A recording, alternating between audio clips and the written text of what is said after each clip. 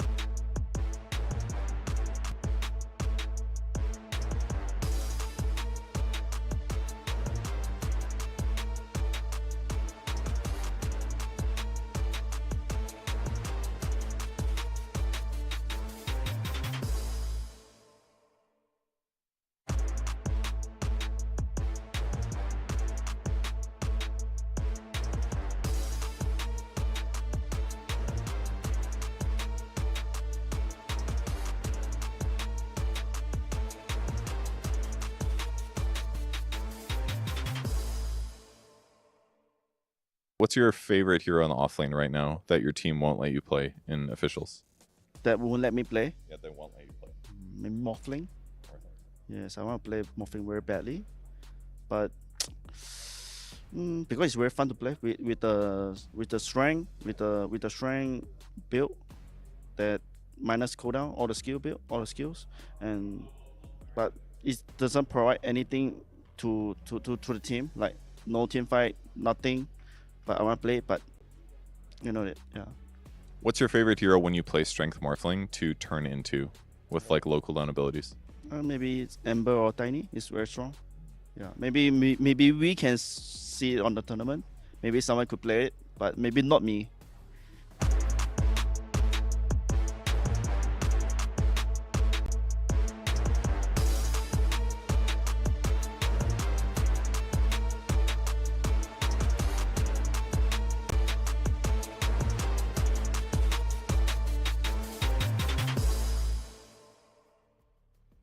Hi, I'm here with Aurora's 23 Savage, and I think it's the elephant in the room. We're at Riyadh Masters last year, the unforgettable moment where you preemptively celebrated, ended up bouncing back in the middle of the tournament. What's different going into this year compared to last year? Maybe this year I'll wait until I win, and then I'll do it. I hope we can get like top 2 or top 1. A little bit better than last year then. I wish you best of luck, buddy. Good luck. Thank you very much. Bye-bye.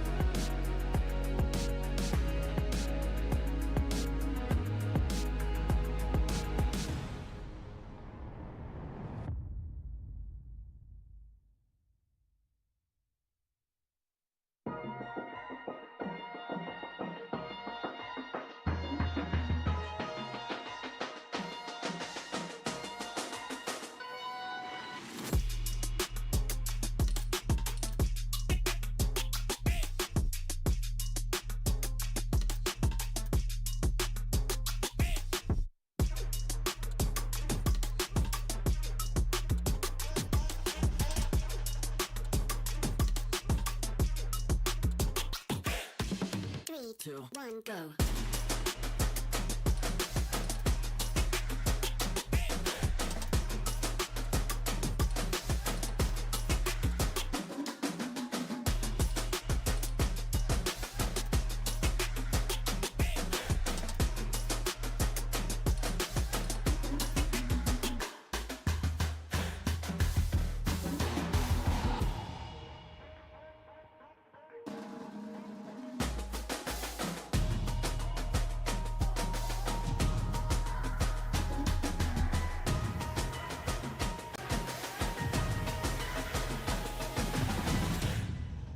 Three, two, one, go.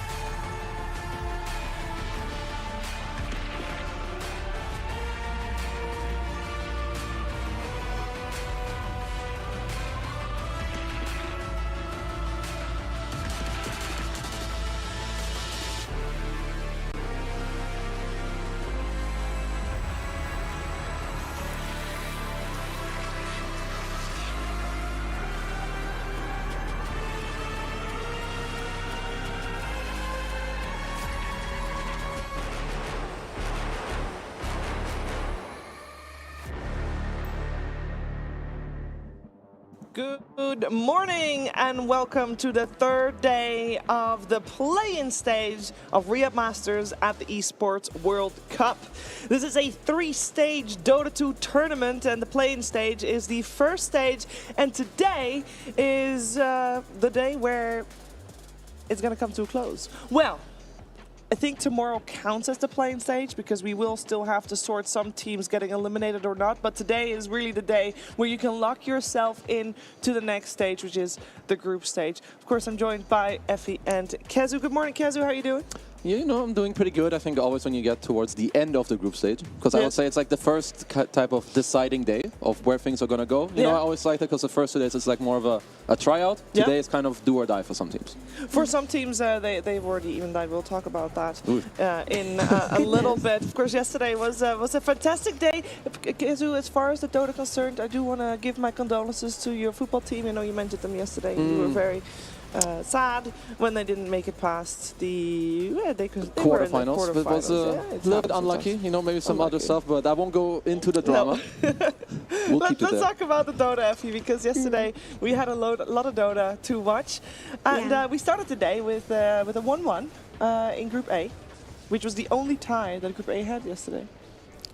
Yeah, Group A currently feels like the top of the group is just already, they've already kind of cemented themselves as just one step ahead of everybody in the group with Blacklist and Entity, but even though there are a lot of 2-0s, that group is still undecided. The spot for elimination is still up in the air, surprisingly enough, you know, whereas with Group B, we already know which team is out for sure. Yeah, it's a little bit less less undecided for sure in Group B. But for Group A yesterday, we started the day with G2IG versus virtus.pro, as you can see in your screen. And we had G2IG taking the first game, virtus.pro taking the second game. And I think both games, Kezu, weren't very clean. I think that's where I want to start with this one. Yeah, and I think that's kind of maybe like the story or a little bit of the play-ins, at least for most teams, not for all of them, but there's a lot of things that need to be cleaned up. So it's good and necessary for these teams to have these games, talk about it after to really polish it, because going into the group stage, you can't show gameplay like this. At least you can have a few mistakes here and there, but yeah, as you said, a little bit of the, you know, some unclean stuff, but overall some other teams, I think Quest looked fairly good yesterday. I'll not say they looked perfect, but definitely a little bit of a step above some of the other teams. Yeah, and I think before that, the first day, we actually were crediting Aurora for playing clean. But this day, yesterday, it wasn't the case. Yeah, maybe it was just credit to Quest playing impeccably because we did cover this series on the mainstream and they were really impressive. I mean, going into Aurora versus Quest, I definitely expected Aurora to 2-0 or at the very least tie them, but Quest just played some of the tightest formation Dota I've seen, and they got all of their signature heroes and they showed us what they can do when they get those heroes. They really did. We had Entity at the end of the day for Group A playing up against LGD, and this was not really a close series, Kezu. Yeah, I think, at least for me, I think like I've always been a big LGD fan, so maybe I feel more disappointed when I don't see them do well. Of course, this is a very different roster. They still have Zhao 8, but I feel like they definitely have a mixture of draft plus gameplay problem. Like I can't just pinpoint it to one, so I hope, you know, leading into today, that they will do better, because yeah, they're also within this pack of got a lot of cleaning up to do. Yeah, there were some good moments. We had some PYW clock highlights that you could make a highlight reel of. It was really cool, but it wasn't enough to win them the game. So it's really all still has to come together. The last series of the day, we had Azure Ray and Heroic. Heroic is now already locked in to the group stages, and that is off the back of Azure Ray getting fully eliminated. They are the only team here in Riyadh, Effie, without a single win to their name. Yeah, it's just tragic. You know, you look at some names on this team like Bach or Faith Vian, you look at FY and you think that players like this would be capable of, you know, bringing some magic or at the very least some kind of competitive spirit to the series, but we just didn't see any of that. And to be honest with you, I think that this is a roster problem the more that I watch. I agree. Kezu and I were talking about it a little bit yesterday, but sometimes there are players within a team that just don't have the same idea. Doesn't mean they don't get along, but they just don't see Dota the same way. Yeah. And if you don't see Dota the same way your teammates do, your games it's always hard. look awful. Yeah, like when you have players of this caliber and they show you that type of gameplay, like you know it's not a skill problem. Yeah. There's something is dysfunctional within the team, and that is sometimes really hard to iron out. I mean, sadly for them here, it's already too late. It's too late for this one because, as said, they are eliminated. We can see that in writing if we take a look at the group stage standings. Today, these group stages will finish, and tomorrow there will still be the decider matches from these group stages. So let me tell you how it's going to go down. So at the end of the day, we might have some tiebreakers as well, but let's say at the end of the day, all the rankings are set. The number 6 of both groups will get sent home. The number 4 and 5 will play the number 5 and 4 respectively from the other group in a best of 3, and those 2 best of 3s will be elimination best of 3s that will be played out today, and then the winners of that together with number 1, 2 and 3 of each group will move forward to the group stages in the next stage of Riyadh Masters here at the Esports World Cup. And with these 2 group standings, as you can see, I want to stay on this a little bit longer than normal because we already know 4 teams guaranteed making it to those group stages. We got Blacklist International and Entity, and Heroic and QuestKezu making it through. Yeah, honestly, I mean, I don't know if I can really say I'm surprised that some of these teams made it. I think a lot of them are or were maybe on the radar. I think Blacklist I knew the least about, but having looked at like their Dota buff, their average game time is very low. Like they have beaten teams or made them GG in like 90 minutes, 25 minutes, 28 minutes. So I think they look very good. Whereas Heroic, for me, are another team on the list that people never give enough respect to. And I feel like eventually that has to stop. Yeah, we haven't covered Heroic yet properly. I mean, we did, I think, in the 3rd and 4th series yesterday, but we never got a chance to talk about them really. But this team, even though they haven't necessarily impressed with the results, they have been consistently present at the tournaments throughout the year. And they're a team that basically grinded from 0 together as a new roster. And they've been steadily improving with every tournament. And that steady improve hasn't declined at any point. They even made it all the way to the playoff stage at ESL1 Birmingham earlier this year. So they're accruing all of this experience too, and it just seems to have peaked in this play-in stage. Yeah, it's going very well for them. Of course, we'll get a chance to watch them later today. Now, we're still a little bit on the standings because I want to just make sure that we highlight what matches are important today because, as you saw with the 2 teams per group already moving forward, there's a lot of teams that don't know yet what's going to happen. And when we look at Group A, we can see that with the 4 teams that are left, anything can happen. So Beast Coast, they will be playing against virtus.pro, and they only need to win 1 of those games in order to lock themselves in, at least into avoid elimination. And actually Math, that is also locking themselves into to the group stage. So that's good for them. For G2IG and LGD, they'll face each other. So that's a 2-0. It's easy to see which team is going to get eliminated. And then on the Group B side, Aurora is actually going to face Heroic. And we're going to have, when they win 1 game, they will also locked in for the group stage. But let's take a look at the schedule, because we do have a lot of games going on at the same time. Again, 3 streams at the same time, but these are the games you can watch right here. There will be 2 series per stream today. And of course, after that, we'll have tiebreakers played out if they are needed.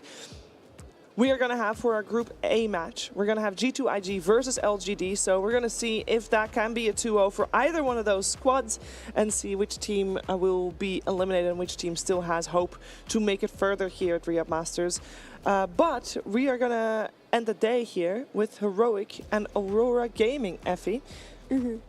That one's very exciting because Heroic, like we talked about, topped their group, have looked incredibly good this play-ins, and Aurora are a team that have competed in Tier 1 Dota for all of last year as well. Like, this is the talent of former teams. They got a top 3 placement at the Riyadh Masters last year, and these are 4 out of 5 of the same players. Like, even though they had a bad day yesterday, this is a team that can bounce back, and if they bring their A game, it's going to be a test for Heroic. And that's why we chose this series as our ALJ match of the day, because We don't know yet which Aurora is going to show up. We've seen them do very well. We've seen them suffer a little bit. We don't know, and we know, Kazu, that anything is possible, especially when they're paired up against a team that's supposed to do well. I mean, it is absolutely anything is possible when I watch Aurora. I think I've generally been impressed with both their supports and Lorinov. I think 23 Savage has definitely been maybe the joker of this team, at least in some of their games. But like we've been saying, this team is very good. It just all depends how much can you like iron out these mistakes. Maybe you want to be like, okay, you know, there's a few heroes I don't really want to touch, even though they're good. You know, maybe they have less room for mistake or they feel a little worse for you as a player. So if they just show up, I think this series is very hard to predict for me. Yeah, that's the way it should be. Although, to be fair, if we are moving forward to our first match of the day, for me, that one's pretty hard to predict as well. G2IG going up against LGD. We got an inter-regional matchup here, and we've seen the struggles from both teams, and actually LGD is on the, unfortunately for them, receiving end of the fastest game of the tournament so far with a sub 20-minute loss.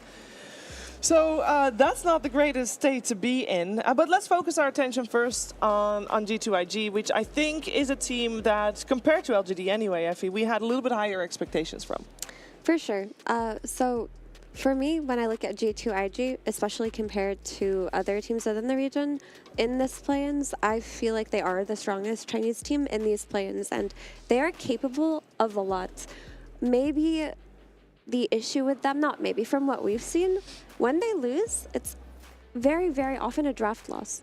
Like, their mistakes are not coming in through their gameplay or their cohesion or their synergy or their innovation even. They've innovated, right? They've played mid-Doom yesterday. We didn't see that out of other teams. But it's coming out of maybe getting too creative within the drafts or maybe just losing in that step. But if I compare them to LGD, I would say they are a much stronger team. Are they better drafters, though?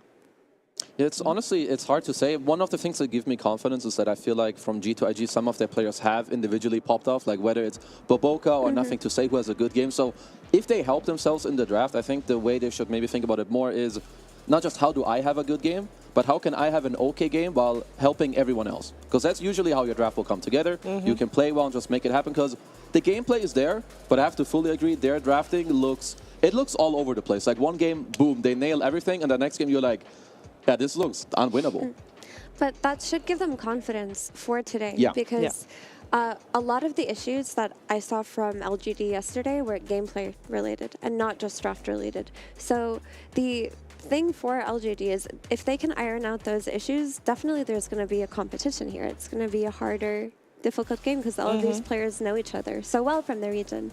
But I don't know. I think fixing gameplay issues is a lot harder than fixing draft issues, Kazu. Yes. No, like draft, you can like, you know, maybe you have some good talk, or maybe it's not like, maybe you don't even talk about the right things, but it can make people feel good. And then maybe in the draft next time you can suggest some good stuff. Whereas gameplay, first of all, you need to see the correct things and align it. You also need to find the mistake and like try to iron it out for the next time.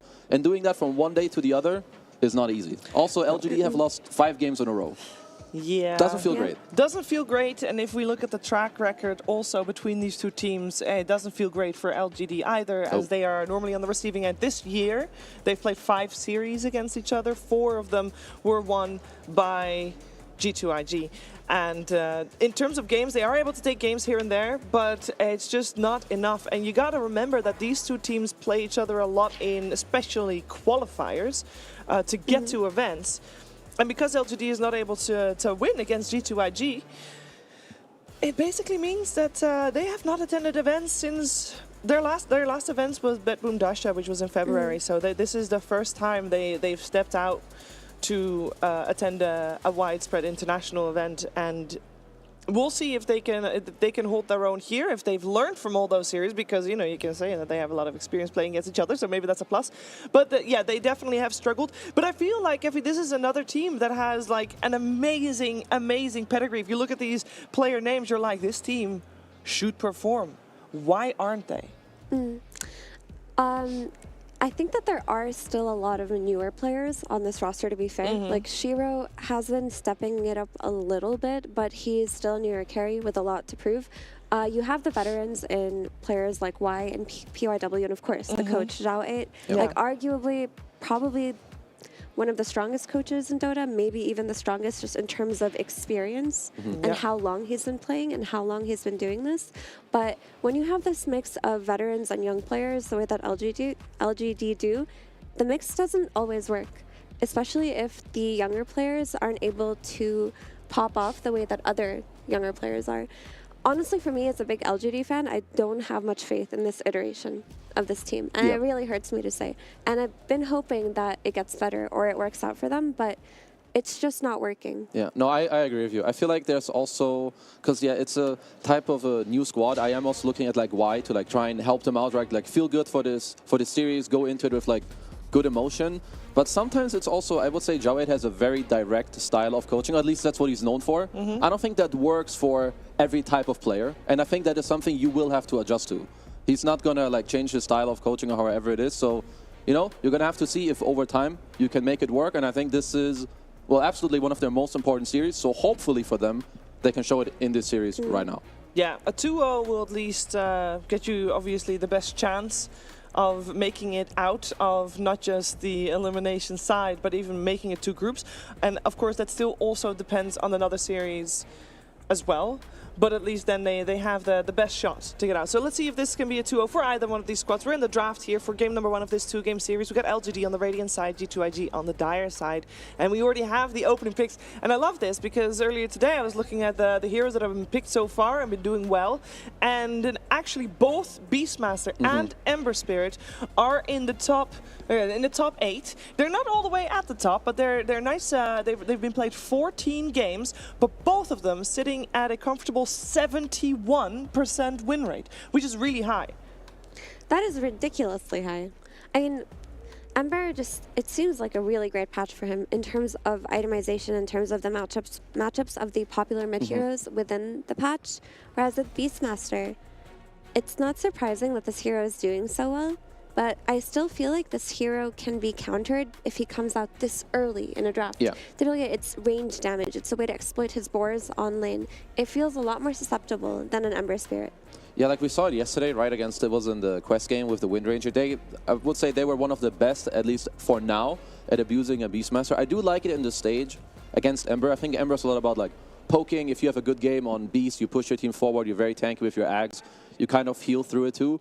But this is one of the heroes that has to be answered within your lane. They're showing it to you this early. You can literally craft any safe lane you want other than the bans, of course, to shut this hero down. The Wind Ranger gets taken out by G2IG, so maybe they watched the game from yesterday where TA2000 just killed 8 boars in 5 minutes. That must be some kind of record. I mean, that was intense. That's a lot of gold, guys. Yeah, my bro was playing easy mode that game. You know, a little bit of XP, a little bit of gold. He had first blood as well. But, you know, this time around, we at least will not see it. I think G2IG could just make it. I think you just pick a ranged support, whether it's 4 or 5, to like try and help out. Have some good lane. Snapfire seems like, you know, he's a little bit on the uprise for the right reason. It's just a very solid pick. Yeah, Snapfire is an interesting support in that I feel like she always comes in and out of the competitive meta, where sometimes you make a case for her being so ridiculously good within drafts, but other times it feels like she doesn't do enough. But the way that people have been playing Snap on the little shredder with the ricochet facet has made her so impactful in lane that her ability to teamfight and provide damage later always comes into play. Her issue before was maybe her lane matchups weren't always good, or her laning strength was not present, but that doesn't exist with the new facet. Yeah, I think also as long as you can play around other people that can help you, like, first of all, that you have a decent lane and then like they push you forward. Because I think Snap, whenever you have ult, you feel super cool, but then during this downtime, maybe it's not the greatest, but I think new facets, also you received a little bit of buffs, like Low Shredder is even better than it used to be. So yeah, honestly, I just feel like it's great. Even if there's no Phoenix, it just makes your draft like look very nice and cohesive. Ooh, hey, have we seen a lot of Terrorblade yet? Because I heard people talk about it, and then we've seen it 5 times. It won once. Well, it looked very good, like leading into this event, right? We had Team Spirit played a lot in the most recent online tournament, so I'm not too surprised to see it, and I think there's been more teams who have dabbled around with it. But yeah, winning 1 out of 5 games doesn't seem the greatest. No. But maybe that's because the theory just hasn't been cracked yet. Dream Protector is another one of those sports that I've heard a lot about coming into it, but we've only seen it once. It did win on day 1, but I mean, only once is really nothing. I'm gonna find out who won with it. It was LGD, actually. I mean, a lot of the times when I see it in pubs, it's with like Morphling, so maybe TB is like a little bit similar. Low HP carry, you just help it out with Leech Seed. But I'm kind of liking these picks from G2IG for now. You know, Muerta against TB has always been a very good matchup. You have Beast with you as well, some frontline. You have backline. This is, yeah, it's looking pretty chill. Yeah, so I'm just thinking about this Terrorblade, and I suppose in concept, this is one of the better carries that you pick versus Beastmaster, especially if you have a hero like Treant who can, you know, slow with Nature's Grasp, kind of stand in his face, and maybe if you're trying to kill this Beastmaster a few times before he gets his peak, I can see how this hero is very strong, but it doesn't really seem like the best hero at killing boars or punishing Beastmaster if your aggression goes wrong. I feel like if I'm Snap Beast, I would be pretty happy. Or if I'm Snap, I feel like I don't care too much about Tree. I think I can outmove him. TB doesn't pressure me too much. If my Beast gets Arcane Boots, I feel like we're kicking them out of the lane straight up. So I will be pretty happy. I think also, so Brew is very good against Muerta and it can be annoying for the supports, but I think for now, I don't see a great answer to Beast. I think what you need for Beast is like very high damage. I think Ember is slow damage, Treant is slow damage, same with Brewmaster. So I think for now, some of these heroes on G2IG are not fully answered.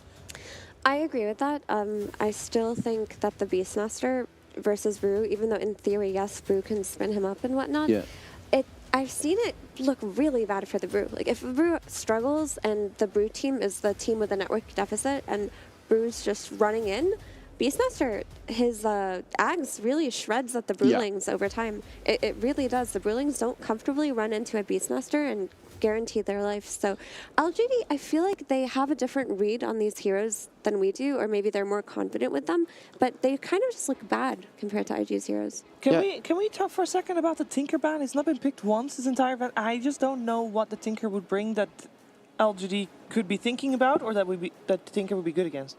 Well, I guess it's just two things. Nothing to say. It's like one of the OG Tinker players, and it's against TB. I'm still wondering if there's a way for LGD to run one of these heroes in a different role. Otherwise, I mean, they will most likely end up just picking a POS4 support. I don't feel like I'm missing anything, at least there. Are you thinking about, what are you thinking about maybe potentially putting Snap mid or Muerta 4 or something? Like, is there any flex potential on that side? I don't think they need to. Yeah, I think they're happy. Just the carry-to-carry matchup of Muerta versus Terrorblade, that's just going to be good for them as the game progresses. The side lanes are comfortable, and Beastmaster, there is a window where he can die. Like, Terrorblade plus Treant Protector can run you down if you're Beastmaster. But if you have things like Cookie, Disengage, away from them, Reset, wait out the meta, it's not too much of an issue for that lane. Yeah, I would still feel pretty comfortable. I'm looking now for G2IG. What do they want in mid against the Ember? I feel like you don't have too many requirements on G2IG. I feel like if your hero can move to the sidelines, like maybe you go down bottom to the Beast, help him take the tower eventually, you do well. They did perhaps do a little bit of swapperoo. I guess it could be Snap mid. It could be Beast mid. It will be the well. It's nothing to say mid. So no, it's in with the Snap mid. Yes. Okay, I don't really mind it. Maybe another thing is that, I mean, we've seen Muerta Force also do well later with like some Beast Aura. Actually, it was Baboka also that's just turning into he turned into a carry. Yeah, I think Snap does well mid against Ember. You can easily move top or bottom, at least before Brew is 6, TB low HP hero. It will really help this Beast. I feel like they identified that Beast isn't fully covered. They're going to help him in this game. He's good with Gyro. Doesn't Snap mid, like, doesn't Little Shredder just destroy Ember Spirit? I think it should. I think that's an insanely one-sided matchup, actually. This feels like a huge problem for Ember. Because if your Ember Spirit does not have a good game, like if your Ember is constantly like at 10% HP and IG supports are rotating and getting the runes, I don't see how Ember is going to have a game. They're going to have to input a lot of resources on LGD into this mid lane because Ember is going to be on the back foot here and they need him to play make because we talked about how their side lanes are not that strong on LGD or they could go wrong very easily. Ember was the key hero to bring this draft together and this switch up that they did on the last second feels really scary for LGD. I feel like G2IG have cooked really hard. I think LGD are going to have to make up for it in the gameplay, or at least show me that there's something in this draft I'm not seeing, because I feel like they are heavily outmatched going into this game. I would agree with that. And we didn't talk about Gyro Sheaves. We did not, and I'm just, you know, not as smart as you guys, so rely on stats websites. Really nice. If I look at all the win percentages of all the 10 heroes in the game, LGD, the majority of heroes, other than of course Ember, has a lower than 50% win rate, whereas G2IG, every hero other than the Snapfire, has a positive win rate over 50%. So. Stats don't lie. Stats don't lie. That seems. It seems like a tough game, but at the same time, I feel like both of these teams, other than maybe sometimes G2IG, they've struggled a little bit with their gameplay and not just their draft. So I think anything can happen with a game like this. But what will happen, we're finding out together with Fogged and ODPixel. Thank you very much, Shiva. Yes, here we go, ladies and gentlemen, getting into the action of Game 1 between LGD and G2IG. We just see the drafts, Fogged. What do you make of it? We're going to see them try and make the Terrorblade work. Not really a hero, a carry that a lot of teams are willing to try right now, but LGD and Shiro, they want to give it a shot. Yeah, we're still seeing it picked up versus the Beastmaster because, you know, you get the inner beast and whatnot and stuff like that in your high armor. But, I mean, axes are the new kind of style, too, that people are doing, and it's very tough to lane versus these two spamming heroes, which I feel like IG's actually set themselves up perfectly for it to be able to put pressure onto that lane. Not only can they cut the trees to be able to find the tree protector, but also it's constant magic damage that's coming from these two, the Muerta as well as that Beastmaster to slow down the TB. And I like the switch up. I'm super glad they said it on the panel. The Snap versus Ember mid, that's something people were doing last year. Yes, it got changed, but it used to dumpster the Ember, so. Sure, I mean, you feel like in the draft as well, LGD weren't anticipating that was going to be a possibility? I don't think so. I don't think that they saw that coming. I honestly wasn't expecting it either. It kind of slipped my mind because people haven't done it almost at all since the facets and even since Snapfire's gotten changed a little bit, but it looks really difficult for the Ember, and now Monet is on Gyro, and I don't think we even need to say how good Gyro is right now. This hero's dominating, super strong lane they've set up for it too with CM Gyro, so I gotta be honest, I'm pretty worried for LGD in this game. Yeah, I mean, it does feel like it's going to be very tough to get this Terrorblade online. And he's as you said, with the fact that the other cores are going to be struggling as well in their lanes. I mean, the top lane, is that an area that can go kind of decent for LGD? And when you look at that lane combo? It's a more of a volatile lane, I would say, yes. But CM and Gyro has just looked consistent. You know, the Brewmaster, super good hero. Techies, I'm just a bit of a question mark how good the hero can actually be right now. So. Yeah, I don't know. That one is probably the one that can maybe get switched up a little bit, but I've just been seeing these Gyros dominate the lane. They just shove the lane, they get the level advantage, and then whenever you're going for a kill, they actually dance on you with the afterburner. I think I saw Monet 3 times yesterday or the day before dancing like these Marcy jumps and everything too because of the movement speed. So we'll have to see how it all plays out, but it looks pretty difficult for LGD. Let's find out, ladies and gentlemen, as we get into the action. Of course, a very important series, right, for these two teams trying to hold on in the competition. At the moment, both of them down at the bottom of the groups in this play-in stage. Of course, a lot of players that have played with each other quite recently, so a bunch of tips going out. As Shiva was mentioning, though, especially because they've been playing a decent amount in the last 6 months or so, G2IG has had LGT's number as well, too. I believe won 4 out of the last 5 series. So yeah, let's see what they're going to be able to do. And overall, TB, for me, I'm still a bit of a question mark on the hero. I think the hero's good, don't get me wrong, but you need to have like this specialist team and a specialist player on it. Shiro is definitely a specialist, the team too, but he plays a lot. It's definitely, you know, this team is not the strongest team in the world or anything like that right now. They're one of the weaker ones, so that's where it makes these harder heroes to play sometimes that can just... Could just be rough, especially versus, I'm looking at 5 nuke heroes, right? Everybody has a pretty good nuke versus a TB. Absolutely, they've easily got ways to burst through the TB before he gets his stats up or a BKB. And similar versus the Brewmaster. That's usually the things I'm looking for when I see a lineup playing versus Brew is either a silence, good stuns, and high burst. They've got that. So for LGD, I think their lineup is just, it's slower. It's quite a bit slower. It's reliant on Ember. Talking about the Terrorblade, we'll see if they can go from here. Look at the Scatter Blast onto the 3 of them. They're chasing him down. They'll find this. It's going to be first blood for wbg as he takes down Shiro. I'm surprised he actually went for that rune. How many of the bounties do they claim as well? They'll be able to get 3. So first blood and that, and wbg getting it. So immediately wbg, look what he buys. No talisman purchased and also a quelling blade. So playing versus the tree protector, they're going to cut all these trees. Yeah, that's true. I mean, yeah, wbg You give him a bit of a bonus gold. He'll be well on the way to carrying the game from the support position. I'm going to be mostly watching, because bottom lane, I feel like it's just going to be difficult for the Terrorblade. I'm going to mostly be looking at mid and top. I think top still will probably be difficult for the side of LGD. But I think mid is probably the most important one. I think the Ember has to have a good game. And like we were saying, this could be a really difficult matchup. So let's see how he's able to withstand the pressure. So what is the skill build you expect to see for nothing? So do you need to max the little shredder? He might max it. I haven't seen it mid. I'm not too sure. I still see a lot of people just maxing Scatter Blast just because it's such an efficient nuke and it's going to blast through that Flame Guard if he does get the points in it. So it's still possible. Some like 4-1-1 or maybe 2-1-2. We'll have to see. But as you say, this top lane, what if Monet plays it similar to how they were able to play the other day with G2IG in the duo? I can't remember who was with him. It wasn't a CM though. But just having with this Gyro lane, you can play it in a way that even if there's a strong aggressive lane duo, they just never really get the lane in position to get on top of you. That's the biggest thing, right? And it's like you always have a level advantage too because you're clearing that creep wave so much faster. So you should be able to always counter gank them or counter whatever the move they try to make. So.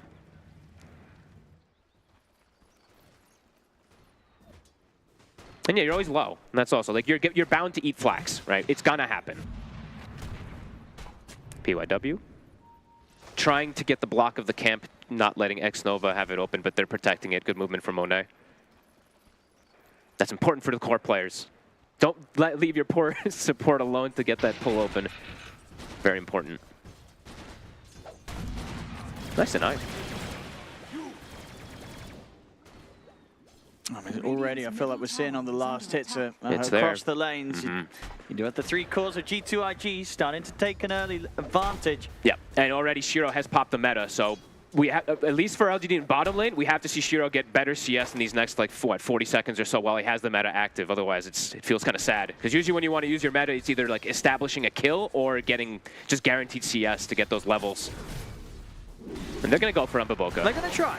It's good fit back to push back Shiro, but in with damage the Metamorphosis, they will be able to take him down. So, indeed, making something happen there, but just pretty much the last few seconds of that meta. Yeah, that was very nicely done. They got the blood grenade onto him. Shiro doesn't get any extra last hits though. Did he get he got the last hit on the kill though, so very important for him.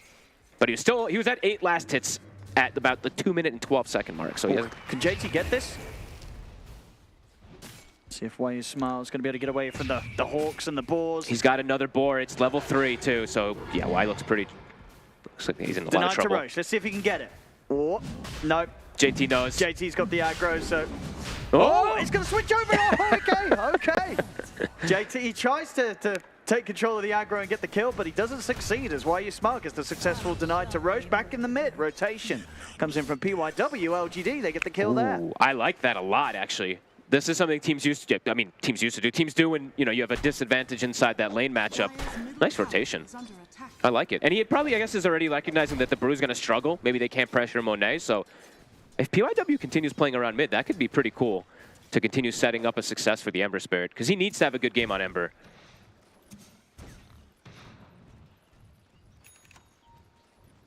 And Echo, of course, he does I see this a lot from the mid laners now. It's like when you get the kill, you drag the creep wave so that your creep wave goes under the tower, and of course that enemy mid misses quite a bit. I mean, nothing to say missed 3 melee creeps there. Or 2 melee creeps and a range creep.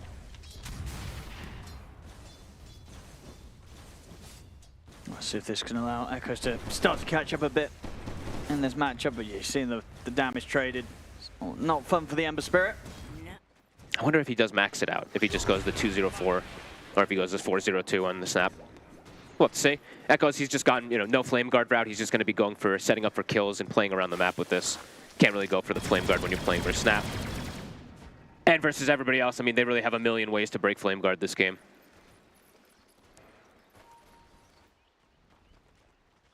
Well, that top lane so far just continues to be completely uncontested farm for Monet.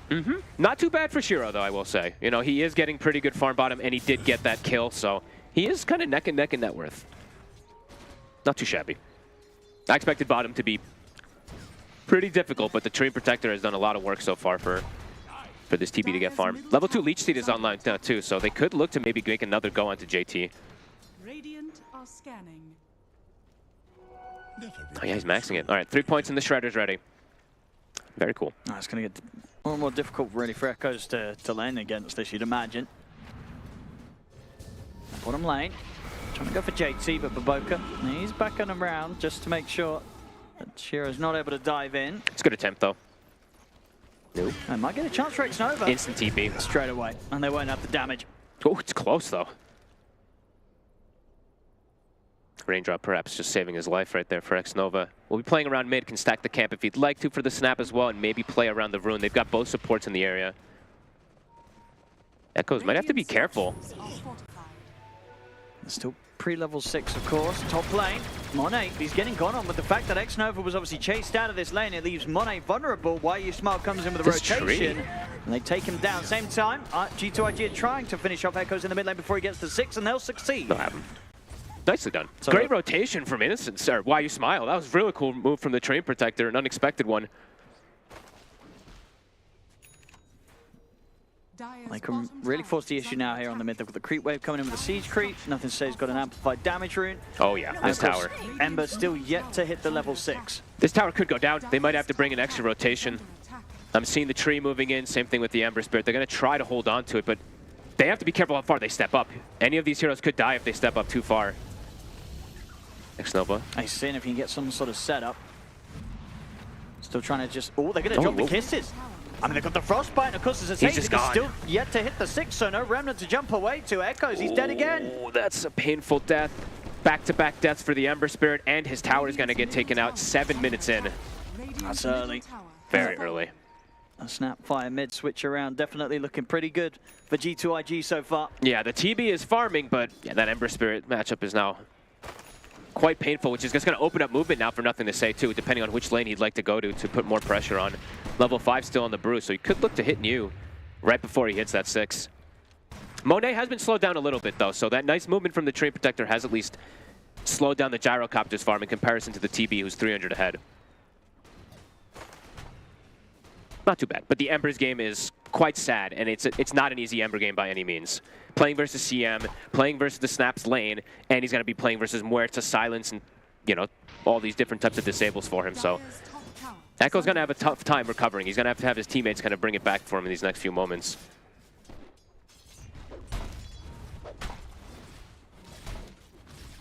Monet. Got to be a bit careful up here. They've got the 4 members of LGD ready to push that top tower. Yeah.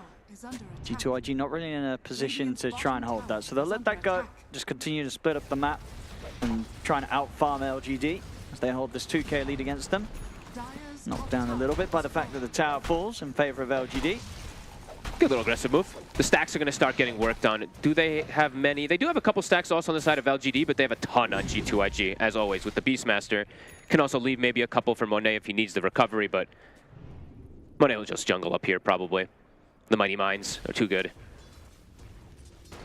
With the smoke move here, LGD went for the Twin Gate, trying to see if they can get a jump on bottom, but at the moment it's only Baboka. They should have They'll him. settle for him. Give it Ember. They're trying to, and they'll be able to. Echoes gets the gold. Give him everything you can pretty much in this game early. I wouldn't mind him doing like the kind of standard Ember build if he does like the Phase Mage Slayer. It's pretty good this game since there's so much magic damage from the enemy side, so see if he does go down that route. Seen a couple different builds. Tower getting pressured, and now they see the stack as well too, so could be potential for them trying to stealing it, but JT's going to start working on it now. And G2IG will definitely set up to defend this one, because that's like a 5x Ancient stack. Nothing to Say is already starting to make the move over. His Atos is very close to being finished. Very good item this game versus the Ember. Extra control. Ultimates to the ready as well. In position. See how safe LGD play this. Yeah, they're not going to go for the stack. It would be suicide. They'll find YuSmile. But the cause, they'll stay safe. Bruce split. Just for a CM. Yeah, indeed, to be able to take X-Nova down solo. Radiant are scanning. Kills a kill. Dire's middle tower. Shiro actually getting the chance to get some damage onto the tier 1 tower mid as the Terrorblade. His game's gone a lot better than I expected. He's kind of just been left alone now after that laning phase. He did have the 1 death pre-lane, but afterwards now, he's just able to back up. He's got these stacks too. Meta's activated just recently. Should be able to finish these up. Not too shabby for the TB, but still that Ember is on a road to recovery. JT about half the way towards the Aghanims at the moment. With these Ancients pushing pretty close. I mean, at the same time, the rest of the team at G2IG, they're starting to make a move into the jungle of LGD. Nothing to say. Oh, they see the Ember Spirit. I mean, Echoes, he has a shield rune, but he still can just get completely controlled. He'll jump out right past them, breaks the smoke. Nicely done. PYW, will he be so lucky to get out? He's going to go for the immediate TP. Baboka tries with a blind shot, but won't catch him. So nice movement. They keep avoiding them here, LGD, keeping everybody alive. It's, I mean, really nice movements. They're keeping the gold lead. They're actually getting it moving back toward their side a little bit. It's chunked from 2K down to 1K. It's actually sub 1K now. So. And both teams farming those stacks now. But Boca also going to queue up an Atos, of course. It's a very good game for it. I mean, Gleipners, of course, are so valuable on both of these two heroes, but getting early Atoses versus the Ember versus the Brew, definitely extra good answers. Speaking of our Brew new, how's his item timings looking? He's gone straight Vessel. He's got it done right. Yep, I think he's one of the few Brews that still does this almost every single game that I'd seen. So wanting to hit a bit of an earlier timing and play with his team a little bit more. And I mean, the Vessel, it's definitely going to be pretty good versus this Snap, versus this Beast. Just being able to focus some of these targets. It just, that means the Radiance is not going to come out. He probably not even go Radiance this game, it feels like. Probably not.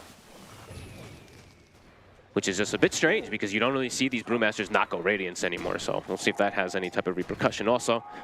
Yeah, I guess just what feels confident in his Ember and Terrorblade to do the hard scaling. Yeah, I guess so. Wants to be able to build for the portion of the game, get this pipe online at a point where maybe these two cores would be a bit more vulnerable. It does mean you fall off. You fall off like a cliff on this Brewmaster, though, so. If the game goes on, you can kind of become what's just an additional support. Yeah, and you're not farming at all with this build either. That's the other issue. Like, you aren't farming with just your Cinder Brew or your... So. All right. See if that pays off for him. I mean, the pipe is definitely incredibly valuable in this game, as we were saying, but... Yeah. To put the split. He's going to actually try and trade back on towards Monet. He's got a lot of damage with the Vessel down upon him, but it's not quite enough. Monet zooms away. But he's forcing them back. And this Brewmaster, that Vessel almost killed Monet. Now he's got backup as well. Cool stuff from LGD. Little bit, like small little adaptations to get themselves in a comfortable spot in this first 13 minutes. But the timings, they are being hit from the side of IG. That Aghanim's on the Beastmaster. It's kind of the main one that they're looking to play around, and he's got it finished. So let's see how LGD is able to play versus that, especially now that Bruce splits down for 100 seconds.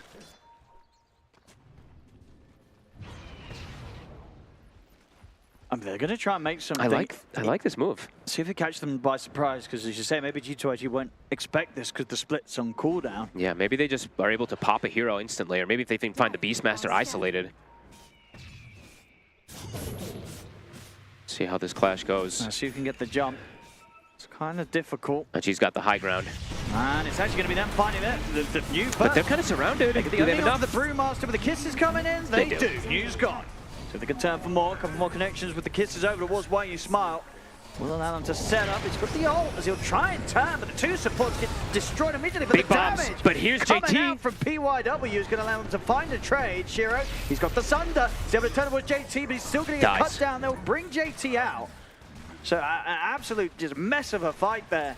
But G2IG coming out on top in terms of the numbers. They only lose 3 themselves. They're able to take down 4. And of course, the big one, they're getting Shiro at the end of it. He literally popped meta, ran in, died instantly, pretty much. The roar, even though he gets a Sunder off. There's I mean, good flank angle. They get some decent pokes and stuff like that, but you knew no split. They immediately make the call. They're like, oh my god, the team fight's very, very impossible without it. It's actually surprising they get the kills here. The mines just, nobody was able to hit them, and he got all 3 down. So, triple connection from PYW. And it looked like maybe Shiro's going to have a chance here. There's a good Sunder, gives him a lot of HP, but yeah, well, the damage kind of flying through for the Shredder and such from nothing to say. That Beastmaster's just busted. The damage that he does once he's got this Aghanim, he pops the Inner Beast. I think he had, I actually didn't get the check, but I want to say he had like 10 Wild Axis stacks in a second, because that's just what happens. Not the worst fight ever, though.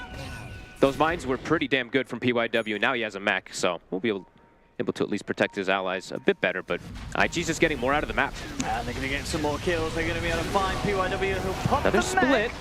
Actually, with the mech and the heal coming out for the Trident, PYW is going to be fine. And now they nothing can to actually say. make a turn. Nothing to say. They get the chains connection onto him. He'll try and jump away with the cookies, but he's outnumbered and surrounded. Big moves from LGD. It looked like G2IG were going to be able to get a quick kill against the Techies. I think they thought so as well, but no, PYW survives and they lose too. I don't think they expected the Brew to be up there. Again, this time now they fought into that Brew split, so a difficult one for them to have success in. They're going to be respawning 20 seconds, and that with that Brew split down, probably will look to run right back into LGD, but good kills, good movement. LGD's movement's actually been pretty good this game, I got to be honest. Even though I feel like they are in a position where they're, the draft is difficult for them, they're making the moves to make it look a lot nicer than expected. Yeah, I mean, Shiro's pretty much up there top farm level with JT's Beastmaster, and that's a Beastmaster got set up a lot of stacks. Why? And the tree's why he's smart. He's deep. He will get caught. He'll actually drop an ult. It's not going to do much at all. It's an interesting ult, actually, yeah. Now they have a lot of downtime. Yeah, I mean, it's a long cooldown, that one, right? 2 minutes. Yeah, I mean, 80 seconds on Brew split, tree ult as well. Tree ult is very important for these disarms and just holding heroes in place, but... Okay. Sometimes you just, press all the buttons when you're dying, so you panic. And Agi's just going to accelerate things. Straight to Roche. No way to fight this one for LGD without Brew split, so they're going to just give it away. It's going to die too fast anyway. Mage Slayer, as you said, finished for Echo. Going to go down the Maelstrom route. No deviation from there. But he's got to have to play into all these Atoses, all this control. That's my real big worry for December. Even though he's got some protection from, Mage Slayer, very vulnerable to just getting chain locked down. Yeah, it kind of needs the time to get the Maelstrom into the BKB. Yeah, absolutely. It's going to take a while, though. Dire are scanning. I'm glad we're going to see at least a bit of a change up in heroes. I know I watched the Astini interview in particular yesterday, and he was talking about, a lot of people are looking at China, and they're struggling a bit, especially in this play-in right now. And he was talking about China's playing a bit of their own meta. And I think, at least from the side of LGD, you're seeing that. IG, a bit more meta stuff, but trying out this Techies, that'll be a bit interesting since we're not seeing it so much anymore. Yeah, kind of a few things. Well, the Techies, the non-Radiance brew build. Yeah, it's just unorthodox. Tree, I mean, Tree's popular in some teams, but it's a very, I think this is a very player-specific hero. He's good. I mean, he might be able to walk this off without needing to put the split. He's going to be able to. Even with the kisses and the Crystal Maiden ult, doesn't matter. He can walk it off. Wow, and he took the Thunderclap AoE talent too. I've never seen anyone take that one as well. Everyone takes Bruling damage, so interesting little change-ups, I guess he's doing. I mean, I guess, sort of with his Vestal and such, he's all about the fighting, outside of the split build. Yeah. It's not about needing the split to go. He's ready to go whenever. Yeah, I mean, we'll see if it pays off. That cloak already, you can see it paid off a bit there versus the aggression that they were doing on him. So, Siege beginning, keeping him healed up with the Leech Seed.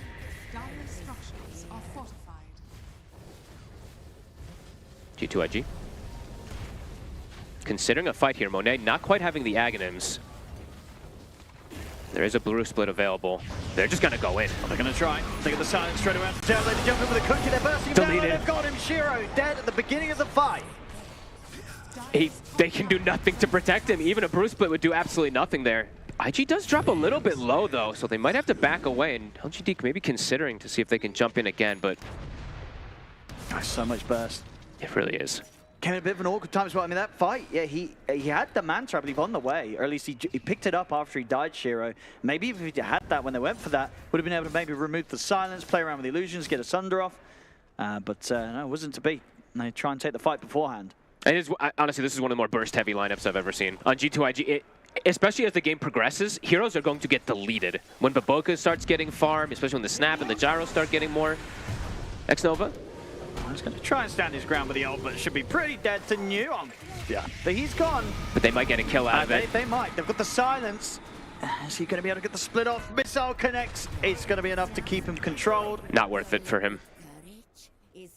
Gets a kill on a 5 support, but now he just gives up a big one to Baboka and Monet. Now Baboka making ways towards that Maelstrom, of course, on top of the Atos. Clean up some of these mines. Radiant's top tower is under attack. I'm glad to see the techies. I don't know. This hero for me just has gotten so many. It's not even like direct nerfs, but it's just the way that the game has kind of progressed with all this magic resistance and everything. So I'm wondering how much more PYW is going to be able to do. He had a really good triple mind connection, but as the game progresses, everybody just has so much innate magic resist. So techie starts to fall off pretty hard too.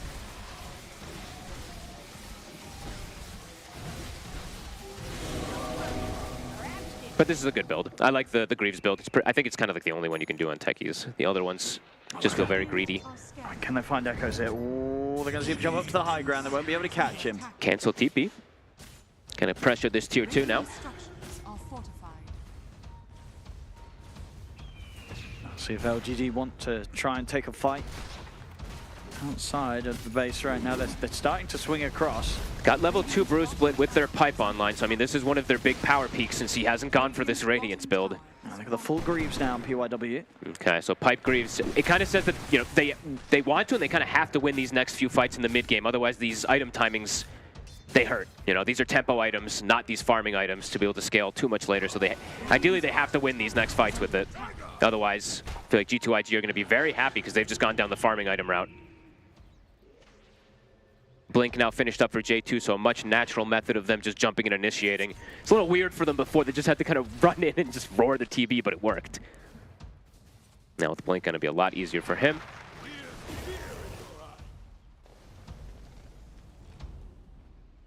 That's the Aegis timing out.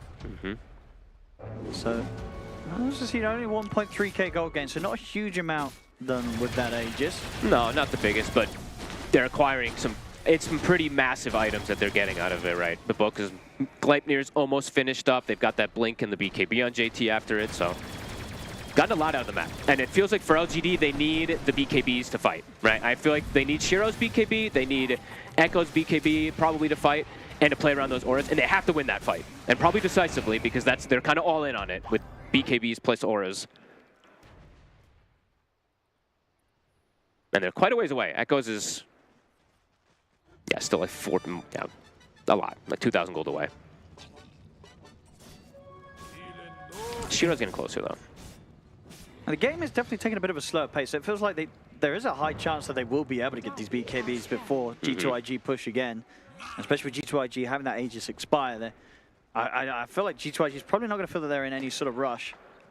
He's actually going to go Scotty on the TB. So going more greedy route. All stats. Yeah, he's just going to go all stats. Could just get chain CC'd.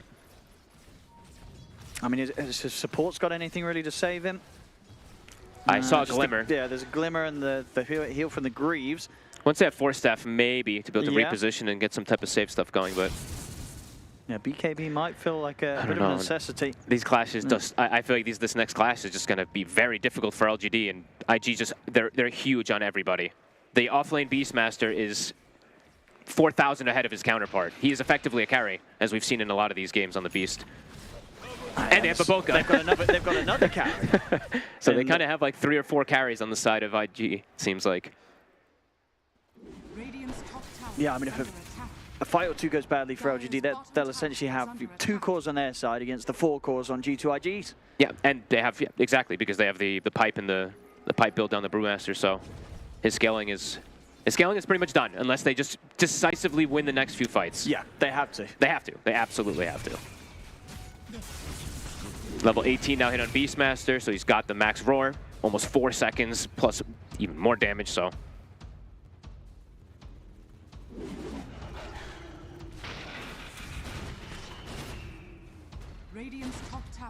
Okay, they're gonna smoke. Is that one of the BKBs done? I mean, it's not. Okay, let's see what they can find out of this fight. It's a pretty bold attempt here. Neo is going for the biggest wraparound ever. See if they can find the supports. They're spotted. Amethyst is coming out immediately for nothing to say. Going to put a stop to them though, so G2IG, they'll just opt to just get out of it. Okay. They don't want to try and take this fight. They don't have all the information that they want to go against LGD right now in this area. Yeah, I guess just avoiding the Bruce fight, the split fight, just waiting for that next item on Monet. He is very close to BKB, so Monet may be making that call for his team to disengage, just to be as safe as possible. Because they're getting all their time. They're hitting every single one of their timings. Yeah, didn't have the easiest way as well to connect with them in that position. I mean, Nothing to Say is also 700 or 800 gold away from his BKB as well, too, so about to hit those timings. LGD trying to hunt for a fight before they get them at least. Well, they might find JT. He's got BKB. Tower is under attack. Let's see if G2IG want to defend the tier 2. JT and Xnova in position. May just have to let this go with his Metamorphosis out from Shiro. It's going to be a heavy push. Nothing to say, stepping up. Is Monet's BKB coming yet? It is. I think they'll fight if he has BKB. Top tower has fallen. But they'll give it a second. Beastmaster's Dagon is also coming out in a second, so. Yeah. Baboka, he didn't have his TP ready. He was still caught up 10 seconds and pretty much has the Dragon Lance on top of the Gleipnir. So he's so farmed. He's actually higher net worth than the Brew, almost the same as the Ember now too. And that difference is only going to continue to grow unless LGD can find these fights. I mean, they get the tier 2 top, but they're not getting the chance to get the kills. And G2IG avoiding them nicely. Yeah, and G2IG is avoiding them nicely. And what's up right now? Roshan. So BKB finished up for Nothing to Say. BKB finished up for Monet, and they have the Dragon Lance 200 bucket. So many timings hit. They could look to force a fight around the Roshan.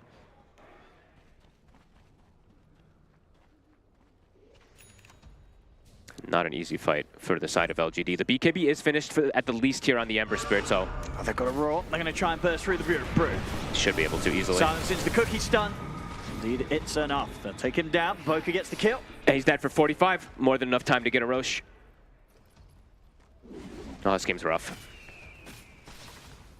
PYW, maybe you can try for some type of steal. Cutting waves as well, so Echoes is at least getting some farm out of this. They know they can't contest the Roche.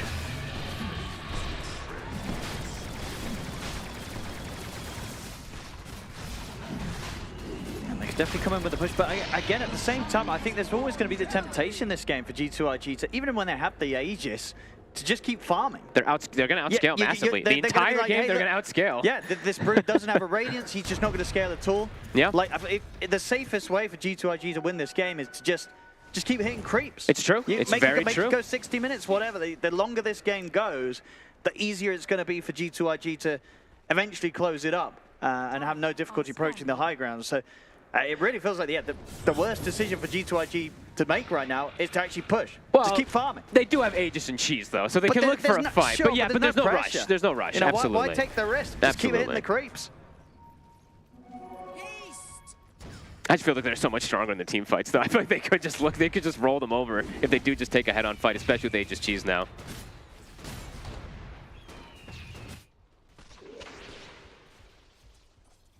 Baboka.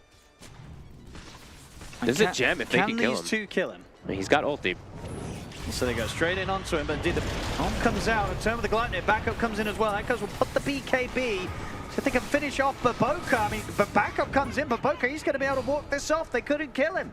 That's Echoes' BKB as well. That's the quote-unquote 4 position, by the way. Tanks it up.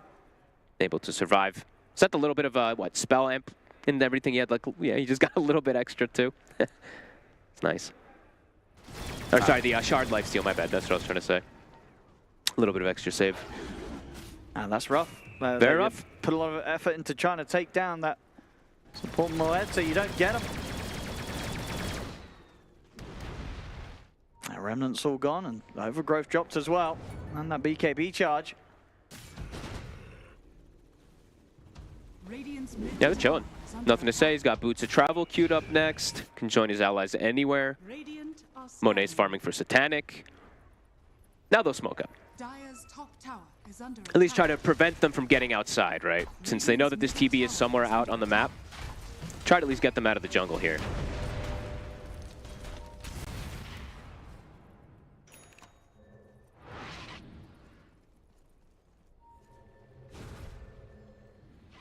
They can settle for this push top. I mean, if they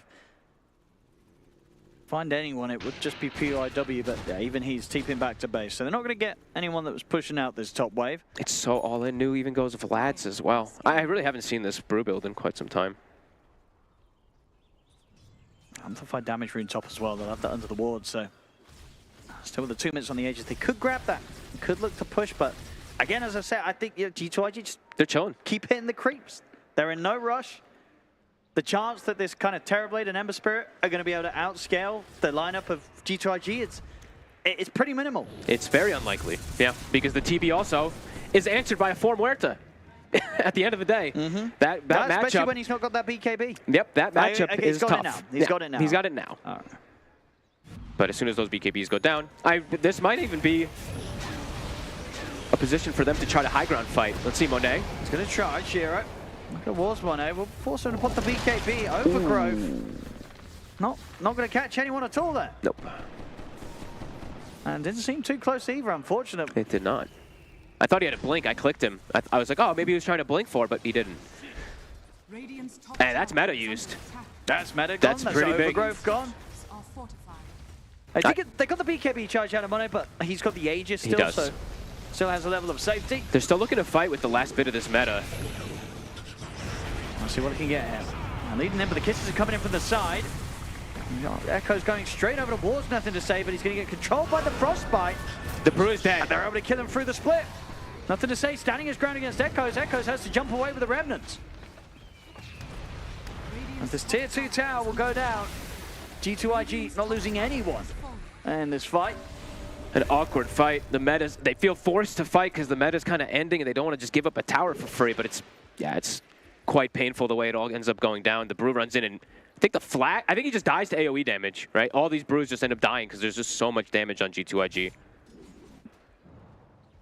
And BKB Ember used again and unable to even secure a kill. Almost found nothing to say, but... With the Aegis expiring, even more reason for G2IG to just keep hitting the creeps, get your next items. Satanic's about to be finished. They don't need to take any risks. But Boca just continuing to be absolutely massive. Quiver has been found. Small crit.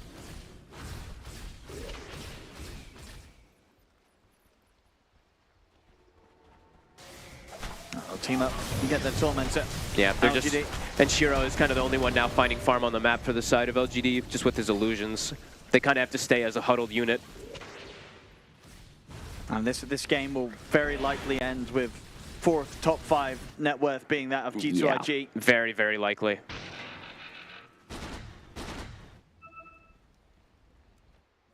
LGD, they just have a very tough game to kind of get Echoes on you to scale in the same sort of fashion. You know, Echoes maybe, but still it doesn't feel great as an Ember. No, I knew just will never. If you do this build, you will not.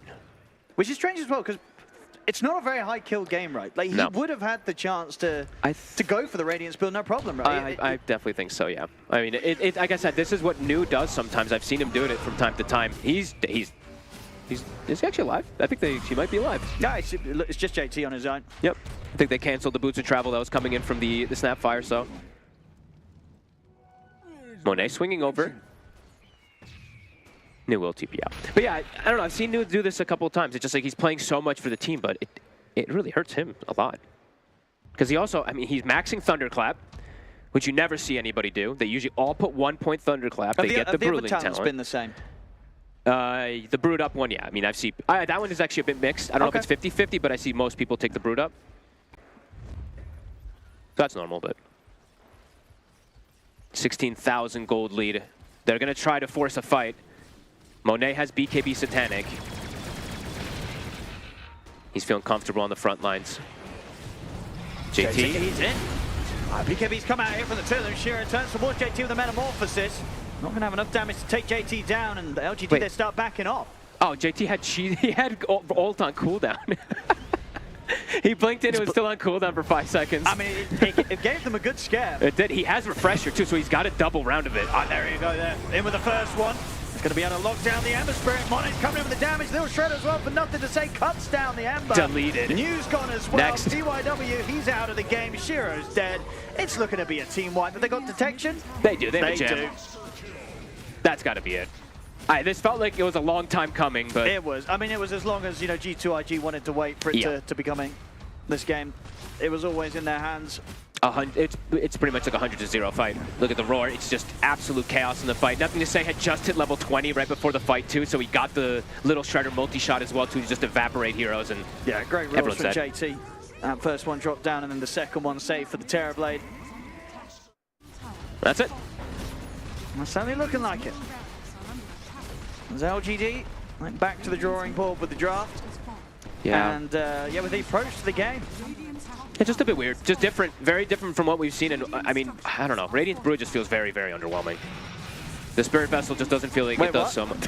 You said, you said the opposite of what you meant. Radiant's Brew is necessary. Yeah, sorry. Yeah. The Spirit Vessel Brew is very, very underwhelming. Especially if it's not like versus like something like that the Vessel's going to hard counter, right? Sure. Which there's not really that many things anymore that it does. Now you just have to go Radiance. I think so. I feel like every single game I watch Brew, it's always Radiance. Yeah. And does pretty well. It does. Yeah, no reason to try and fix what isn't broken. Yeah, I mean, the game, of course, was not in the most comfortable position for him, so maybe he just felt like he wasn't going to find the farm for that, but I don't know. With the way the game slowed down, there was a lot of time. It was not a crazy early game. Yeah. What I'm thinking is like he saw how rough his Embers game was going, right? That's usually what I like to see is like the Embers game is going rough, so he's like, I need to make up for my Embers game, but then it's like, then you both have a rough game, so yeah. Final fight. LGD going to try for it. Refresher is on cooldown, but there is one Aurora available, and it's an amp damage still on Monet.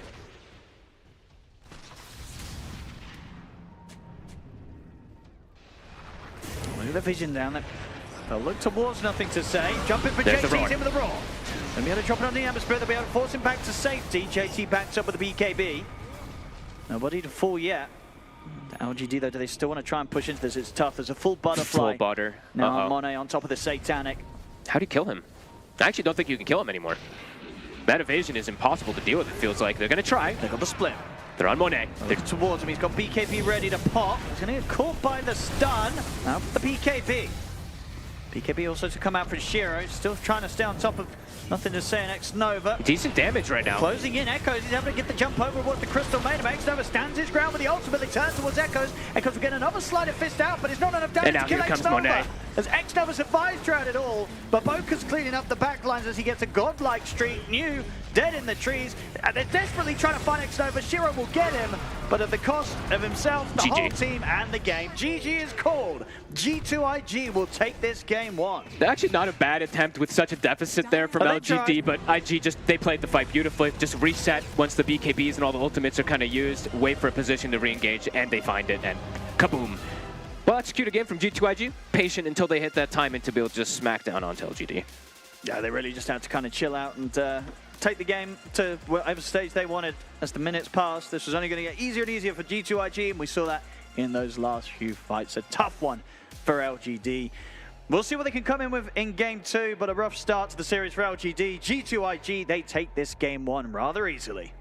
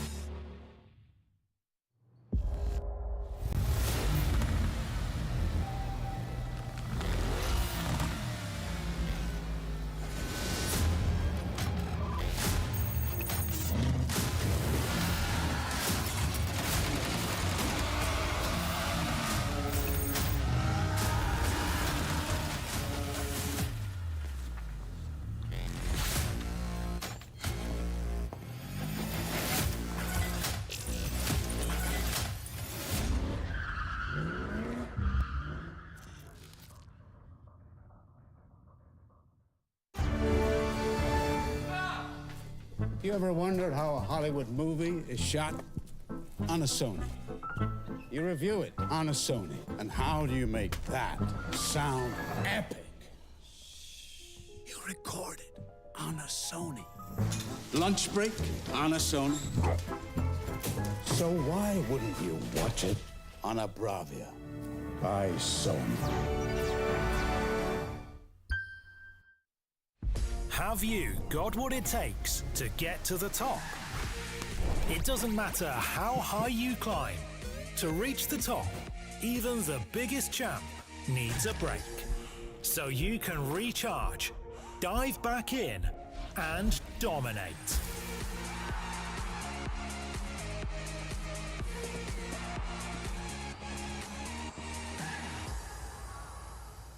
Have a break. Have a Kit Kat.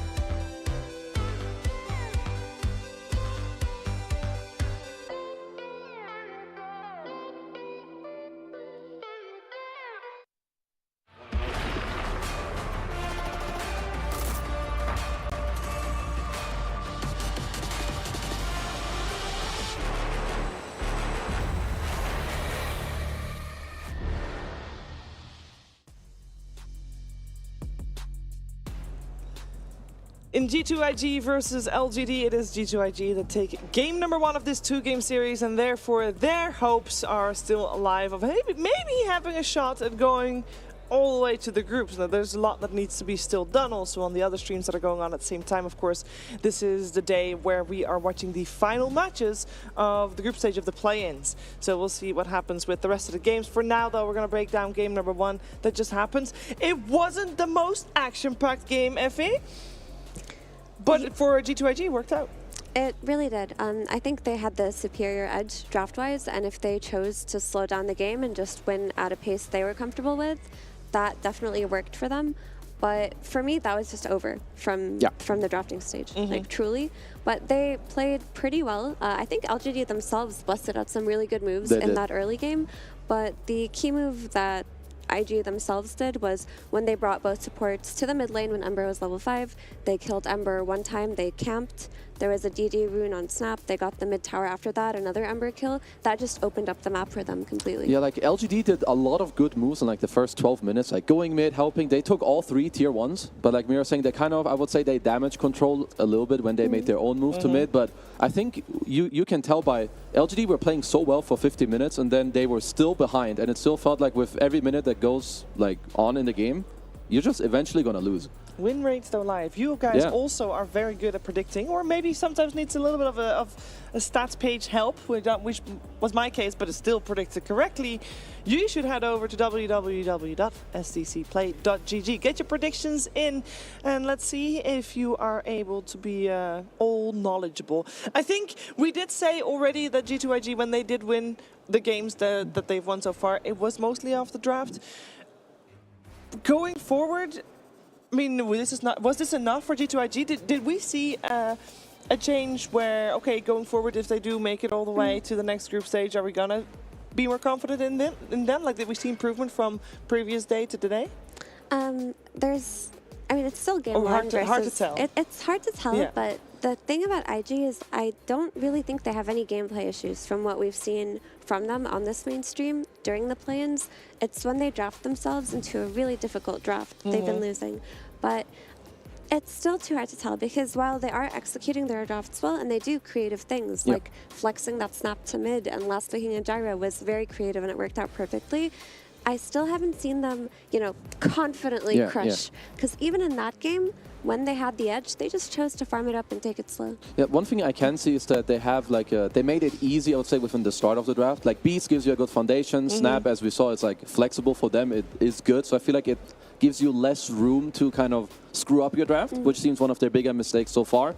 But yeah, I would say may have to wait a little bit more. As for LGD, they need to swap something up for this game. Because if they don't, they need to win at least one game to have a chance to not be eliminated. Yeah, you want to be group stage mathy for a little bit. Yeah, so because not everything has been set in stone yet. Yeah, so they need to win the next game, but they also need VP to not win either of their games. Then it would be a three-way tiebreaker between them, G2IG, and VP. Yeah, that does mean that the tie will be for either playing in the decider or getting eliminated. Because if indeed Beast Coast win even one game, that they are the ones playing against VP, by the way. If Beast Coast win against VP, then Beast Coast is guaranteed groups, and then they avoid that tie. But there is still that potential of a tie. Now, there is already Entity already won game one from Blacklist, but that series, that's not important for the other 4 teams in the groups.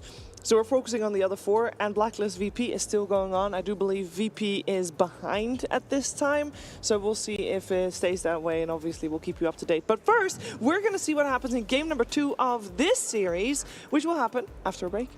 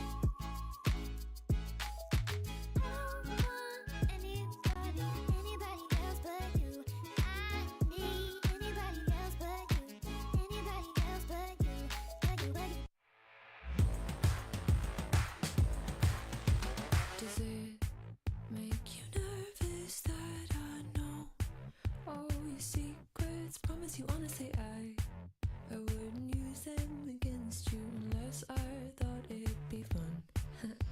So I sit at home alone in your t-shirt. I'm wondering where it went wrong when you always said it, how you liked me better than anyone. We cannot talk, we cannot just shrug or dust it off. There is that thought, 'cause I cannot pretend I am your friend, I am your nothing.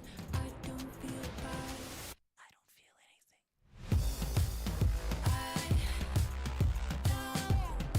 anything. I don't feel anything.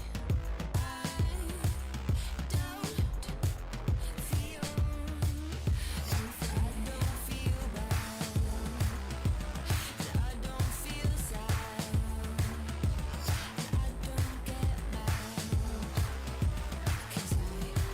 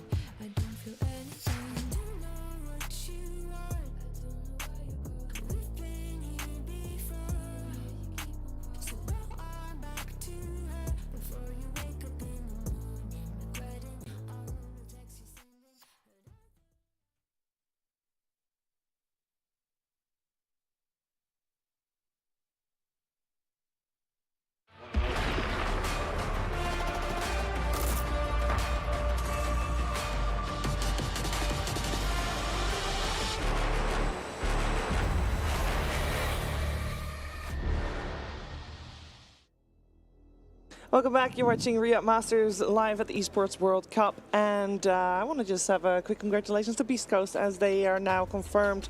Moving on to the next stage straight away. No need for decider matches or tiebreakers. They're just through. So congratulations to them. That means that they won Game 1 against virtus.pro. That is, of course, a series we're keeping our eyes on because it also has repercussions for the series that we are in the midst of. We are watching LGD versus G2IG, where G2IG was able to take Game 1 of the series, meaning right now, LGD, if they don't win this game, they're out guaranteed. We'll see what's going to happen as we're getting ready for game number 2 of this series. Effie, there's always, I mean, that we can say so many things about the draft and about how the teams need to play better. I want to talk a little bit about the potential in terms of how far the teams can grow, because I feel like already the way this is leading, even if LGD can scrape by with a win in this one, who is the better shots going through to the next stage, or maybe even for the decider matches? And is it really that straightforward that it's G2IG? From where I'm sitting, it's G2IG. I mentioned before, as a big LGD fan, I'm not very confident in this iteration. And while there is always room for growth, I think that IG, with their combination of players and with the gameplay that they've been showing us, they have more potential than LGD to adapt throughout the tournament. Yeah, no, I'm fully with that, because I also think if we look at the LGD's game just now, they played really well early on, but I think that was mainly through their 2 supports. And then after those 12 minutes, I feel like their game just died. They go mid-tier 2, TB gets roared from full HP and dies. I feel like if you clutch that moment, you still have a chance in the game. If you fail it, I think the game just ends. And I think all 3 of their cores have not yet really impressed me. And I think that's a really bad trait to have in a Tier 1 tournament. No, that seems like a tough starting position. Yeah, and if I could add on to that with a little bit of theory crafting, maybe this is not that valuable of an opinion, but it was Y and PYW, the 2 supports, who are the 2 veteran players that made the really good, solid moves in the early game that helped them within those first 10 minutes. But the combination of veteran plus inexperienced players, from what I've seen in the last couple of years, I think that when a veteran comes from a core position, it's inherently a little bit more valuable than when it comes from a support position, because it gives them that strong in-game voice, that player who's willing to take a little bit of an extra risk or just be brave when they can't be, because supports, eventually their voices do wither away after that first 15 minutes. No, it's just a lot harder to then, like, you can't always take over for your cores. Like, at some point, they need to take over the game, right? They're the ones playing, I don't know, Ember, top net worth, or whatever it may be. I think it can work a lot better when your younger players are, like, maybe a mixture, or at least they have some part of cockiness, I would say. You know, like your Amar, your Malrine, where even if they're newer, they're just going to play their game. They know what they want to do. If you don't have that emotion, that feeling, it can be a bit hard to like really say what you want and what needs to happen. And I feel like right now, you know, a good pep talk before a second game could make a difference. And just to add on to that, it's not to say that support voices aren't valuable. They're incredibly valuable. And you do want veteran support players, but having a core with a strong sense of confidence or just a strong game sense in the late game, in the mid game, that really does matter, because at some point your effectiveness as a support does diminish compared to the cores of your team. It always will. That's just the way that Dota is set up. So there is somebody lacking confidence, I believe, in LGD. I think it's also changed over the years, where maybe back in the day you had your POS 5 captain where people think like he's the puppeteer, he tells everyone what to do. I think this has died off. Like mid-game, whoever is strong, they need to have the capability to take over the game. And yeah, I'm definitely with you. I'm missing that. So I'm hoping that in this game they can do that. Because as a support, I feel like you can lay the foundation, make it easier for them to see it. But obviously you can't speak for them. No, you need someone to say, play with me, we're going there. Yeah. And that needs to be a core, because normally the cores have to go in first anyway, so that otherwise you just add an extra step in communication, which might just put you a little bit behind the rest. Let's see what's going to happen in this second game, though, as we do once again have the Beastmaster picked up by G2IG, who is once again dire. LGD picks up the Kotal this time around on the Radiant side, so already a big switch up as the Ember did get banned. Yeah, I mean, IG just run back the Beastmaster, right? They won with it, they're feeling good about it, whereas LGD, they don't opt for the... Oh, Ember did get banned out. They don't opt for another melee core opener. They instead go for Kotal, and I don't mind it, honestly. I think even though Kotal got nerfed in this patch, he's still a strong poke hero, lots of magic damage, and he's a Spirit Vessel buyer for Beastmaster. And you need the kind of hero that can deal damage to Beast in the early game, because melee heroes, when they get on top of Beastmaster, they end up losing to that 20-minute axe timing. Yeah, and I think also, like, last game, we kind of questioned LGD if they answered the Beast correctly, and I think the answer was obviously no, they didn't. Whereas here already, you have a hero that can go to his lane, shut down his early timing, and just, like, tempo control and damage control your opposing hero. So, you know, I don't mind the switch up at all. It's most likely mid. I have not seen any support coddles. So I would just like to see it there, craft around it, ban properly, and just take the game from there. And that would also explain the first phase Storm Spirit ban coming out of LGD. Yeah, we do have the heroes that made it through, that did get banned previous game in the first phase and didn't this time, are the Enchantress and the Naga Siren. I don't know if those are two heroes that we want to continue to keeping on our radar. Let's see, I think LGD were the ones that played Naga, but I wouldn't say that Naga is inherently good against Beast. I would even say it's the opposite. I would like them to have aggressive heroes. I think right now they're having a good foundation. Like, you can play through Coddle like mid, or you can easily set it up for him down bottom. I think this is good. Pair it up with an aggressive carry against the Beast as well, and yeah, just take it from there. Like, you started your draft with a Coddle, build around it, and go from there. Yeah, and Enchantress gives them a lot of those early game rotations that we saw they did in that game 1 on their techies and Treant. Enchantress does the same thing, but better. And we know LGD supports are capable of that. Also, you know, you can steal the pig, which is pretty helpful. Beat them up with it. And the typical counter to Enchantress is Crystal Maiden, which comes out right after. She just frostbites the creep, negates dives from them, etc. Yeah, she's been winning a lot of games. She's now 6-1 on the scoreboard. Pretty good. Yep, there's 5 picks that kind of got tempo through.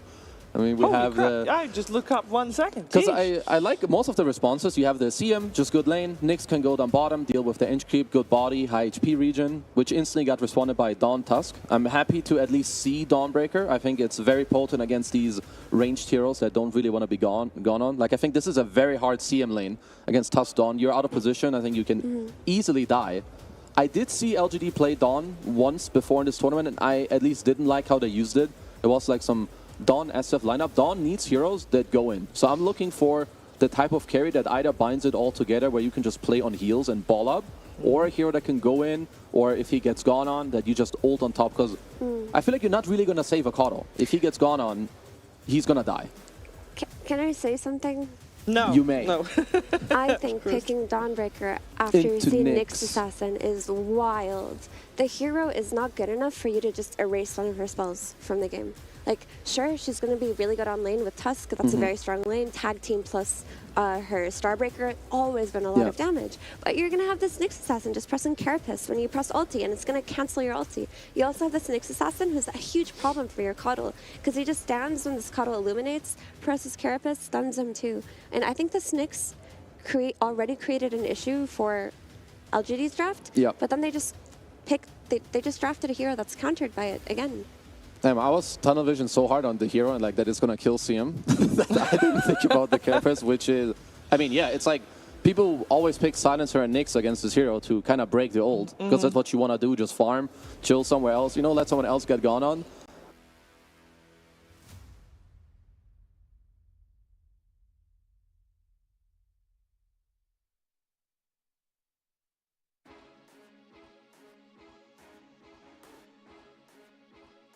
Tie it together. I mean, Spike Carapace also against the Coddle is obviously a classic. It's nasty. But we did see G2IG play, I think it was G2IG play Nyx Assassin so far. He's been played like only a few times, hasn't won a game yet.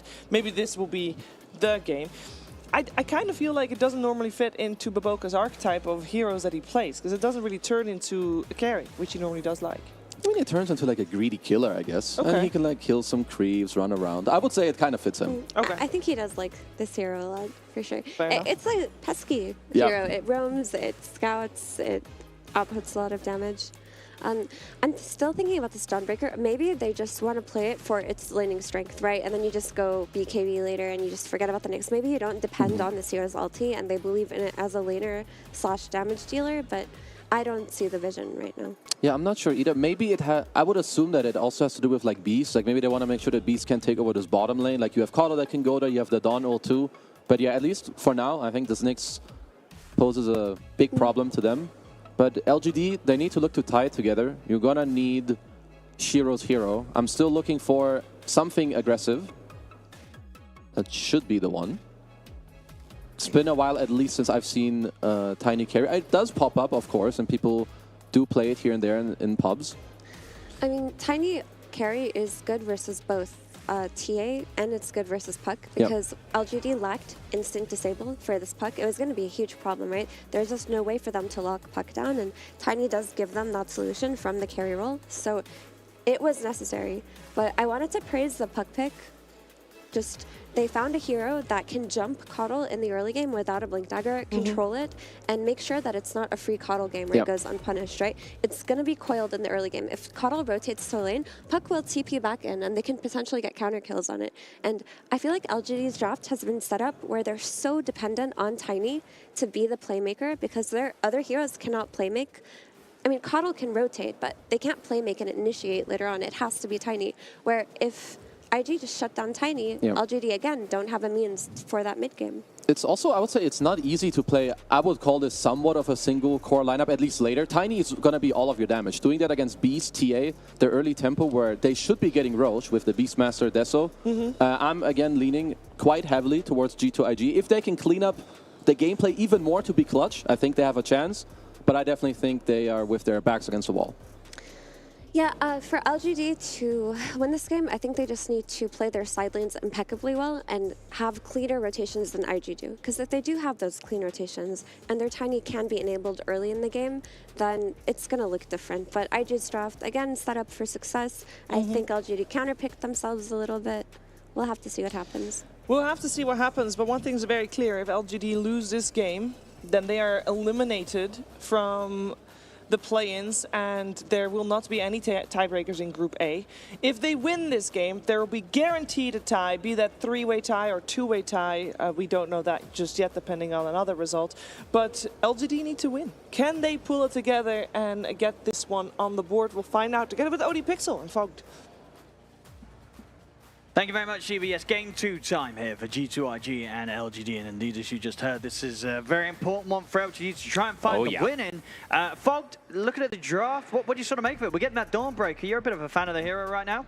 Into Nyx. They picked it into the Nyx. As soon as I saw it, I was like, what? But maybe he likes the hero, right? This is a guy that really likes to play his specific heroes. His Brewmaster, his Dawn, and stuff like that. He has these that have been built in forever, but picking it into the Nyx, definitely a bit of a concern. Also, Puck, this last pick is incredible. I think this is kind of answers everything that LGD had showed already, because they were pretty limited on their catch and disables.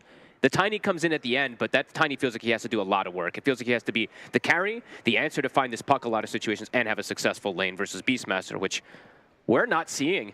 Honestly, even the counter picks versus the Beast are suffering, it seems, sometimes. Well, let's see if LGD is able to do something that we're not quite expecting here with this lineup. It was a tough game for them last game, and some of it really down to the draft that they went for. Yeah, I think they did a really impressive first 15 minutes for me, or first 14 minutes. Good lanes. The lanes were okay. It was the rotations that happened with the lanes. The techies making the move mid, ganking the snap, and then the tree making the move top, ganking Monet. And then they established, I think, 2 or 3 towers after. That was solid. So I want to see similar like that, and I want to see them play like PYW and New for me. They kind of have to carry the early game. I want them to smash this top lane somehow and then be able to make moves around afterwards. Because this is why they picked this lane. Besides, Solar Guardian being a powerful ability, but not so much into Nyx. The tag team plus the Starbreaker is insane damage. And pointing out one other thing quickly is that New and most of the Dawn carries, or cores, they take the other facet. So he has taken the Solar Charge / Gleaming Hammer.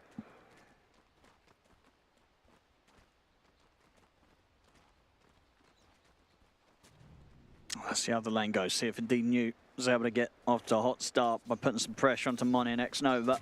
I mean, if CM steps up at all, gets caught next to a tag team, is dead, right? Almost every single time, even potentially Monet. So we'll have to see how it ends up going down. Refraction out, but even so, still good damage traded onto Monet there. Yeah, there's definitely kill threat. This is the lane to watch for LGD to get that good snowball start going. Mid, Echo should be better than the Ember versus the Snapfire matchup by a good margin here versus the Puck, but nothing to say, should be pretty fine to free farm in this lane as a Puck. Top lane. Get the shard trap on the 2 of them again. This time, can they finish off the kill? PYW. Chasing down X-Nova into the Should have him. trees. Oh, tree block. Hey, very, very nice. Fancy. That's actually going to save him. He'll eat it. He'll like thank you for the double tango, but yeah, well played from X-Nova. Yeah, good evasive maneuvers there. I mean, they're going to try and go for Monet. He's got the meld. They don't have the detection yet. I want to ask for a replay, but I'm not going to because it's too early. So Baboka, I believe I saw him tip in the YU Smile. So I think Baboka, or YU Smile was trying to block the camp, and he stunned him. And with the stun, probably elevation allowed the camp to spawn. I'm imagining that's why. There's no way that happened. There's the hard camp spawn. So I'm telling you, that is very likely that's something that happened. But because it's very important to have this hard camp open. We always talk about, you know, playing as the 4 positions, etc. So. But I think it could have happened. I was going to say, but there is definitely a moment of when you're being impelled by this assassin that you are above. 100% yes. However, there are some camps that are unable to be stacked via Z-axis. Okay. So Monet top. This time round, they should have it. They've got him. I mean, it's a strong combo. It really is. Tried a few times. They haven't succeeded, but that time they try. They're able to get the kill. First blood. And Shiro's lane, like Shiro as the Tiny, is doing pretty good versus JT. I think he's actually, I think I saw him get at least a board or two, too. So. Not too shabby with this last big Tiny as well. And wait, what? What have we got? His courier. Wait, what? Coddle just killed the Puck's courier. All right, a little extra gold. Everything goes a long way in the early game.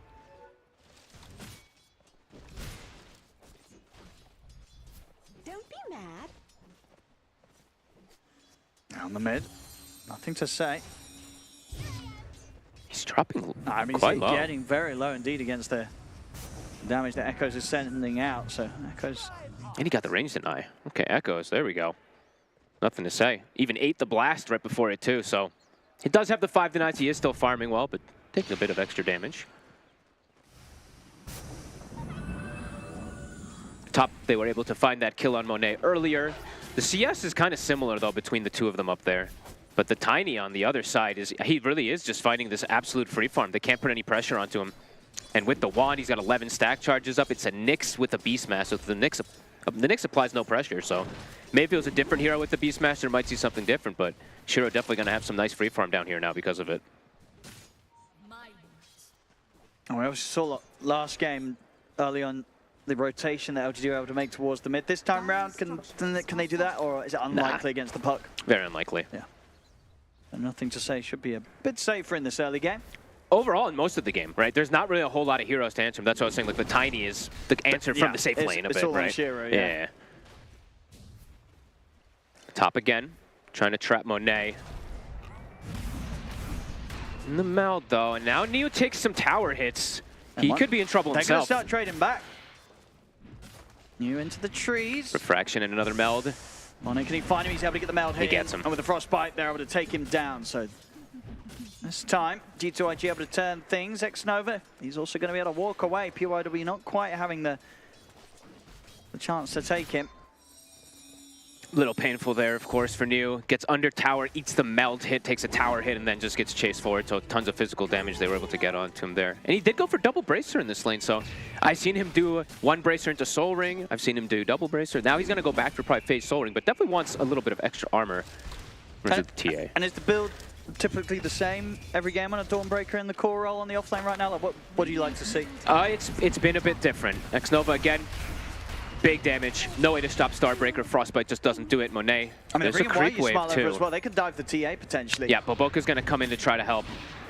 No, he needs to. The 3 of them trying to go for Monet. How much can he help though? Can he get a big stun? He's trying to line it up. He does get a good one. I would turn them out here, but the snowball is there. Still, Monet still surviving. He's alive. He's dead. Finally get him. New? X-Nova's going to come back in with the TP. They'll make sure that they cut down New in return, so they'll get something. But still losing Monet a couple of times in this lane, so LGD happy with pushing the carry out the game and making sure that whilst Monet's struggling over the other side of the map, Shiro is having a very good start. Absolutely. Good rotation from Y. Same thing we saw from him do last game. Just make that quick move up since his safe laner is having a good time. Yeah, definitely going to be a big difference between the two of them there. Yeah, much better start in the mid as well, yeah. Absolutely. We saw last game, he had that period where he was struggling to get the 6. Was kind of killed off twice. Bottom. At level 5. They should have this. It's going to be close. He actually has a big stick. And they do have him. Yeah, dead and TP used. Day and night difference. I mean, well, actually, the early game was pretty decent from the side of LGD, but this is going to be a very fast Spirit Vessel for the mid laner. Yeah, this is way better. Day and night difference for the mid laner in particular. Yep. And he has his camp locked, so it's really nice that he's able to make that aggressive move because he doesn't have a place to go back to farm to. So 2K lead now off of these lanes.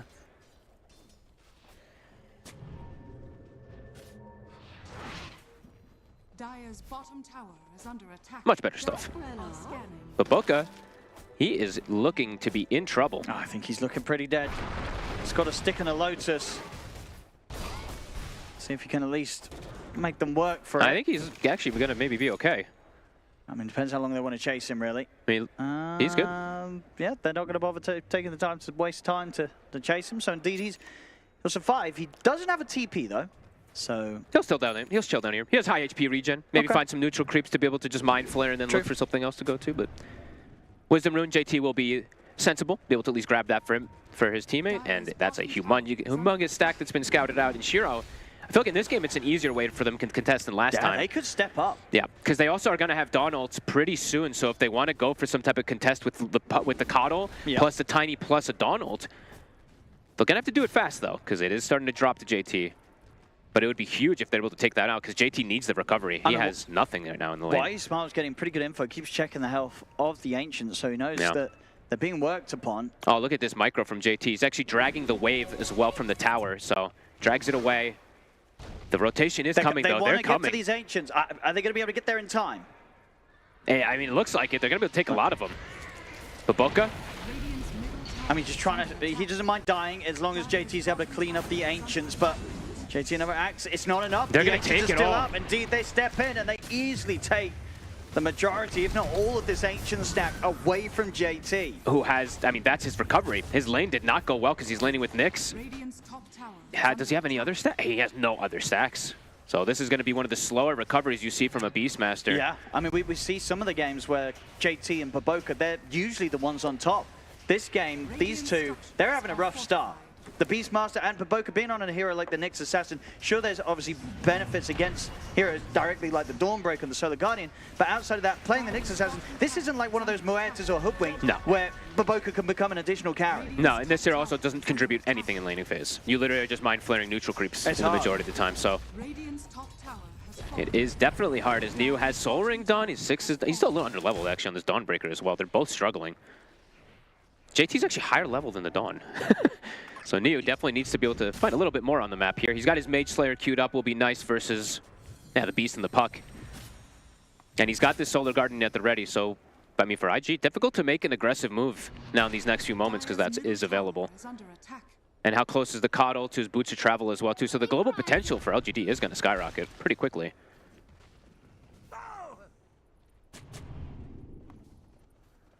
And look at this attention that they're putting to JT.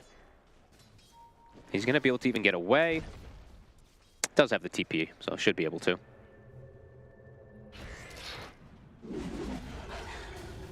I just stand out of harm's way and indeed going to try and work towards what unfortunately will be one of the slower Aghanims on these offlane Beastmasters. Yeah, it's going to be much more of a farmy kind of sit back for G2IG to recover that early game that didn't go the way that they wanted. LGD, though, they have power potential to be able to force plays right now because they have the Dawn ult constantly. They have this Tiny with a good start who I believe has Echo, and they have this Coddle with Boots of Travel very soon and Vessel. And every daytime, they can see the whole map, so they can at least make a little bit of a move or an adventure to try to find the Beastmaster because they know exactly where he's jungling.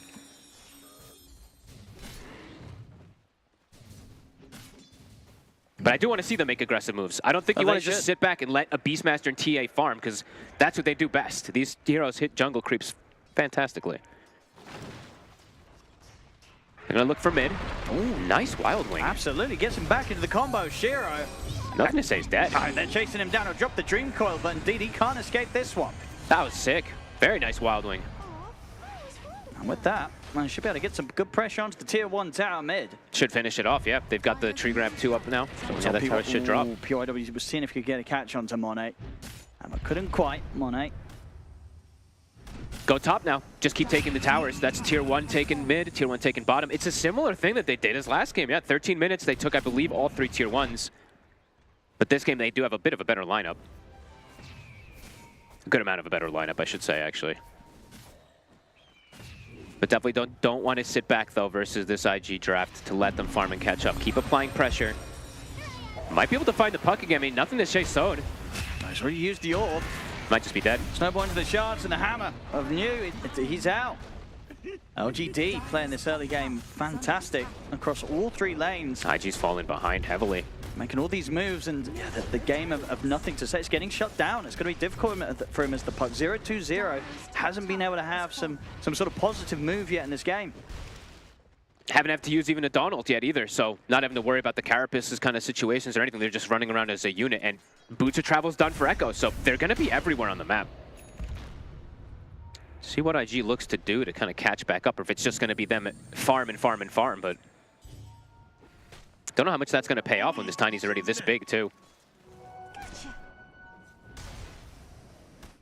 I just don't... How do they kill Shiro, though? He has 2,300 HP. Their damage is quite lackluster, and it's not fast on the side of IG. They need... Honestly, they need Ag's Beastmaster to kill Tiny, it feels like, at this point, and he's halfway there. Radiant are scanning. But at the moment, LGD, very strong for these next upcoming moments. Oh, they've looked really good in this early game. They're hitting all their timings and very aggressive play.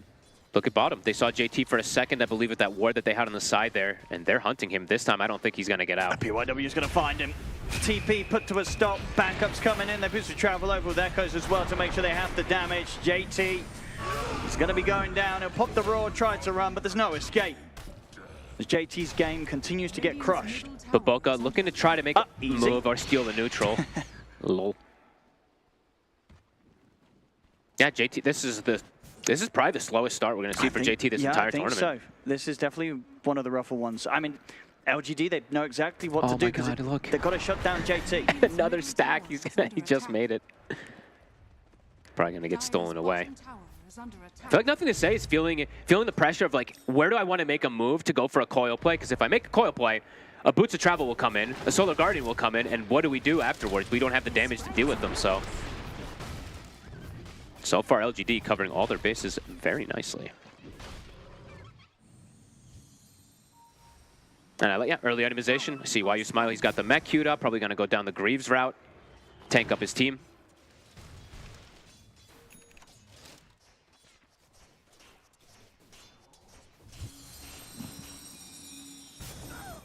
So for IG, yeah, I think it is sit back and wait for the Aghanims on Beastmaster for the most part. They've got the numbers here. They want to try and do something about this. They're going to look to get the coil on. They have to go for Shiro. They've got to take down this Tiny. They're in with the combo. The heal's coming in, but immediately Spike Carapace is there. Puts a stop to the Solar Guardian. Shiro gets taken out.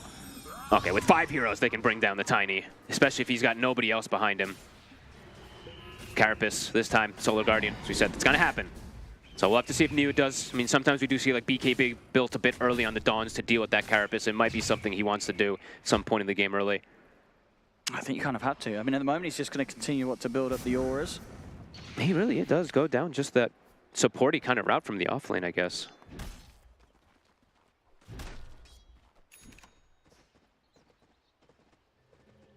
Yeah, I imagine maybe after that. Actually, I don't know. If you're going this sort of build, are you ever really going to buy BKB? Probably not, I don't know. This Vlad, I don't know. The Vlad's definitely feels weird. I'm fine with Mage Slayer. This is really good, but the Vlad's definitely feels a little bit strange unless they want to like close the game out quickly, which maybe that's kind of the idea behind it, but let's see. We'll see. JT, almost Aghanims, but delayed a lot. X Nova. This should be a nice... An easy one here for Echoes and PYW. Punch. PYW securing the kill. I think he wants to try to get his Blink Dagger a bit faster. And I mean, if he gets it, that's their kind of key way to be able to catch the puck a little bit easier and start fights better. Right now, starting the fights for LGD is still a little awkward. And Monet, of course, getting the farm. He's not that catching far up behind Shiro. He's completely caught up already. His Deso's done. And now at this point, honestly, Neo has to be careful top. If he's chosen the lane, Monet plus 1 disable will kill him.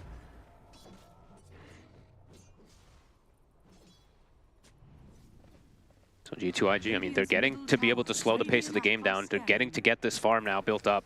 That Aghanim's Beast about to be done. They have the Deso and the TA, so 1-1 fight, or even a sneaky kind of smoke, and they can look to force a Roshan as well, too. So LGD, they've got to be ready. I mean, how do you sort of change how you play when you're playing a Dawnbreaker into a Nyx Assassin? I don't know. Normally you want to play this kind of split pushing, farming style where you just join the fights with the Solar Guardian, but you just can't do that against the Nyx. So do you have to start moving with the team and initiating yourself? Sometimes yes, or you have to try to just kill the Nyx at the start of the fight. It becomes priority number one for like somebody to just kill him before the Solar Guardian comes in. Or you have to tell the team has to tell you Carapace has been used and blah blah blah. But Carapace again. I mean, just immediately. Every single time. They get the stun on the 3 of them. Mone's ready to start bringing in the damage. He's caught by the Vessel and the Avalanche though, so Monet will fall. Nothing to say. He's trying to get onto the Coddle. It's a one-man Dream Core, but it is on the big target. They got any follow-up burst though? He's gone. I mean, LGD certainly have. They just immediately destroy him, but both will be able to line up another 3-man stun, and the ult gets put to a stop here. So will have a bit of extra control. I mean, they can maybe get more with the trap slow. They're chasing down Shiro and YU Smart. Oh, Shiro's in They trouble. might just get themselves the team wipe. I mean, they're starting again for Boca. I think he hit sort of 2-3-mans into a 2-man at the end there. Every single time they're lining up these impales. He gets a triple kill. It's deserved. Oh, and what were you saying about the offlaners? They killed all 5 heroes. Literally a triple kill for Baboka and a double kill for JT. It's the comeback story there for those two. It really, I mean, I don't think I've seen a Nyx Assassin hit that many perfect stuns in one team fight. I don't think I've ever seen a Nyx Assassin do 3,400 damage that early in a game. All right. Like, he doesn't have a Dagon. That was not a Vendetta hit, I don't believe either. That was just 3 stuns, 3 Carapaces, 3 Mana Flares. We'll see it again. Look at these stuns. He stops the Solar Guardian, hits a 3-man stun. There's the first one. Wow, that was unbelievable. And they lose Monet, so it's like, okay, and then they come in, they burst the puck. It's like, all right, LGD's got to look. There's 4 of LGD in pretty good position, great health, but then again, caught by another 3-man stun by Baboka. What a beast, honestly. And then at this last bit of a chase, he's able to line it up again for another 2-man stun. And as a triple kill, Baboka deserves that. Monet's just laughing. I mean, they're probably like, holy crap, we killed the whole team. Yeah, Monet's like, I'm not even needed. It doesn't matter if I die. It doesn't matter if nothing to say starts at the beginning of the fight. Apparently, JT and Baboka, they've got the cleanup. Well, that whole of the game from LGD is now gone. This Beastmaster is about to be top net worth. By the way, this Beastmaster was the lowest net worth of the cores. Yeah, gets an Aghanims, runs in, kills everybody. Might be one of the higher damage heroes now in the game, too. That's rough for LGD now. I mean, having that happen to you and now the fact that you've lost that gold lead. I mean, Owen, it's the Dawnbreaker thing is really coming into play. That's every single time. The Carapace has just completely stopped you from playing the game. You got to get your BKB. You got to go BKB, but he went Vlads. Yeah, I mean, he went Vlads. If he doesn't queue BKB up next, there's going to be a problem. Yeah, I mean, they're going to lose. No, let's say, come on, let's see what New feels like he needs. But surely, you have to BKB so you can BKB Solar Guardian. Or just run in the fights with the team. Like, literally just start walking behind them. He's not doing that. Yeah, I don't know. I don't know. They've got to get the BKB. It's absolute necessity. I mean, G2IG have just completely opened up this whole game. They got the lead now. But Boca's got a Dagon now, so he can actually maybe even solo most of these supports. I mean, the Tusk and the Enchantress are definitely just dead to him now. So this is kind of a cool move from LGD, though, trying to catch him off guard and steal a Roshan, but G2IG, do they know this is happening? Doesn't look like they're aware. So this is a pretty clever move at the least here from LGD. It's taking them a little bit longer than usual, though. Even though they have tag team, it's kind of slow. They're going to get it. I mean, look at the gold lead, though, going up. They farmed like 2K gold almost during that. That last fight really was everything. It just turned the game completely on its head. Yeah. And LGD, they've got the Aegis. They've got to get back to trying to get something done with this. And Monet is, I mean, even though Monet died in the start of the last fight, he's top net worth, and he actually has a shard now. And this shard is amazing this game. Dude, I mean, he's queuing up Ags. Isn't that? It's the build with the facet, but if you're not getting your Solar Guardians off successfully, you really want to invest 4,200 gold into an ult that's going to get cancelled immediately. Yeah, I don't know. That's a big investment into potentially nothing. I mean, he might die here. He has to be careful how far he steps up. He will be able to hide. But yeah, Monet now has Shard, Owen. So now this Shard actually breaks the team fights even more. These silences are devastating for Dawn, Tiny, Codd, everybody. They have no way to get rid of it. Beastmaster also a BKB finished up. This next fight's going to be way more difficult for LGD. And the last fight was like a 4v3. Yeah. Yeah, but Boca, JT, they've got this. It really feels like they do. The way they played that last fight. Why you smile? They don't want to go. They don't want him, but Boca's like, nah, that's not who I want. He doesn't do one-man impales. Oh, he's going for the Wisdom Rune. He's going for the bigger play. Yep. Dun, dun, dun, dun. Level 12 now, so level 2 Vendetta's on line 2. There you go. Got it.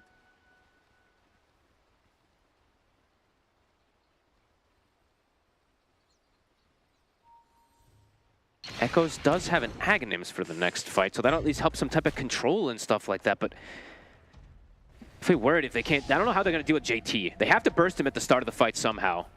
Right now, Shiro is Shadow Bladed near him. Is under attack. Dire's structures are fortified. Dire's middle tower is under attack. Let's see if they get away with this tier 2. They're TPing back G2IG. I think they're going to look for this fight, even though there's an Aegis. New is joining in with the team, but Boca's ready for the 3-man stun though. There's the 3-man coil to set things up. They're going to go in straight away. We'll get pulled back here by the Will-O-Wisp. They drop the ball down onto New. They've lost Monet. Well, we saw last time when they lost Monet, G2IG was still able to clean up the fight. We'll see if they can do that again this time. They're having a run. JT. This time JT's in trouble. He's going to get knocked back. Indeed, Echoes will take the 2. I mean, they're coming back in, nothing to say. We'll get out with the orb. They've got a blink on the Tusk. Might be able to catch.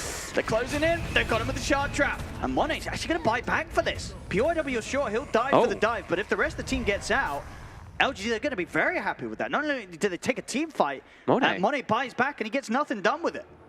I guess he thought that they were going to dive even deeper, but not the case. That's a big wasted buyback. That really is. Good glyph there from X-Nova. He got the towers focusing onto the Tusk there, but a good aggressive play there. LGD, I think this was the Will-O-Wisp, actually. That Aghanims from the Coddle did so much work in the fight. It controlled the majority of the heroes from G2IG to keep hitting on targets. I didn't see where the Roar went either. Did that get snowballed?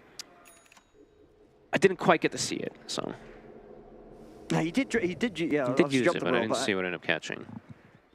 No, they didn't get the kill off the raw target. Yeah.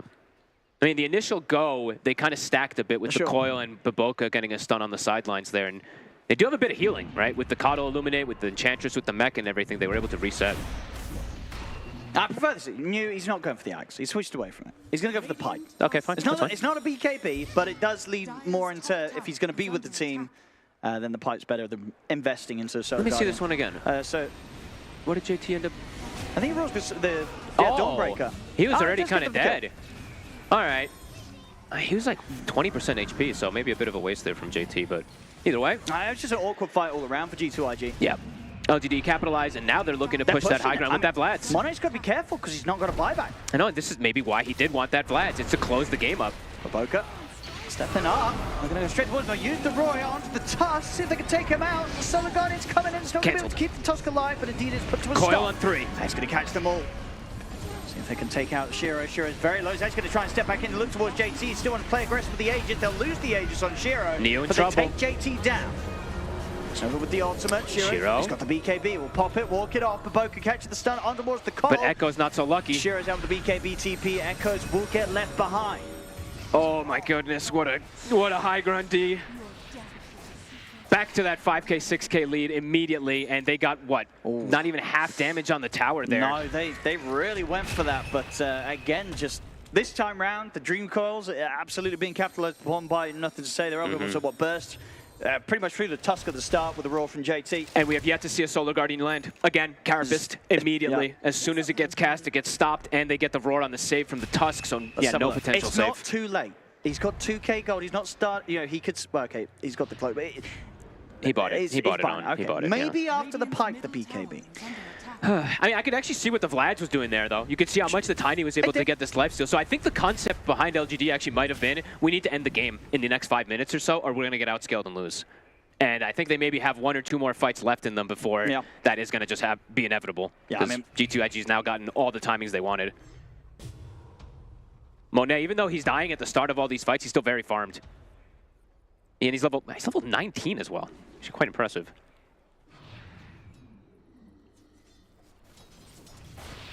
But if they kill Monet, right, doesn't have buyback. I mean, sure, but I mean, sometimes the fights don't need matter. him. They don't need him. Baboka and JT, they could clean up. Baboka's continuing to scale his Aghanims, just about 600 gold away from on the Nyx Assassin. Oh my, wait, he is going Aghanims. Oh, that's cool. I mean, I think the concept for G2IG is exactly the same thing as last game. If they don't close the game out at some point, we win. So if there's going to be a Nyx in a little mound of dirt on the high ground, that could prove to be pretty successful for sure. It's going to be difficult. They had, it felt like they did have a pretty good chance at a point this game, LGD, especially But pretty much, yeah, up until that fight where... Up until the 3 triple impales. Triple impales, it got a lot harder. A whole lot harder for LGD. How close to Hex? Still a bit away on Echoes. I mean, I would say they still have about 1 or 2 more fights, but if those don't go their way, then the game is going to be grim. It's very hard. So let's see how these next few upcoming fights end up going down, because they also do have the pipe. So yeah, I think go time for top, and maybe you might just try for it, right? You might just try to force the issue. It's risky, but I feel like if you just sit back and let G2IG do what they did last game, I don't think you're going to be able to outscale this Beastmaster. Radiant's courier has been killed. But let's see. We'll see. Shiro is still pretty farmed. Now the Tiny is huge. And what's his status resist looking like now? I mean, he's still pretty low. Yeah, 14%. He's got the full Daneless out, level 18 on Shiro. Wait, does he really? No, not yet. Okay. Oh, he doesn't. Yeah. I was okay, brought the recipe. He baited me. They always do that. When they buy the recipe first, I'm like, it's on the way. Oh, indeed, it's not. Just about 1,000 away from having that Demon Edge. Can they catch? Nothing to say. No, he's playing safe. Yeah, it's super hard to find him. And G2IG, they're the ones setting up, looking for the move. RGD spending quite a bit of time trying to hunt down this puck. Oh, they see the Enchantress.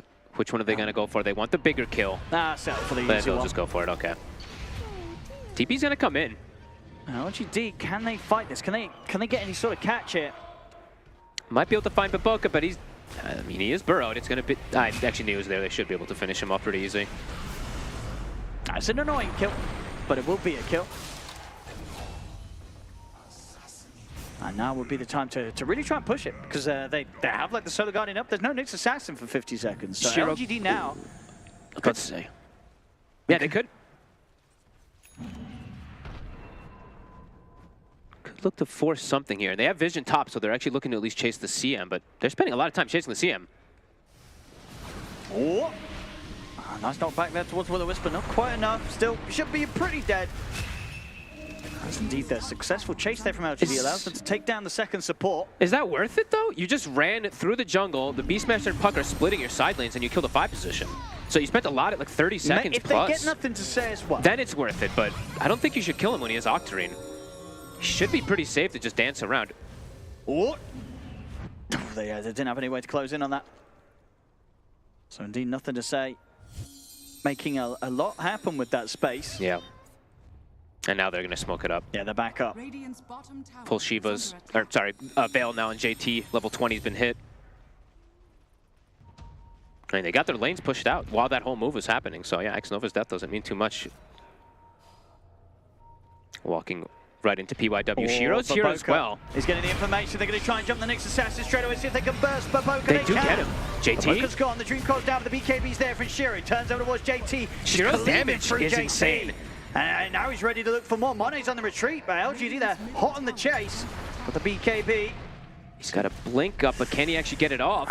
He's got it in a second. He's got the melt. No, they're ready to catch him. Will-O-Wisp is laid down. Monet is not getting out of this one. And of course, he's dead for 100, no buyback. That's the fight they needed, too. So you said, need to win one of the next 2 fights. And Roche is up, so they can go back to get that one as well, too, with Shiro. They use the Roar. I mean, they're having to use the Roar on other targets, I guess, not looking to use it onto Shiro. But that means Shiro can just free reign smack down the Beastmaster. They got like, what, 4 or 5 big swings onto JT there in that fight. And they killed the bulk at the start, so probably very important. And now the push, again, 70 seconds, can look to take this tower. Let's see how much they can get. Baboka, he's in the mound. Creeps pushing in top. They see the mound. They do. It's going to be the jump forward for nothing to say. He's going to try his best to try and save Baboka. It's going to give Baboka the chance to Vendetta away. Cliff used. Plus the coil. That was indeed the Dream Coil. The auras are popped. Still a long time till Mone's up. 50 seconds, no TA. Beastmaster's coming in. Baboka's watching from the side, JT as well. These barracks getting taken down. Jump forward again for nothing to say. They're trying to put a stop to it, but the melee racks are gone. Good hit from LGD, and they can back up and get Roche too. Perfect time for them to get this successful fight. Nothing to say is trying to chase out and catch somebody, perhaps. But Boca as well on the chase out. It's under vision. And they'll all get away. And now they can set up for the Roche. Good moves, good moves. G2IG, they're not going to be able to get down here, right? This don't think they make it. Far too quickly. No, I don't think. I don't think they make it in time. I think JT has to get this roar on the Tiny, but now with an Aegis too, it's going to be difficult to them bring him down. Because I feel like if they don't roar him, it's not the fact that they're not killing him. If they don't roar him, he's just left out of control in the fights and just wailing on targets. Yeah, he's crushing them right now, and he's seen fight Shira. It's too much deeps. He's able to just do so much more than Monet. It's very hard for the TA to play these fights 5v5. Yeah, I'm liking New's Vlad's quite a lot, I do have to say. Because he's just now at this point, he's changed the play style of where he's playing. He's always next to the Tiny, so Tiny has, I mean, you'll see it's like a plus 100 damage or something onto him just from the Vlads.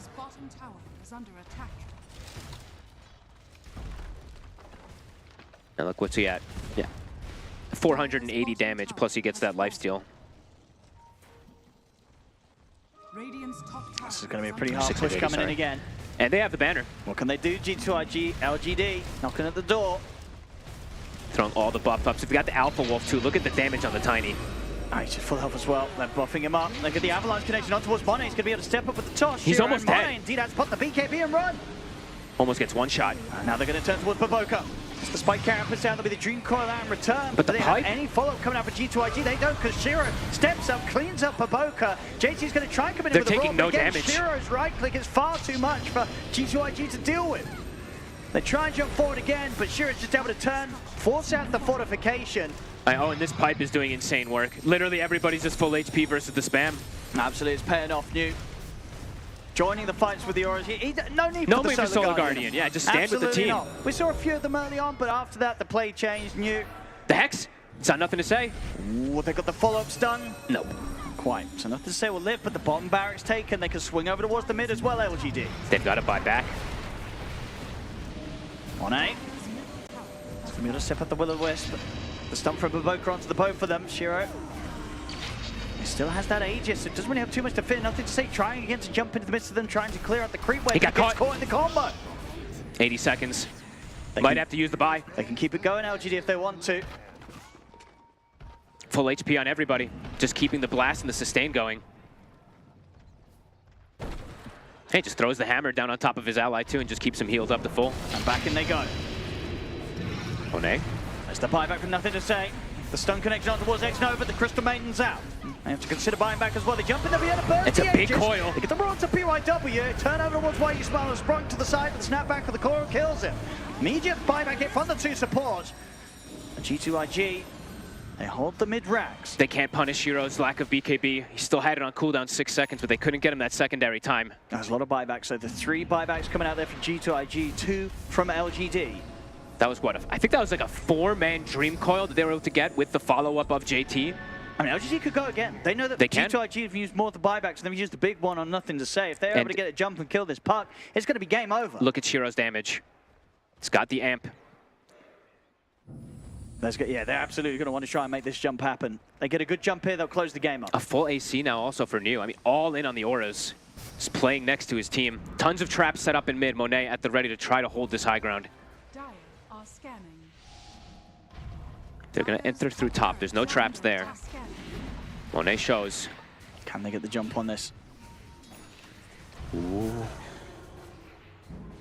The racks will fall to the creeps. They'll still want to try and do something here, LGD. Yeah, they're thinking. Maybe feeling it's a bit risky now. They know that G2IG is going to know that this sort of play is coming, and indeed LGD will back off. They might be thinking just like back up, finish up the next item. They did a pretty good amount of damage there.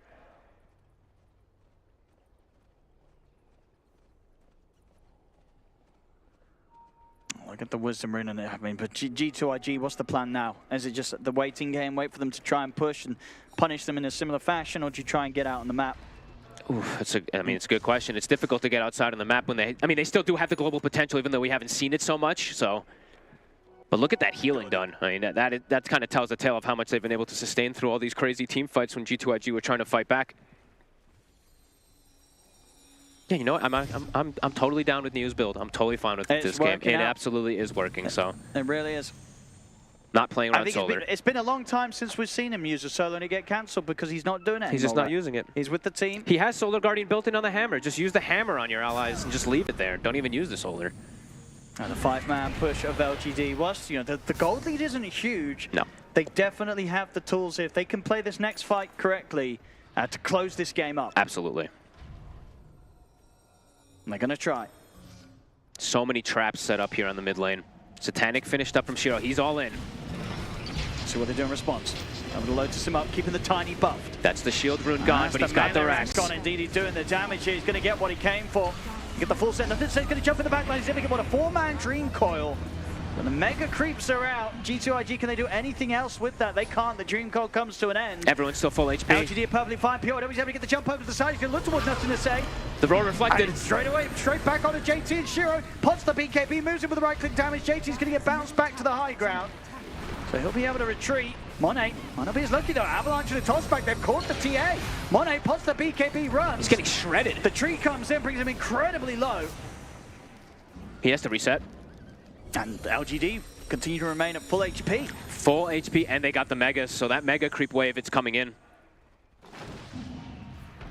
Not this creep wave, but the next one that's coming right behind them, so. Now they're so close to getting this win and holding on in the competition, of course. LGD, if they were to lose this game, they would be out.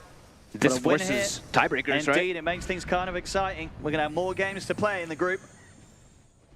It's not fully decided just yet for them, but it's looking pretty good if they can just keep this consistent and not throw into some dives under tier 4s. Got the feather as well on Shiro. Very nice, considering there's no sort of true striker or anything anytime soon coming out from any of the cores of G2IG. So this tiny becoming even more untouchable. Yep. Loving the item build, actually, like from LGD. I really think this actually. At first I was like, but everything else now is looking so good. I like this the way that the support's built for him too. The Greaves, the Solar, the Lotus. Now just it's all on the tiny. All making sense. Just buff Shiro at all costs. And even the Coddle too, right? Like even like these little chakras and him. I love that he went for this Aghanims first, because I think that actually was the thing that made them start being able to get that that big fight in the mid lane success to allow Neo to get the pipe to now allow all these continuous success afterwards. JT feels like he does need this refresher. I feel like one roar is just not enough now at this point. He is getting pretty close. How's his mana pool? Yeah, he's okay on mana. The beautiful thing about roar is that it's only 150 mana. For LGD now, they can wait for the next Roshan. They can. It's up pretty soon. How's the buyback status is all looking too? About 2 to 3 minutes on most of them. Echoes potentially maybe looking to get a catch over here. I mean, they can look to find people split up, because if JT's doing that on the side, then you can do the Solar Guardian. So there's not going to be a Nyx over there. But keeping them kind of trapped in their base, LGD looking to constrict and keep that farm going. Looks like they're considering going for a jump. LGD, they're stepping up. Roche is in about 10 seconds. So it would be a pretty risky one. Let's see, it might be see if there's the shorter respawn or the longer one that they'd hope. Yeah, it's the 30, shorter one, it's so very that's short. Perfect for LGD. It's going to be able to, it's going to be moving down obviously towards the Radiant side as well, so they can go to that pretty safe area to get the Roche before they go for the push. If they want to. Maybe they're going to try something anyway. A bit risky, I'd say. It's risky because if you lose the fight, Roshan's it gives them the Roche, but maybe they want Yeah. to play around some of these buybacks being on cooldown still. Maybe play around this Dawn Vision. They're on And JT. Indeed, they're going to go straight away. As soon as daytime hits, they get the Vision onto the high ground. They get the jump onto JT. That's cool, actually. I've never seen a team use the Dawn Vision like that. See if they can keep this up, though.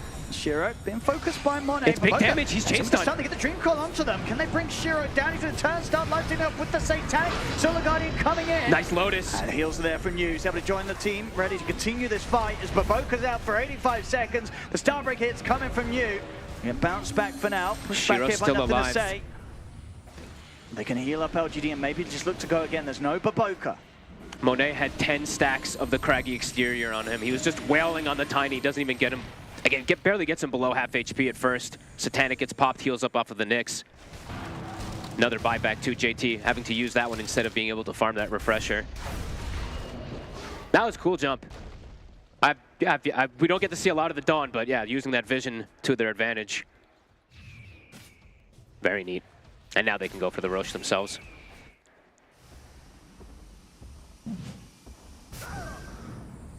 This will be an easy Roche, and with that, G2 IG better be ready for the defense. It's not going to be an easy hold. Oh, and that's a refresher shard too, so could be that double Will-O-Wisp, double Hex. I mean, see who decides to actually take it. PYW has reflected all the roars too. I think that's been 3 or 4 in a row that I've seen him get the Lotus off pre-roar. Who do you want to give it to? Okay, they'll actually give it to Shiro, so I guess just for the double BKB, double Satanic. At least for now. He says no, give it to my Coddle. So Echo will take it. It's definitely getting very close to the point where, yeah, if they did keep on the Tiny, you could probably double BKB, hit the tier 4s, hit the throw, and end the game. Could be. I think it's more sensible to play it on the Coddle. He just has much better toolkit to be able to actually use it. Wisdom Rune, Shiro, very close to 25. Monet finds best item he could find as the TA, of course, the Ancient Guardian when he's inside the base. Could be a difference maker to actually bring down the Tiny in that next fight. Still difficult for G2IG to hold that high ground and bring this Tiny down to his 4,000 HP and super survivable, but... And yeah, JT actually switches the build. Can't actually go for the refresher, he's gone for the Aeon Disc.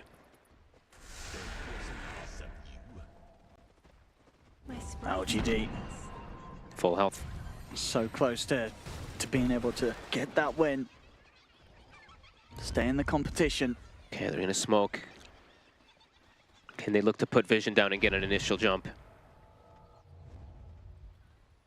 Smoke from IG as well. Hugging their tier 4s. Nothing to say, steps out for a second, they see him. They don't get the instant catch though. Just in case they pop the trap. The hammer. Look at the Hex onto the TA. Nothing to say, Zin. They've got the banner down. Now they're going to try and look towards Mew, but he's of course incredibly tanked. They've all got so much armor right now, nothing to say. Just tripped up momentarily, but still able to jump away with the orb. Shiro. He's trying to get some hits in onto the tower. These creeps are a problem. They jump forward. Shiro now pops the BKB. Save himself from Monet. Monet turns to be able to take down the Cole, and Monet's able to blink away from the Tiny in time. Oh, and these creeps, they're killing Xnova, and they're invulnerable. And the impetus is flying through as well. As he's got the smoke, so Xnova will be able to survive, but Baboka gets cleaned up. He's got a buyback available. Monet refraction just in time to stop him from dying immediately to the damage from the Cole. Can he get back to the fountain? He can. Only just. He's able to blink back. But they can still get more done here. Baboka, he brought back for this. They They're have turning the over towards. We get the spike carapace off. New in with the star break here. It's over towards him, but he's still pretty safe underneath the ground here. Baboka, is there any way they can help it? Another 3-man stun. The 3-man Baboka still surviving. New getting caught again by the spike carapace. They're killing Echo. They can get the kill on towards Echoes because he brought back for this when the heal comes out. Mind Flare not enough to burst him. Echoes will survive. No, he won't. They get him. And that's Echoes out for 2 minutes. No buyback. The tier 4s are dropping, but they've got big kills. I mean, absolutely. There's no Tusk. There's no Cole. And G2IG, sure, they have to use buybacks themselves, but they're all still up. Pretty good They may be able to hold. get a push going. At 2 minutes without Keeper of the Light, that's a long time. And nothing to say is at 25. I mean, how many? Okay. I want to see how many. We can look at how many He's orbs doing and a lot. everything. He really is. This puck is just in and out on the back lines. And he's just getting away with everything. So it doesn't show you guys, unfortunately, on the fight wrap, but I got to see it. So it's 10 orb usages, 8 waning rifts, 2 coils used in the fight. So says a lot about how much he was able to actually do dancing around. Same for Monet. The creeps, I feel like, actually did the most damage versus the IG heroes there, but they got on the Coddle twice. Well, it's definitely a bit of a scare for LGD. And nothing to say, he's just getting too much done. Even though he's won 5 in those last 2 fights, he's been just dancing on them. They're just not catching him. Yeah. Not at all. 60 seconds. And they kind of just ignored the Tiny a little bit there. And what's the status of the base? Base is in trouble. Yeah, the second tier 4 is pretty much dead. And there's no glyph. They had to use it. Next time round, if they were to bring a fight here, and indeed the glyph's not there, Shiro should be able to end the game, right? He should. It could just BKB The and hit damage of this Tiny, it is at that point where he can BKB hit hit the throne. Yeah, but Monet, I mean, this is probably the comeback, if he's able to get this, the rapier. He's got the Swift Blink right now. He just picked it up after the fight with the buyback. The roar. What, they found Shiro. But do they have to follow damage? I mean, Shiro's just going to be able to turn. JT's trying to start something here. He's got the backup and nothing to say. Monet or Xnova, but Boca coming in from the side. The stun is there onto Shiro. Nothing to say. He's trying to run over towards PYW. Looks for the squishier heroes. Shiro's getting down to half HP. Monet steps up. That's chasing out the supports. The snowball's back up in time. Shiro, he has to BKB TP. He'll get out with that. And the rest of the team, they're going to continue to be chased. And PYW is in trouble. He's been found. That's 2 more heroes dead. Without buybacks. Coddle respawns, but the Dawn and the Tusk now, so it's 5v3 if they do look for the fight. I'm not really sure. I feel like it's getting close to the point where Shiro, he might be wanting to pick up a pair of bots, you know. Maybe get ready for kind of the base race. Because these fights, they're kind of starting to go downhill a little bit for LGD. And you just got to get this Tiny on top of the Ancient somehow. Yeah, and there is going to be now that refresher for the Beastmaster, and they're all hitting level 25. All 3 cores now on the side of G2IG have hit him. Meld hit bash has been grabbed. Puck coil, piercing immunity, so they can actually focus fire these targets. If they see the puck, or if they see the Coddle, he's likely just dead, because they can just blink coil him, jump in with all 3 and kill him. So maybe Echo, does he actually go for an Aeon Disc himself, I'm wondering? See, he's got the Wind Waker queued up, but that's a long ways away. I think it might be worth for him going for it. We'll see. We'll see what he wants to go for, but he's priority number 1, it looks like, in these fights. It's a wild game. LGD in a comfortable spot, but G2IG saying, maybe you're not as comfortable as you feel you are, because Monet, he pretty much has the Rapier Gold. He's getting very close to it. I mean, just the fact that there's this Tiny in the game, it feels like they're hanging on by a thread here, G2IG. A bit. I guess that thread seems pretty strong, but that thread, it will be cut down in an instant. If this Tiny is on top of the Ancient, the game is over. It's like a spider's web, you know. It's a strong kind of thread. But it is a strong one. The LGD, they're chilling out a little bit though. They're like, all right, guys, let's get those items that we need to be able to protect each other, at least like some type of Wind Waker or something. But Shiro, he's looking for an aggressive play forward. Talk about that, you know, on the level 25 Cold, do they pretty much always take the Illuminate damage? Is there never really a case for the Strong Dispel? I've only really seen the Illuminate one, but the Strong, man. You know what I mean? Even against kind of these roars and such, the stuns. It feels like it could be. It could have been kind of nice, right? Or is the other one just that good? The other one is just that good, but sure. And he can't cast it on himself if he's stunned, right? So, I mean, they are just throwing it onto him most of the times, right? But could definitely see arguments at a Strong Dispel being good, right? That you can never say Strong Dispel is bad in the game. Shiro stepping up. He's going to put the BKB. They get the stun straight away onto While You Smile. They're going to try and burst through the Enchantress. While You Smile healing up, though. They're not able to kill him straight away. He's able to step away. It's a 4-man Dream Coil. Can anyone get on top of it? Doesn't look like it. Nothing to say. Jump forward again, but the grouped up, healing up LGD.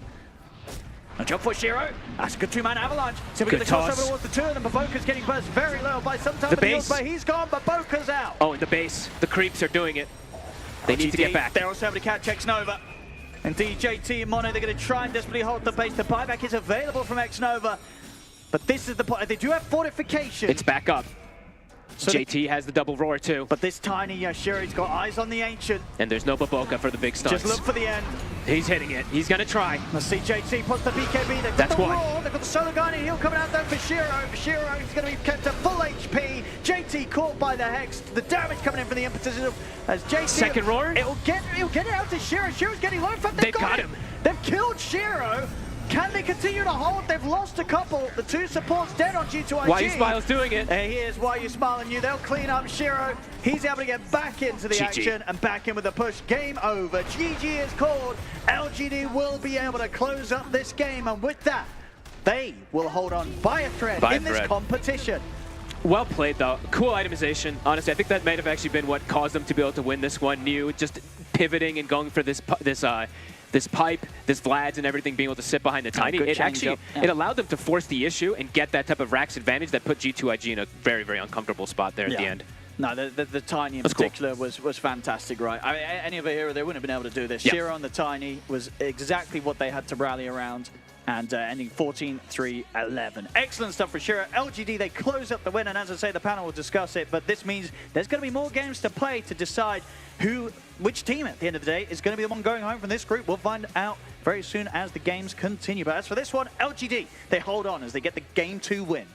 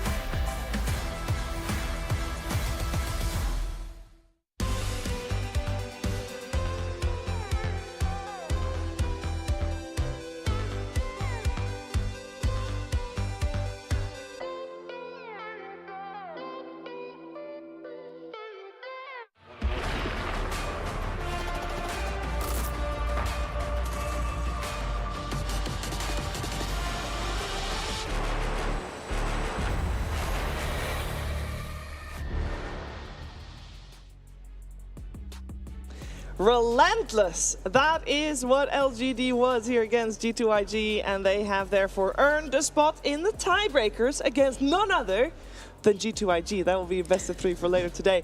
But this game, I think this game is exactly what we wanted to see out of LGD for this game, because we were wondering, oh my goodness, they picked a Dawnbreaker and tossed into a Nyx Assassin. Why? But I think we got shown why. Well, it's at least later in the game had quite a bit of impact, because my bro New didn't have a successful ult until minute 25. So you could argue he could have been a different hero who bought the same items and could have done the same or more. But I do think I want to credit LGD a lot on like their early game, how they're moving and what they're doing, because I think it's not easy at all to execute this draft, but they make it work. And I think this is ultimately where, at least for me, this entire game changed. Like this mid fight where Monet goes in and instantly dies, a little bit ugly. Yeah, I think the Dawn is not the story of this game at all. The story of this game is Shiro's Tiny. He was the win condition. He was the hero that needed to just have a great game in order for them to do the things that they did, and they did just that. They won both side lanes, they won mid lane, they convincingly won that early game, and they enabled Tiny so heavily within the way that they itemized. Even Enchantress, which is a very greedy support that builds to scale, did not play for herself. There was a Greaves, there was a Solar Crest, a Lotus Orb coming out, and a Vlad's and a Pipe coming out from Miyu, and it was just all eggs in her Tiny basket, and he did deliver, because the issue with IG versus when IG tried to kill this Tiny, they ran out of damage. And Dawn even went for the hammer facet that heals. Every time this Tiny stood and started hitting buildings, he was a unit that they had to it was a mountain that they had to climb, and if you add up all of the Illuminates, if you add up the Dawn ults that did come through, the Pipe, all of the damage mitigation, IG just could not crack it. Yeah, the amount of sustain was insane. Yeah, like definitely what I could see from LGD is that they knew exactly, because I will emphasize again, this is not an easy game for them to win. They knew exactly what they had to do, like Mir mentioned, with all the items, how to use your spells, how to position. YU Smite is always on top of his Tiny as well. He has the Wisp talent. When he takes damage, he in return also heals more.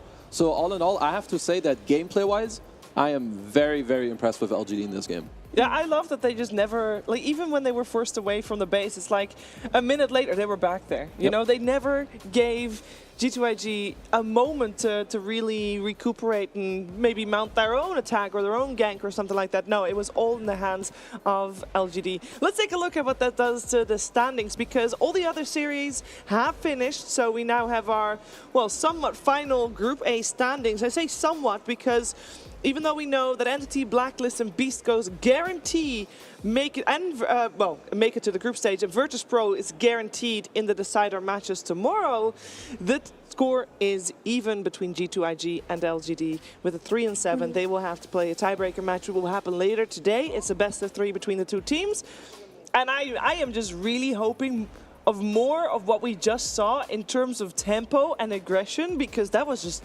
incredibly entertaining to watch, and that is what it's all about, Effie. That was such a fun game. I can't wait for this best of 5 to continue later today.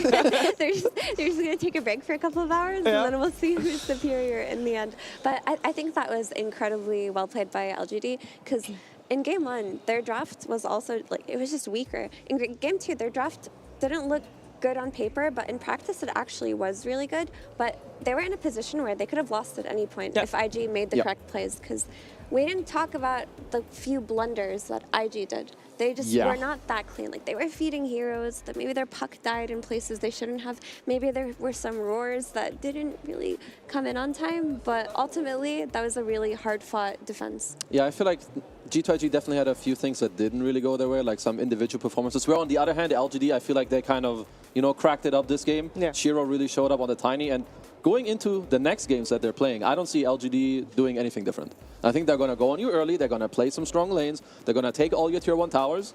So G2IG maybe want to look to adjust a little bit and try to talk about when you want to fight. When they fought at the mid tier 2, I feel like that is a self-gank. You're deciding to fight them at their strongest timing, you should think about that twice. Yeah, and at the same time, though, I do think that this game gives a lot to learn for G2IG for the continuation of this best of 5, as you say, because a game like this, I feel like if you're G2IG, you're not going to let that happen again. Or at least you shouldn't let that happen again. But, I mean, again, this series is very exciting, and we're going to see more of it later today. We're going to leave Group A for now, though, as we've yet to play out the rest of Group B. We don't know yet if there's tiebreakers there, and actually, I think for Group B, the chances of tiebreakers are a lot lower. I believe for Group A, the chances at the start of the day were 50%. And I believe the chances of no tiebreakers for Group B is 85%. That's not very high. Or as in that is very high, as in not very high for there to be tiebreakers. You get the math. It's all good. They're smart people. Yeah, they're smart people right there. But yeah, we're going to move to the next series, which is going to be our ALJ match of the day, because we chose ourselves Aurora taking on Heroic. Now we know Heroic is already qualified to go to the group stages. Aurora could potentially join them. But the reason why we chose this one in particular and why we are excited to watch this upcoming game is because I feel like we're kind of very invested in Aurora's story, because that's a team that we featured a lot on the mainstream right here.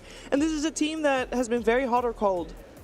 And we just want to know if they can get consistent, because that is the key. So far, we've seen Heroic already be consistent, but can Aurora join them in those group stages? We're finding out. We'll be having a break, but when we're back, it's time for more Dota 2 here at Riyadh Masters.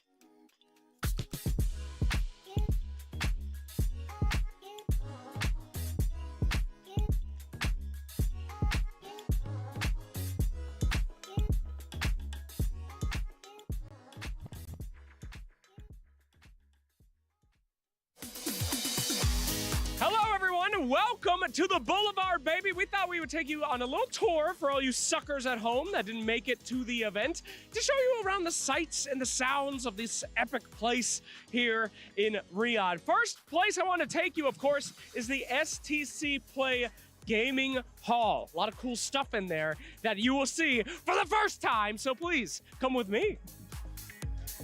Oh. Hello. This is the Team Liquid hut where Blue is supposed to be here. Let's go take a look at some of the things that Team Liquid has won. May we enter, please? Thank you. Look at these grand trophies. The Aegis and the lesser trophies. Here's the horse we were supposed to talk to. The only reason I came! Not a big deal, though. We'll wait for Blue, I'm sure. He's real busy eating hay or something, but we'll wait. Thank you, Team Liquid. Please let us know when Blue arrives. Thank you. Where's Blue? Where's Blue? Is Blue here yet? How long till Blue comes? Where is he? Please tell me. Okay, we'll be back.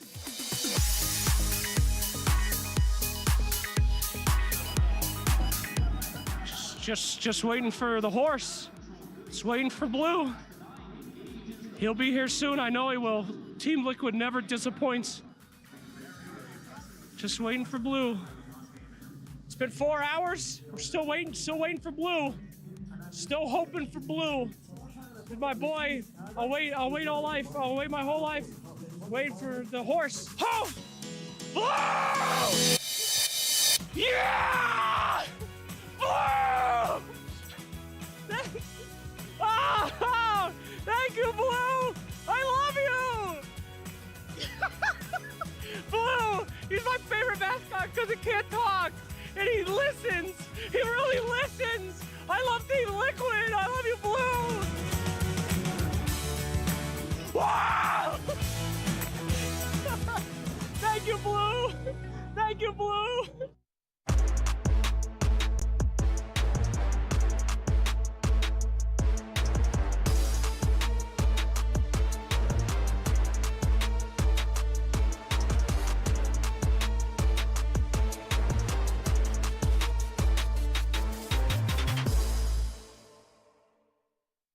Hi, I'm here with Aurora's 23 Savage, and I think it's the elephant in the room. We're at Riyadh Masters last year, the unforgettable moment where you preemptively celebrated, ended up bouncing back in the middle of the tournament. What's different going into this year compared to last year? Maybe this year I'll wait until I win, and then I'll do it. I hope we can get like top 2 or top 1. A little bit better than last year, then. I wish you best of luck, buddy. Good luck. Thank you very much. Bye-bye.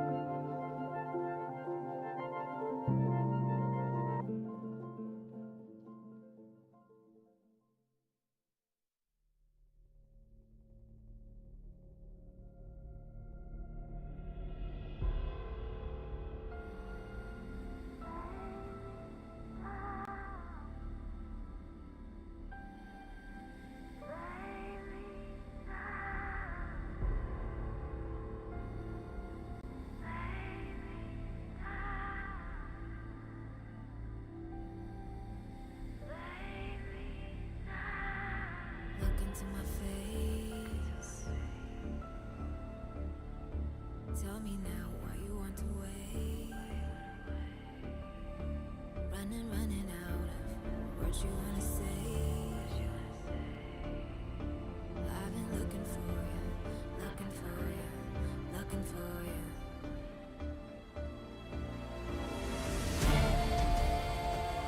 Take me down, leave me lost and found.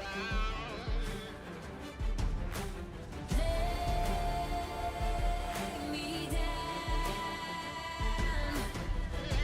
loudly without a sound, and I will rise, and I will fly.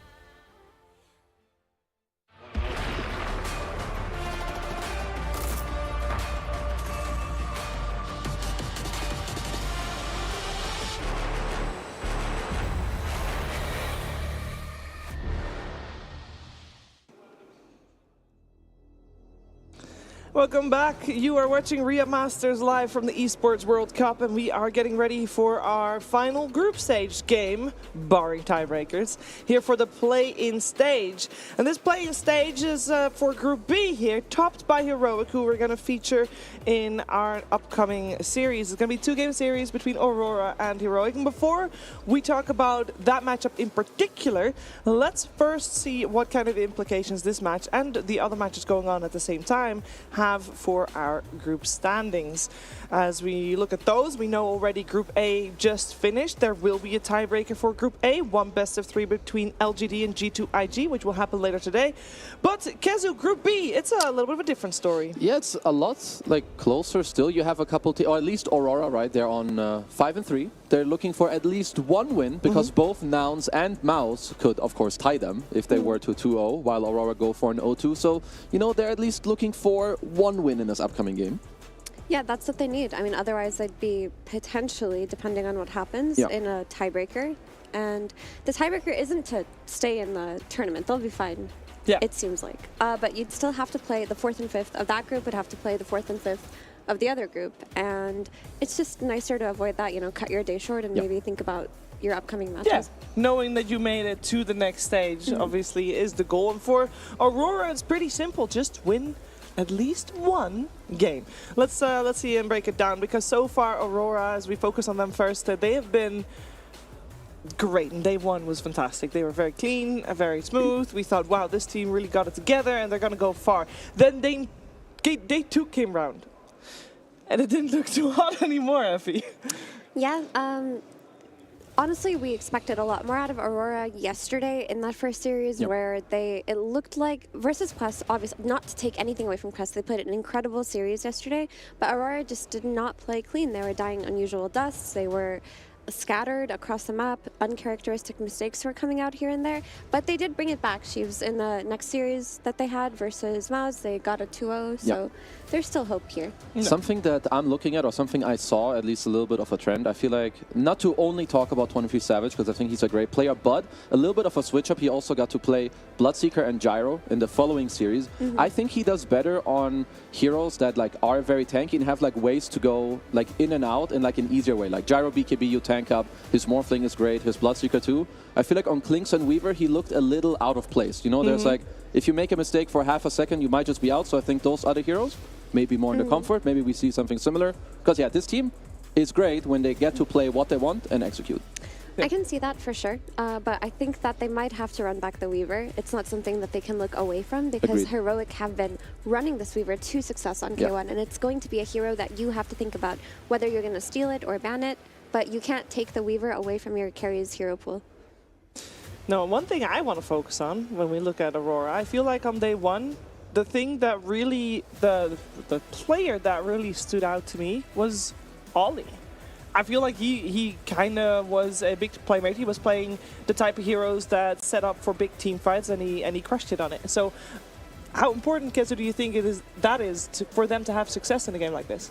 I think the supports right now are very pivotal for most teams, right? The early game, how they can rotate, what they can set up with, how well are they really helping their carry in the lane as well to set up the cores. So I think it's very important for any team, but I think especially for them, because I feel like it's on them to sync up with Lorinov to really set up the entire team in the early game for success.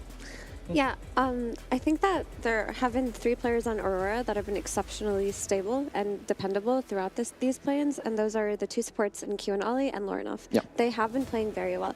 The X factors have been, of course, Jabs, but that's just how he That's is. You know? him, yeah. Inside of Jabs, there are 2 wolves, and you don't know which one you're getting. And 23 Savage has had really good performances, but also, like Kazu mentioned, sometimes he gets put on heroes in bad situations, and it unravels. So if they can cater to maybe these 2 players today, that could be a switch up that they need. It really could be. Let's see. Focusing on Heroic, though, their opponent, this is the top of the group. This is their arguably like Aurora's toughest opponent that they'll face in Group B. And that means that if they were gonna be showing that they can hold their own against the best, and this is a great place to start. Heroic has been on fire. Kazu, when you are looking at Heroic, which player really do you have your focus on how they do in the game? Actually, I'm not sure. I feel like I'm looking at all of them. At least recently, I feel like they've all been able to impress me in different stages of the game, also throughout different games. I feel like K1, to me, the only agi hero he's played is Weaver, which he plays phenomenal. Then he's played like only strength heroes. Like his CK Sven, the like farm speed this guy has is really high. I'm just sometimes looking how much he can really like then impact it in the game, the gold that he gets. And it looks like this time around they're owning. I think they're all doing very well. So I'm just looking for kind of the same. Yeah, and the thing you said, Kazu, about K1 is how can he translate that gold to an impact within the game. That's always been the story of any Hector team. That he's always been exceptionally good at farming, exceptionally good at carrying at later stages of the game. And the issue is always how is he going to join those early mid-game team fights? How well is he going to do it? He's been popping off. Yeah. He's been playing exceptionally well. He does not look like the carry of the old days where he would, you know, become online 60 minutes on PL at TI, you know what I mean? It's not the case anymore. Like, he's been playing early game heroes, he's been showing up to fights, he's been making calls, he's been playing very decisively, so this is a player to watch on this team for sure. Now, I do know that the conversations around Heroic that we had at the start of the year were very much all around the offlane. If Dalai Lama has a good game, they'll probably win. If he has a bad game, they'll probably lose. Are those times over? Is that, because that is obviously an issue with the team that I'm sure the team was also well aware of. Do you feel like they fixed that? I mean, I personally think that Dalai Lama has gotten a lot of, well, slack from a lot of people throughout for a long time. Like, people always say, oh, this guy is so bad. I think he improved a lot. He is an emotional player, which, you know, something you can get better with. I think he's improved a lot. He's very high in MMR leaderboards.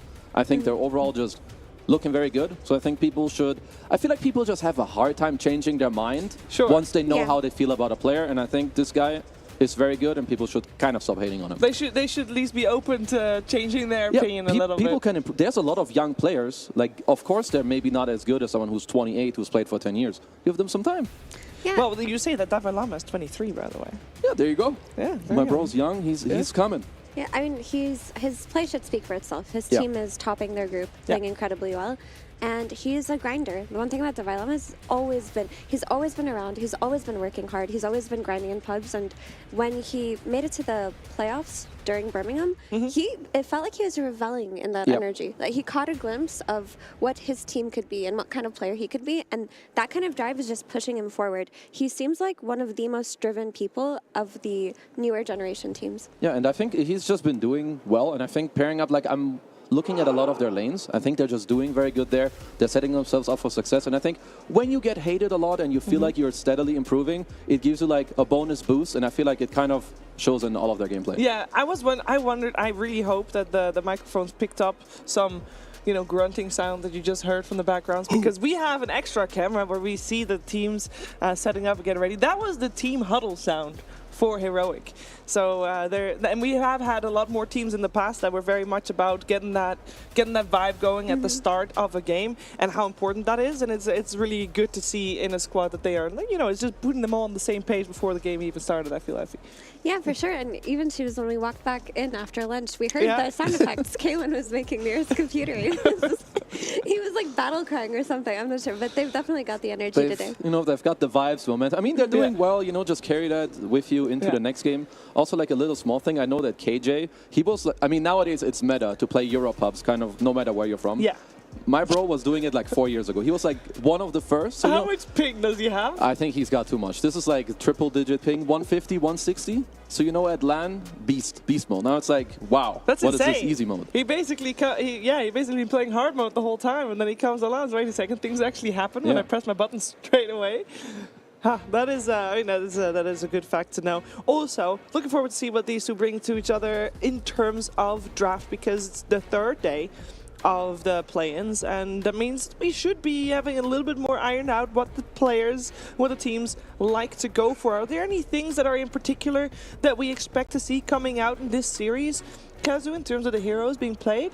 So for Heroic, at least one of the few things I picked up on, they very often have overlapping minus armor strats, like some Weaver with a Slardar, maybe SF with a CK, or CK with a Weaver. Like there's stuff like that, and just K1 on the heavy farmers that are tanky, and then join the team. Like his Sven CK, I think, are heroes that you need a plan, no matter what, whether it's to ban or have a strategy against it, because these two facts are in any game that you watch Heroic.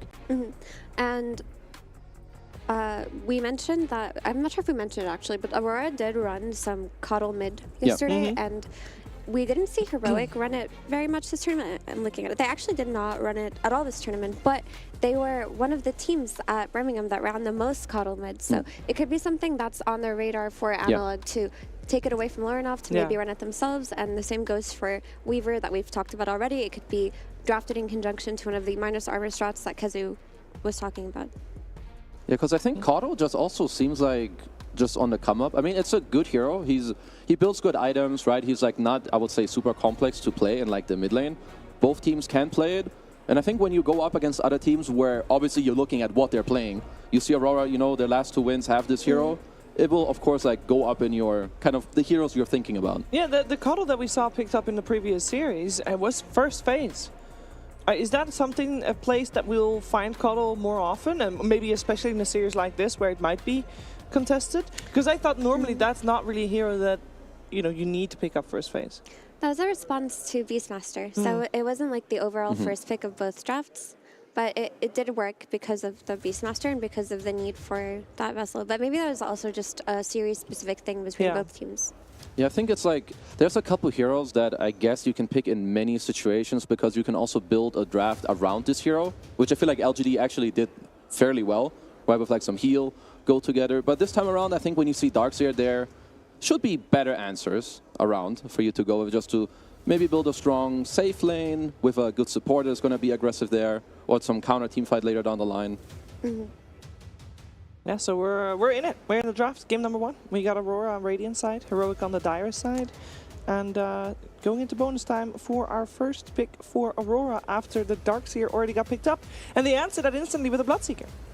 Yeah, I mean, Bloodseeker is interesting. They did run it already, as Kazu mentioned, but when you look at Bloodseeker versus Darkseer, the concept here is that you want a carry that can heal on lane, like sustain itself, because you're constantly getting whittled away by the Ion Shell, under tower especially, and it's a counter to Rupture, right? When you, it's a counter to Surge. When you Rupture a target, it can't really surge away and put itself in a safe position, but I don't know how confident I feel about Bloodseeker as a hero in general, Kazu. Yeah, I also feel like you need like you need high purpose, I feel like, to make this hero work. Like in the other game they played, it was against Pango.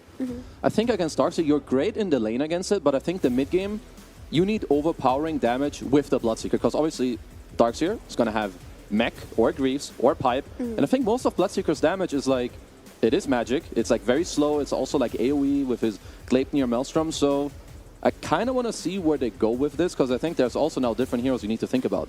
Heroic, maybe with some CK. Like, that's not a hero maybe Aurora could have thought about, but you know, maybe not super comfort, because yeah, the Bloodseeker, I'm still on the fence.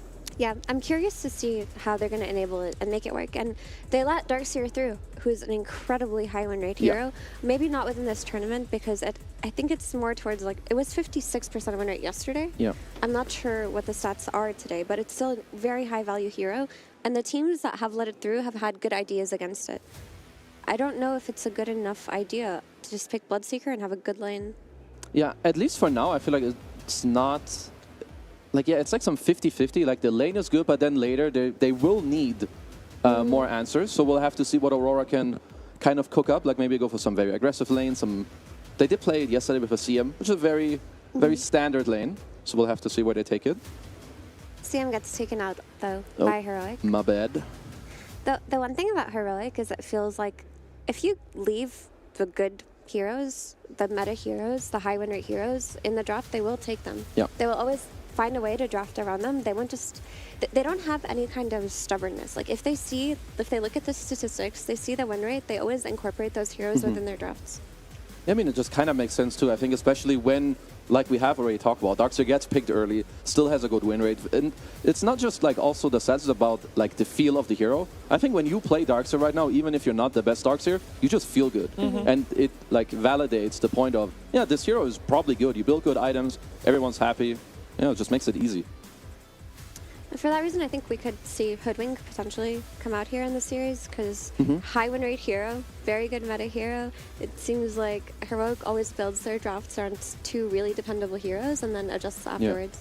Yeah, the other one that is still in the pool based on that nice goal indeed is the Ember Spirit, of course, falling into the similar category. I mean, that could definitely be a hero that Heroic could think about, like closing the phase potentially. It's always very good with Darkseer. You don't care about Tusk or Bloodseer either. But for now, I would assume that Heroic are going to look for most likely KJ's hero in the safe lane. Which now maybe they also need to think ahead, what do we want later on Hector? Like if he wants some CK, maybe you can already think more about a range hero here, or do you just want to go for some Clock? Maybe Phoenix? Maybe it's a little bit overlap with how their heroes play. But I think Phoenix can be very annoying for both Tusk and Bloodseeker. Yeah, is a hero like Grimstroke then also on the table? Because that's one that you can maybe bind the Bloodseeker with? Maybe it limits you a little too much on your following picks. Ooh! Pugna coming out. What's the theory behind it? I mean, I'm at least kind of happy to see it. It's not something we see too often, but I think both Tusk and Bloodseeker are heroes that go in and like kind of commit. At least I would say Bloodseeker is a timing hero in the fight. You need to pop your Rupture, BKB, go in, and hopefully kill the guy. If there's a bonus heal on top of the mech or some Decrepify coming out to delay that, I would assume that that's kind of the idea. Also good against tag team. I mean, it's the first Pugna coming out here at Riyadh Masters. Yeah. And I personally don't see the value right now. Maybe they want to pair it with something like a Storm Spirit, something where they want to give it a mana battery, because there's no heroes that exploit something like Storm. So maybe they do want to close out the phase and then just have this Pugna protecting it, keeping it healthy. Because for the most part, it's not like Netherward is good versus Bloodseeker or Tusk. And Tusk is a hero that gets on backline very easily. So these backline supports, like Pugna, that have to position very well, already suffer. So I would imagine they just want some hero to go in that this Pugna heals. Yeah, I do think that Storm would be very, very strong. Like already against these two heroes, like you said, they don't really deal with this hero at all. It's great with Darkseer. I do think that Darkseer kind of likes, at least, if the enemy team has to like go kind of deep on your supports. I would say that he's at least decent at protecting them. But for now, yeah, I think the closing pick for Heroic is very scary for Aurora, and they need to keep these heroes in mind.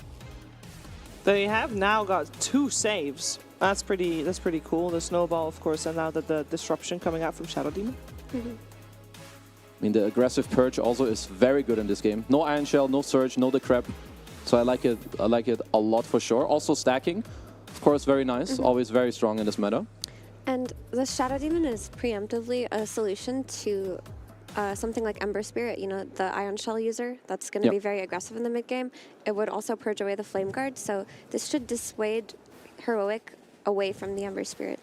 I still like Storm though, especially versus Shadow Demon, because you can just get Orchid and jump him every fight. Yeah, I think Storm is something that Aurora, it has to be in their mind, at least somewhere, where the next pick, if Storm is to come out, that it's already like, maybe soft counters it or soft blocks it. I think the other hero as well, that could be kind of nasty, depending on what Aurora pick here, for Heroic later, would be a Chaos Knight. I think like SD doesn't enjoy that matchup too much. Also Orchid Buyer, Jumper. Okay, you get a little Primal Beast. At least one of the heroes that also doesn't really care about Pugna. Yeah, I like Primal Beast a lot versus Hoodwink. It makes Hoodwink's life very difficult in fights, especially with Hoodwink's recent nerfs to her cast range and her not picking the Scurry facet anymore. Makes her a lot more easy to find in fights. And when you have a hero like Primal Beast that can just charge in and kill your backline supports, not just the Hoodwink, but the Pugna too, right? They do have the control for the backline that Heroic has built up. But now they've also just got 3 melee heroes, and their draft looks kind of clunky on Aurora when you put the heroes together. Like, even if it makes sense versus individual heroes, you look at their draft synergy, and I don't really see who's backing up who's doing what, who's the Tusk buffing up right now, who's the Shadow Demon stacking for. It's all kind of awkward. Well, are we thinking this Primal Beast is going to go to the mid lane or to the off lane? As the Storm still comes out, as you guys predicted with that Pugna. Yeah, no, this makes the Pugna, it gives it a lot of sense, right? This is one of the classic combos of last year where Pugna just, maxes his heals and his Decrypify and just keeps Storm available during that mid game, just ramping him up constantly. I mean, do you now maybe just put or at least what I'm looking for, because I think the Storm is already too good. Like Mira saw the Pugna pick, saw it coming. SD is already bad against Storm too. This hero needs to be addressed. I will prefer if the Primal goes off lane and you pick a mid hero that controls it in some way, like where you can play through it or counterplay it later. Ember Ban is good. Like I'm looking for like maybe pucks and DKs, something like this. Even then, I'm not sure. I still feel like their draft overall would look still clunky and clumsy when you play like all these melee going together heroes against Darkseer Storm. But I'm afraid of the Storm from here, and I feel like you need to address it. I think that what makes the most sense right now is you just put, like you mentioned, you just don't put the Primal Beast mid. You let it play on the offlane, and you pick something like a Puck, something to control the Storm and range damage because you're currently lacking it. And you don't want to play 4 melee versus Darkseer. That's just a joke. You're setting up for insane back walls within the game. So Puck feels like it makes the most sense at the moment. Yeah, I like Puck. At least you have a Primal who this hero can move a lot. So I would say even though the two supports don't have like the most damage or the most explosive damage, you could always look to bring the Primal to the coil to ultimately make sure that the Storm does actually die. I will say that I like Aurora's bans. I think both the Alk and the CK, like tanky heroes that go in, secondary jump, they play in front of the supports, they play with the Darkseer, are very much on point. So I feel like, Heroic may have to look a little bit into like their back pocket of Hector's hero pool. The ban out defend themselves would have been lovely. Yeah, they do ban out the Puck. I mean, something we don't see too often. I mean, most likely you'll still see a melee hero for K1. His Wraith King is still in. I don't know how good that now is. It was good for a little while. Yeah, I mean, it's good with Dark. I'm like looking at... We don't see much Void. Maybe it's too hard to play it. We've seen it banned a couple of times. Do we hate Razor? I could see it. Well, Okay. the Void, good call, Kazu. I mean, I'm not entirely sure how good this hero is, but it's a good kind of backup for their draft, and I think it gives you counterplay for when they have to commit a lot later. Yeah, the only issue this Void faces is the Shadow Demon Disruption save inside of Chrono, but there are so many ways to control Shadow Demon. Because you have the Storm Spirit potentially jumping in with an Orchid, you have Hoodwink who can also just follow up with disables and burst damage. So Void should be okay. Also, Chrono does set up for damage coming out of 3 heroes on his team. But what do you take here on Aurora now? Like all the heroes I would have loved the most, at least the ones I can think of, they're not in. Yeah, the one that would still fit the description of you guys would be Wind Ranger, but mid hasn't been done for a little while. But it would fit the, he's ranged, he can play with the Tusk type of archetype, but I don't know if you'd want to. Ooh, a Spirit. It's a melee Spirit, but it's also a bit of a ranged melee Spirit, because he does float around. He's less clunky. Less clunky for sure than any other melee heroes, because he can weave in and out of fights. Like getting Vac-Walled isn't the end of the world for him. He just steps out. He can also build Aghanim Scepter as a means to control the Storm Spirit, the Faceless Void. It's a solid pick. The only concern is that if he doesn't really get off to a good start, he has to think about things like time dilation. He has to think about things like getting controlled by Hoodwink. He has to think about getting jumped by Storm himself. But this is probably the best pick that was left for them, Kazu. Yeah, no, I think so too. Like he can deal with most of the heroes. He can equip for a silence later on too. I will say that I'm very happy and I like the heroic draft. I feel like you have the scaling with the Void against the Bloodseeker. Because Aurora's draft, they need to like go in, drop everything, and hope to get 1 or 2 kills. But I think both Void and Darkseer are very good against that. With the AoE heal, you have Pipe, you can Chrono to counterplay. I can definitely see ways for Aurora to win, but I think it relies more on snowballing and having quite the good laning stage. Yeah. Not intended, but it is there. I like Heroic's draft more here as well. It just looks more cohesive together. The Storm Spirit is not really addressed within Aurora's picks. Like they don't have the best way to control it.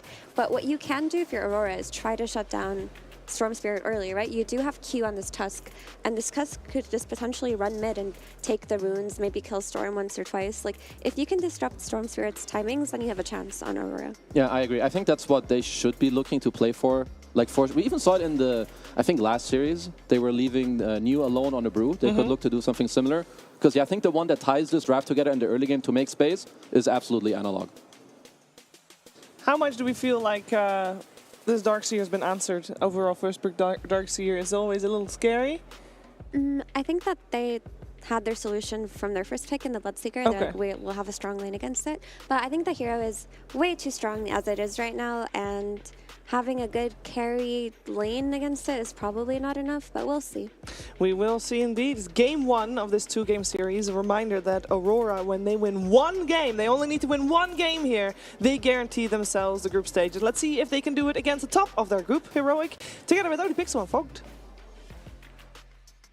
Thank you very much, Shiva. Yes, it is time to find out who's going to come out on top between Aurora Gaming and Heroic. Folk, we've had the drafts. We're getting some heroes in particular that we just don't really see other people play. I face this Void. Excited to see this one. Maybe I've been watching the wrong regions, the wrong teams, but I never get to see the Void carry come through. You're not watching K1. Yeah. That's why, you know? Yeah, I mean, this is definitely a very specific draft for them and something they like to play around, even with the Pugna KJ.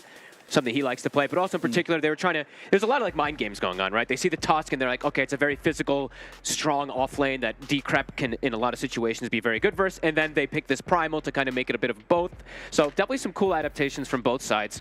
I mean, the thing that I'm really looking forward to is just that there's really no tower hitters, which means we're gonna have a ton of fights happening, right? And this game could get to some later stages, because this is some pretty bad heroes to take objectives. Yeah. Taking Roche is lackluster, taking towers is lackluster. That's it, right? Yeah, it's just the Pugna, but it's a 5 Pugna, Sure. so that's what makes it a lot harder to set up for those blasts. So, yeah, I mean, there's definitely set up to be for this game to go on for a while, but this could be a really, really fun game to watch. I mean, who's do you like more, though, when you do look at these heroes? I like Heroics just a little bit more. Not like by a massive amount, because I think if they get run over in the early game, it could be kind of difficult. The question mark for me really is Bloodseeker. I don't know how good this hero is right now. Sure. I mean, I guess I'd say the same though for the Void. Like, why is it that Heroic, they're a team that are willing to do it, and why is everyone else not really playing Void right now? Void's just slow. Super slow hero, can get abused in laning phase and just get run over before he hits any timings. I mean, I think we all say it a million times, right? Void is about playing for 20 talent, right? So that already says it's going to be a bit of a slower game that you ideally want. So, yeah, I mean, we'll have to see. We'll have to see which one is able to get that success and how much they're able to do. Because looking at some of these combos that they have, they're kind of cool, right? They do have the Shadow Demon plus Bloodseeker to set up Blood Rights early to perhaps get some type of ganks on these, you know, these mobile heroes. Because that's really what Heroic has gone for. All 3 cores are mobility cores. Sure. So the lack of stuns, we'll see if that comes into play, but let's see if they can actually set up a couple of these Blood Rights to make the lack of stun look better with the silences that they have to cover. So yeah, because I imagine as well, if you're saying Void, you're still wanting to play for like level 20. In comparison to that, the Bloodseeker for 23, you're looking to get more done before level 20 in particular, right? Absolutely. You don't have to wait that long as a Bloodseeker. Yeah. I mean, you don't have to like literally like, you don't have to straight wait for Void 20 to like show sure, up, but yeah, you know what I mean? That's the timing, That's right? where he gets, exactly. you know, kind of to one of his power peaks. It's gotten nerfed a lot, though. It's no longer like, well, I think at one point it was like 140 attack speed, was it? 120? And now it's down to 80. So it has gotten chunked down quite a lot, but still very strong if you get to that stage. Yeah. Well, what do you make of the mid matchup? You know, we're getting the Spirits coming in here. I think the Storm. We've seen this one quite a bit. I think Storm usually has a slight advantage, but I've seen the Void Spirits. This one's like a skill matchup, right? It depends on how much he's able to catch with these 8th and Remnants. And I think it was Effie at the end there, Mira was saying the rotations early on to see what's going to happen, checking these power runes is definitely important because there's a Tusk on one side. So Q could look to make early moves on the mid lane. The battle begins. Bounty runes. So they are going to go 3 the way of Aurora with that. As Heroic not quite set up to fight. Yeah, they were a bit afraid running into the Tusk in the Primal level 1. Like their level 1 is kind of underwhelming with Pugna, Darkseer, and Void. They kind of don't do anything, so. Heroic's lineup definitely needs some time. That is the one thing that we do have to say. It is a little bit greedy. It could get pressured a bit from Aurora, and we have seen how Aurora plays. They are a very aggressive team. Q in particular, we've seen how much he's been able to kind of dictate the pace of the early game for his team. I see how, because that top lane as well, right? That is a lane that they can slow the Void down early. I mean, how easy is it for K1 up here? It's a double melee. That's the issue. Like, K1 should be fine. Okay. He's got the backup of Pugna, which is... It's a weird... This hero's weird. Pugna, it's like you look at it, it's like, wow, this hero doesn't contribute a whole lot in a lot of situations, but it's a good harassing hero. You've got great distance, good damage from spam. You're just fragile, so your positioning is everything on Pugna.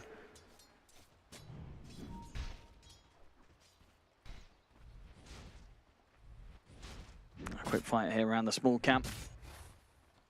I'm mostly watching in the mid lane just because I want to see how these first few waves go, because that's where I've seen the Storm sometimes pull ahead, but I've also seen the Void Spirits pull out at times too. Very skill-based matchup, so.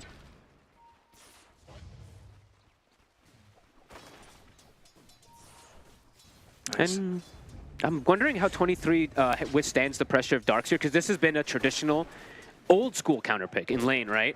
Thirst has been reworked quite a bit. You know, now that it's built into Sanguivar and your innate, definitely different how much you heal. You heal a lot less per creep kill. It's a lot less. It really feels, especially early. I'm wondering how much it's going to make a difference of how much you can actually lane versus Darkseer as KJ. Oh, he's gone. Does get caught. Trample from the jabs will be able to take him down. Bit fragile. But K1 is getting free farm, so I think he's okay with that. But yeah, I'm really going to watch 23 as well, too. I really wonder how much, if he can actually handle the spam out of both of these two, because it's not a double melee, but I'm telling you, you've played it probably more than I have, but it's not as... It's quite a little great. healing. Your health just doesn't go up when it says it should. So yeah, we'll see how much he can endure. I mean, it absolutely changes some of the matchups, as you say, that you would pick Bloodseeker into in the past. Yeah. Lornaf right now is having that little bit of an advantage off of the first few waves. Got a couple extra denies versus the Storm. And he's going to have that base damage advantage as a universal hero, of course, so.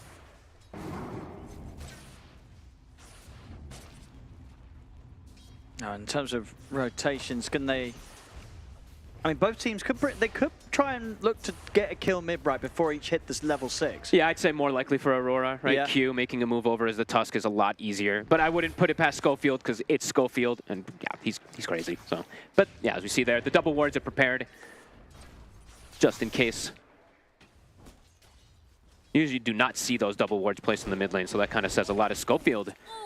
Bringing it to Ollie right now, even throwing the Blood Grenade. He's got the disruption. He's got another Acorn, but he's got backup of Bloodseeker. Schofield should be okay. Top lane, they're able to trap in KJ, but he's got the defensive Decrepify trying to help him out. Still, the trample will come through. Not enough to kill him off, though. Nope.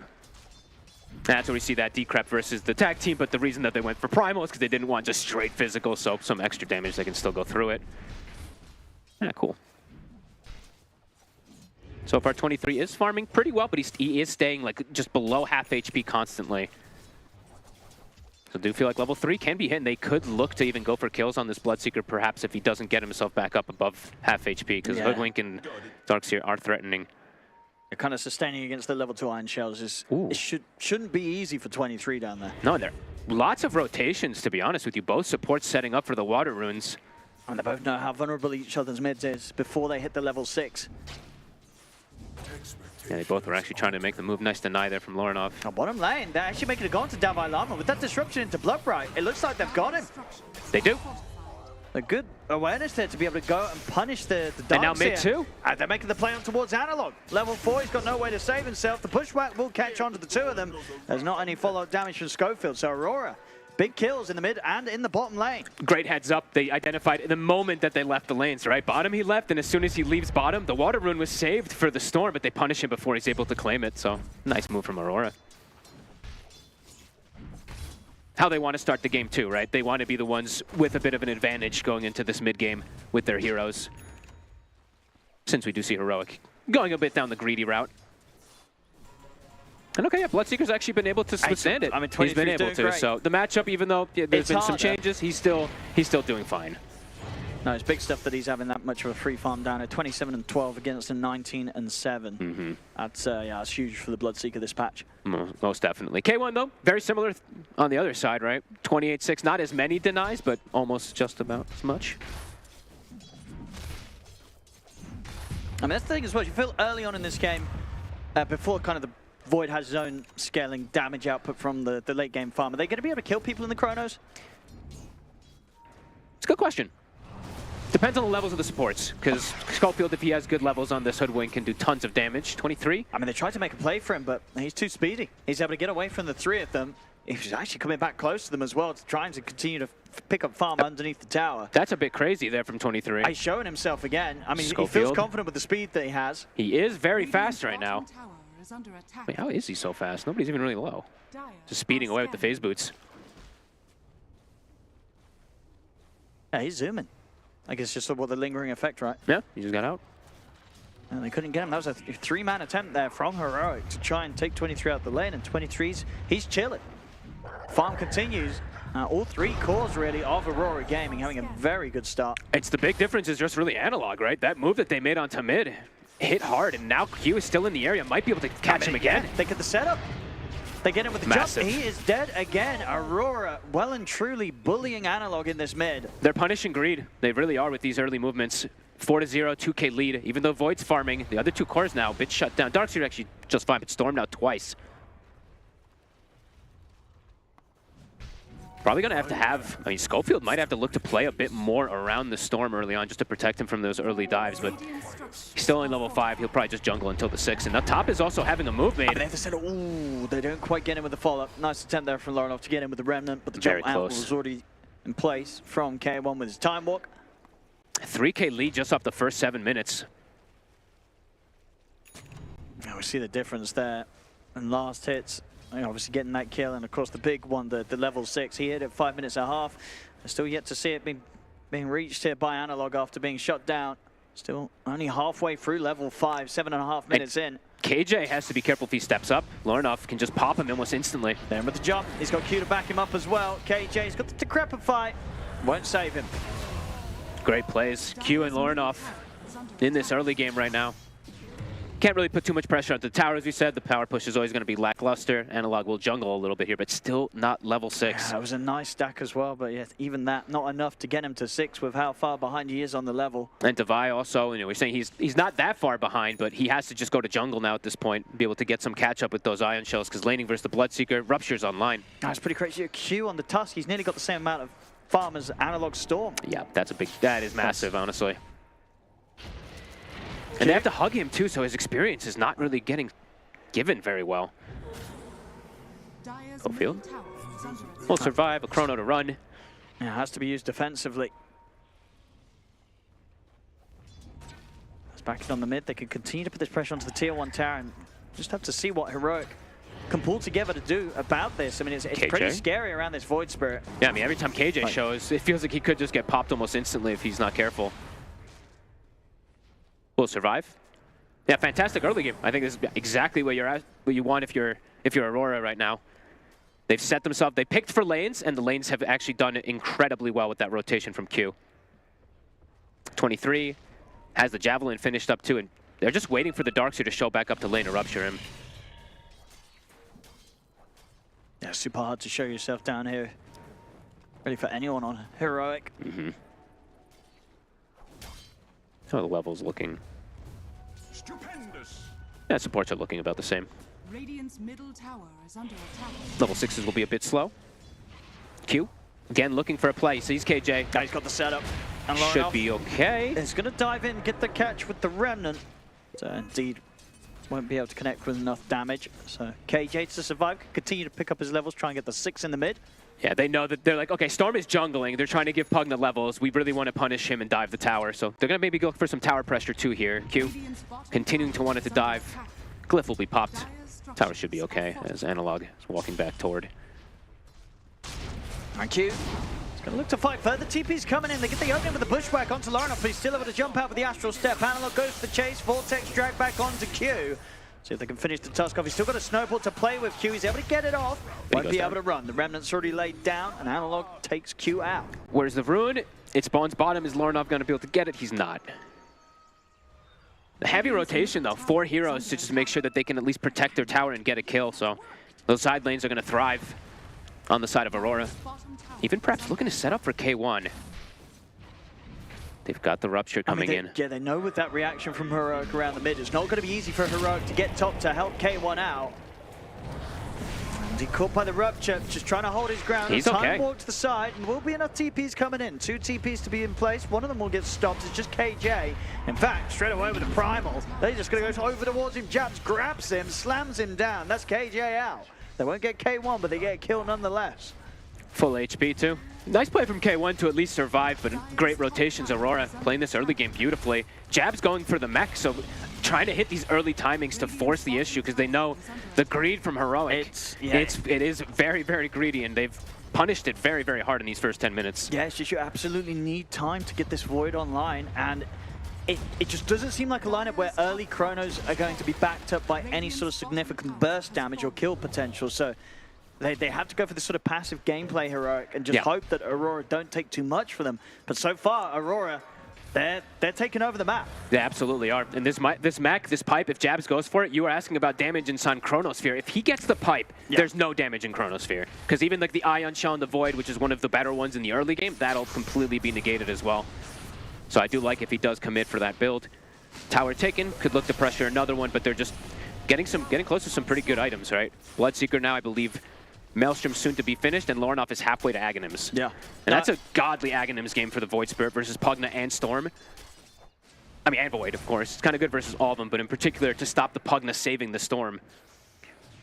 Yeah, it feels like it was pretty crucial for Heroic's lineup that the mid lane and the off lane went a little bit better, but they just didn't, right? Divine Armor didn't quite have as good of a time as he may have expected to against 23's Bloodseeker. 23 Bloodseeker gets a completely free opening. In the mid, we're going to see Jabs just leading on. That's really deep. He's going to get burst immediately for that. Divine Llama tries to go for the TP out, the damage comes in. The Chronos, the three-man. Do they have the damage? No, they don't. He didn't even hit anybody. They're going to be able to jump out of the Chrono perfectly fine. 23 on the retreat. KJ's trying to chase down 23. Bushwhack's going to miss. Might not matter though with the Degrapify and the Drain. They're getting him low. Zip forward with the Bull Lightning. Analog closes in. They get the kill. They'll take 23 down. Jabs, the overextension actually hurting his team so much here. That's the two supports here trying to play against the two supports of Heroic, but Ollie's getting burst low. TP starting to come in. Lornoff is be able to swing in for the side. They jump in, take out KJ. Remnant over towards Schofield. They get the drag back. Jabs, he's back in action. Okay, now Heroic extended too far themselves. Jabs respawns and is able to get some cleanup kills. Ends up being pretty okay there for Aurora at the end of the day after that overchase. Good chrono. Catches the 3. No real damage, but then the afterwards chase. I feel like the Pugna actually did by far the most damage in this fight, he did. right? I mean, he pretty much did the majority of bringing down 23 as low as he did. Yeah, Pugna did 4,000 damage in the fight. Everybody else did like 1,000. Or 3,300, yeah. There you go. That was definitely a mess up from Jabs, overextending into the dive there. Gets caught by the Bushwhack, decrep all the burst. But then Heroic overextends as well too, and it comes back okay for Aurora, so. And that's Lornoff, 3 components towards the Aghanims. This Aghanims is going to be a big problem for Heroic. Yeah, it's going to be so hard to fight into Aurora at that point. Yep. They're going to need the... I mean, they'll have Darkseer if he's able to find the pipe and everything like that. Perhaps they can just endure the silence, but he's still a ways away from that one, so we'll see if it does come out in time for that. Yeah, and if anything's to go by in that last fight, I think Aurora, they're probably going to be jumping straight for the Pugna. Oh, yeah. That's how they fight. I mean, honestly, that's how they should fight every single time anyway. Yep. Disruption on mid. Get the setup into the Remnant. So there's enough burst with the punch up for the There's the mech. He's able to get the zip off, and Analog keeps his difference. Q starts to back away. Gets the drag back with the Vortex on towards Q. Q is going to go down. Charge forward from Jab. Jump in from Lornoff. They get the catch onto KJ. They're trying to take out the Pugna. But KJ, he's able to live. He's standing his ground with the light train. Turns towards Lornoff. Lornoff has to jump away. Did you see how the Storm just died?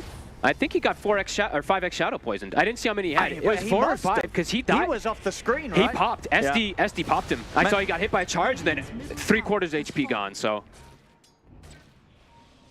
that's surprising. It seemed like he didn't need to die in that one. That Analog. He died like 100-0. It looked like. At least I didn't get to see the death summary. Apologies, but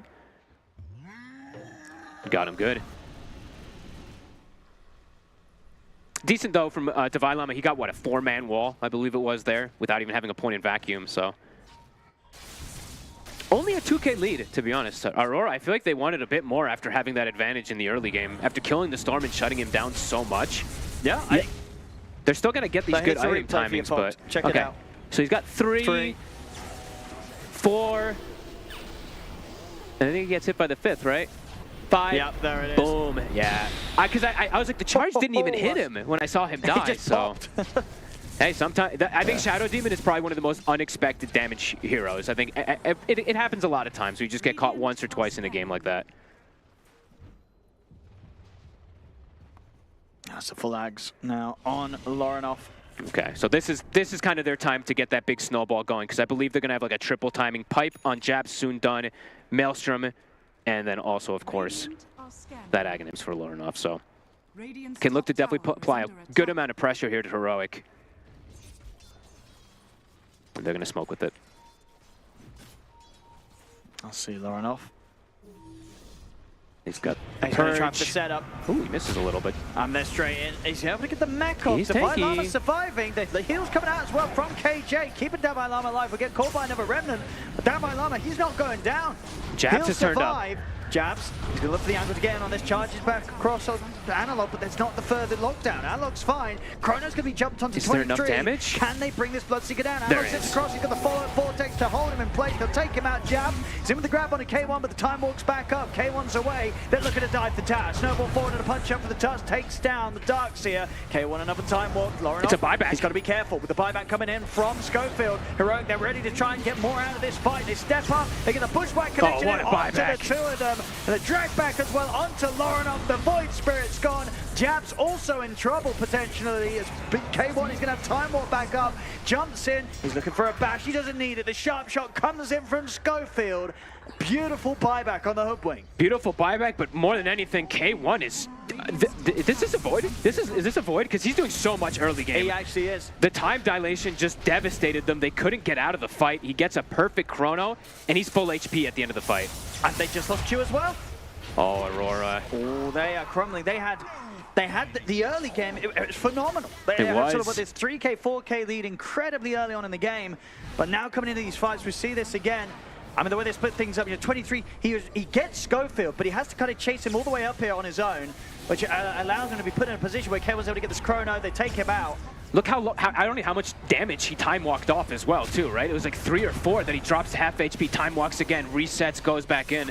And then Schofield buying back here, I mean, really helped secure them. Pretty much the extra kind of 2, maybe the 3 kills. And 23 back in action, he's dead again. Oh, boy. Uh-oh, that beginning, it's a long forgotten memory, it feels like now for Aurora. Heroic, they've got the lead, and they've got K1 Void in prime position. I know, and they've got the teamwork. Honestly, the teamwork, the way that they're backing each other up. Divine Llama lived an extra 30 seconds than he should have been in that last bottom situation, because that was Aurora's timing to jump him. They purge him, they used everything, and he still tanked through it. Should get the Pugna here. But a lot of space has been given Heroic with their greedy draft. They're getting some good item timings now. Believe the pipe should be coming out. I mean, not the fastest for Divine Llama, but yeah, Hector, Jab. K1 a monster. Uh-oh. Let's see if he's tanky enough to walk away from this. He's going to get bashed up. He's looking pretty dead. Maybe felt a bit stronger than he was there with the mech and the pipe. Sure, it's a pretty decent farm, but farming up on the high ground in the mid, that's risky. They punish it. He's dead. Time dilation is honestly owning this game. Sometimes you forget how potent this ability can be, but I'm just seeing Primal Beast charge in. Usually this hero's about go in, get your spells off, like reset a little bit, go again. He's stuck in the fight. He's just completely stuck from all the slow.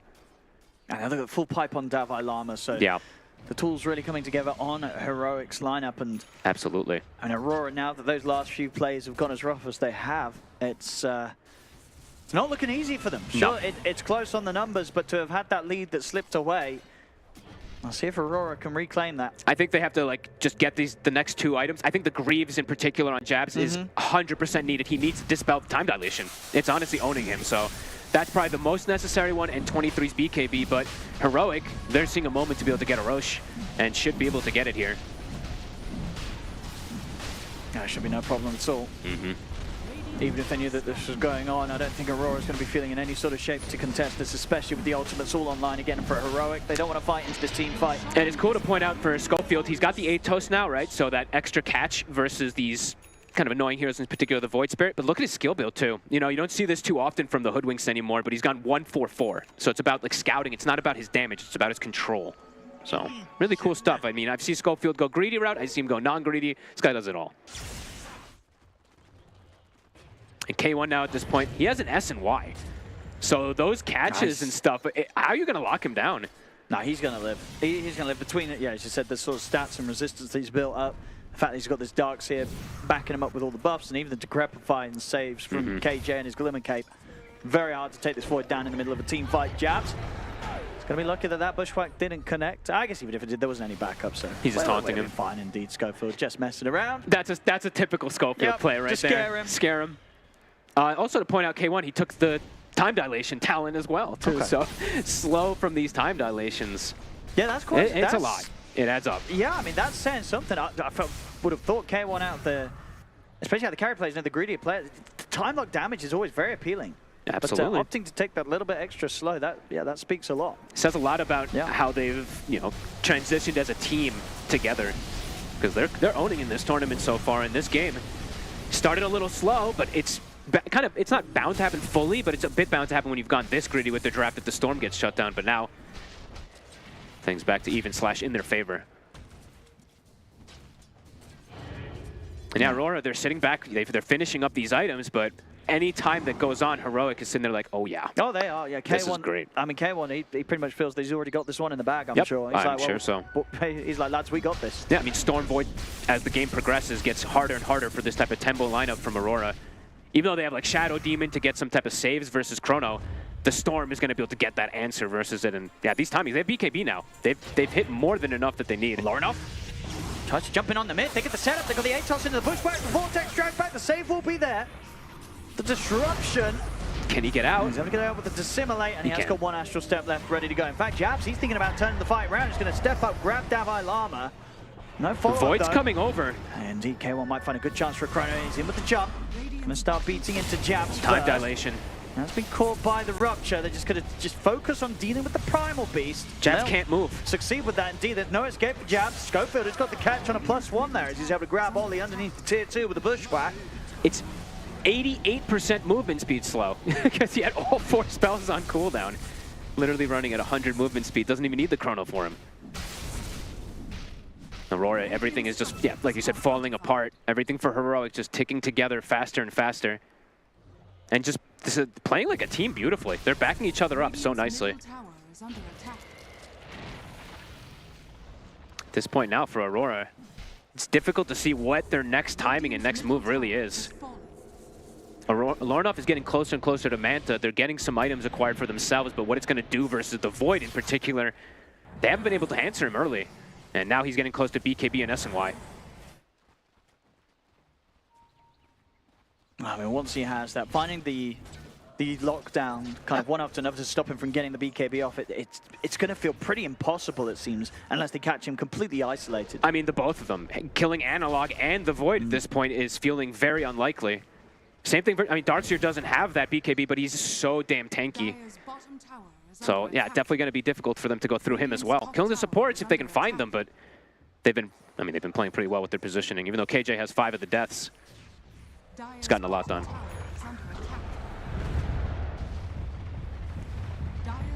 Still 1 minute left of the Aegis, too. They'll force the issue on a tier 2. And Aurora, I'm sure they're questioning, like, how do we approach the fight?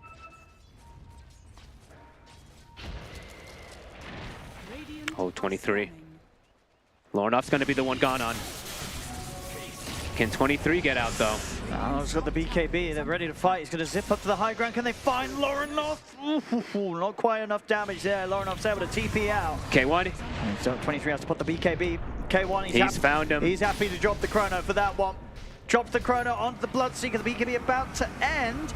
Don't get the vacuum drag back. So 23 is actually going to be able to walk away from this one. Not having enough damage this time round in the neighborhood to throw down on Bloodseeker caught in the Chrono. Bit awkward from both sides. But a BKB, of course, used from the Bloodseeker. And they are trapped on their side of the map completely, too, so Heroic just looking to apply pressure. But a Chrono wasted for a moment. And one thing definitely that I do have to point out is the Primal Beast thing, right? The Pulverize, it does not get reduced by status reduce. So that could be something that they still have to catch this Void, even though he has SNY. I sometimes forget about that one. Dire are scanning. What surge is Now that the Aegis has gone, maybe a bit of a window for Aurora to try and set up something. And it feels like they have to try to punish, right? I think so. Sitting back and hitting creeps is not going to work against Heroic's lineup. But how do you kill the your ideal punishment is like trying to kill the Void, right? But he has BKB available and he's 2,500 HP. You couldn't bring him down in the early game. Yeah, it's just not easy to see the route for Aurora to take advantage of any of these cooldowns. They're going to smoke with 23 with Gleipnir and BKB coming back up, so they're going to try to take advantage of that chrono on cooldown. Which big heroes can they find, though? KJ and Davai Lama on the front. They get the setup onto KJ. They're going to try and go for the poke down. He's going to get caught out and sent out beside it with the save of the Glimmer Cape and the Lotus. So KJ just walks away from this. Jab. They'll get the grab onto Schofield, but they've already lost Dolly. It's getting a bit messy now for Aurora. 23's trying to get out of this, but he gets caught by the bashes. But the remainder of the BKB has to continue to run. The sharpshooter connects in onto Lorinov. K1's trying to chase. He's in with the time walk slow on 23. Q turns with the punch up. 23. Got the Gleipnir to momentarily time dilated back, but indeed K1's ready to continue to chase. 23, he's gone. Oh, this game looks impossible for Aurora completely at this point. He's going to charge away. I mean, they've caught Lorinov with the bushwhack.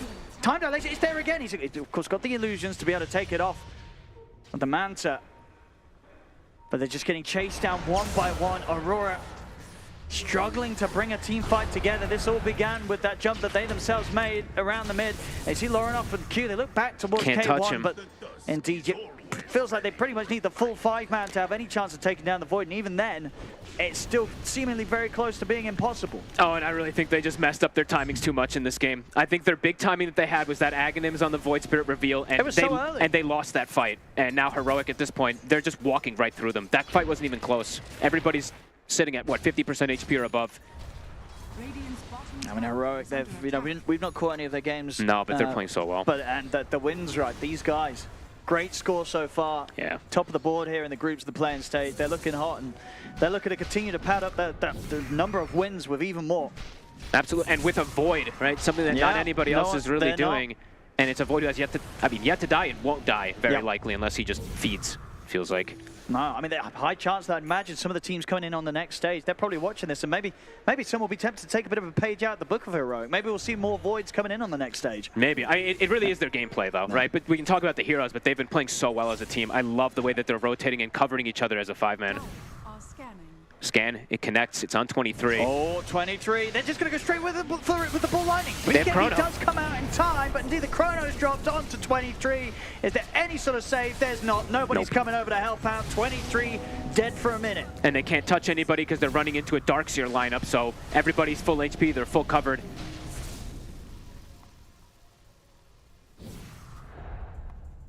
It's going to take some monumental throw from Heroic for Aurora to even attempt. And it might be like multiple, I don't even know how many it would be, because this lineup just, it tends to play itself now at this point. Yeah, he's hitting the power spikes right, level 20 on it. He's going to play it safe as well, just fall back for the Lincoln Sphere next, so when he's got that, suddenly that's a limited amount of control that they may have for the Void, it's going to be very hard to connect onto K1. And super hard for Aurora to just full focus fire any type of target, because that, of course it's fallen behind so much massively, but Ollie can't get in position to use Demonic Purges to remove the decreps.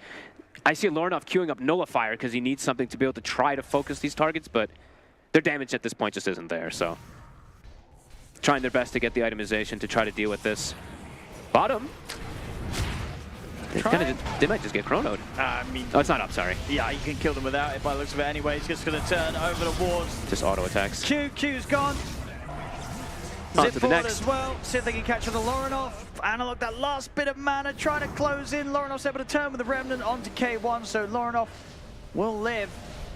But back up the full mana. The beauty of the Pugna Storm. They can continue to clean up the tier 2s. Heroic. Aurora's still trying. You can see they're trying to make these kind of cool plays on the side, but yeah, with the deficit they're at, they always will lose more than they gain out of the move. Because Heroic's just fast. They're so fast to respond to every move I've seen this game. Radiant's bottom tower is under attack. Yeah, their team play is looking fantastic. Yeah, honestly. Sort of the handling of these team fights, and very rarely we're seeing any of Heroic's members get caught out alone. Sure, because of the laning stage, the early rotations, but from that onwards, it really was recovered. You know, you've got to remember that Analog, he was getting shut down heavily. He kind of didn't hit his level 6 until like nearly 8 minutes into the game, but now he's up there top 2 net worth, making a beautiful recovery on the Storm. Yeah, just 15 minutes of utter dominance, really, from the side of Heroic in every single one of the team fights. K1, I mean, Lincoln's is almost going to be there. Roche is ready for the take-in. 13K lead. You can see Aurora. I mean, their posture kind of says a lot about how they feel. So difficult for them to play, fighting outside the base. Might have to just look for some crazy high ground defenses. And even that's going to be hard. There will be no favor, really, from kind of all 3 cores of just jumping the high ground and setting up the fight beyond the tier 3. Yeah, it's kind of like Storm jumps, finds Shadow Demon. Just go in. Void just jumps in. Chronos, whoever's in his face. The Bloodseeker ideally, but if it's anybody else in the front line, that's perfectly fine. Well, for Aurora, oh god, I don't know. Right? They have to like, it's outplaying the team fights really. Hope for a dive, because their damage is just lackluster at this point.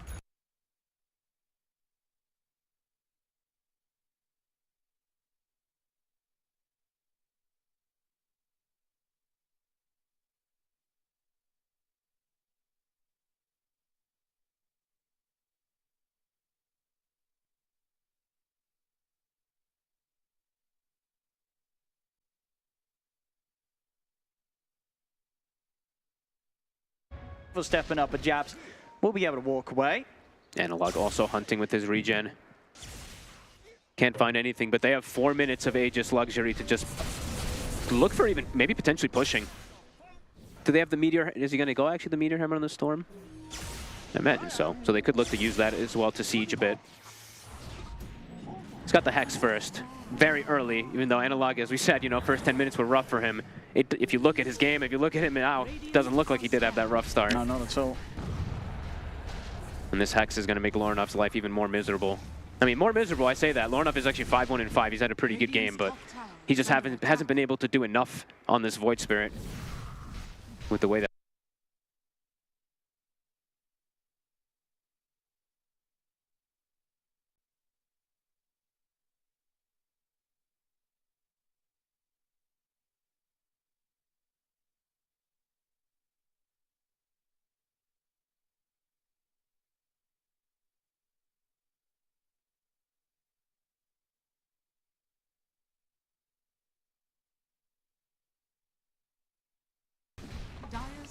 Vilama playing on the far right side to catch the smoke if they do try to go for a wraparound. They'll go for a kickback. They do.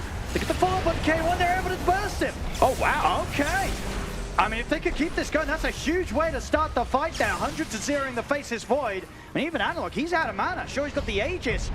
They might be able to take him down at once. Yeah, he's got enough mana to zip out there with the greaves being popped. Another kickback. But Vilama, but indeed, another plate to set up for another kill. Potentially Schofield trying to run, oh, but they so caught cool. him. Beautiful stuff here from Q. I mean, at a point where one bad team fight or one high ground defense could have meant the end of the game for Aurora, Q, he keeps the game alive. And they get the, honestly, chain CC perfectly. They have the Aether Remnant prepped down already. They get the catch as well. Another kickback. Setting up again. Q.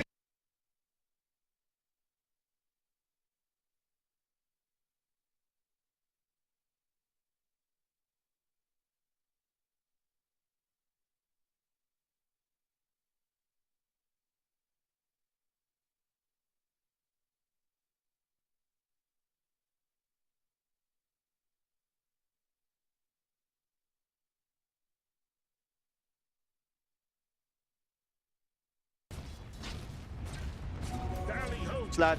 Normally do crazy things kind of from the beginning, from like the laning and the early impact, but this game he kind of said, well, you know what? I'm going to bring the game back. I'm going to keep it clutch when we most need it. And in these last sort of moments that could have been potentially very close to the end of the game. That was a high ground push coming in from Heroic around this Aegis. As I say, if Aurora take a bad defense there, it could have been game over. No, absolutely.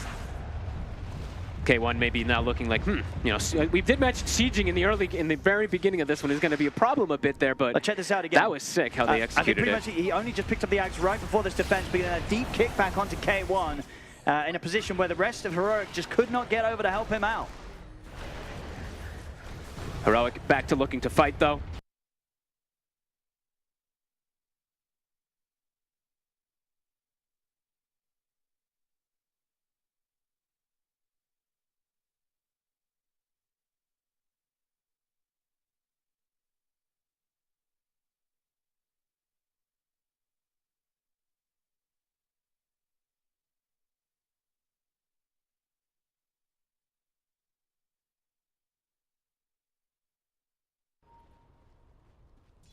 K1 starts hitting buildings again and look for the kickback. Or if you have vision, I think it's getting wards outside so you can see if Heroic is split up at all. Because then you can actually get the kickback and isolate heroes. It's still very difficult to execute for Q, but if he's able to do this, that would be absolutely remarkable. You would certainly imagine, though, after that sort of play happens once, you don't let yourself get caught by that again. I would imagine not, but you're going to have much better preparation. Eventually, you do have to hit these towers, though, and the sieging is just, it is lackluster unless you like send your Pugna, as you were saying earlier. I just have KJ try to siege, or maybe Meteor Hammer Storm, but... I mean, I was going to say, is that what you want to see next, really, on Analog? Just go for the Meteor Hammer, tap That's that what pressure. they used to do, right? Because it's very efficient with the Kai anyway, but... Might just be that they just look for a fight on Heroic, and honestly, Aurora's the one coming outside for looking for a fight themselves. They'll see the blood right laid down, so they should have an idea of where the positioning is. Yeah, and Analog definitely having a different idea to, as you say, the other Storms, just going for the Ashikaya as the upgrade rather than the Meteor Hammer this game. No? Okay, interesting. I don't think I've seen too many of that.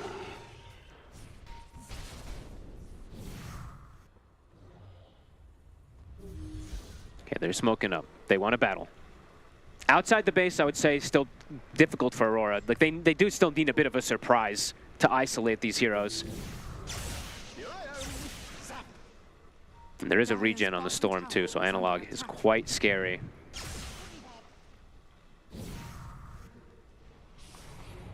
Q. Oh. Can he get himself out on this Tusk? The vacuum does catch him. Oh, that's a good vacuum from Davai Lama. Drops the wall down as well. They want Q gone. It almost feels like he's the most important one. It is. You take that Tusk and his kick and you take it out of the game. Yeah, 45 seconds that they have without him. Roche spawning in about 90. Ready to go again. He's in. Another grab. Ollie needs to fight through this. Bushwhack's going to catch him. Ollie. He's still alive. Wait, the cleanse. He's actually walking the away cleanse. for this. Jabs has charged across. I mean, Ollie. He had no right to survive that, but he did. K1. He gets to walk away. K1 is... Oh, what's going on? That is a interesting pause time. Does K1 go again? Does he go deeper or not? No. Nah. Ollie lived was tempted. because of the demonic cleanse there. Very nicely done. How low did he get? He got very, very low. I think it was like 10 HP. Yeah. Sub 20, if I saw correctly. K1, that forces the glyph. 5 seconds for Tusk. K1's like, okay, I'm out. Now, Q, back up. I'm ready for the defense. Time to probably back up and hold things out until the Roshan. Yeah, wait for Roche, check for Bruins. Almost level 25 on the Void as well. I mean, that sort of play coming in last time round, do you actually probably give the Aegis to K1 next time? It could be possible. Yep. Storm is like the best Aegis carrier, but if Void's your Sieger, you have to give it to him. I think so, right. They're smoked up looking for the fight first. Because if K1 had the Aegis last time round, that defense would not have worked. Absolutely. Then they probably wouldn't kick him in though, right? But True, I guess. Maybe. I mean, they may have had to further they go for it anyway. Yeah. And maybe, but yeah, it would have been a hard call to make for sure for Aurora. Because then the Storm can play to zip in aggressively and potentially. I mean, it's difficult to say, but Heroic continuing to claim this high ground. Aurora claiming their opposite high ground. Both looking to get the fight off of just catching one person first, especially for Aurora. Okay, we're going to start getting the push going, and there is no glyph. There's no creep wave either, though, so. More enough. Oh, not going to grab him. He's got a fresh BKB, so he feels a bit safer to go forward there. That should be time for Heroic to check Roshan. I guess it's going to move down to the bottom right hand corner of the map. Aurora's going to start setting up for it. And they are indeed. Do you make the call that you just go for the Rax as a Heroic, and then you make them choose between going for Roche and losing a Rax? Yeah, I mean, I think I like that. I mean, there's choices, right? Push the racks, get them to back off, and then you can just back off, go for your twin gate or something. Yeah, I think that's probably going to be the call from Heroic here, because they know it's going to be up soon. And they know that there's no way that Aurora's lineup takes Roshan quickly. They just don't do that. No, absolutely. So yeah, just hit the base. And look, they're actually going to have KJ blasted a bit here. They're going to throw all the protection onto K1. As soon as they force heroes back, they smoke, and then they're going to look for the play. So yeah, exactly that. Go Rush. Nicely done. Amplify damage rune as well. Analog, he'll grab that for the bottle. K1, backtrack is online. potentially could live versus some of those big jumps. But I believe there actually is a Aghanims on the Primal Beast, so never mind. They can actually break it. I mean, I think as well, if you're Aurora, do you want to go out for this Roche? Like fighting outside, I feel like is a lot scarier for them. Yeah, I think you might have to just let them have it. Wait until the high ground, look for the kickbacks. Owen, you say look for the kickbacks. I'm seeing Lincolns now on the Darks here. They have the Lincolns on the Void. I see a Hoodwink, I believe. All right, I saw another person queuing it up. They're queuing up all the Lincolns. Okay. So they're going to have quad Lincolns that you're going to have to try to go through, perhaps. Yeah, they might just have to take the risk here, Aurora. They're heading out. Heroics is looking for the fight. They're playing around this vision right now. As soon as they reveal. Oh, jabs. Vacuum. Yeah, it's going to get them up on the cliff. Jabs and 23, they're kind of stuck up there. They are actually just straight up stuck. stuck. K1's going to put the BKB. He's going to get kicked out to the side, but he's ready to jump back in with the Time Warp. Hey, 23 is just stuck. He's just chilling on the cliff. He's got to watch. K1 is ready to start beating into 23. He's just stuck there. There's nowhere for him to go. He's gone. Oh, Divine Llama, that was so sick. The both of them just trapped. The Arteezy treatment, as they used to say. I mean, that was... You know, it was always a risk fighting outside the base. It was. Many things that could have gone wrong, but I don't think 23 was accounting for finding himself ending up on top of a cliff. And he spent his gold on. He did buy that Eternal Shroud, so he's dead for 70, so could see several sets of Rax's drop. All right. I mean, it definitely felt like this game may have been over anyway. It felt like quite a long time ago. He went all in, had to try something, which is fair play.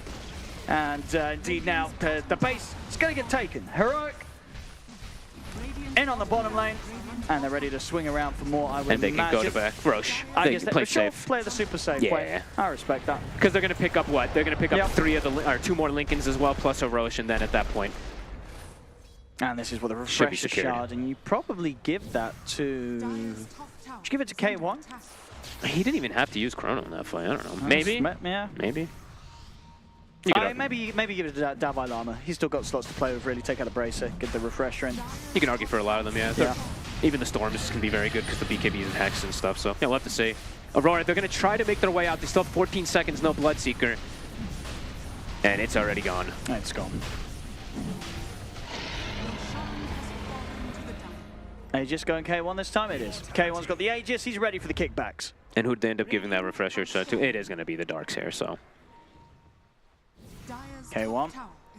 He wants them right now. He's got very little to fear right now. Oh, jabs. Jabs. Coming to BKB here at the start of it all. K1 jumps in, they're going to be able to find the supports. They get the jump onto Ollie. Ollie out of the fight. They're on the Pugna. Ollie's going to buy back immediately. They have taken the Pugna down, but now comes the Chrono out to 23 and onto jabs. Pushback to follow up. The damage isn't really coming out, though, it seems, from K1, as 23 is able to survive through the Chrono. Davai Lama caught by the drag back from the Now the damage is coming. The vacuum, though. Davai Lama gets a 3-man vacuum wall down, and K1, he's ready to start cleaning up. Jabs is gone. They did manage to get a couple of kills out of this fight, Aurora, but it's just not quite enough. No, not quite enough. For the double wall, too much to deal with. They find kind of the supports. K1, he got broken while he chronoed, so there's no bashes coming in. So his damage looked a bit pathetic, but it ended up being just fine anyway. 23 can't really do much.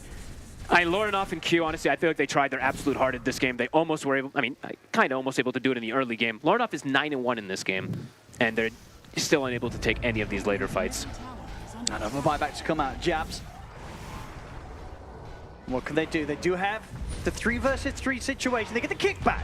Into the grab. He's got this Aegis, K1. Can they even take the Aegis out of him? They're going to get him low, but not low enough. K1's able to jump out with the Time Warp. Will stand his ground for a bit with the Satanic. Backup coming in from Schofield as well, ready to help K1 out. He's fine. They just can't bring this Void down, even the ones. Radiant structures are fortified. It's K1. Keeping the push going. Tier 3 gone. Radiant's middle tower has fallen. 20 seconds and so till 23's back in. Jump over Void and Lorna, but he gets caught by the Hex. Not going to be able to get the Vortex follow-up this time round. He's able to put the Manta, turn over towards K1. Remnant grab there on towards the Void, but the Time Warp's back out. Yeah, they keep breaking him, but they can't actually bring him down low enough by any means to do much of anything.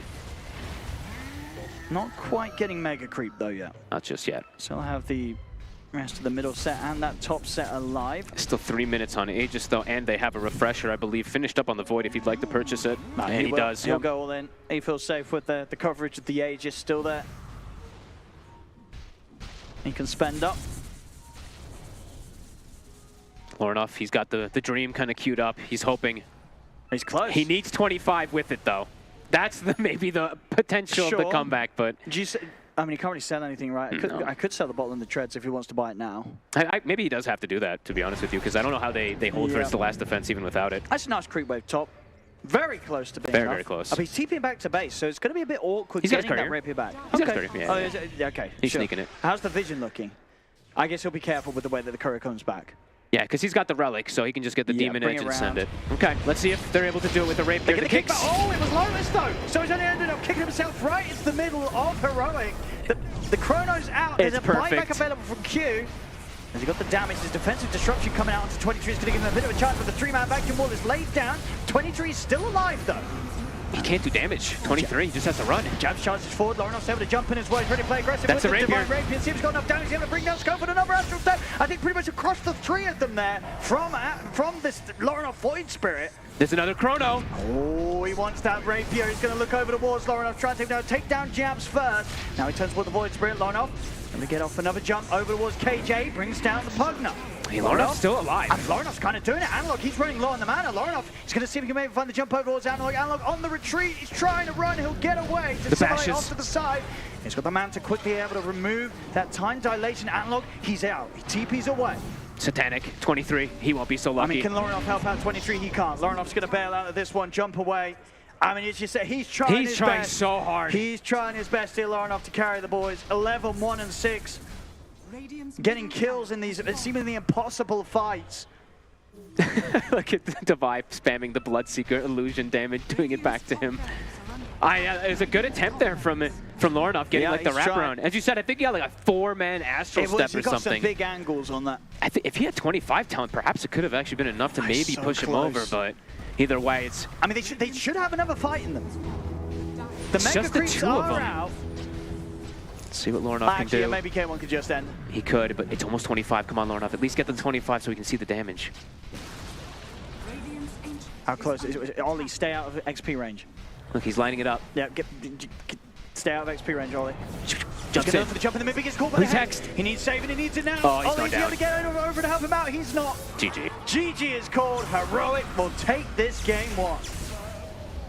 In a pretty convincing fashion, I'd say. Yeah, first 10 to 12 minutes, Aurora having a good time, but a couple of deaths that really compounded massively. And honestly, the one who really didn't feel that pressure at all, it feels like, was Hector. Honestly, K1 played amazing this game, just dodging every single kill, getting these cool little chrono setups in the early game and allowing his team to just catapult forward here and to be able to set up Analog for success. After a rough start, the Storm ends 14-3. Yeah, that's a phenomenal recovery from Analog.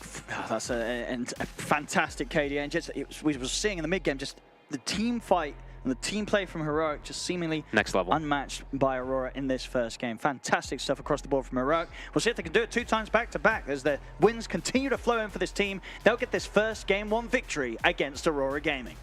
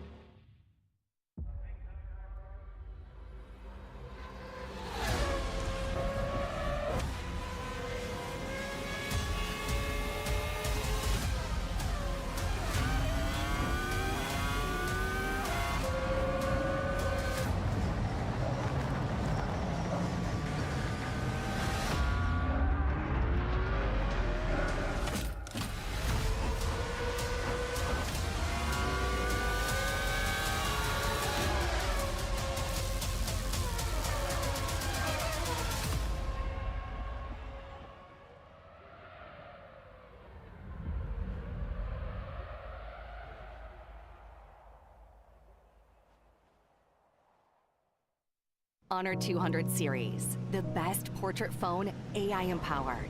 Studio level, AI portrait camera, 3 hardcore portrait modes. Color, vibrant and classic to capture portraits that truly stand out. AI empowered magic portal. Snapdragon 8S Gen 3 AI chipset.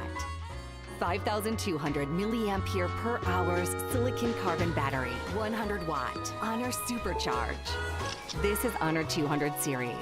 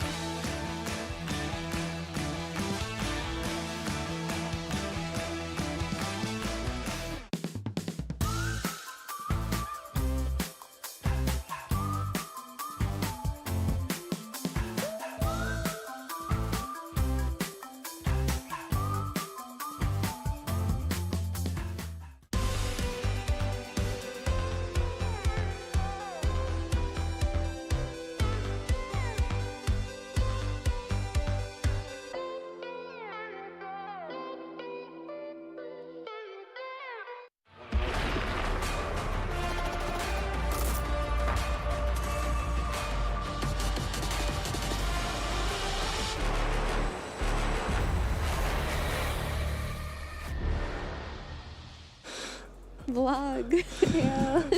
All right, that was Heroic taking game 1 from Aurora. It's a 2-game series. They will need to play another game, which seems like Heroic thought it might have been done. We see I think Analog walking past. Yeah, he's like, I'm ready. Guys, I'm ready. Where do I need to go for the interview? Through this corner? All right, I'm here, guys. Okay. I love the enthusiasm. Yeah. The Analog's our boy. Like, you know, he'll share Dota knowledge. He'll do interviews. He'll come be a guest on a panel. Yeah. And apparently he'll play a really great Storm Spirit. He will. Even though, I will say, because obviously Heroic won, but at the start of the game, I mean, Analog was the targeted person by Aurora. Yeah, I feel like, you know, Mira was saying it nicely before the game, kind of what Aurora would have to do to have a good shot in this game. Looks like they did exactly that, at least early on. I think both teams can take away, or even if you're a fan of both teams, there's things you can take away and be happy with. The fact that Aurora did identify this and do it in the early game, and Lorenov and Q playing as well as they did throughout the game and later to like bring it back. But I'm very impressed with Heroic. I think they played impeccably the way they were like moving in the fights, K1 joining all the fights. Like, this is the one factor I have for him where I was scared. He showed me that he absolutely adjusted. I'm very happy. Yeah, for sure. And it did look a little bit scary in the early game, but that's basically just what happens if your lanes are off to a good start and your mid player gets rotated on 3 times pre-minute 7. But the means to come back in this game was always there for Heroic, right? They're playing with the Darkseer. This Darkseer is going to group up at some point with his auras. He's going to come with a wall, and Aurora's heroes have difficulty running into these Darkseer lineups simply because of just they're all melee heroes who want to be in the center of a fight, and Darkseer stops you from doing that. And we saw all of these extended fights, especially after that laning stage in the mid game where it was like a 5-on-5 that went on for 20 seconds.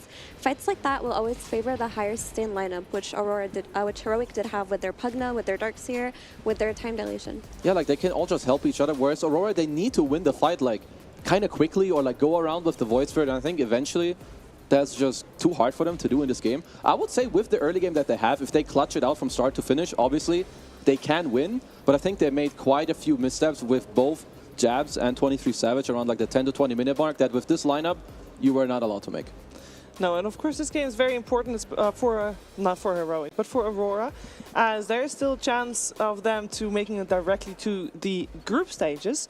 But they need to win 1 game. And I say that, it also still depends a little bit on the results going on in the other streams. I already know that Mouse lost game 1 versus Quest, which means they are guaranteed going to play tomorrow in the decider matches. We don't know yet anything about the results of Nouns versus Azure, but history of the last few days dictates that Nouns might be getting a 2-0 there. And if they get a 2-0 and Aurora doesn't win the next game, that is a tie right there. Yeah, I mean, you always just want to put it in your own hands, right? Yes. You just want to get that one win. Don't think about what is happening in some other series. And obviously, Aurora are capable of doing it. Just think maybe some small adjustments. Small adjustments is what we want to see in our next game of this series, which is coming your way after a break.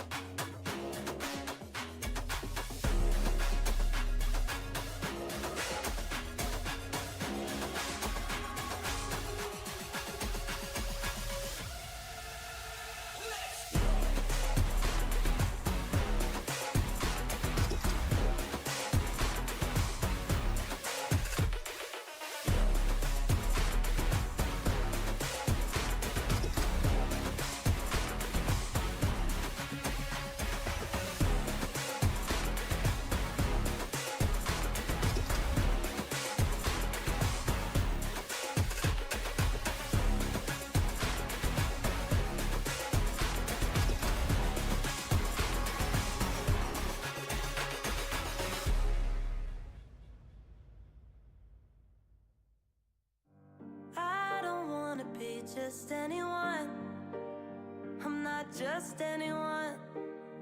I'd rather keep my hood up, walk the world alone, and make it on my own. Then you claim that you're the reason that I got where I'm going, and I'm not interested in settling for the hell of it. All these people want convenience, I want more. The wolf is howling at the door, and now it's up to the clock before the last lock hits the floor. Wait, you got in my way.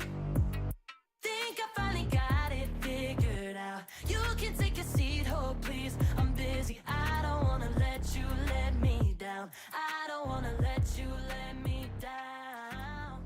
Take a seat, take a seat. Oh, oh please.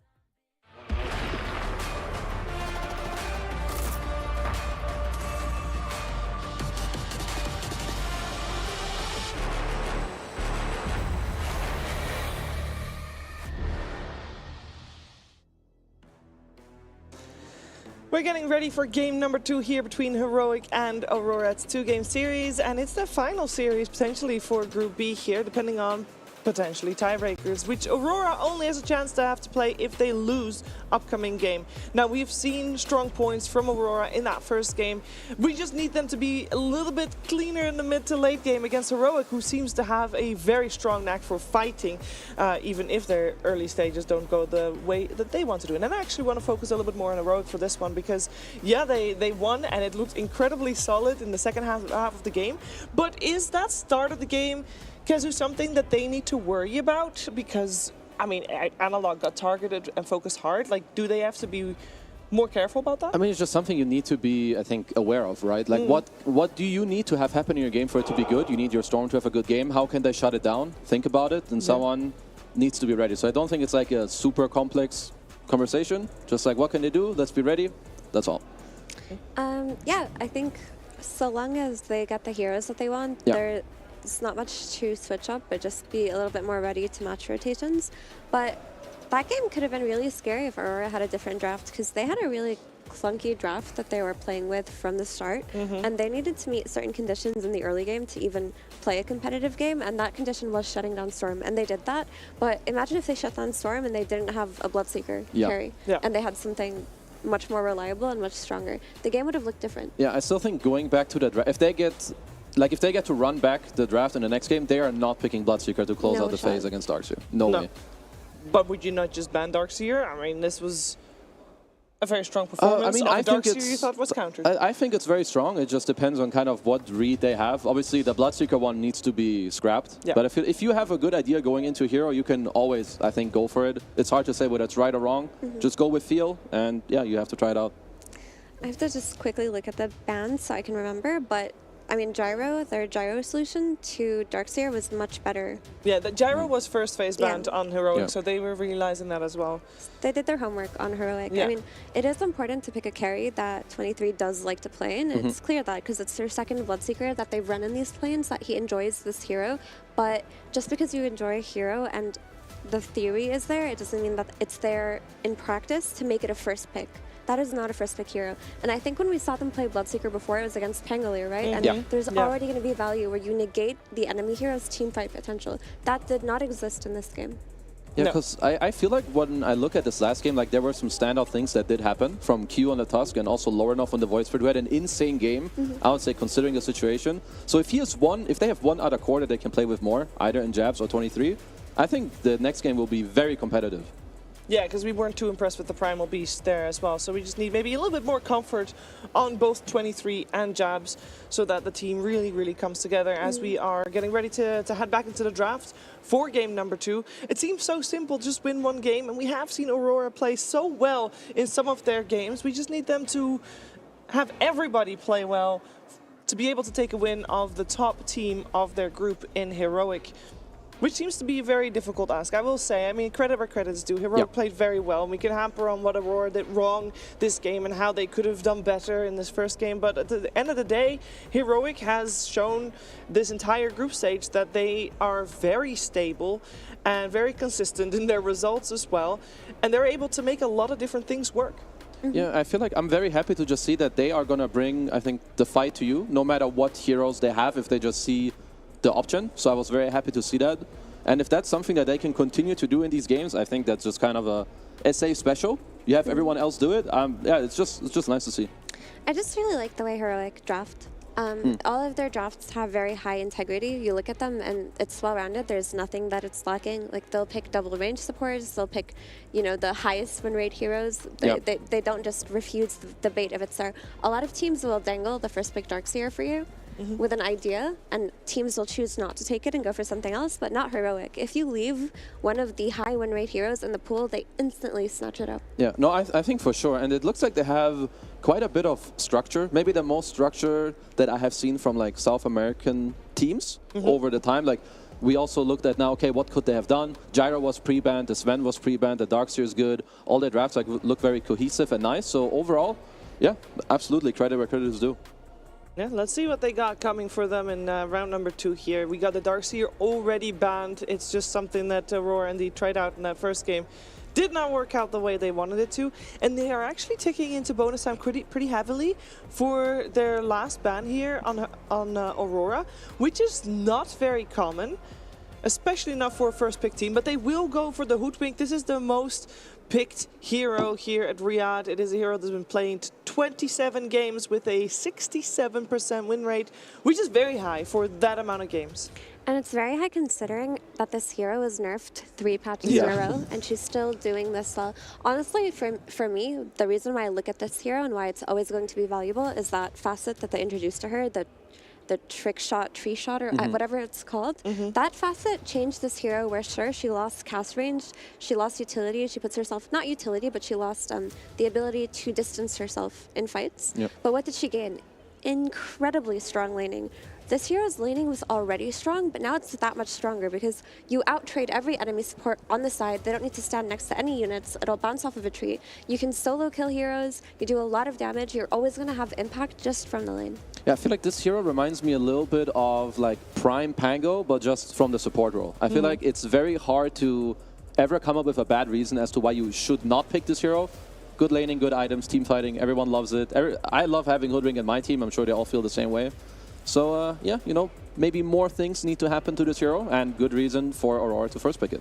Yeah, we talked already, Effie, about Heroic just picking heroes, especially in the first phase with high win rates. Enigma is one of those. He's only been played 7 times, but he's got a close to 72% rather, win rate. So definitely has had a lot of success already.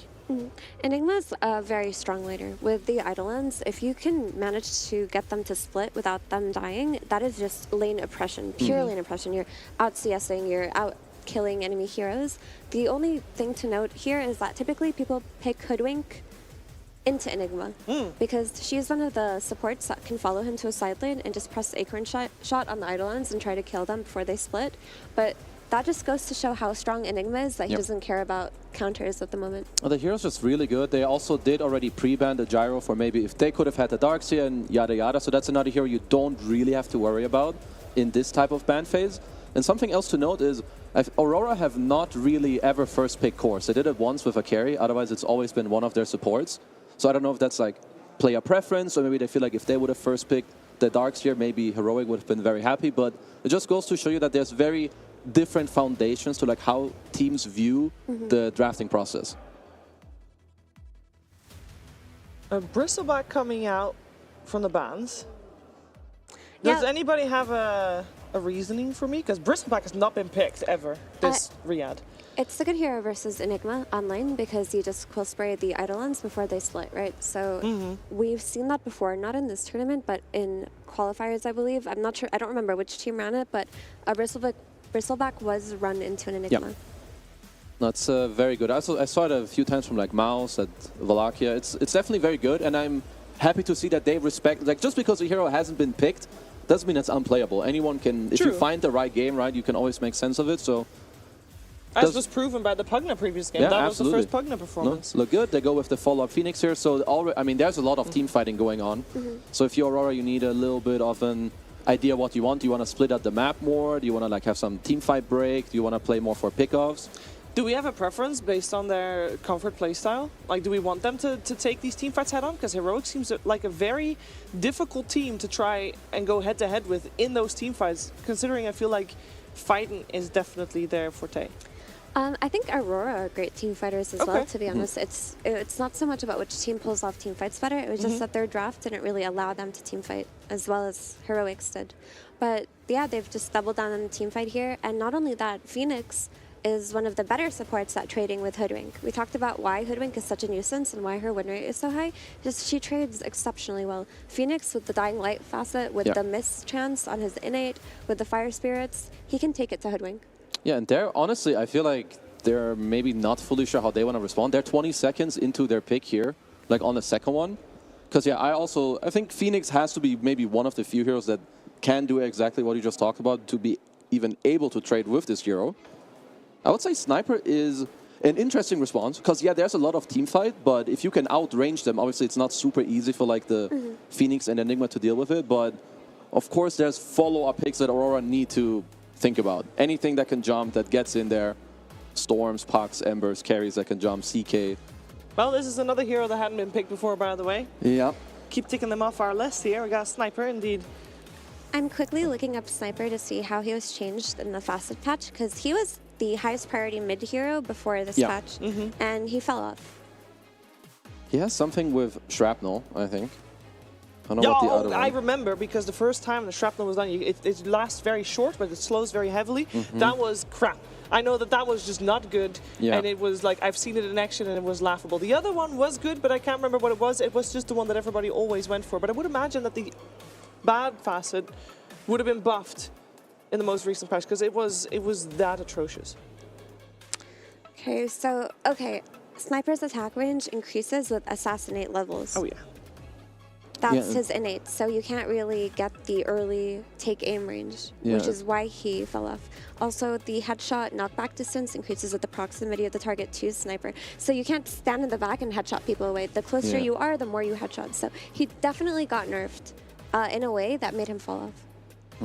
I mean, you at least have the ET Sniper. I think that's always good, right? You have at least vision, some more amplified damage. You stay on high range, you can protect. I do feel like this draft leaves you very vulnerable, at least at this stage. Like, I think if you're heroic and you can find 2 heroes that go in the backline just to help your Phoenix, like, go in, drop the egg, your Enigma to play the fight with auras. Like, even if you go some, I don't know, you could CK Storm here if you want. Maybe you don't want to CK, you keep it for later. You pick the 4 here with a mid hero that can jump. No, they still go for the CK. It was a good call. Hey, can I just walk back to Sniper a little bit, because I'm reading the changes from 3 patches ago, but also, so take aim does provide 20 bonus armor now on max level when you press it, but the self-slow on take aim is 65% now. No, you're not moving. You're not moving. Yeah. Okay, I mean, at least it gives you also a type of way maybe to somewhat stand your ground. I mean, plus 20 armor is definitely no joke. But, okay. I mean, let's see how Heroic want to deal with it. I don't know, like, if I saw this draft, like 2 tournaments ago, or 1 tournament ago, I would have been like, dang, they got ET Sniper, GG, you know? But this hero is not what it used to be, and when heroes like CK are so valuable in the patch, I'm not sure what Sniper does to hold his ground. I don't think he actually does anything. You need to outplay or outposition, or, well, your other picks are going to have to deal with it, because, yeah, I have seen CK Sniper, 1 Reality Rift, you're gone. Doesn't matter if you have BKB later, he's going to get the talent, pull you in. Right, so you get the, at least CK for now I love. For Aurora, they definitely need more heroes that deal with the CK. Like, Sniper needs more frontline or more teamfight to kind of control it. I mean, Beastmaster's not in the pool. Also, like, the draft integrity we were talking about, by which Heroic always drafts, like, they've done it within their lanes, right? They have Marcy Enigma, which is a tried and true lane. They have Phoenix plus DK. They've got the damage, the CC, it's all in one lane. Like, these are strong side lanes with strong combos. But now you also have the roaming potential of Marcy. We talked about how Sniper lost a lot of means to defend himself with the nerfs that he got in this patch. But now you've got Marcy running mid, rebounding on top of Sniper, disposing him, and what's he going to do? Self-slow by 65%? He probably just dies if the rotation goes well. Yeah, like, so I'm at least somewhat of a fan when it comes to the Brew. I mean, Brew is good against CK, but I think you don't answer, like, the Enigma or the Phoenix too much. I mean, you're not going to hit the egg as a Brew, most likely. You're going to be in split, which won't affect it. So I feel like you still have a similar problem. If you start the fight as Aurora, maybe that does allow your Sniper to hit, but I think they need another layer. Like, this Sniper needs to be, like, the king of the draft, and they need to continue to protect him with another pick. The thing is, if it goes ultra late, Sniper gets 400 range at level 18. So the later the game goes, the more valuable this Sniper pick will be, and the harder it'll be to play as Enigma and Phoenix, because your egg will die. Enigma can die in Black Hole while he's casting it to Sniper, just hitting him with a lot of damage. But before that, how are you going to comfortably play while your Sniper gets level 18 if you're Aurora?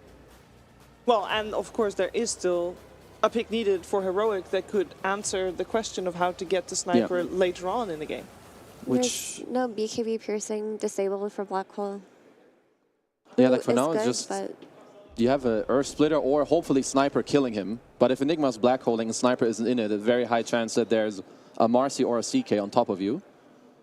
Okay, let's see. So they take out the Storm themselves. I mean, do we think the Sniper is mid or carry?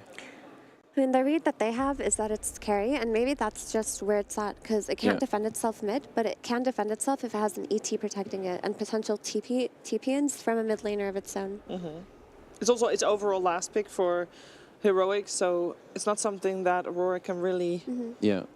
I think it would make the most sense too. Like ET Sniper, they enjoy each other in the lane. You have some Shrapnel you can help him out with as well. Yeah, and actually it's really good because the Shrapnel talent, the one that makes it do damage fast, with Acorn Shot or with ET, like the Eidolons can die at that facet, right? You're pressing Shrapnel, the Eidolons die those first few levels. Okay, so I think we saw like a similar draft from someone else. Obviously there was no sniper there, but Brew Pango to like cover the carry from its weaknesses was pretty good. So this, of course, can work. I think Aurora found 2 very good picks to close out their draft. Yeah, I like the Pango a lot. It gives them a way to fight early. It gives them a way to control STK a little bit early on. It gives them a way to gank Enigma comfortably. It gives them a hero that's going to get on top of Phoenix and not let Phoenix comfortably cast Sunray or cast a good Supernova. So this Pango ties a lot of knots together that Aurora needed. And also putting the Sniper carry makes a lot more sense. Because if you're killing these Eidolons before they split, then it's not like Marcy can rebound in and push you back and you die. There are no Eidolons to do damage to you. Monkey King coming out last for Heroic, and that means that it's a Monkey mid versus Pango mid, and obviously they can do that because they knew that Pango was going to be mid, so I guess that's not too big of a surprise. But how good is Monkey here in the mid lane? Because I've mostly seen him carry, I think, lately. It's good versus Pango, right? It's a melee hero, so you're always going to get your Jengu stacks up. Within the game, it's good at ganking Sniper. It's good at finding Hoodwink and killing Hoodwink. It's good at killing ET.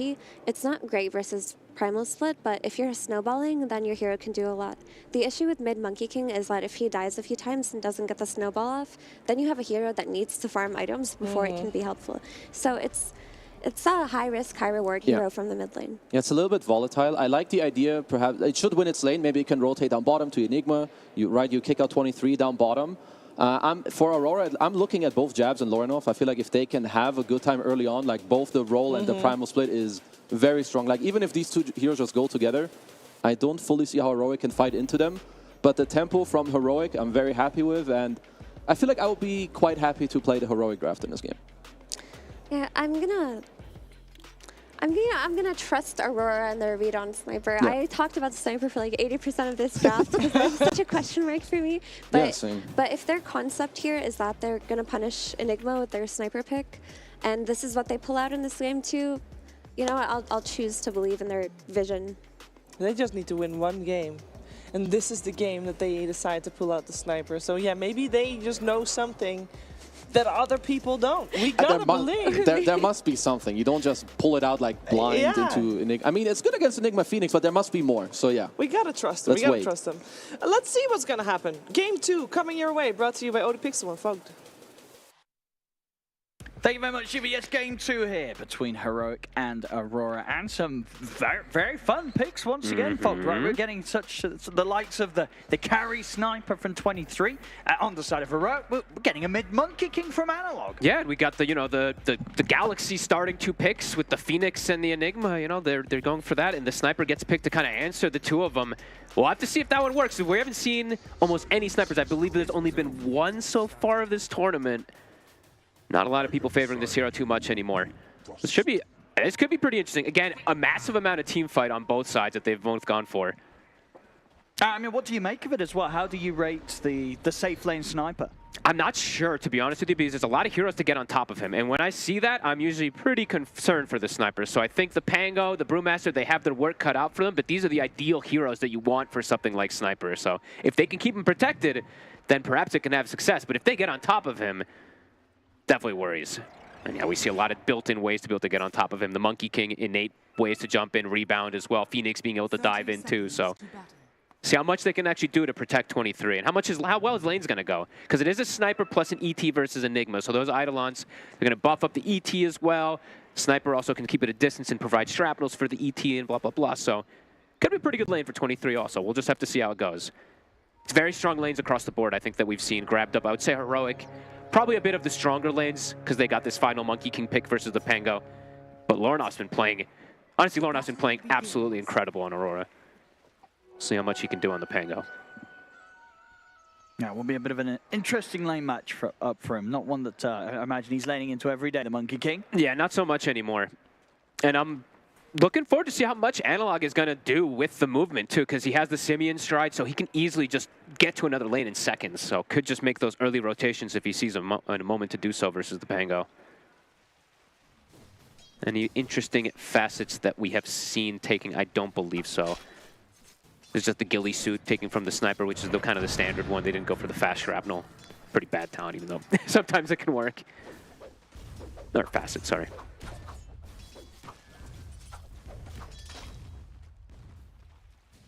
And then on that top lane, anything crazy going to be going on up here?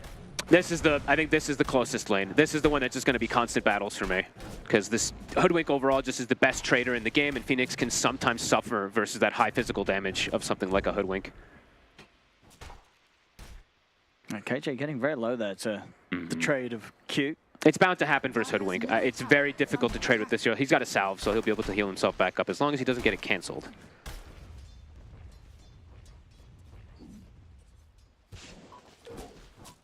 Now we'll be able to take a little bit of the remainder of that salve off.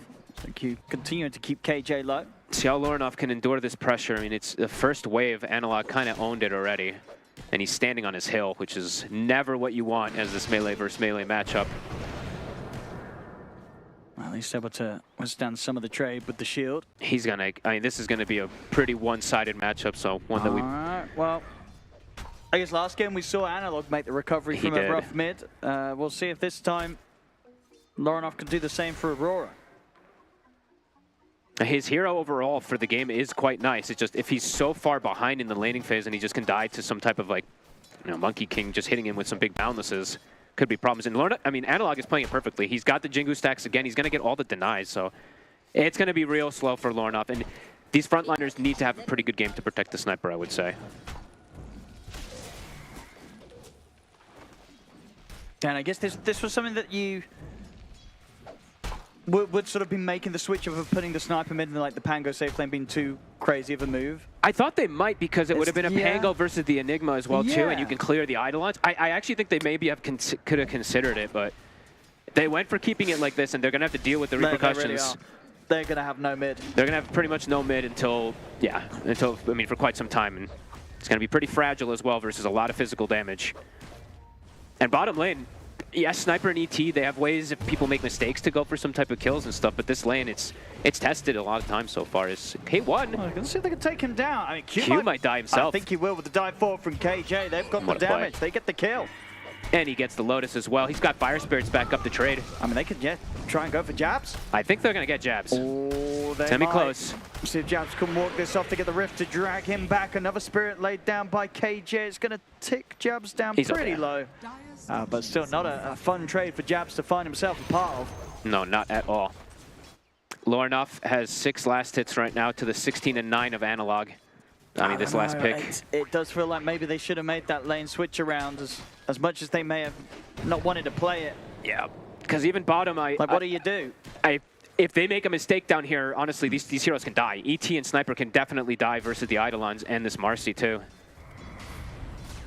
So far, it's just looking like this Pango into Monkey King is unplayable. It really is. So they're gonna have to start. They're gonna have to get like the Brewmaster in particular to try to get the recovery out of it because this Pango's game is. Yeah, it's just non-existent. So maybe even support movements, but you can't really leave these side laners alone. Yeah, this is brutal.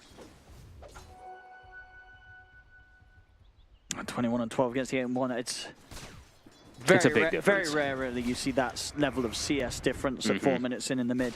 At the very least, they are slowing down K1 CS up top, even though they were able to get those type of kills. So the Brew does have that good farm. But yeah, this Pango's game is going to be very difficult to recover versus so much physical. Analog he's literally still sitting on his hill, Owen. And you see it on the mini-map. Lorinov just walks up and just eats a ton of damage every time. It's getting very close to Analog being able to even kill him. He's doing good. I think he's dodged the majority of those shield crash damages too, so he's, besides needing to even use the lifesteal, he just keeps himself up. And he keeps the wave on the hill, so great lane control from Analog. What do you do? That 1K lead? What does this Pango do? Literally that 1K lead is the Monkey King versus the Pango right now, so. Gonna have to be a rotation. I mean, Q is the one to probably look at to make that rotation, but This Monkey King's not going to be squishy. He won't be fragile by any means with this type of start. So yeah, let's see what Lorinov looks to do. I'm not too certain.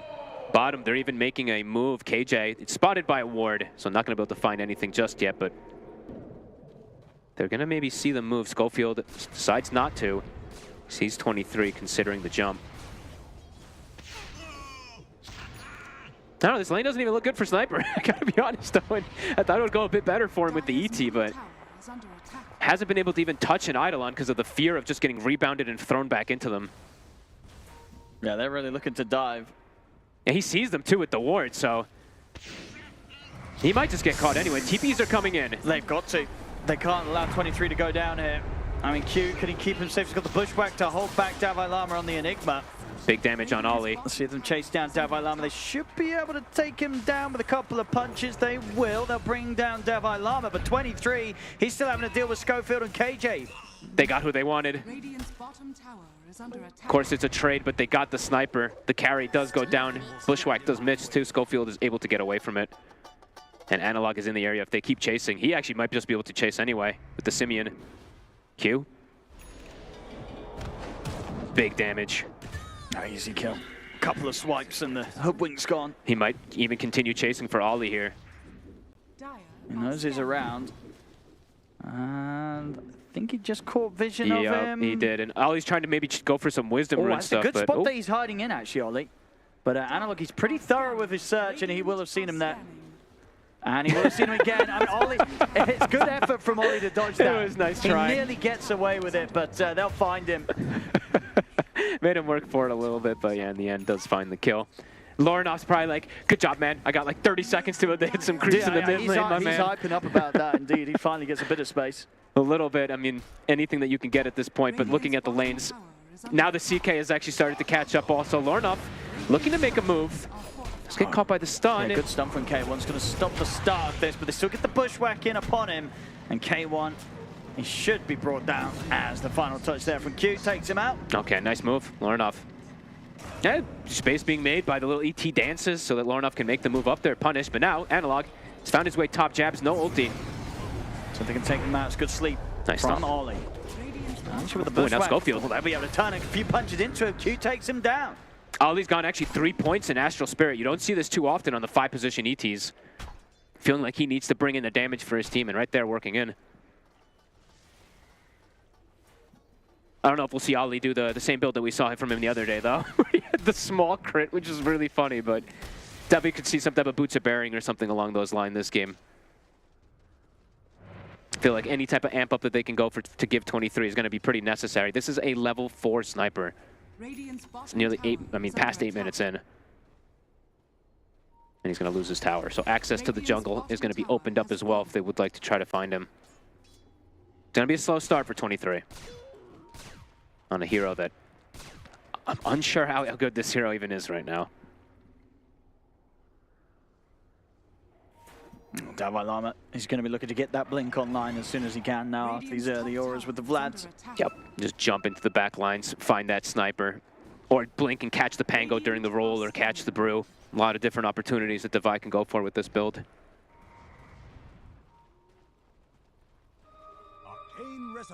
It's only that 1K lead, but it really is just that difference between the mids that is so massive. And Lorinov should be okay. Tries to scare Davai Lama, but Davai Lama doesn't seem to be too scared at all. Has backup. Top lane jabs. Good connection. They get the bushwhack set up onto K1. Doesn't want to go in with the split though as of yet. Good wards right now at the moment placed. That one defensive ward that Aurora does have, it keeps spotting Analog's movements. So I think that's probably one of the more important things for the early game is just make sure they know where this Monkey King is because he is the most threatening hero on the map. So right now making some good aggressive moves at least to pressure K1 when they know that the Monkey King's not up top. Giving 23 some breathing room. But how fast does a sniper farm in comparison to a CKO? And this is going to be the question. I feel like the CK can just pop Phantasm every single usage, get his armlet online. Sniper matching that type of momentum doesn't feel that possible. Not the new Sniper. It feels very difficult, yeah. Just the pace of farm is so much faster for something like a CK. looking to get active. Hastrun on Lorinov. Playing around their primal split as well. Ready to dive in. And with their big ultis, they're strong.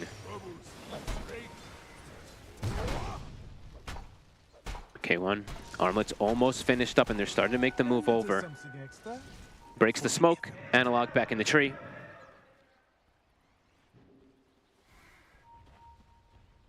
He's just so good at breaking smokes. I mean, this hero, the Simian Stride. He'll get scouted by a Kobold. He'll be able to kill it, though. And they're just getting a lot out of the map of farm. This Enigma's just chilling. Sniper catching up, though. So maybe with the Wishing Well and with just spamming Shrapnel on double camps, can match the farm a little bit here. He actually is doing that, so. Good stack to be cleared up by Oli and Lorinov. Still, oh, what have we got? Lorinov has the old school build queued up on. Oh, the old diffusal. He's got the diffuse. I have not seen a diffusal since the patch. Okay, I mean, yeah, let's keep the viewers up to scratch. Why has this been a build that's been strayed away from? Less strikes on the Swashbuckle, so the mana burn is just not as powerful. No. Not as much as it used to be before, and now Echo Saber just seems to be much more valuable because you're playing more around Shield Crash than you are on your Swashes. True. Interesting. What do you think he feels the value of having that little bit of mana burn is this game? What's he looking at? It's very annoying for something like CK. Sure. CK does have a pretty bad mana pool in the early game, so maybe looking to just be able to kind of snowball some fights where they just can out-resource them. Okay. Could be kind of interesting. I just haven't seen it in some time, so see if that does end up working too. Jabs. His Radiance is going to be a good timing, so they will always have good answers coming from him in particular versus that CK. Heroic farming just a little bit better, but Aurora, they are recovering.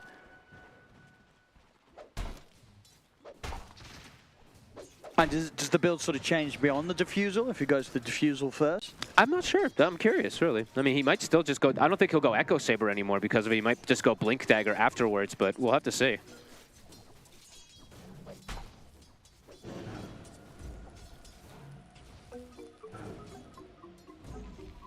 Even Marcy can be, I mean, not as annoyed. I mean, it really is just like CK mostly. CK and Phoenix a little bit, but these heroes, I mean, Phoenix at least always will be able to have the mana. I mean, how much mana is it you burn then with, what is it, 3 strikes? It's pretty underwhelming on. So you're burning 120 mana? Yeah. Unless you swash through them and then you can do the 4th strike. Sure. That one still does work, but that's kind of suicide a lot of the time, so. But yeah, it's not that much anymore.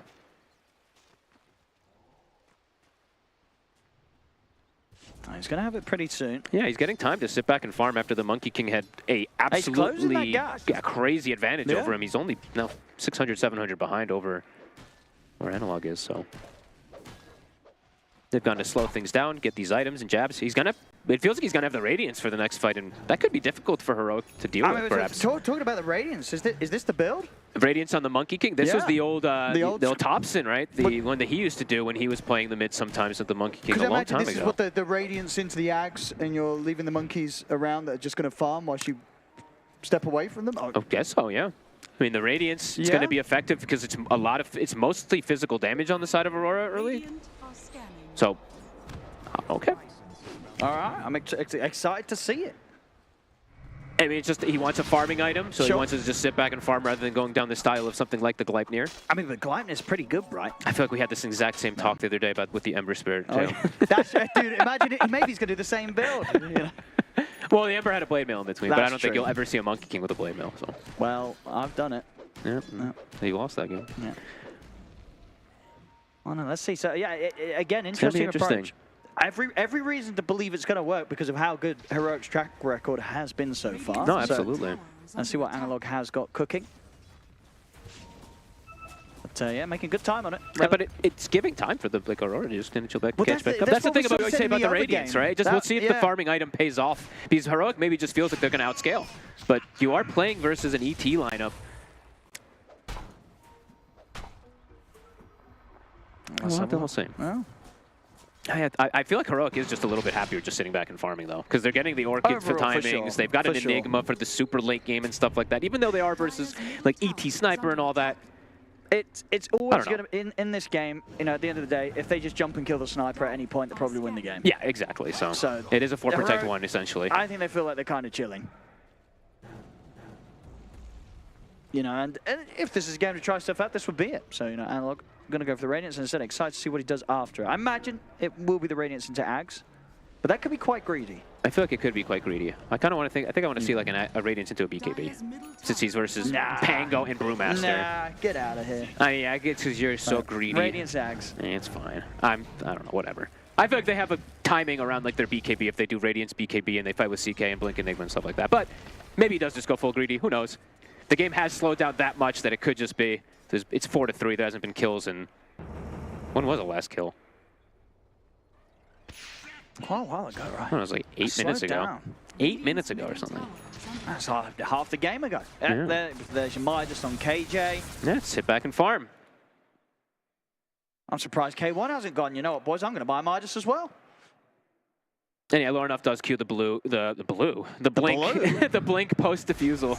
So as expected, he wants to have that follow up with the Brewmaster and all that to be able to get on top of these heroes. And I feel like Aurora's going to hit a good timing before. Like I think their timing is actually pretty much now to be able to fight back versus Heroic, because they've got this Radiance finished up on jabs.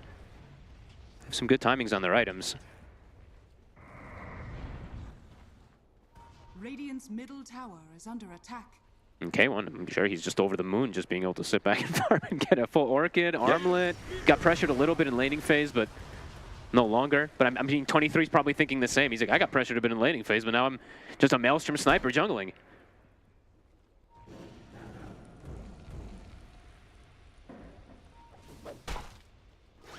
And they're going to not try and push this tier 1 top.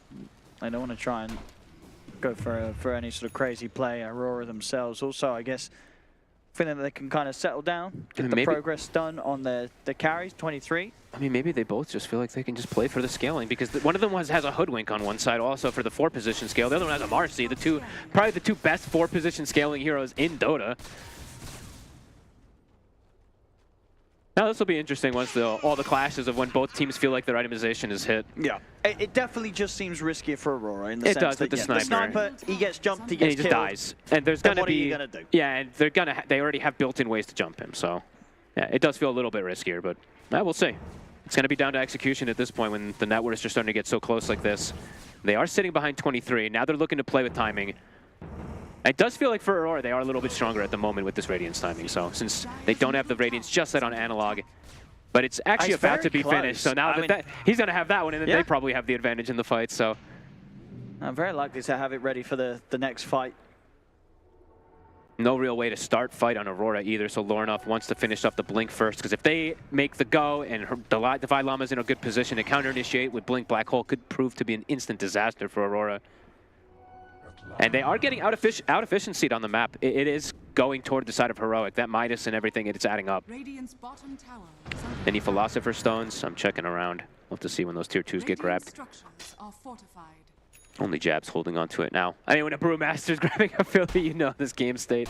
Radiant's middle tower is under attack. Just keep on farming. Farming, farming, farming. I'm just eyes on sort of Analog to see what he queues up next after this Radiance. Yeah, let's see who's right. Does you or me? Well, Ags or BKB? Ags or BKB. Let's have a look. See what he's feeling. It's gonna be neither. Gleipnir. Back for Gleipnir. Probably. They're gonna just get a Roche for free. Uh-oh. Uh-oh. With Aegis. Level 12. Honestly, also KJ going for this Midas is pretty smart too, just besides the gold. Look at his level. Nice, super high. Level 12 already. Phoenix. It's a level 10 Divine Llama, so the egg... Sniper is your one to hit the egg, but he might have to take too much time to hit the egg. Also, since they're starting to get all these levels built up. He's just going to go for Manta. Manta, all right. Well, that is still greedy, so I'll give you that one. Sure, extra bit of farm with the illusions. Yeah, maybe they just literally feel like they just sit back, farm. I think, this is going to be an Aegis and farm Aegis. It's not necessarily going to be an Aegis and enter the enemy side of the map. Just keep on farming. Yep, KJ, Midas. Waiting for the bigger creeps. Phoenix farms very fast, too. I mean, KJ's actually going to become the 4 position way faster than either the Hoodwink or the Marcy. Absolutely, with this Midas, absolutely. Yeah. With a and Minus and hotspot. He's got the built-in mini radiance, right, with his facet, so.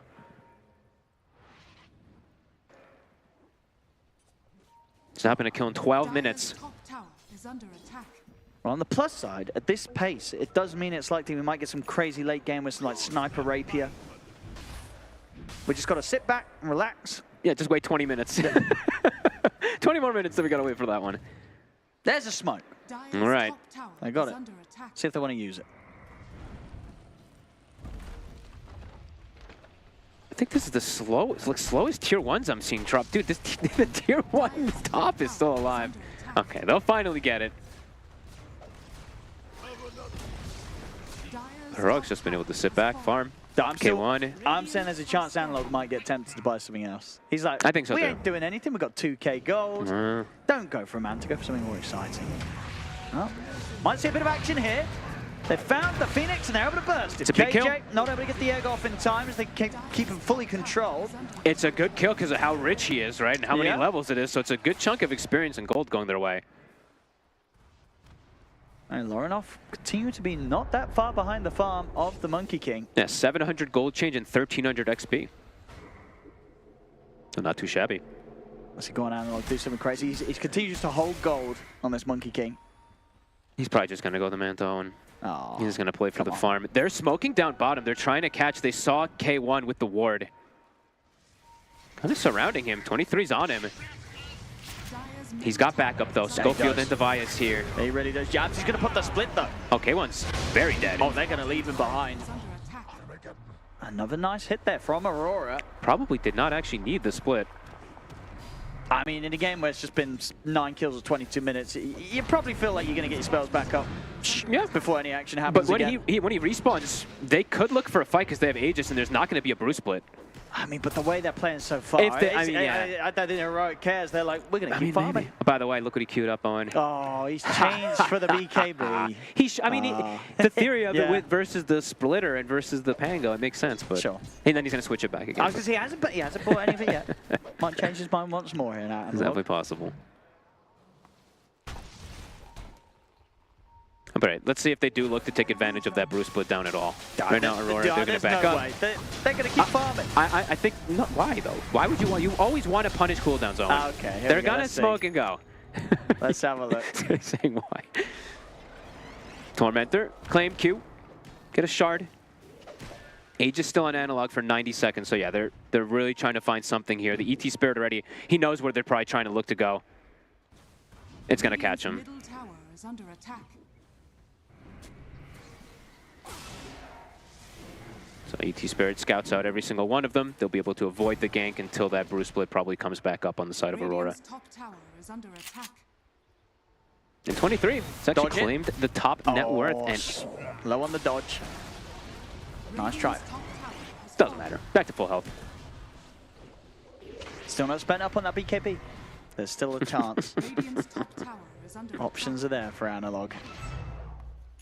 There it is. Still have some time while the brew splits down. Yeah, good.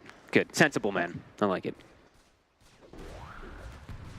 So now indeed. 23. Oh, they're going to find He's been found. They get him straight away with the stun and the Malefist. They drop the Supernova straight down. He's gone. He is very dead. Oh man, this is the risk. That's what we feel like is going to happen a lot.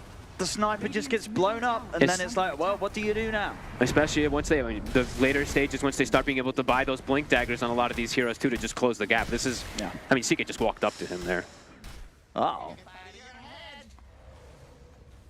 Jabs has to be very, very careful with how he uses Primal Split if they want to be able to have a way to fight back in the mid game. Radiant's top tower is under attack. Because as it approaches toward this later game, Heroic, they've got absolutely everything. Pretty much. Especially with this Radiance, Monkey King, minus some Phoenix. They're getting all levels of the scaling. KJ's making pretty huge steps towards having the Shivas. Yep. Q is still farming pretty well. Schofield, is he going through the gate?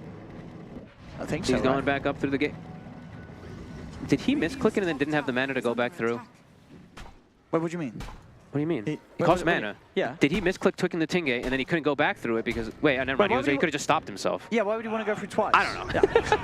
I don't know what I'm saying. He just wanted to go for the gate. Jabs uses the split. Huh? I mean, probably not getting anything with that. They're going to chase the Earth Panda. I'd imagine they're going to try to chase the Earth Panda. I mean, Analog should be able to keep on top of it, right? They have to go catch up to him. I mean, ET's coming in to try to go for at least a stomp to protect, and they're not going to chase that far. Okay. Another split, though, used. Heroic now have nothing to fear if they want to go for a fight. That pretty much is the only thing deterring them from going just for a full 5v5 engagement. Aurora, what items are they close to? We've got the Ags nearly coming out on Lorinov. Mm-hmm. Other than that, what we got? 23 trying to get the Shadow Blade into BKB next. Manta's nearly done for Jab, so we'll be able to shove these waves out. I feel like I might even want to see 23 buy the Shard. I don't even know. It just feels really sad to do so, but I don't know. It just feels so hard for this sniper. Even the game stayed so slow and everything. Heroic's just chilling, getting farm. As you said, they have Marcy, so their 4 is getting on get BKB and get this going, but their actual 4 now, the Phoenix, he's got to have Shivas pretty quick in this game too.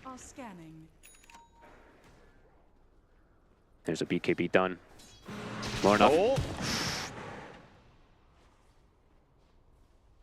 Very, very close, but he's out. I'm surprised Analog jumped from the tree instead of just stunning from the tree line, but whatever. He's got the Aghanims done.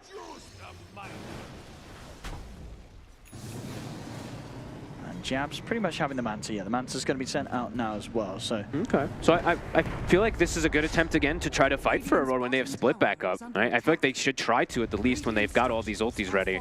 With now the Aghanims timing on Lorinov. I feel like now at this point you're probably sitting there and you're being like, uh-oh. Is farming actually good for us? Because it does. I would imagine it feels like if you're Aurora, you're feeling like you're getting out farmed on the map.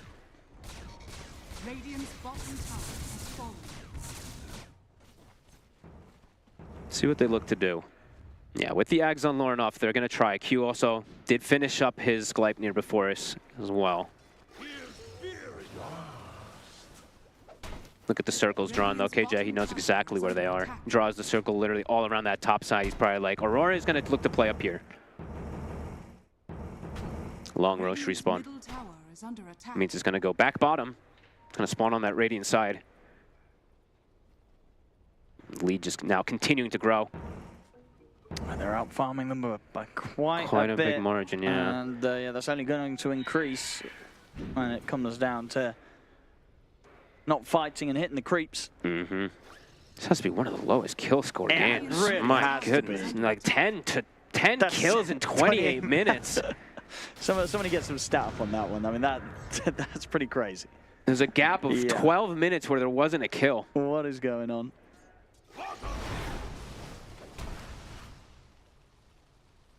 It's for Heroic, it's fine though, right? They're just we're chilling. Yeah, they're absolutely down for this. And now I bet you're, as Analog, you're like, damn it, I should have bought the Manta before. He would have, honestly, with the fact that there's not been any fighting, it would have meant that he would have had the Manta into BKB quicker than the BKB into Manta for sure. But he's being safe. I like the safe play,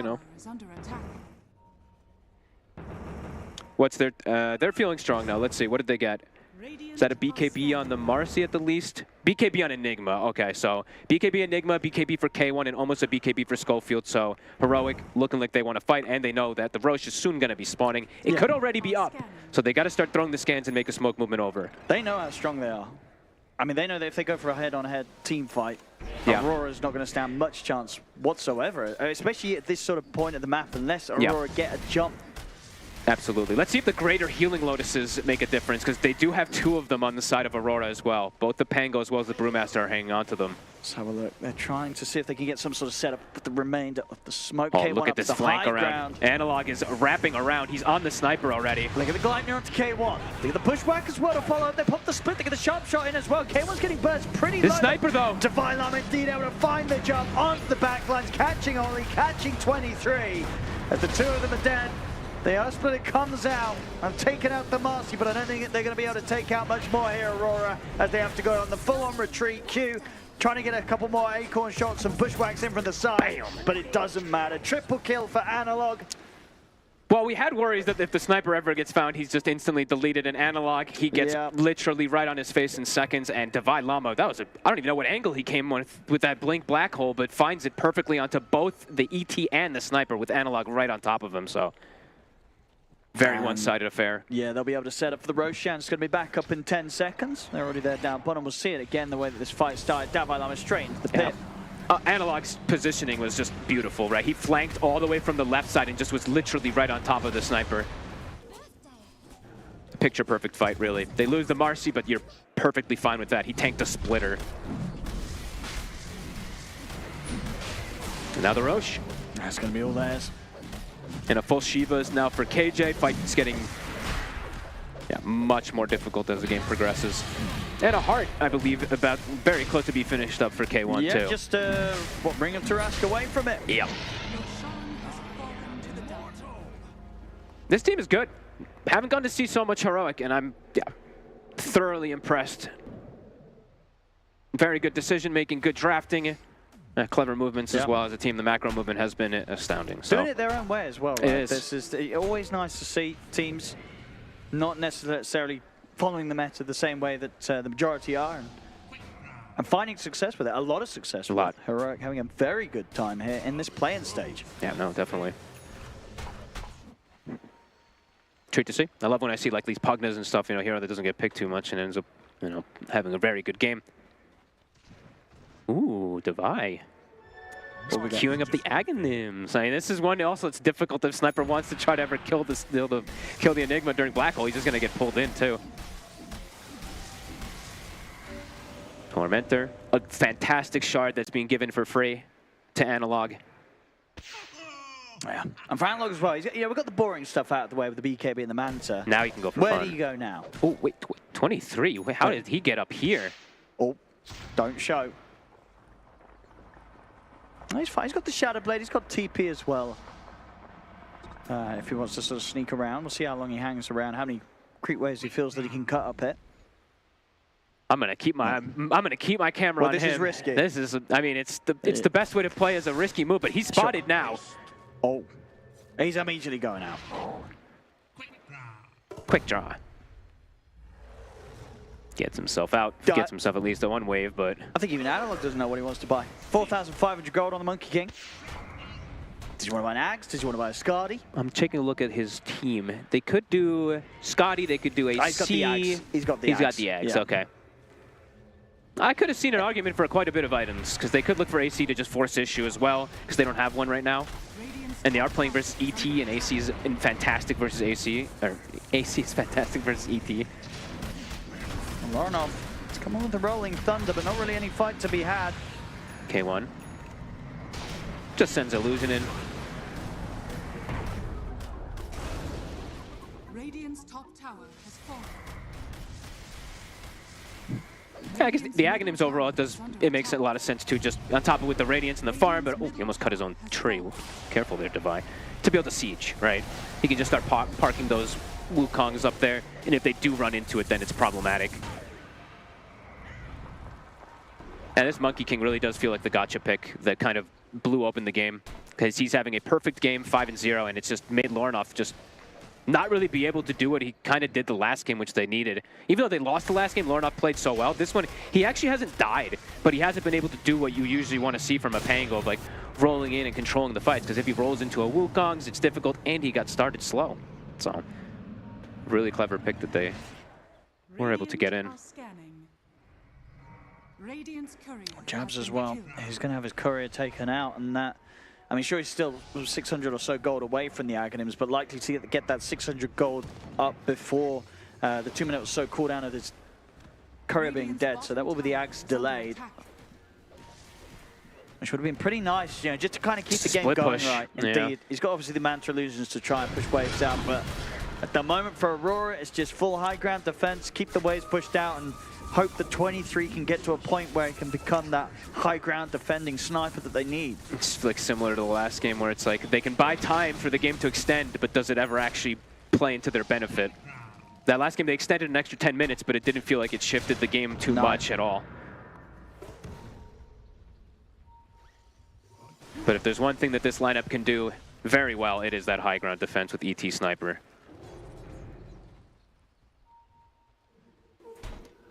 Devilama has an Arcane Rune.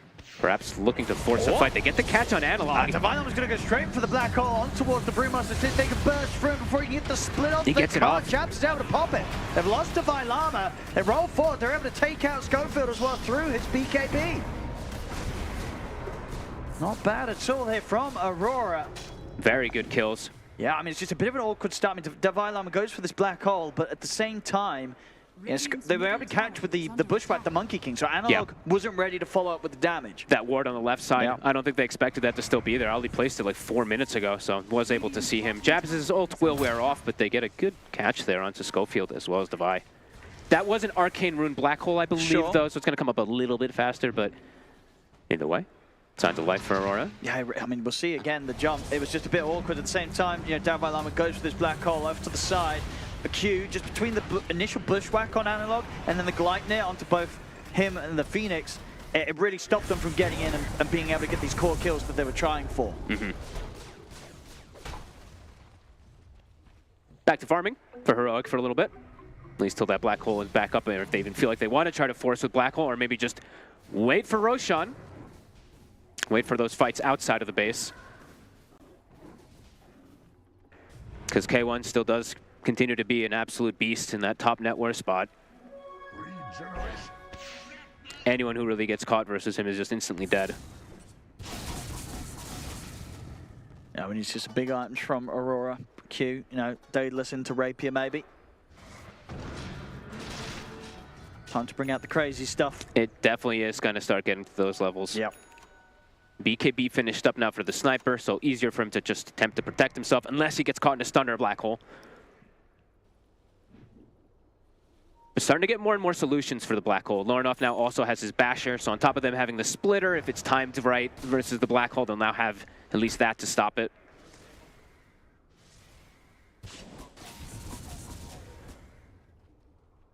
But Heroic just farming so much more of the map. Even though you saw the gold lead there, it trickled back down for a moment, but then afterwards, when the fight doesn't happen, Heroic just cleans up way more. And black hole is back and available. All right. And Analog has a full data list now, so his damage has skyrocketed as well on this Monkey King.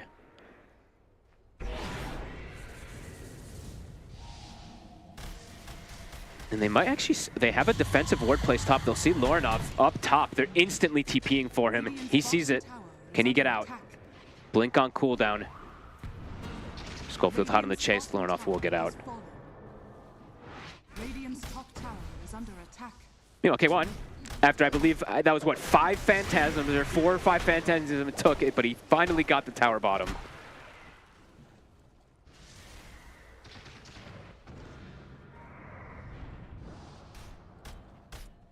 Heroic's showing. All 3 lanes shoved in. Everyone farming. Up to 18k now. Timeless Relic acquired. Tier 4 neutrals. Yeah, they can just continue to have some fun. Yep, Farm up these big items. Yep. And for Aurora, it really is just high ground. High ground, just defense. Waiting till they can maybe get those rapiers, get these Daedalus, these bigger damage items online so they can continue getting that protection and hopefully bring down these super tanky cores like K1.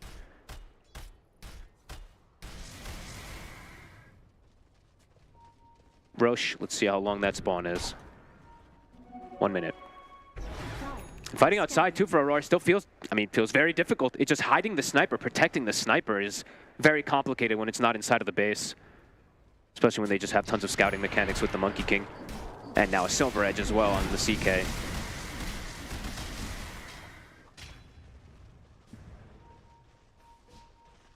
Let's see if they want to try and push something here. 48 seconds. Yeah, the lead's just kind of set up on this bottom side of the map for the Roshan. Thank you. Can they burst? I mean, they can. They can. Very nice, quick kill there to take down KJ. K1, 23, be careful. Oh, he just instantly BKBs. He actually didn't even see him. He was just going for the building. He was terrified. He was so scared. You kind of have to be. I mean, they get the pushback set up there. thanks to the vision that they had in preparation. Split it down, he can TP now. Yeah, K1's also got to go for a BKB TP with the bash. They get him with the bash. And now with the BKB wearing off, K1, he's in trouble. Oh, they've got him. Are they going to kill him? All right, Aurora. Oh, I thought he was going to get out too. I thought I saw the bash proc. Same with the ET splitter was used, but he does get caught. Good kills playing around their vision. That ward that they placed bottom in prep for that Roche in the next few moments. Get some 2 huge kills. Absolutely, taking out K1. Can it get them any type of success to go for the Roche? They have 70 seconds. IQ's close to the Daedalus.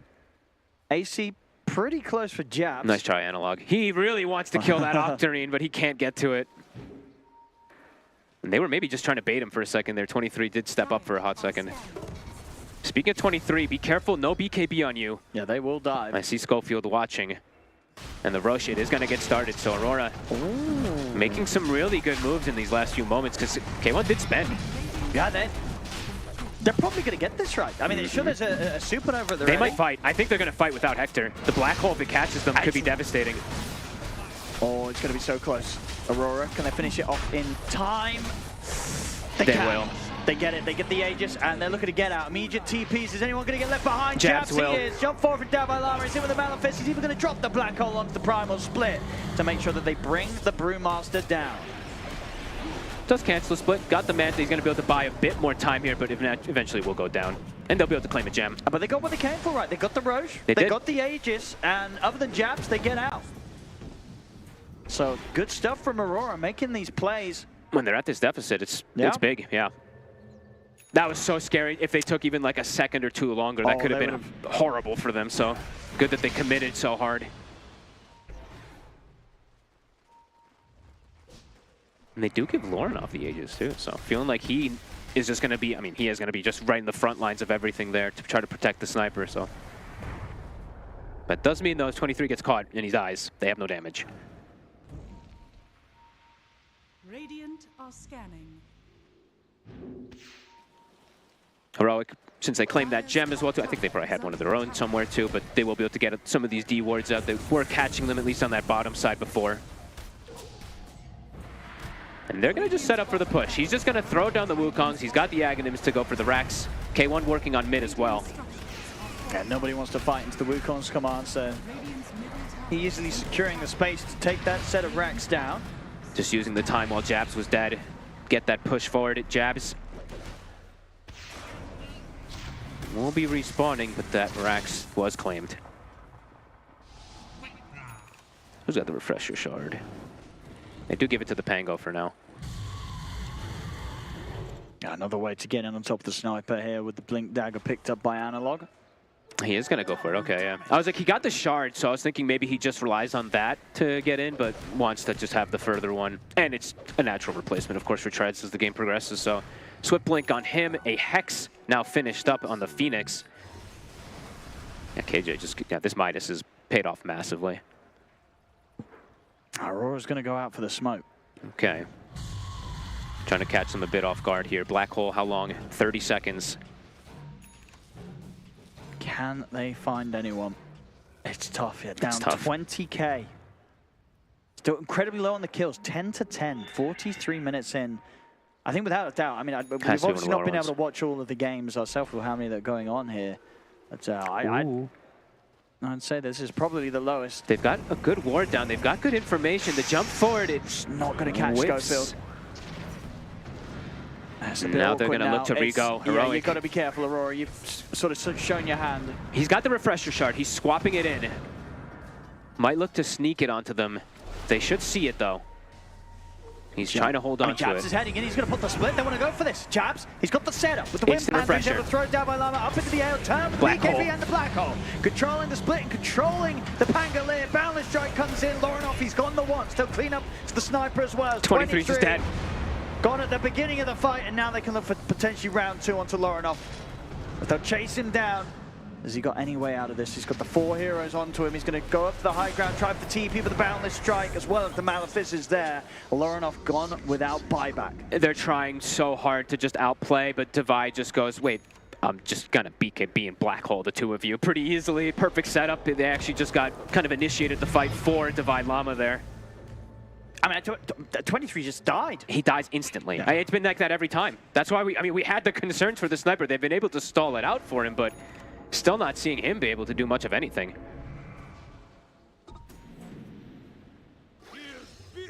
I didn't even see him die. He just died. I think K1. I'm pretty sure K1 just flanked him with the silver edge and just killed him by himself. Yeah, we saw the black hole from down by Long obviously being dropped down onto Lorinov and Jabs, and then 23 just dead elsewhere. Yep.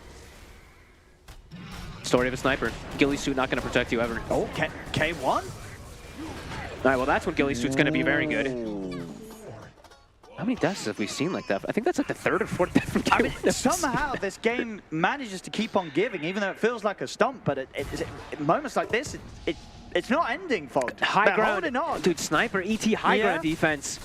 They're holding on. They're finding ways to keep this game alive, Aurora. But why was K1 even there? Did he have it? I think he's just trying to do like his phantasm, pushing the tower slowly, but. Very over-aggressive move after you just dominated a fight. Jabs. Behind enemy lines.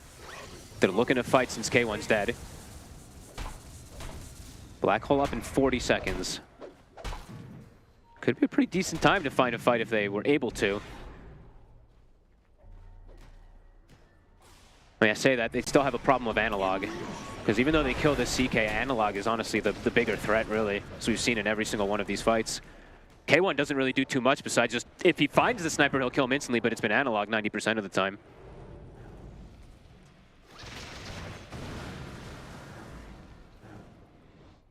Speaking of analog, where does he go from here? He's pretty much 6-slotted, so Moonshard. And then he has to start swapping things around, really. Well, besides eating the Aghanim, so we'll see what he does look for.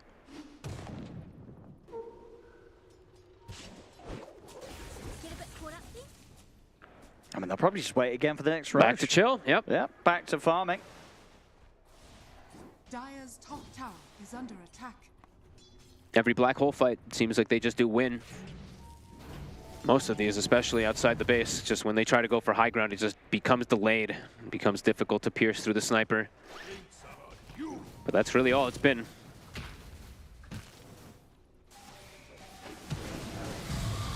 Cute. You're going to have the opportunity to go for something big next. 3,600 gold saved up on the Hoodwink. I mean, it does feel kind of like rapier territories, but just get that rapier. It's got to be a little tempting, right? Is there anything else he truly needs?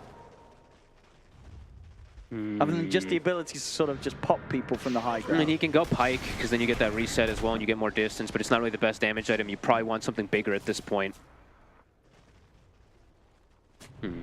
Trying to think. Yeah, Rapier Hoodwink could win them the game. Yeah, because if he dies too, then your sniper picks it up, and then 23's going to have you too. You know, there's always the multiple things you can get out of it. Q is thinking. He's considering. We shall see. K1 keeps suspending out every single time. Doesn't care. Overwhelming Blink now also finished up, so he's got the way to just get on the sniper.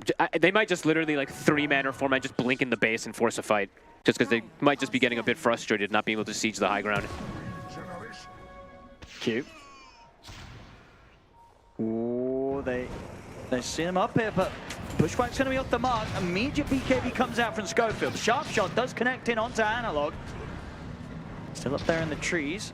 And will remain hidden. That's the role used. He's got A on disc. He's got it ready to unlock. And TP's out, and they're not going to quite see him. It's in what's sort of a hidden spot in the middle. They didn't quite see him. And then Divide cuts his own teammate's tree. Oh. That, I cannot believe they didn't see him. How did they not see? Yeah, I mean, they didn't. We were able to check their point of view with the vision, and indeed they couldn't see him. Just in the spot. Jabs, ult's online. K1. He's got his team for once. He's going to push him back into sort of the range of damage, but there's Black Hole here with a jump. Black Hole straight onto 23. He's going to get put through a stop. 23 backing off. Can he get out the Wukong command? The he Boundless. can with the Boundless strike. Takes him out. 23 dead for 2 minutes. No buyback. And they just do exactly what we were saying. They just blink in. They don't care. The sniper does absolutely nothing. Lornoff. And K1 cleaning up. Takes out Q. The buybacks are coming out here from Aurora. It's a good rolling thunder from Lorinov. He's doing a lot. I mean, Analog's getting held pretty low. He's killing everybody. He kind of is. I mean, Analog, he's also dead. He actually killed everybody. Lorinov is still alive. The shield protecting the Eon Disc is also going to give him a chance to back off. Can he get away from Schofield? The bash comes out. He's still alive. He's surviving through it all. Lorinov. He's going to go back in. I mean, he absolutely is. K1's out of mana. They can slowly but surely take this CK down. What? Sure, it cost them 3 buybacks, but they keep this game alive. Lorinov, I want to see his damage. I need this fight recap. That's actually lower than I thought it was going to be. Still, I mean, his control in particular was absurd.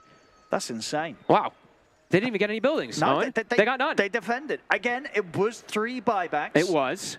But they defend. And for the most part, that was without their carry. You know, 23 kind of died at the beginning of all of that. He literally died at the beginning, yeah. All right. Such a good comeback from the Rolling Thunder. We lost got out of the lobby for a second. And they're getting the push going. Q has actually bought a Deso. So Deso AC, they are pushing toward high ground. They are.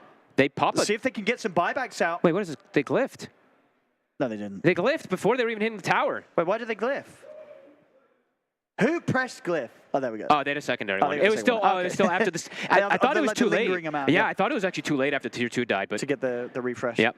But they got it. So Tier still 3. the push comes in. Melee racks down. Or maybe they just don't need 23. I mean, this is kind of crazy. That again, Aurora somehow, they're somehow showing that they have a chance. Heroic, they've had this lead for the whole time, this whole game. And they're making these jumps. They're killing off 23 on the sniper, but how is Lorinov doing this? Able to hold. Just like last game, he was working his magic. Again, because he's only died the once. So it was like the one in game 1, right? He barely died. I think he literally only died the once or twice in that game too. And now Roche, still 5 seconds on the CK. They kill this very fast with their minus armor. The yell is going to reduce it though. They know this is happening. It's not low enough. Oh, they're coming. Analog is here. This is going to be able to jump 23 points. BKB is able to pick up the Aegis. The Supernova's going to be there. That's starting to back away. Wukong's Commander Supernova they are able to get away from. On the side, Blackhawk's going to be dropped down on towards the Primal Split. Lorinov getting dragged back, but the Untis keeps him safe. Will back away. They will lose the ET. Lorinov's in trouble. They've got the Hex on him. He's gone, but he does have buyback available. Schofield, he's going to get shredded here by 23, but indeed 23 caught getting burnt down by KK with the Sunray. And he has the Aegis. 23's going to be back for round 2. Buyback comes in from Lorinov. See if he can get back over to help out. Davai Lama trying to hide in the trees, but they've got the vision here with the assassinate. Davai Lama is going to get taken out by 23. Double kill. Now they turn over towards K1. Got the Silver Edge. They got any sort of detection and find him. Jab's trying to chase down, but K1 should be able to sneak away. Buyback from Lorinov does deter them from continuing chase. Again, though, it's going to give them a potential window to maybe force out some buybacks from a Heroic. This is crazy. The 2 times they've been able to secure this, Roche has gotten them back into this game a little bit here. 23 now with a refresher shard for a secondary BKB. He might actually be able to farm a Wind Waker to reset and survive in some of these fights too. That'd be pretty huge. It would be. Davai is finding some nice black holes. He keeps controlling the brew split, but the buybacks do end up coming into play, and somehow Jabs in that one does end up surviving all of it. There will be a refresher on this Enigma soon, but there's also a refresher on Jabs too. There is. So Aeon Disc did save him last time. He'll have double of that plus a double ulti. This game's gotten spicy. A lot spicier than I think we expected it to. Especially if we're going to start to get maybe some rapiers and stuff like that. Hoodwink, of course, we saw him go Desolator, but... Let's have a look. Yes, indeed. As you can see there, yet to actually have a game break the 60-minute mark so far on these few days. 5 minutes away from that longest match. That was Nouns versus Mouse. And who does a 60-minute benefit? I mean, probably Heroic, actually. Because they get Giant Swing. What do you get, Giant? Yeah. Right, for the CK, and then he can just bypass terrain and get to the sniper a bit easier. But maybe...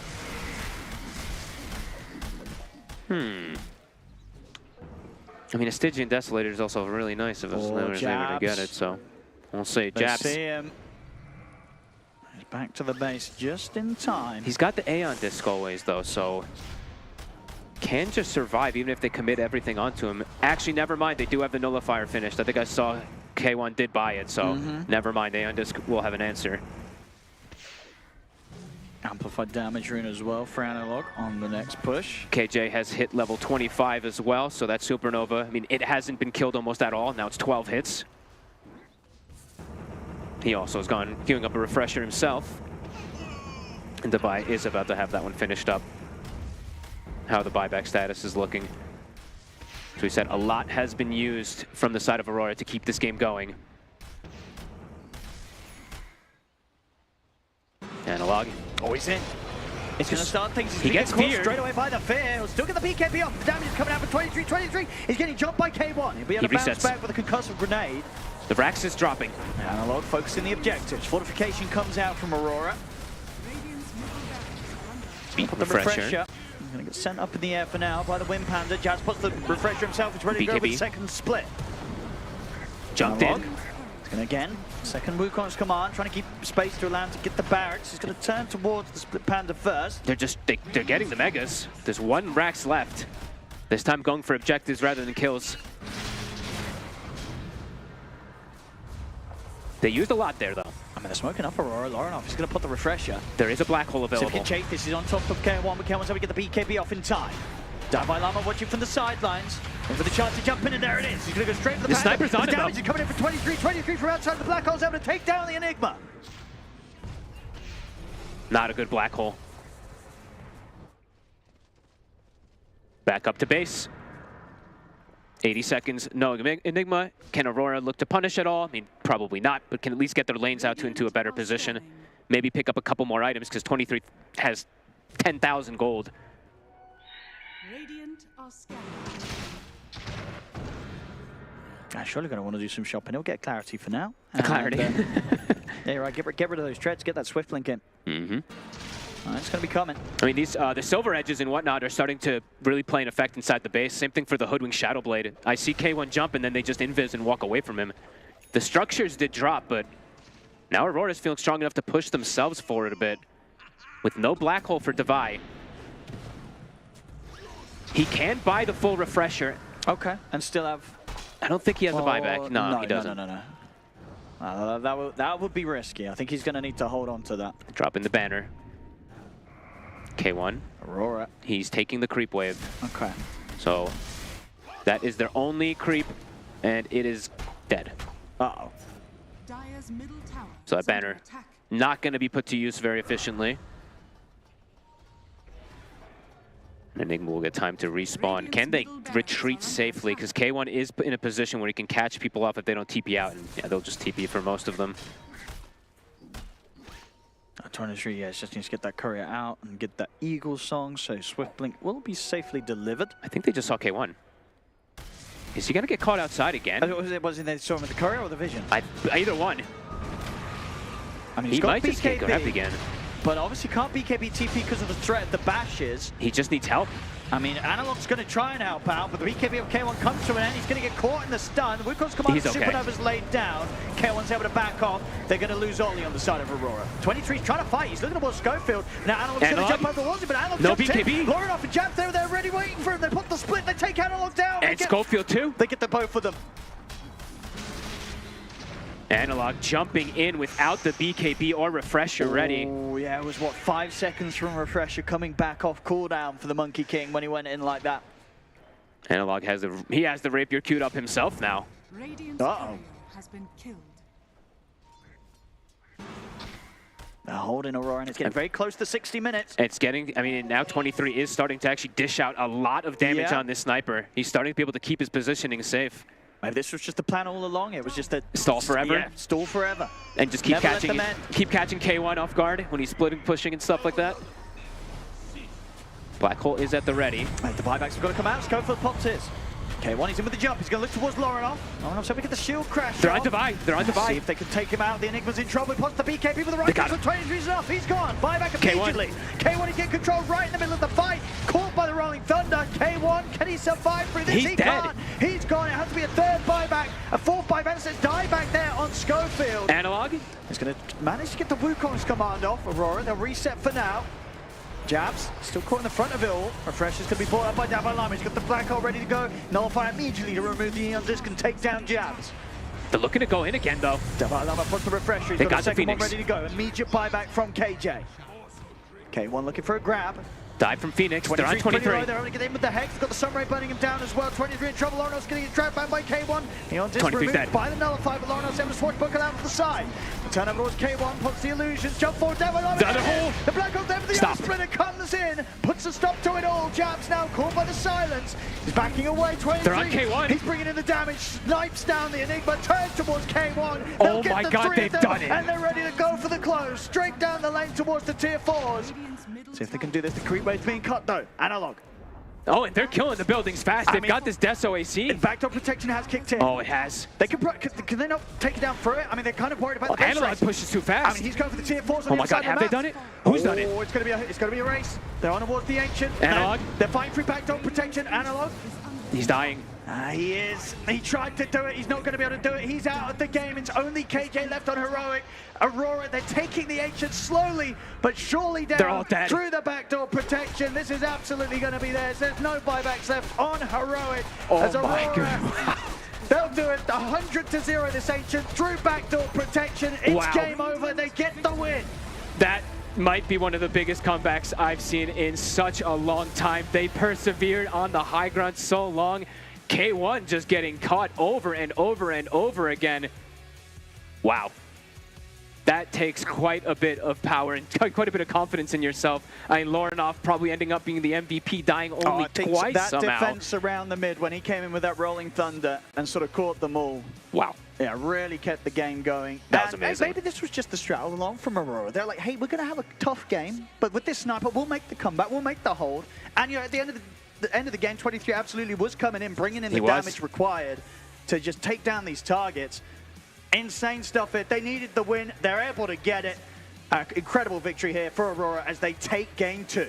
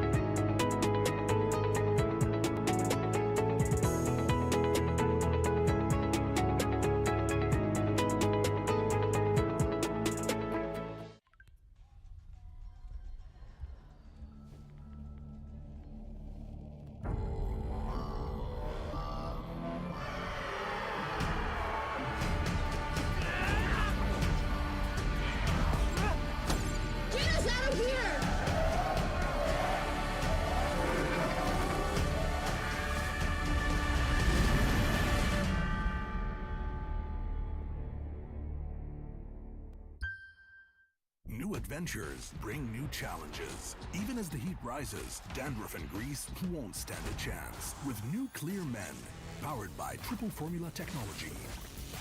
To eliminate dandruff, itch, and grease, gives you 8 hours of freshness and 100% dandruff-free hair.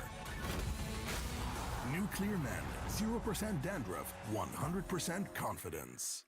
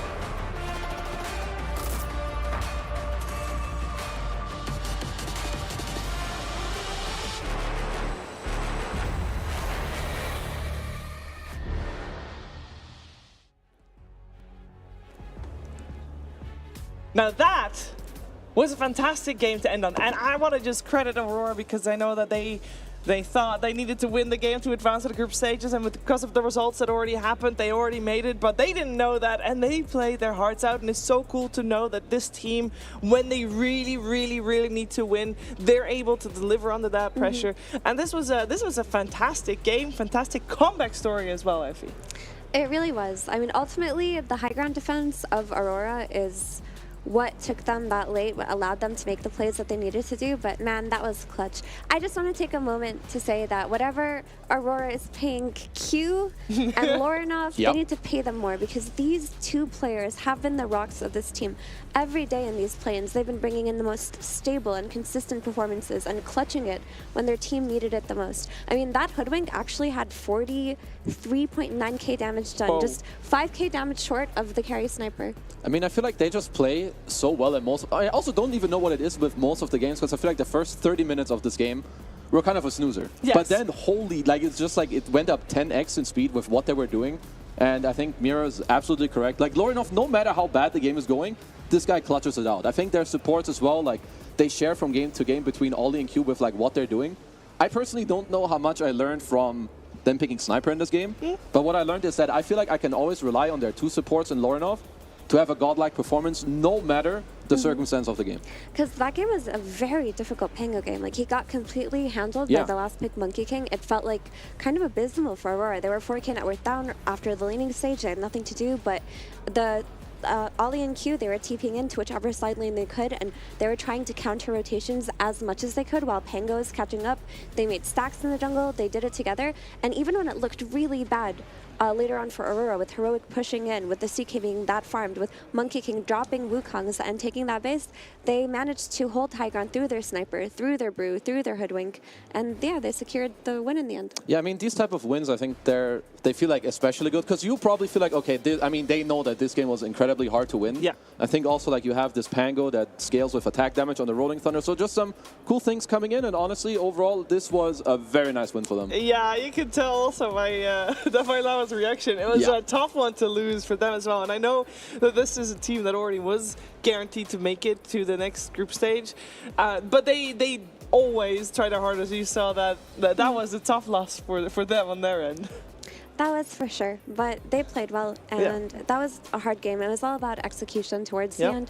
It was all about how much value can you get out of your black hole before your Enigma dies, because Sniper was in the backline, like 5-shotting the Enigma every time he casted black hole. And in the very last fight, Brew actually tanked both black holes, right? The first black hole, he died on, buys back, tanks another black hole, but the Earth Splitter comes through. Clutch. And it clutches the game there, actually, because if Jabs die back there, the whole fight could have looked different. Yeah, I feel like it's still like on both teams to, if they execute, they will win the fight. And I think Aurora did it better towards the end of the game. And that's why, you know, they just end up winning. They end up winning, and that means that they are the ones to get the chance to talk to Purge. You, Shiver. Yep, I'm here with Jabs of Aurora. You just played a crazy game. How does it feel right now winning that one? It's always feel good, like after you win the long game, after like make it come back to the game. What are kind of some of the decisions that you had to go through during the team fights? Because the team fights were the craziest part. There's tons of farming that game, then it was just crazy team fights. So as a Brewmaster player, what were the things that you were worried about as every team fight began? I think he's just gonna try to push Monkey away. If like he didn't use BKB, I can use the thing to push him out of the ring too. So and trying to dispel the Manta too, and use someone.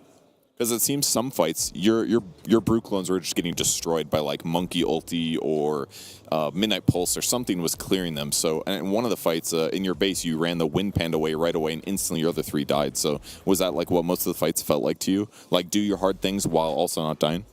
Yeah, because like I think that fight I don't have buyback and I still have Brew Fisher, so I'm gonna try to like survive first. Yeah.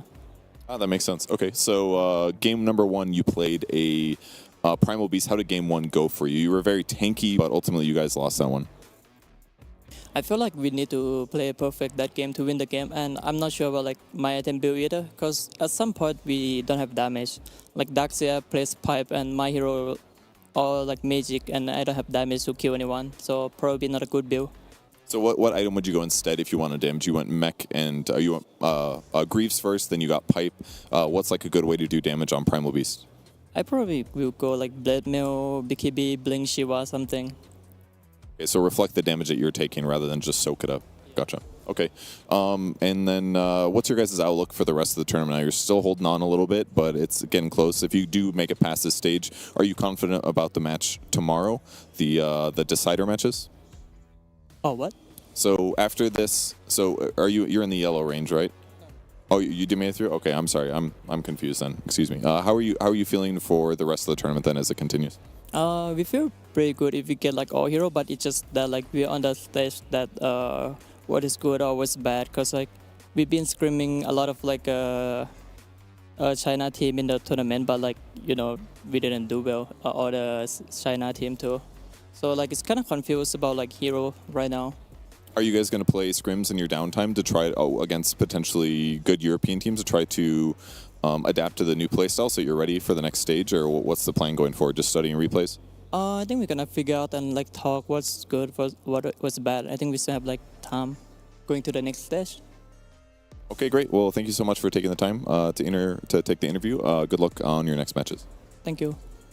I think that Purge gave Jabs quite a scare just now. Like, wait, what? I can't play minute. those matches now. Aurora, indeed, with that win, they make it through to the group stages, the next stage here for Riyadh Masters at the Esports World Cup. We can take a look at the standings as well. It's not entirely set just yet, but there's no tiebreakers, at least in Group B. With all these results, of course, Group A still has a tie that needs to be broken. G2IG will play a best-of-3 against LGD, and that will happen on this stream after very soon, like just stay tuned for that one here for sure. But Group B is set.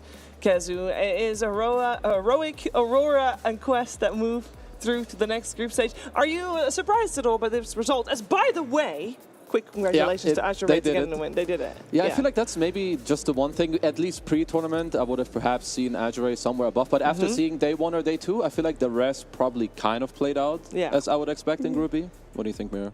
I'd agree with that. I mean, that day 1 was very telling of what the rest of it would look like. And for Group B, that's the group we just covered, right? What? That's the group we just covered. Yes. I think for me the biggest surprise is just Heroic doing as well as they did, because they've had a very mediocre year, but they were present at every tournament and they did try hard every tournament and they were gradually getting better. But it feels like it really just manifested here in these play-ins where they're like, this is how hard we've practiced and this is how hard we've tried, and these are all of our talks and all of our strategies, and we're just doing better every time. So that was very cool. Yeah, it's just a question of how they will do against the top 8 that is joining in the next stage, right? Because I think that's where they want to be part of that group.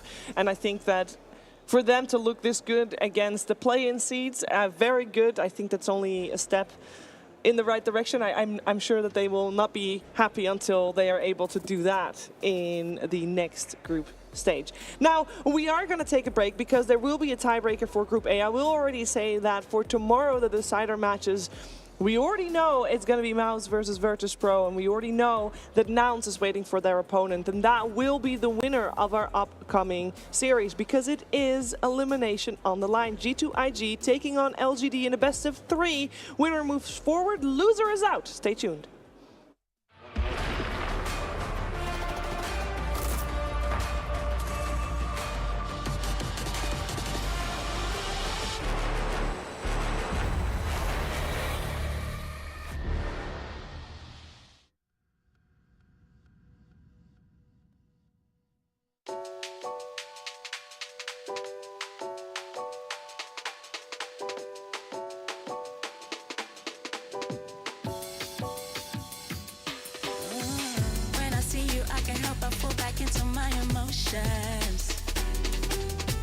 Cause all the good times that we had is flooding like an ocean. Sometimes I wish we made it through the summers. I never thought I'd lose my homie, love a friend, but it's over. I'm falling in the deep end. I cannot swim. I'm falling fast, falling in the deep end. I cannot swim. I'm falling fast, falling in the deep end, deep end, deep end. I'm falling in the deep end, deep end, deep end, deep end. I'm falling in the deep end, deep end, deep end, deep end. I'm falling in the deep end, deep end, deep end. When I see you, I can't help but fall back into my emotions. Cause all the good times that we had is flooding like an ocean. Sometimes I wish we made it through the summers. I never thought I'd lose my homie, love a friend, but it's over. I'm falling in the deep end. I cannot swim. I'm falling fast, falling in the deep end. I cannot swim. I'm falling fast, falling in the deep end, deep end, deep end.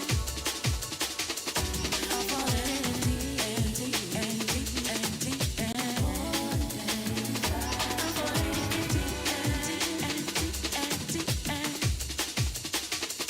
I'm falling in the deep end, deep end, deep end.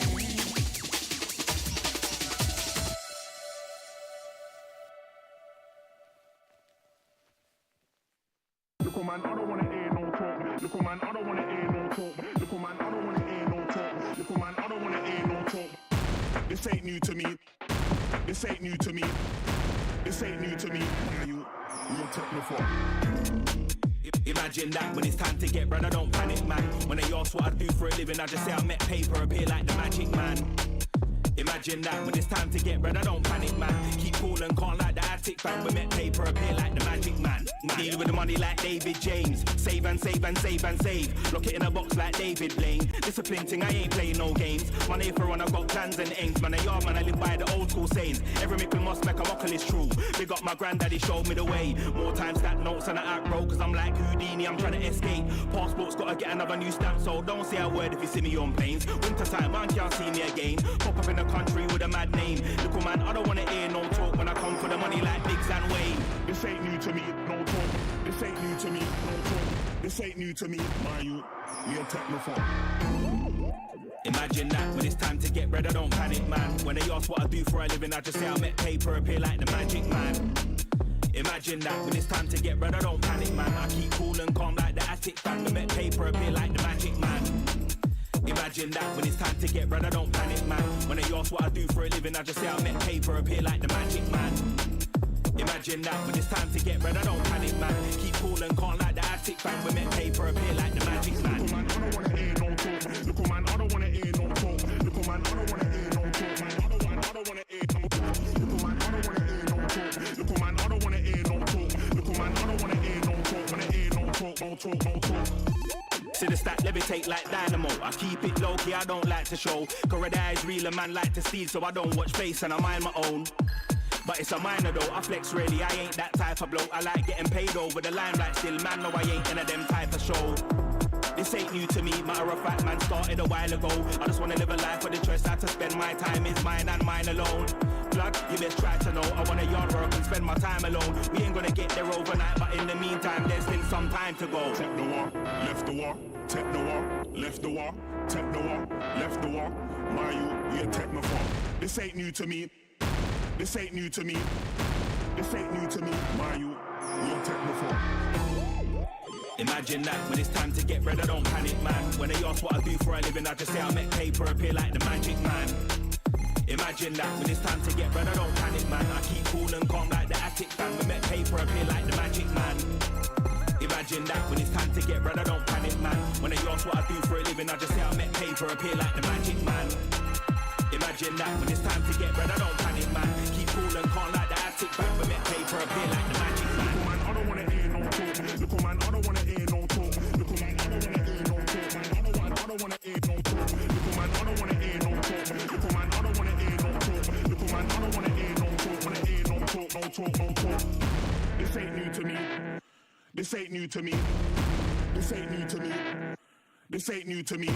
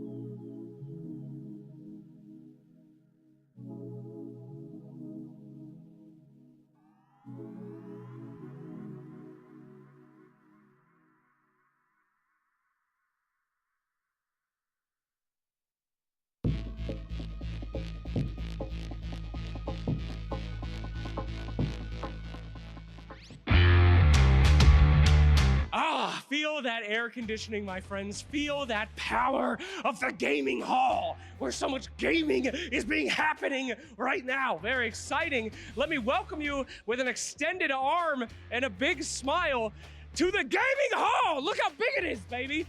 There's a lot of games, a lot of things to do, a lot of people to annoy. So let's get started, huh? Oh, Oh, okay, all right, that's pretty hype. I don't know any dance moves. I do know one. There's no way. Do I have to face her or can I turn? Okay, I know an American dance move. It's all good. She's so happy. That's great. That's the most cringe that character has ever been. Wonderful. What about the lawnmower? You can do that one. It actually looked kind of cool. They have a streaming studio here. You can actually live stream to your chat. There's someone on there right now. And then other people could just stare at you streaming like this. I've never had such a close parasocial relationship in my life. Oh, wonderful. I love you. Thank you, chat. It's me, chat. Oh. You can also do VR here. It's fantastic. This guy's in a VR experience right now. He has no idea what's going. I can get as close as I want. He doesn't know. Absolutely. He's fine. He's having the time of his life in there. He doesn't know how close he is to death right now. Wonderful. Thank you. All right. Are you having fun, sir? Yes, yes. Fantastic. So, welcome to the middle area here. This is where people can chill out. You can play games. They got PS5s. You can watch games and watch mobile games. You can play board games if you're like 90 years old. Team Liquid also trains their players here at the Team Liquid booth with this beautiful reaction game. If you want to get on the Dota team, you have to get all of them correct. And you can't grab the wrong one like Insania. You actually have to grab them all correctly. So we'll see if I'm Team Liquid worthy here. Hello? How many do people usually get? The best one gets 7. 7? Yeah, 7 out of 8. 1, oh, out of 8. I don't have to count. That's very good. Thank you. How hard is it? Very hard. How many can you grab? I tried it. I grabbed 6. 6? Yes. You're quick, man. You'd definitely be able to be on the PUBG team or whatever. Dota, I'm not sure, but we'll check. Okay, you wanna, here, can you hold the microphone while I do this for me? Thank you. Now, good microphone etiquette. You have to get right in their face. Just like that. Can you do that? Yeah, I can do that. Great, all right, you got it. All right, 7. You can do it 7. I can do 7. I'm ready.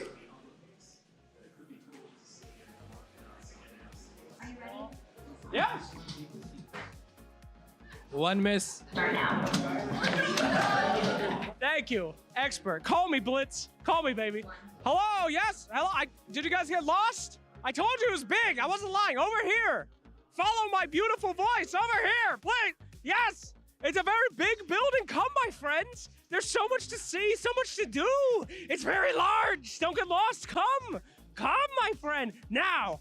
So here at the center, there's so much stuff you can do. You can go into the center of the center and play a bunch of games. You can even go on a little LAN here. They got a whole area to play if you want to relive the LAN pub environment. There's many games. In fact, we got the Mobile Legends Bang Bangers. So good to see you. I'm a representative from Dota. I bring peace and love from the Dota scene. Are they throwing plates over there? What's that game?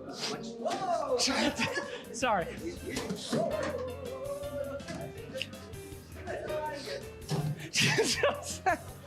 Good aim. All right, let us spin the wheel.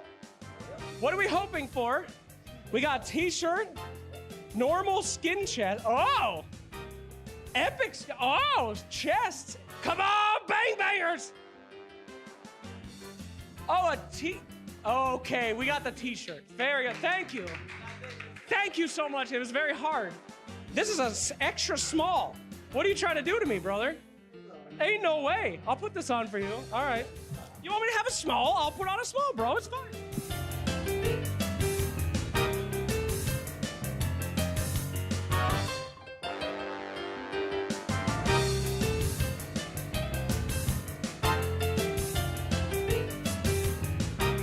This is the hospitality you show to a Dota representative?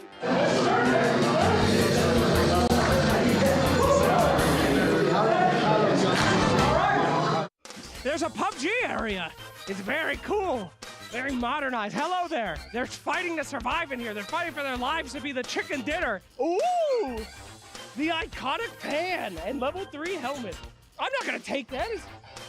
What do you do? No, are you serious? You can put that on? Oh, sick. Hell yeah. The best way to use this is on the belt if people try to shoot you. And then you can run around. It's very good. Thank you. Winner is me. My friends, it's a beautiful place, very fun, lots to do. If you're at the Esports World Cup, come on by. Air conditioning's great, lots of fun. If you're not at the Esports World Cup, hope you enjoyed exploring it with me. I sure enjoyed exploring it with you. Back to you, host. Yeah. Great.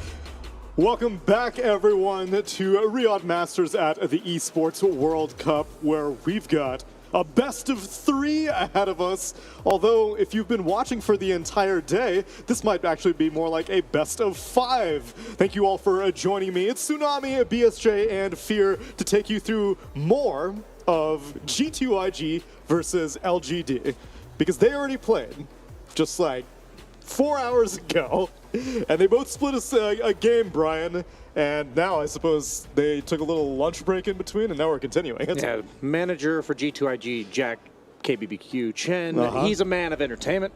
True. He's a man of many long, sleepless nights where he only ends up sleeping on the Dota game itself. So he has provided us with another series today by dropping game 2. Now, important to note that LGD has actually started this group stage 2-1 and then lost 6 straight games, and then managed to beat out G2IG in the second game earlier to put us in this situation. So kind of cool that they rallied themselves together. Yeah, I mean, all jokes aside, that last game there that they played from LGD was very inspiring. It was unique. They ran the Carry Tiny again. We haven't seen it a lot. They did the Dawnbreaker with like the facet where you drop the hammer and it gives you the ultimate on top of it. Went for like a pipe, AC. Played very much so this aura-based like type of strategy. Haven't seen a lot of that in that type of style. So I was very inspired by that, and I talked about LGD a lot before. I want to see them be able to do something new, bring them new to the table, and they did exactly that. And that's what allowed them to maintain a 3-7 pace with G2IG, because if either of those teams got a 2-0, the loser would have been eliminated. Instead, we now get treated to a best-of-3 tiebreaker in which the winner will go on to the decider stage to face off against Nouns, and the loser will face elimination today. So even if you win here, neither of the teams are secure to move forward into the group stage, because they still got to go through the decider, which the other end of the decider is VP going up against Mouse, which will also be tomorrow. Yeah, it's not exactly like a double elimination 4-team bracket. That is just a straight up single match. Yeah. Where it's either Nouns or one of these 2 teams that's going through. So we're either going to have to root for KBBQ as our NA representative. Or either Gunner. way, North America wins. Yeah, either way. We're good to go. Unless LGD actually makes it through, then we got nothing. But true. But we'll deal with that when the time comes. And cumulatively, this is not an encouraging result for China as a whole, because Azure was able to get 1 game win against Nouns a little bit earlier, but they're eliminated, and no matter what, a second Chinese team will be eliminated as well, which is concerning, because I guess in terms of TI slot allocation, China being on the downturn isn't entirely representative here, because we don't have Team Zero, who is going to be going to Copenhagen. Yeah. But Azure isn't going to be going to TI. LGD isn't going to be going to TI. So LGD really needs to leave an impression here at this event. Yeah, they definitely need to try. I mean, China as a region as a whole has struggled a bit this year, right? So we normally see them, especially LGD, at every single TI, one of the first ones since a long time. And Team Zero, hopefully they're bringing that new flair to the region. We'll be able to see them later, not at this tournament, of course, but we do have like some of the big guns as well. We have Ame, he's still playing, so that's going to be who I'm going to be looking for the most. He's like one of the big players that, as a carry player, I look up to a lot. He does a lot of creative stuff that is really good. But we'll see what these teams can bring to the table. I did like the fact that Azure, even though they're out, they're like, we're bringing you down with us, you know? We're going to take a game here. There was nothing for Azure to play for whatsoever. Really, just dragging NA down with them. That was their dying breath. And that was also a roster that has a lot of big names. They are falling, and I would say that G2IG, as we can see on the screen right now, has more big names than LGD. LGD is a squad that seems to be comprised of mostly academy tier players. But shall we? yeah, you have the coach, but I don't really know how much of an impression that can lead when you're not in the game itself. Yeah, and we've been, for putting it lightly, expressing our concerns about Echo. Correct. As a mid laner, I feel like there's just something funky about like the dynamic and the. He's been struggling. It just looks. He looks uncomfortable. Yeah. Yes. He just. You can tell when a Dota player is getting to play heroes that they're comfortable on, that they're feeling themselves, that they like are just confident in their decisions around the map and itemization that they're making. You know, you harped, I remember, on his Orchid Blink Dagger Pango, so he like had like 1200 HP as a mid Pango. 25 minutes into the game. These are just little things that.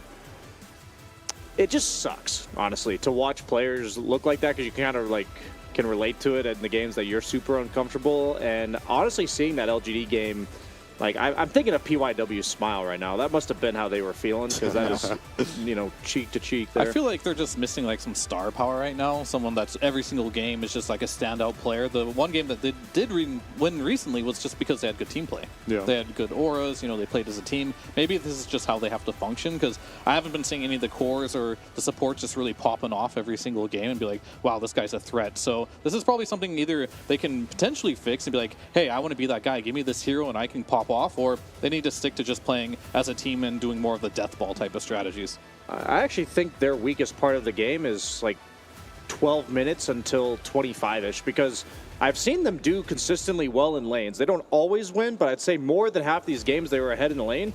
And we even saw it in the last game where they won. They were up by like 3-4K coming out of the lanes, and then they kind of fumbled like the mid-game rotations. I feel like they tend to get out-farmed without applying enough pressure. And then they were actually going high ground with the tiny Dawnbreaker Aura lineup down by 5,000.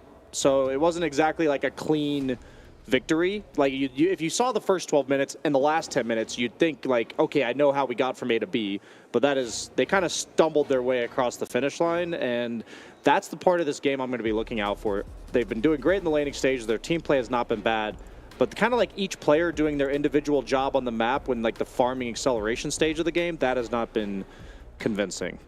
And I wouldn't imagine the trend to change dramatically now because it's only been maybe 3 hours since we last saw them, and it's against the exact same opponent again. Yeah. So bold prediction. I'm imagining to see more of the same that we already saw a little while ago, but at least maybe we might get some new heroes as we get into the draft of game number 1. And as you see underneath the countdown, it is a best of 3, the beginning of the best of 3s as we close out the play-in stage. Monkey King, Coddle, and Snapfire banned out by G2IG LGD. They take out the Storm Spirit first phase, and as well as the Doom, the Beastmaster, and the Weaver. G2IG first pick up the Phoenix. Yeah, so we're not going to see a couple of the heroes that we saw. I consider the last series for these teams like the halftime, you know? Exactly. They had the time to rally, re-strategize going into the next series here. And in that last particular game, we did see a Beastmaster on the side of G2IG. It looked pretty good. And then the Coddle LGD ended up having. That was one of the heroes that Echoes did play with and won with. So another hero that he has won with other than Ember, but he did lose with his Ember in game number 1, so it's not undefeated anymore. And it was G2IG that did beat his Ember, but they're going to still go back to his comfort. I'm pretty surprised they gave it to him. I think even though you beat him,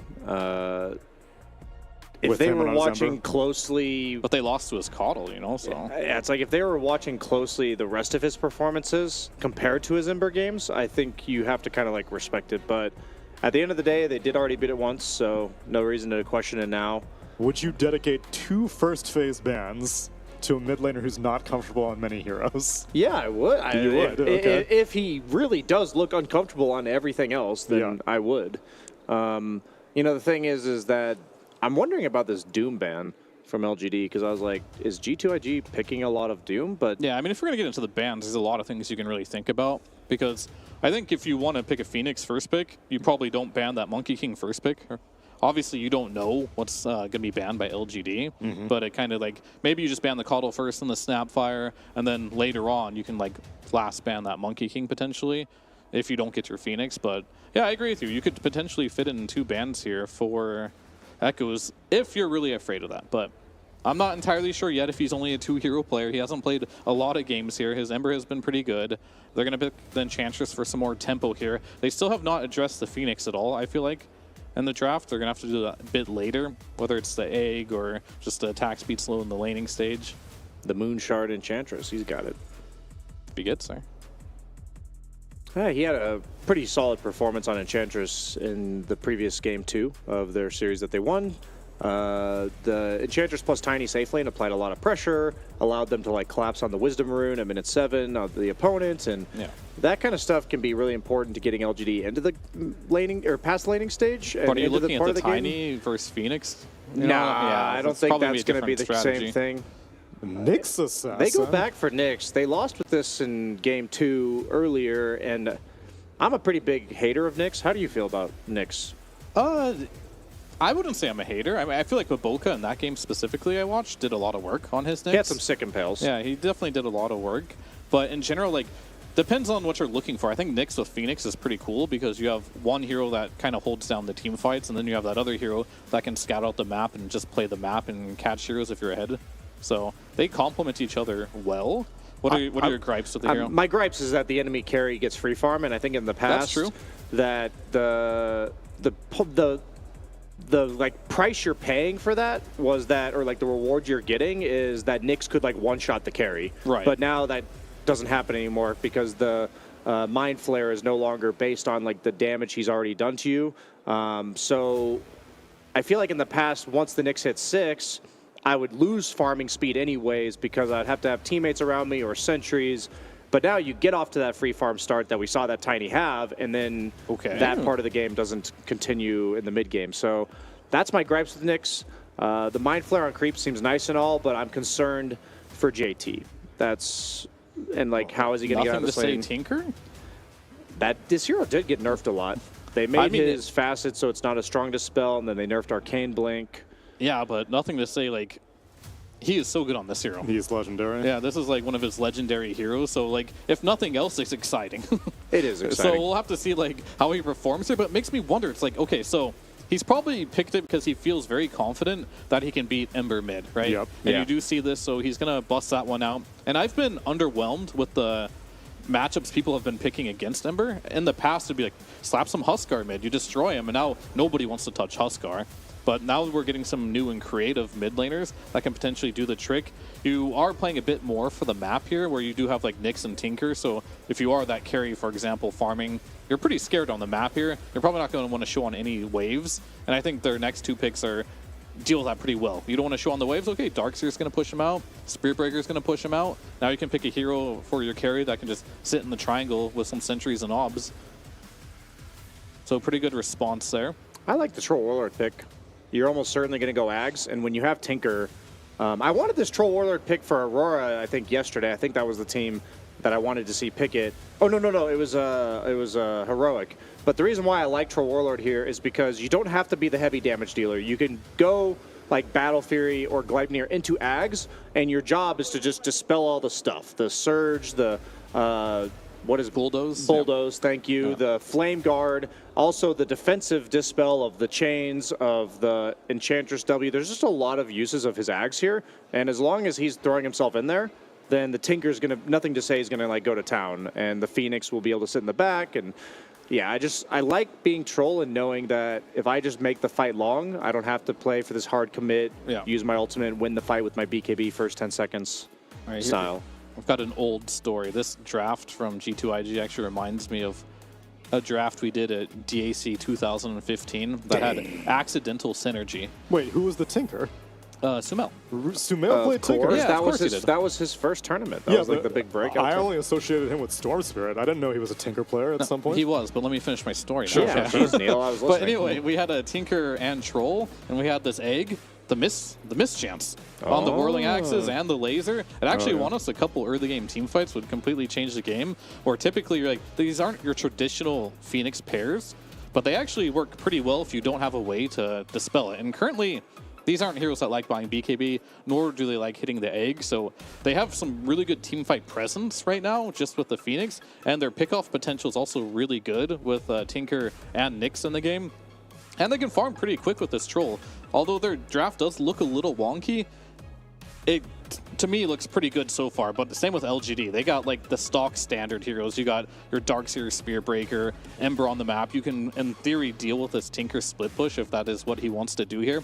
But what I'd really like to see is G2IG use these heroes to fight more. Because I feel like if you use Tinker and Troll in the team fights with a very aggressively placed egg, you can win team fights pretty easily.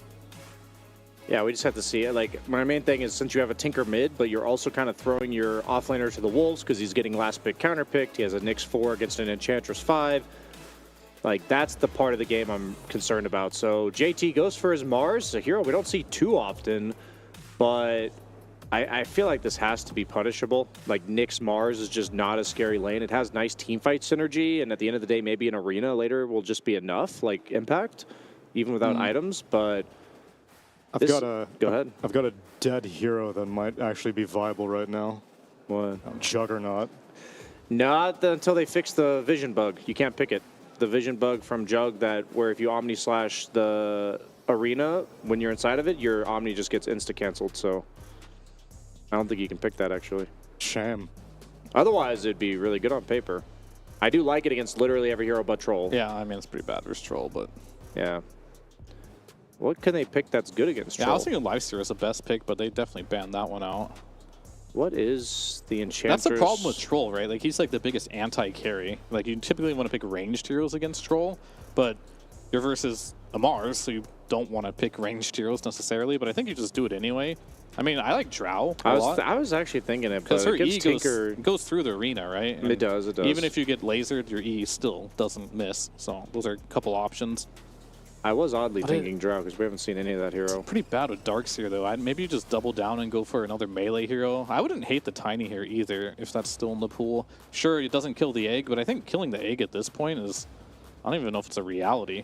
What about like a tempo hero like Alk or something? Like just speed up the pace of the game, hit like a mid-game timing. Any melee hero I don't hate if it is a ranged hero. Okay. I could see TA. TA is actually pretty annoying for Mars. I mean, the problem... Okay, so I don't have a problem with TA. It's never a bad TA game. But it's also not the best TA game ever at the same time, right? I mean, it's good for Snicks. You can always farm without getting solo killed. Doesn't really hit the egg. That's one issue. You can kind of like deal with Tinker as well. He doesn't mess with you. Versus Troll, yeah, you buy a Pike. Honestly, the more I think about it, it's a pretty good pick. You just don't have that Ion Shell carrier. It really has to be Echoes, and I'm afraid if Echoes doesn't get to a good start, will he be abusing the Ion Shell? If not, then it'll have to be PIW has to pick up that role. I think the mid-game is going to decide everything here. I think G2IG is going to have a rough safe lane and a potentially rough mid lane. If the safe lane is going to bleed into the mid lane, which means like it's going to be on Monet, I guess, to like help them get through the mid game, which not usually the carry's job. And then, but at the same time, I think if LGD slips up once, then the game's just over. Like G2IG's scaling is way better, and their team fight is way better. So I'm leaning G2IG just based on execution. Like I don't think LGD will have that super clean game they'll need to finish this off. Based off what I've seen of these two teams specifically, it's going to be. I think it's a hard game for LGD to win just based on their playstyle right now. Like, I feel like you have to make a lot of individual good plays in this game. Buy Shiro, buy Echoes. I feel like Echoes has to have a big purpose in this game. And if not, you lose an Aegis or two. This Troll walks down a lane. What are you going to do? Yeah, I fear for Echoes this game because NTS saw the Ember Spirit, was like, all right, give me Tinker. And the new Ember Spirit, you literally cannot turn off Flame Guard. So Nyx Assassin can just walk up to you and carapace you on demand. And I think JT has to, like you said, we don't see Mars very often. I have to imagine the intention of picking up the Mars is like, oh, I can definitely bully the mid laner who I already see, because he didn't know he was going to go up against a Templar Assassin. Yeah. So Ember is going to get heavily bullied this game, I'm afraid. Yeah, I'm not sure. This game is really wonky. I feel like I equally dislike both drafts, but I'm going to go, I'm still leaning towards G2IG, just like the nothing to say Tinker, not much else to say. Not much else to say, indeed. In fact, we'll have no more to say, because Cap and SVG will take you away for game number 1. It's fitting that this tiebreaker is an interregional matchup between the 2nd and 3rd place teams of China. Functionally a best of 5 with the score already being 1-1. We have potentially 3 more games to play out between IG, G2IG, and LGD to determine who the better Chinese team is, with the loser being eliminated from the Riyadh Masters. And they're going to put their fate in the hands of the Tinker. Post-nerf Tinker, triple nerf, some might say, as you lost the laser damage, you lost the arcane blink cooldown, and you lost a little bit on that Conda build-up if you end up going that route, but that's more of a niche pick. Still, you also lost, the biggest thing is that facet, the hard dispel on the warp away. One could say 4 nerfs going into this hero. Yeah. Depending on how you itemize it, that is a lot for a hero that's kind of a niche pick and needs a lot to go for him. But of course, NTS, he is one of the best Tinkers of all time. LG, or not NTS, it's G2IG that are going to try and play around him and enable him. My problem with the pick here, though, is not NTS's capability on the hero, but can he get to a point where you can stabilize the game around him? On paper, I am actually favoring LGD a lot in this draft. I think the roam potential is the missing X factor that the panel didn't highlight, which is this Enchantress Spirit Breaker are going to run the map on this Nyx Phoenix, in theory. They are way faster, get out ahead on lanes to a large degree, because I think both side lanes look pretty stable for them.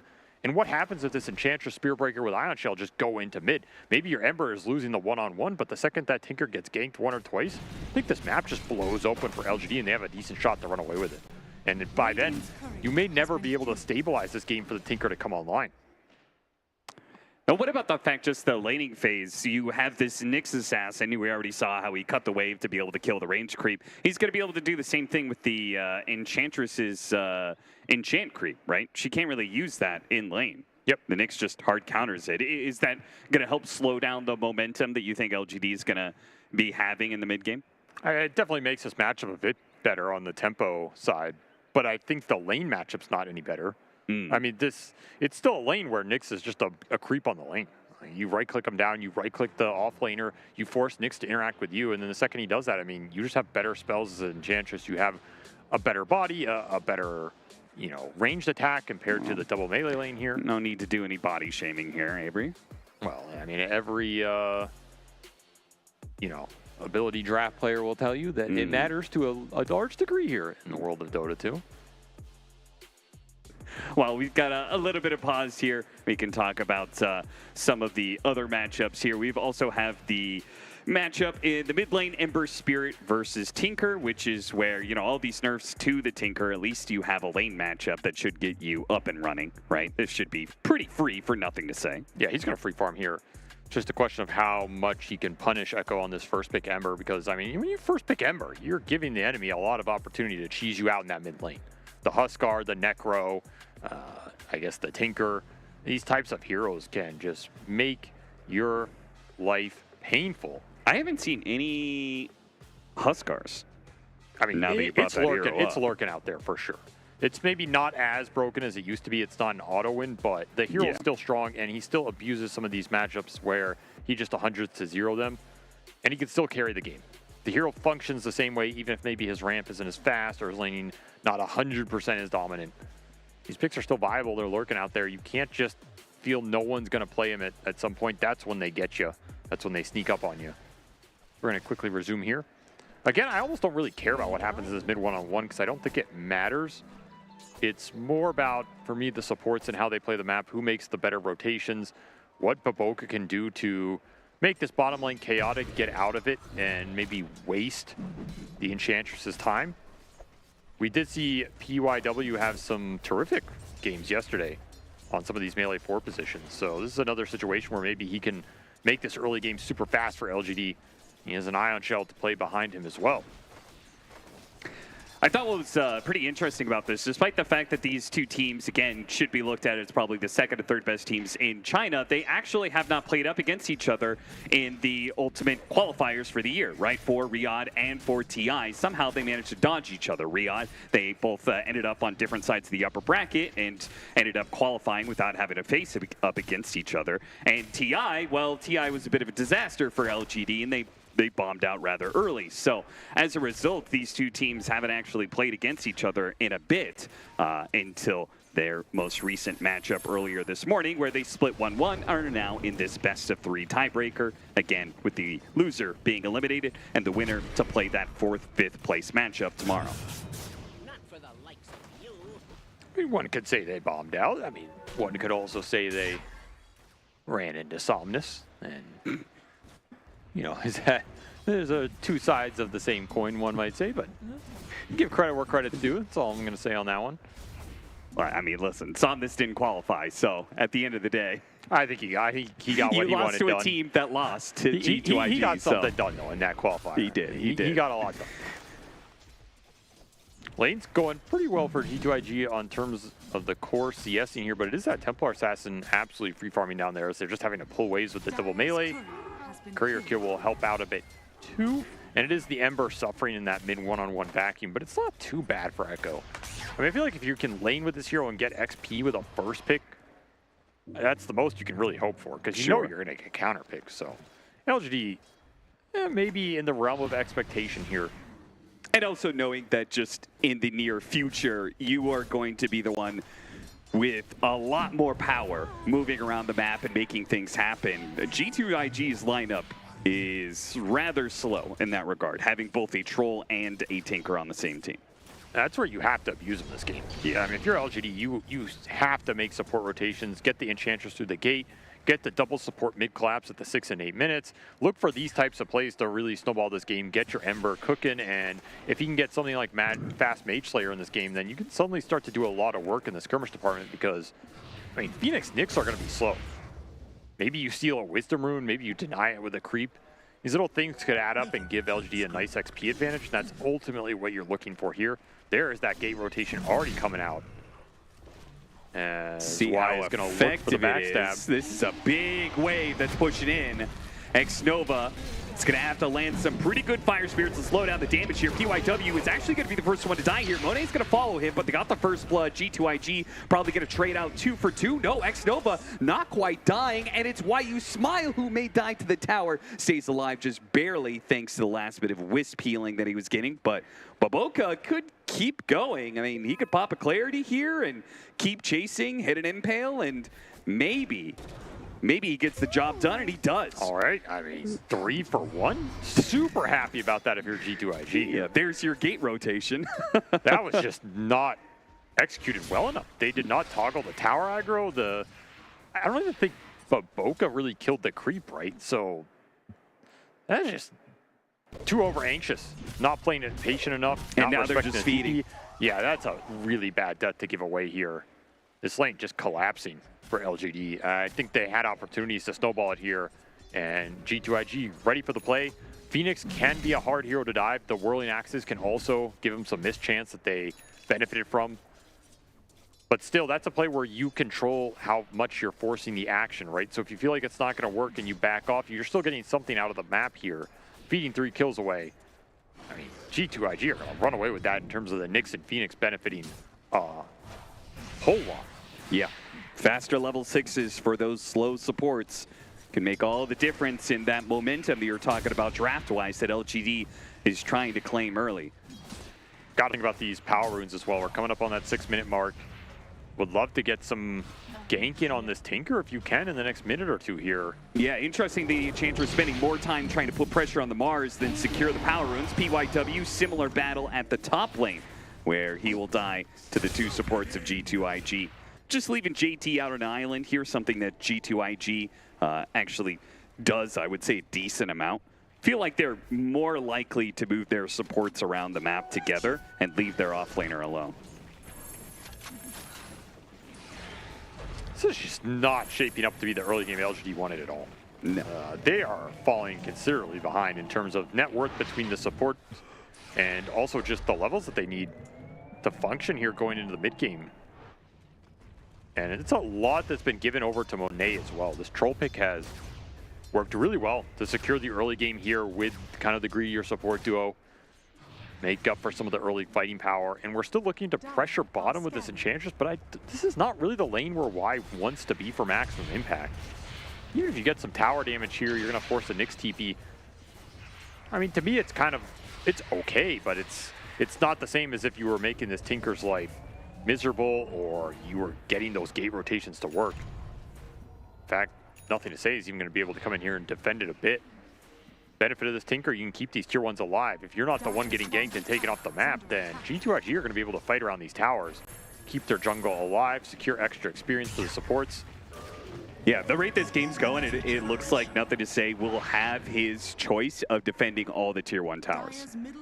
LGD simply have not gotten enough momentum in the laning phase. They're actually down by 2K, and the Enchantress's moves are just being kind of ruined every which way. Whether it's through the gate or it's running into the Nyx Assassin, just can't really put the pressure on the towers. And it's Echo basically playing alone in this enemy jungle, trying to find some sort of harassment on the Tinker. There's no support around him, though. LGD just super split on the map. In fact, it was New farming bottom on his own. Just nowhere near close to the action. Very split right now, and like you said, it is giving the Tinker a lot of time to just power up here. Already level 8.5, close to that Blink Dagger. In fact, they're going to make the play on the TA. Got the pin back, very nice, especially with G2IG moving across like this. They have plenty of little bits of damage to burn through Refraction. A 6th kill for G2IG. That's the biggest kill on the map that G2IG can get. Yeah. Didn't even really have to commit a lot. I mean, that was before the support ults come out. So now you have Vendetta to play with. About to have Supernova online. TA's off the map, not clearing through the Ancients. Not getting the solo XP on the lane that LGD wanted him to get. Got to have some response here soon to stabilize this early game. They're going to bring the TA back in bottom, so this is a fight LGD have to commit to here. Nice God's Rebuke, stopping that charge. So already LGD's little attempt to make a fight happen is ruined. Big committal of 4 heroes bottom. Defend the TA re-TPing in. Yeah, when you have a troll who's just carelessly farming away at the safe lane, and you have a Tinker who's able to be there at bottom while also pushing in mid, it's sort of set up for LGD. It's just not good, and it gets worse if New is going to die again here at the top lane. That one final axe doesn't come in from Monet, so New does survive, but in some ways, damage is done. He's going to have to head back to the fountain. He didn't get any sort of tower push on bottom off of the rotations here for LGDs. So you're just getting rebuked in both lanes. I would not be surprised if Monet starts hitting this top tower. I mean, he got that creep. He did get that CS. Messed it up big time. Sends a message. He's like, you know what, Nyx Assassin, you're not the only one who can one-shot a creep. Needed something. But he finished. He finished phase boot, so that was a big secure. Okay. Give him some benefit of the doubt here. Sure. I mean, why? It's just completely in the middle of nowhere. Yeah, what are you doing here? How'd you end up here? What's your story? This early game is not syncing up for LGD at all. They will find the Nyx. At least Echo getting something done here, but man, support gameplay in this early game, at least for me, has been a little underwhelming for LGD. Yeah, that's putting it nicely. I think disastrous would be another way to describe it. Not for Xnova, though. He's 4-0-2. Got some earn charges, working towards Vessel. In fact, that Vessel is done for the Phoenix. What on earth? It's insanely fast for a Phoenix that, you know, I mean, in theory, I was supposed to be the lane that was getting pressured, but G2IG played it well here, and 7 minutes faster than the patch average. Yeah, that is incredibly fast for support to have a full Vessel before 11 minutes. Boboka's level 6 already, so he's going to set up for a kill on you. It's a good Nyx Assassin game. If you can get out of lanes, he's got Ion Shell, he's got Ember Spirit, Flame Guard. He's got a lot of different ways for Spike Carapace to set up just these free Vendetta hit Impale combos. And Monet took that top tower, so Darkseer losing his tower. He's supposed to be the lane jumper here. Instead, it's Monet taking that, opening up some of the Ancients, getting that gank to work for Boboka. And he is just rushing an Aghanim Scepter first on this Troll. For the extra Dispels in this game versus the Darkseer, versus the Breaker, versus the Ember. Yeah, it's going to be tough to fight into. Maybe not the fastest farming item. I'm not sure you go at first, even though it's so good here, but it's definitely going to pay off over the course of the whole game. It is very interesting. I feel like that's almost like it's great for the game, but I also feel like it's part of the covering their greediness of their draft, perhaps. Like if you have a Tinker and a Troll, maybe your Troll should be a little bit more active in his item choices. You know you're probably going to outscale him anyway, so. Maybe it's just he's relying on this Tinker as the true one. Yeah, exactly. Doesn't feel like his farm ramp has to be that insane. That said, with this kind of lead, I feel like, you know, building the farming item first would have been warranted, but, you know, not going to argue with the team that's leading. And early Boboka, Witchblade for the Tinker. Yeah, I was looking at his build-up, and I was like, I thought I was missing an item. I was like, is he? I mean, I've mostly seen either like a Shiva's trajectory or a Konda trajectory, maybe even early BKB if you feel like you need it versus certain heroes. He doesn't necessarily need it in this type of game. Witchblade this fast on the hero, though. Pretty interesting. I mean, the late game Parasma is definitely something you see. And you can get it between that 3rd, 5th item slot on this hero. It's definitely very valuable, but I guess it helps with your farming speed and everything. They're going to try on the troll. The Ags is being delivered. Still has ult, and he gets it off. Yeah, the vacuum almost caught him, but he's just going to be running down lane to his doom. And nothing to say, tries to cover him a little bit with a March of the Machines. JT comes in, beautiful arena, halting all the momentum. They're chasing after the Tinker. It'll save the Tinker's life, though it might cost Boboka, as there's just too many heroes here from LGD. They brought all 5 up to this top fight for the Troll, and now the Nyx Assassin. Finally, we see these heroes come together for LGD, and the strength of the synergy there. I mean, the whole time we were talking about this, yeah, you got the Ags up on the Troll, but you also got this Mage Slayer done on the Ember. Your TA is still pretty farmed here. And LGD able to get the collapse, get the numbers advantage. That's where their lineup thrives. Run this Ember in first, get the procs on everybody, let him be the tank on the front line. Yeah, you can carapace him, you can dispel him, but he's still going to be fairly tanky at this point in the game until the Tinker's willing to commit into the middle of that skirmish. You don't have the damage to punch through some of the Darkseer auras and the refraction here. This is why I still feel like LGD have an early game advantage that they can put these fights together. It's just a matter of getting the heroes to the right point. As Monet is going to start laying into this tower. Another aggressive objective push by him, especially with no ult. He would love to take him down again here. They're going to start going on him. Nice Gontrabuke once again, stop the charge from PYW. They're going to pop the Supernova, so Monet can try to fight around that one, but the egg, it's not dying fast enough for LGD. It's going to successfully explode, and Xnova turns the spirits onto Shiro. Shiro's in trouble, gets pinned up by JT. Now he's dead. This tower is no saving grace for LGD. The Supernova proving to be the superior team fight objective for G2IG to play around, and it works beautifully. They get the save on Monet and lose nobody for 2 kills. Man, the mischance synergy in this lineup around the egg it's going to be nasty. Yeah, it's going to force some BKBs out of LGD or something because they have no chance of killing this egg through the Phoenix mischance, the Whirling Axis mischance, the Laser mischance. Someone else is getting stunned in Carapace. There's Arena and Bulwark blocks. I mean, yeah. Absolute nightmare to try and kill this egg. And Xnova, he knows it. He's just in the middle of everybody. That was a 5-man Supernova, effectively. The Breaker just dying before it even mattered.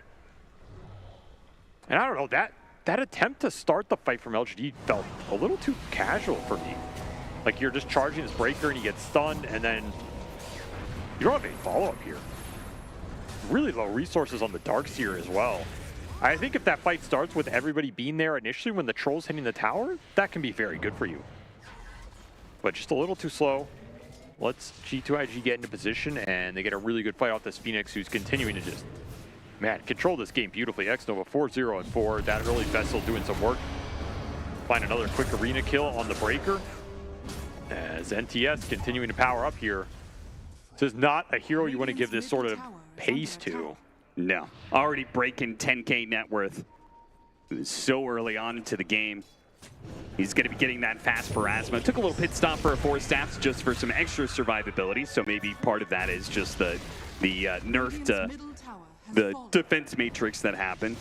Maybe just that extra bit of mobility and survivability is necessary now on Tinker.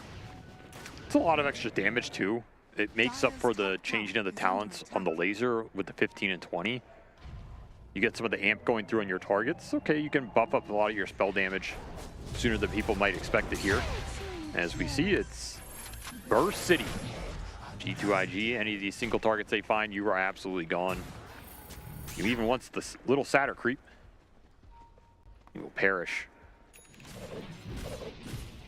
Pipe dump for the Darkseer. This is a pretty big timing for LGD. Really got to start thinking about some Roshan team fight in the next 5 minutes here. can't afford to let this game just drag on where all these cores for G2IG are continuing to find their farm, continuing to find their scale, because I don't think ultra late looks that great for you here. This is kind of a tempo-based lineup where you want to get that 30 to 40 minute mark is where you want to hit your stride. So you need to get this first Roshan around that 20 to 25 so you can get the second one and at least threaten some fights into high ground around that period. That would be ideal here with this last pick Templar Assassin. Auras on the Darkseer are going to be your green light to try and get that to work for you. G2IG just continuing to find the pickoffs here. Slowing LGD's game down every time. Still looking for more too. JT runs into Shiro, but Shiro blinks back before he gets caught. JT's still going to go for it. Blinking forward, hitting the Yules, pin back on the arena. Monet starts going to work. The refraction has been burned through with the Supernova there on the side. It's looking good to get the kill on Shiro, but it is underneath this tier 2 tower. Is Monet going to be fine? Has to pop his ultimate underneath this tier 2. He's going to be stuck here for a bit, but it's healing up okay still, though. He runs back into the wall with the last bit of his ultimate. They have no disables, though, to keep him there. Man, the lack of AoE control for LGD is really hurting him in these fights. Monet's just able to go in deep because he knows he has the backup of Sunray, Supernova that's unkillable. These defense matrices really helping him out on the tail end of his ult. And LGD just struggling to keep these heroes in the vicinity. I mean, you got a Chains and that's about it. Popping out, Echo, seeing the Tinker at the bottom lane. They're going to chase whatever heroes they can here at top. It's just going to be a Nyx Assassin pickoff, but something's more than nothing. You really need this Deso on Shiro as fast as possible right now because that Plasma is done for the Tinker. And you're still, halfway off this big Roshan killer for LGD's carry. Yeah, if you're not careful, it's going to be G2IG who are going to take the first Roshan soon. I mean, they could do it now if they are confident enough to force the 5-on-5. I don't think they necessarily are, but they could definitely contest as well if they really feel it comes to it. Yeah. Again, the confidence in these Supernovas going off has to be pretty high, especially with double Eul Scepter coming out as well between the Nyx and the Mars. Very easy setup now on this Ember at any point. 2 more Dispels for the Surge, for the random Ion Shells, for the Spirit Breaker as well going in. His Tinker has 19 armor. They get on top of him. It is not an easy kill.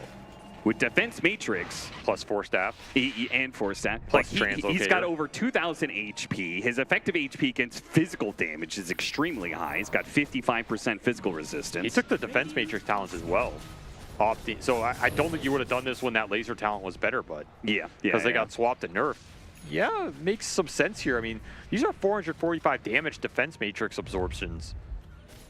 Those are no joke when you're throwing 4, 5, 6 out in a fight.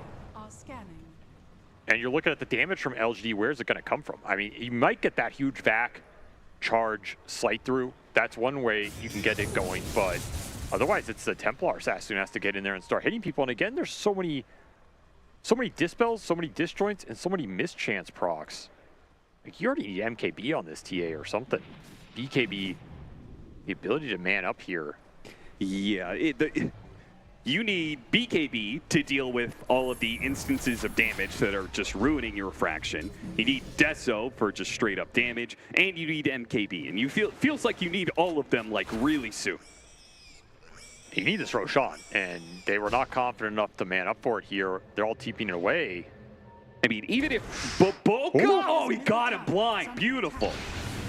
Saw that LGD was TPing away from this Roshan pit. I was going to say, even without a pickoff here, without a TP cancel, they could probably just do Roshan because they know that LGD TP'd away. They get a pick like that on Why You Smile. It makes it even easier for Monet. What was that? Vac banned this man. What the heck was that? I thought you were talking about vacuum. I was like, I didn't see a vacuum. No, don't ban the vacuum. Vac banned this man. Too good.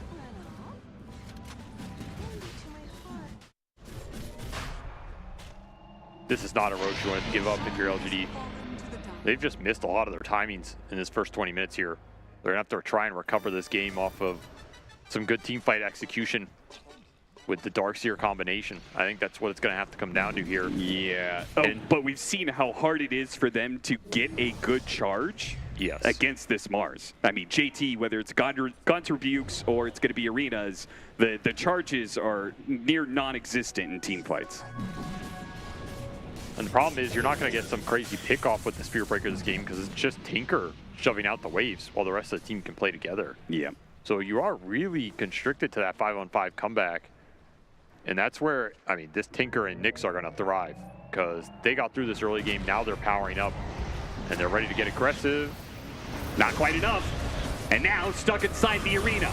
Boboka hits a nice two-man stud off of that one. LGD just going to try and bide out their time as the Supernova explodes. Did tank through it. They did. They didn't get the pick off they were hoping to on the Nyx Assassin. But maybe they'll get it on the Phoenix. Okay, big burst damage. PYW charging through a couple heroes here as well. Monet has to pop his Manta and start backing up. Now, he still has the Aegis. LGD can't go full aggro here. But they can maybe look for more opportunities. Still a solid fight for them. Showing the strength of the Darkseer auras here. Very tanky unless that Tinker's willing to commit in during that arena. I mean, you get the Mage Slayer hit through, you get a pipe on everybody. There's a Greaves to back up some of the armor hits. Refraction to burn through, Ember Shield to burn through. If you're not getting early dispels on these heroes, they are fairly tanky for what you're presenting right now. Now, Ags on NTS is going to be a big damage power spike. Start throwing those lasers out with the, you know, the extra bounce, the extra 10% shrink ray. It's a lot different. Especially if they're going to be grouped up inside of an arena or something. A little lag here. Yeah, a little Kale.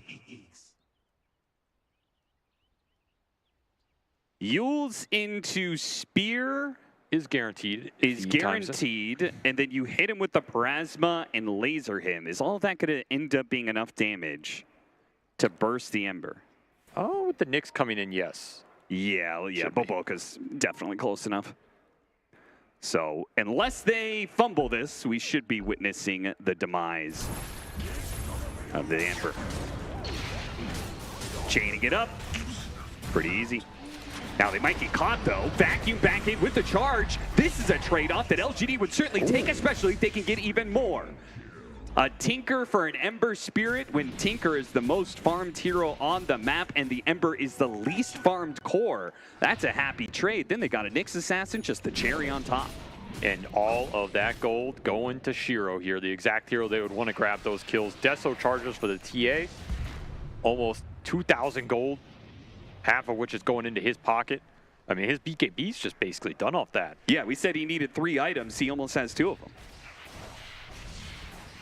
This Aegis period not going as well for G2IG as I think it should have, considering they had Tinker to push the waves and they could have just grouped up. An aggressive gank does not work for them, and you're closing it on BKB for the Spear Breaker as well. Another big item. Guarantee that charge through cannot be interrupted in this game. This is still a scary 5-man lineup from LGD. Even if you have a lot of scaling on the side of G2IG, you can't give them these sort of openings in the fights because they just run you down. And it happens very fast. We've seen how strong Darkseer has been over the course of this play-in. They're going to hit a pretty decent BKB timing here. I think the Spear Breaker, Ember, and TA are all going to sync it up. Yules, big counter to the Spear Breaker. And instead of the Spear Breaker finding pickoff on G2IG, it's G2IG finding the pickoff on him. They're even going for BKB on the Enchantress here. They're going to have 4 of them in this game. Okay. This is the weakness of the G2IG draft. Like, you have a lot of mischance, you have a lot of Yules and little controller's spells, but none of them go through that debuff immunity. So it lets you man up, kill the egg, play around your auras, and focus down a big core target, and then get that sort of advantage going into the fight. If the fight goes very long, I mean, of course, you're going to favor the Tinker and the Nyx here, but that initial charge-in burst, jump from the TA, everybody BKBs, that's kind of scary for G2IG here. Aren't they still going to have a troll problem, though? Like, okay, get all the BKBs you want against Tinker, but what about the troll? He doesn't care about BKB. I mean, they do have some kiting ability for him. Like, Enchantress isn't the easiest target. You can surge someone away. The charge can hit the troll. You have to burn through Refraction. I mean, in theory, yeah, but I also feel like Troll is not a hero that just auto-carries games. We've seen a lot go wrong for this hero in a lot of fights where you need it to go right sometimes. Sure. Not the most reliable carry, I'll give you that. Nonetheless, level 20 just hit for NTS here on the Tinker. That did not slow him down too much, so he will also take the Defense Matrix Resistance talent. So these used to be laser talents, now it's Defense Matrix getting boosted up. Of course, has the Ags, so Shrink Ray online. Parasma there to buff it up as well, and he's cooking. Ready to rumble.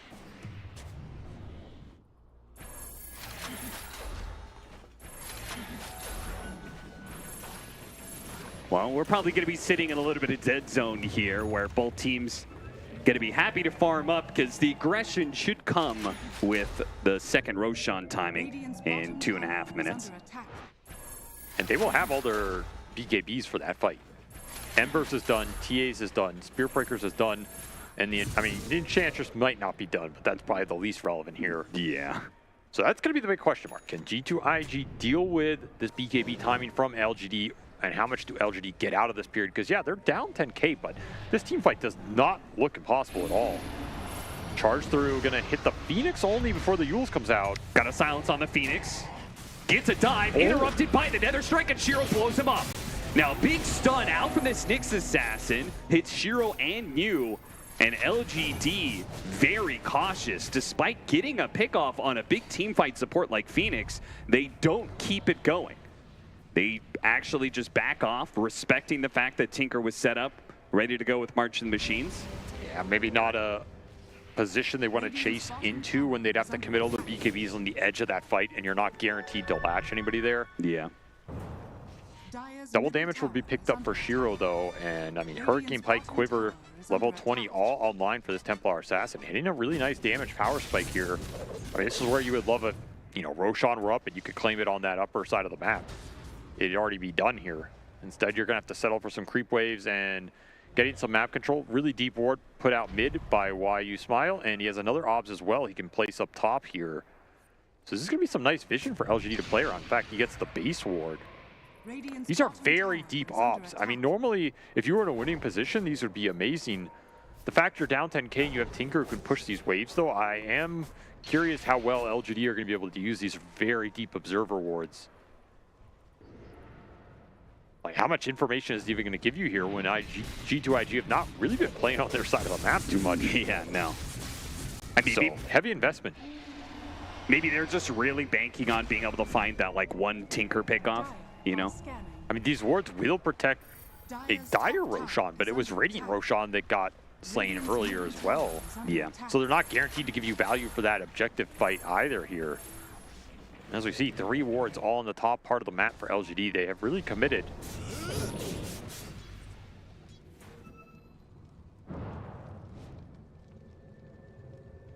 Go back for Gleipnir for Echo. Some additional control would be quite welcome. So LGD know everybody's down here because those wards see nothing. They're going to make the smoke through the gate, and it is... They're going to be running into some heroes. Yeah, this is a weird positioning. Yeah, they're just going to bail.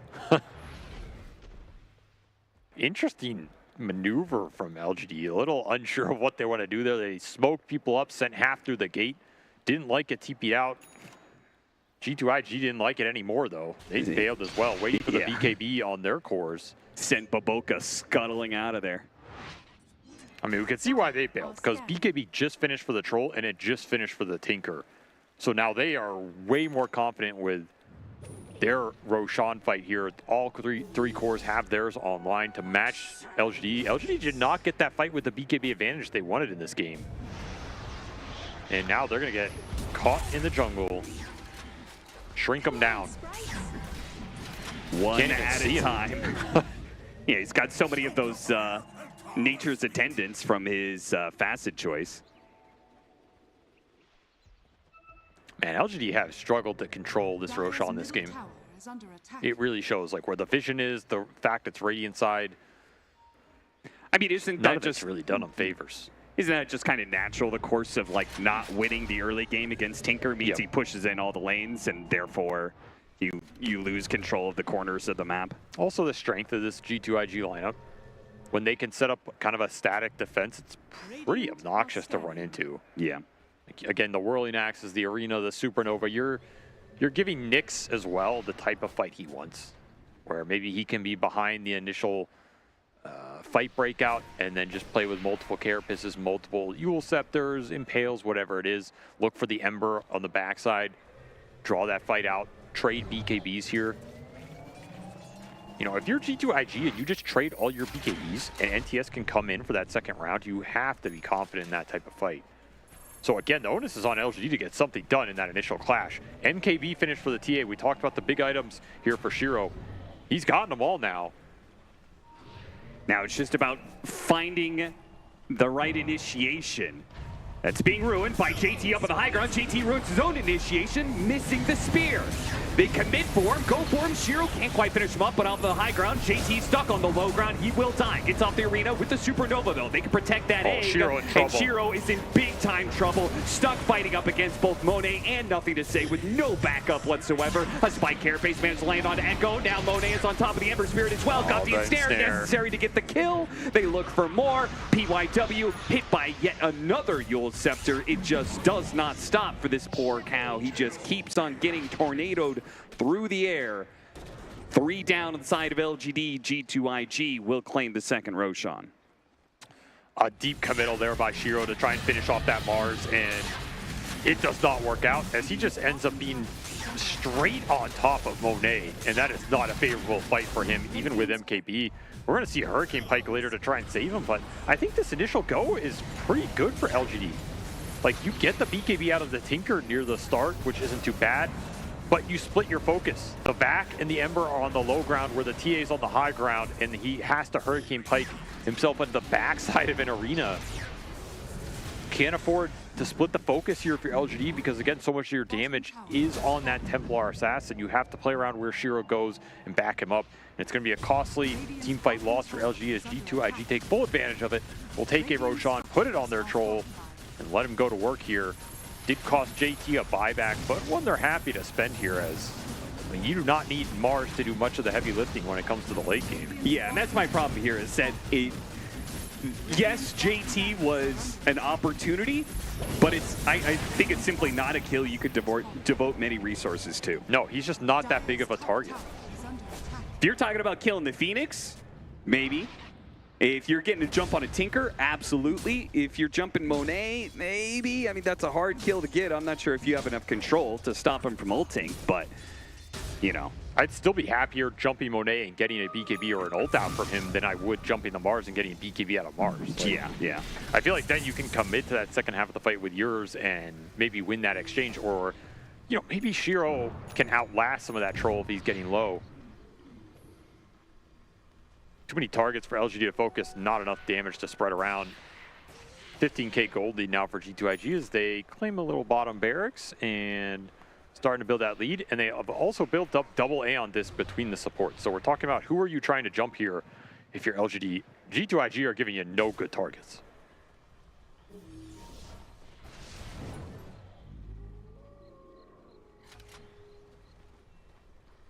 Well, took half a lane at bottom. Now it's time to march down top. 3 minutes left on the Aegis. LGD will have a small window of time here to talk about how they want to take this next fight, how they're going to defend the high ground, if it's going to be maybe taking a fight outside of the base to try and catch G2IG unaware. They do have this high ground ward that looks like they want to try and playing around. There is the successful scan from G2IG, so they may even know that LGD is looking for a fight right here. There's no way you want to fight this Aegis right now. It is way too hard. Between Aegis, double A on this, these defense matrices. So difficult to find anybody to focus down. I mean, you don't want to, but you're gonna have to, right? Yeah, well, I mean, if you don't fight outside your base, they're coming to your base. Shiro, my man. That was a close call. What are you doing? JT almost got him. Ogre Seal Totem over the cliff to still catch him. Oh, missed the spear there. Dude, Shiro how is he really not does not want to use the BKB, but he may be forced into it. Oh, what a vacuum! Wait a minute, LGD hit a really nice 3-man vacuum wall. They still can't really get aggressive with it. At best, it looks like a Nyx Assassin kill and a retreat. Nothing to say, back up to the high ground. He is stuck in the wall. They still have vision of him. Monet! He is holding on to his ultimate as he still has his Aegis, but this is a really awkward fight. Echo is going to keep it going. Echo is going to get a slight on something here, slow down this retreat, and maybe get another opening on G2IG. That's another kill opportunity, a vacuum back onto JT with a charge on through. Monet has to pop his ultimate. PYW managed to help get the kill and get out. They just aren't losing any heroes on the side of LGD. They're kiting this out beautifully. Even the Enchantress is surviving through this one. Still at BKB Second life on the troll. Monet's back into play. Shiro is ready to go. Now they're ready to dive in. Echo not getting ensnared. Fortunate for him, he will stay alive. Somehow LGD keeps everybody up in just a fantastic team fight that seemed impossible to make happen. I mean, give it to you. That back wall was absolutely nasty at that ramp choke point, and it seemed like after that, G2IG didn't know if they wanted to fight or not. Do you commit after that? Do you not commit? Your Aeon Disc get popped on Nyx. He's gone. There's an awkward place to Supernova. A lot of that also came down to Shiro, the patience from this man to not use BKB early on in that fight. It's almost like JT didn't know what was going on. Like, I'm just poking you. Why are you not respecting the poke here? Why have you not popped this BKB? That Spear Arena missed. Shiro, one might say balls of steel here, and it rewards him the entire fight. He holds it to the second life of the Troll. And that's where I'm telling you, Troll is not a carry who can reliably carry some of these late game fights. You know, you have to lay all this damage into an Enchantress. Got stuck on Why You Smile, not the target he wanted there. Beautiful kiting from LGD, and it wins them a fight that looked unwinnable here. Still down 6k gold after all that, but they got the dieback on the Mars. They recovered a gem off him as well.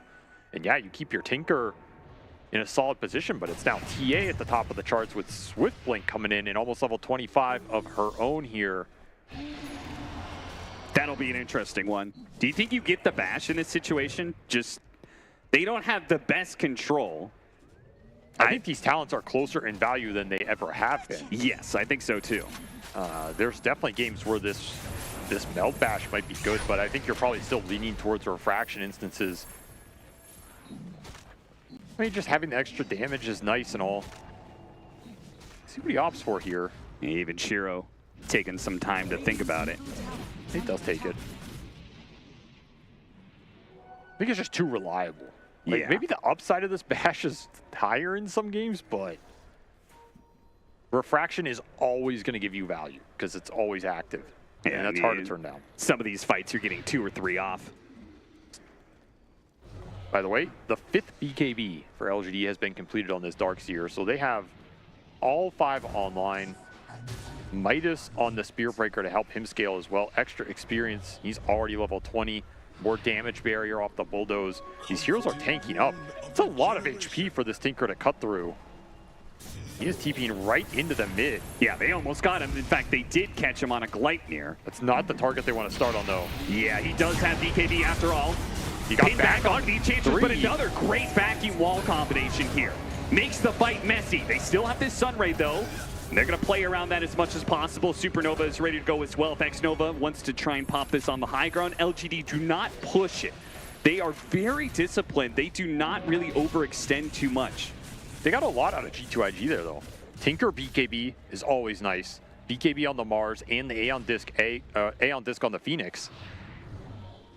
They traded their own BKBs on the Breaker and the Ember there, but that's kind of it. I mean, Enchantress won whatever here, but they held the TAs. So you still have the 7-second BKB on Shiro, and these are important. You need as much time during these durations as you can get in this game. Got to start looking towards the next Roshan here. It is going to be another Radiant side spawn. So far, they've all gone G2IG's way. Satanic for Monet, Shivas for the Ember. So that'll help them a lot more when it comes to vision of these crazy fights that are happening. A lot more survivability against the Troll. But the Roshan, if it's a fast Roshan, that little clash that just happened might have been very good for LGD with certain things like the Aeon Disc still being on cooldown, but it's a bit longer one. 1.5 minutes until Roshan. So any of the damage done in that previous fight, any of the cooldowns, they'll all be back up in time. G2IG, they're going to camp it here. confident they can win the defensive Roche fight. And so far, they've been right about that. But this is one LGD are going to contest.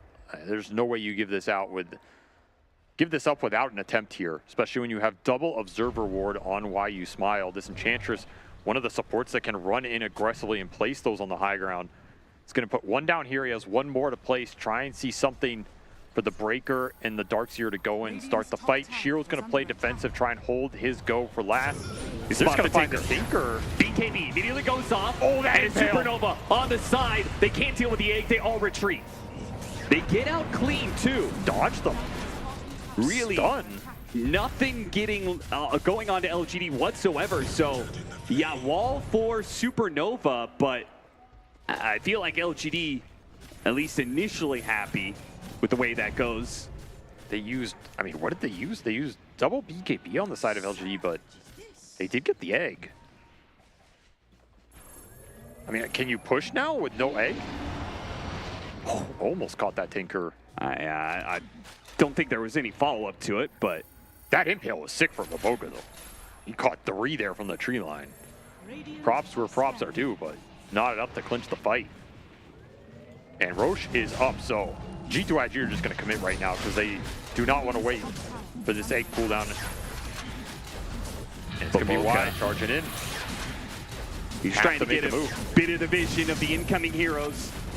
Nothing to say, he pops out while they try and cover the ground. A vacuum back in wall. Out of the pit they go. PYW charging in onto the Nyx Assassin. They're going to try and blow him up, but Shiro gets hit by the spike carapace. Roshan is dropping lower and lower. Monet might make the commitment for it soon. In fact, yeah, with his BKB, they're just going to commit to trying to get the Aegis now, and that's going to be free for him. LGD playing backwards, trying to retreat. Nothing to say. On the jump forward with Wboga. 2-man stun onto New, and YU Smile sets them up nicely for some cleanup here as G2IG. A couple heroes get low, but nobody quite dies, and they'll continue to get the pickoffs. Not even New, who was caught in that spike care base earlier. He won't escape as JT hunts him down. Double kill for nothing to say. G2IG continue to win the defensive Roshan fights. Just can't find a target to stick on. As NTS, he was on the front line. BKB TP'd out in front of them there. Can't get the charge through, can't get anything on this BKB Lincoln's defense matrixed Tinker. And the second he comes back into that fight on top of that Nyx, there's too much firepower for LGD to deal with. Really having issues locking anybody down. Now they're getting picked apart here. PYW trying to do a bit of lane shenanigans, but ooh, look at this. He went Strength Blink. Yeah. Bringing back the older Tinker meta here. As amp damage rune for Monet is going to clear away through this high ground. Banner will guarantee it. They do have some buybacks here on LGD if they want to try and take a fight with the Enchantress respawn. Guess it depends on how aggressive G2IG is going to be. If Monet keeps going for tier 4s, they might just be able to force out the buybacks from LGD. Nothing to say. Waddle him back here. The charge through. PYW stops it to be able to try and stop the Tinker, but the Lincolns blocks the Nether Strike.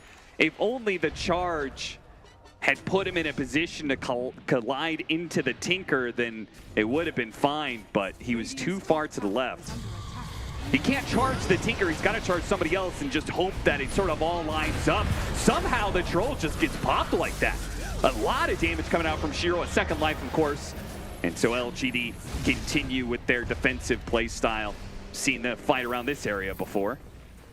Got to be careful in these windows if you're G2IG. I mean, that was a fight you didn't have the BKB up on the Tinker. Now, it is a very fast cooldown, but... See PYW outside of the base. They'll punish him for it. Still alive. Not for long. And now a dieback.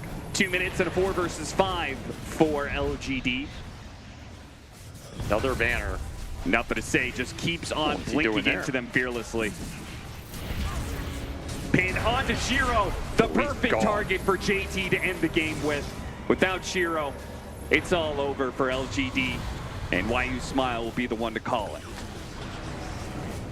All right, those fights were very close to swinging either way, but it felt like what really won G2IG that game is just the first 15 minutes there. You can see if LGD had pulled ahead better in that early game, if they can contest those Roshans, or if they're the ones doing Roshan and forcing G2IG to go into them, that's a very different setup. But when G2IG are ahead out of that first 15, 20 minutes, and they can start the Roshan first, and suddenly you have to go high ground into the Supernova, into the Arena, into the Nyx Impales, into the Defense Matrix lasers, it's just impossible. You don't have the firepower to push through all that. Well-executed Tinker lineup from G2IG as they once more ride NTS's coattails to victory here. And the Tinker still a threat. Even after all of those nerfs, it seems like in the right games, G2IG can still rely on that in their back pocket. That's just game one, though. We have another game to go, potentially 2 more in this best-of-3 tiebreaker. So for now, we'll head to a break.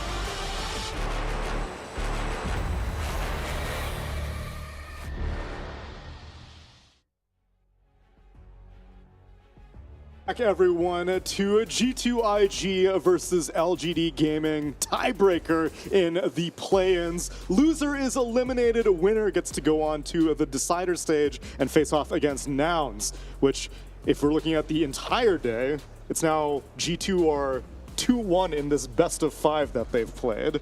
And in this one, it was maybe off the shoulders of NTS Tinker. Fear, what a treat we were given here. Yeah, I mean, from start to finish, it was pretty impressive. The one thing that I questioned is, like, he went a Witchblade, first item on Tinker. I was like, what is that? Like, you're going to start right-clicking with Tinker? And that's exactly what he did. Like, he applied the debuff on them, did a lot of damage, was pretty good against the Refraction as well, something I didn't think about too much. Went for a Force Staff and then straight into the Plasma. I was like, is he going to finish a Pike, go full right-click Tinker style? Didn't really necessarily go that route, though, but this is something new for sure. But the one thing it did, and that's the reason why they picked it, is it shut down Echoes in the mid lane. It made sure this Ember Spirit did not get off to a good start, and they gave him a really good early game. Yeah, I was theory crafting that Monet picked Troll because of the usefulness and the utility of the Ags, and he just straight up rushed that. So I was not expecting that. Usually you go for like the farming item, but we were both skeptical a bit, but they were really upping the tempo of the game, forcing fights, and because you have the Nothing to Say Tinker pushing out the other lanes, and you have the team fight of the Phoenix Mars, like, yeah, it just all came together. You know, it took a little while to finish because at the end of the day, you have the Tinker. You're usually the one that's making the other team take a while to finish. But the Troll also had nice synergy because of the fact that you're giving your team a guy to force the opponent to fight you. You know, Tinker now, like, you have the March. That's about it. You're just going to sit back there. He has the Strength Blink. He has the... the Havoc Hammer. Yeah. He wasn't, like, I feel like his impact is hard to define, like, into even, like, how would I say, like, if I'm the enemy team, like, if I look at my debuff bar, I'm going to see Parasma, I'm going to see the Strength Blink, I'm going to see the Laser, like, but at the end of the day, it's just this inevitable mound of damage, and, like, also you have to go on the Troll, you don't want to go on the Troll. It was a cool draft. You can just look at the numbers to maybe help quantify that. NTS dealt nearly 60k damage. His Troll Warlord was like 25k in comparison. And obviously a lot of that comes from March just damaging everything in the vicinity. But the fact that a right-click Tinker is actually kind of viable. What a brave new world we're living in. Yeah, I mean, I think in general, when you play Tinker, you do want to have that hero that's just in the front line, and I think that's what the Ags Troll kind of provided. He just absorbed all the damage. I'm not positive, I'm pretty sure the Troll took more damage than the Tinker, right? Yes. So that's like, they had two different roles. Troll was just kind of absorbing the damage, making space, so Tinker could also get in there. The other hero that I did want to highlight a bit was Babok on this Nyx. He's had a couple games now. He's had like some of the best impales I've ever seen. Yeah. And we didn't really mention it before as well, but like against Enchantress, you instant kill the creep now. So I was a little afraid how that lane would go, but it went a lot better because the Ents just can't like run you over the creeps because you're always just mind flaring it down, kind of like the new age Mirana here. They did that before as well. I wonder if this Nyx is going to sneak into the ban phase until the next game because Baboka looks like he's very comfortable on it. You'd think it's ban worthy even if LGD weren't thinking about picking Enchantress? I think if you want Ents, you have to ban it. But you still should consider banning it because he's just very good on it. And then the last signature that we didn't really touch on, JT on Mars. Obviously, he's known to be incredible on the hero, but Mars is not that popular right now. Once you saw the game play out, Brian, were you like, oh, okay, I can see why they went for the Mars? Yeah, you always forget about, like, Tinker is just a completely different hero now, and I think having the area control and saying, like, you're here, you're stuck here fighting us, and having the March, like, okay, once they overcommitted at any point on LGD, you kind of like bait and grab, you know, they chase you back, you arena them, the March is ticking down. So, yeah, I liked it. I mean, at the end of the day, my only concern was their lane. Yeah. But Fear already touched on all the reasons why that ended up working out, so they had that accounted for. G2IG spent their time off between their BO2 constructively and came into this game on with a solid strategy. Let's see if LGD can come up with a good response after the break.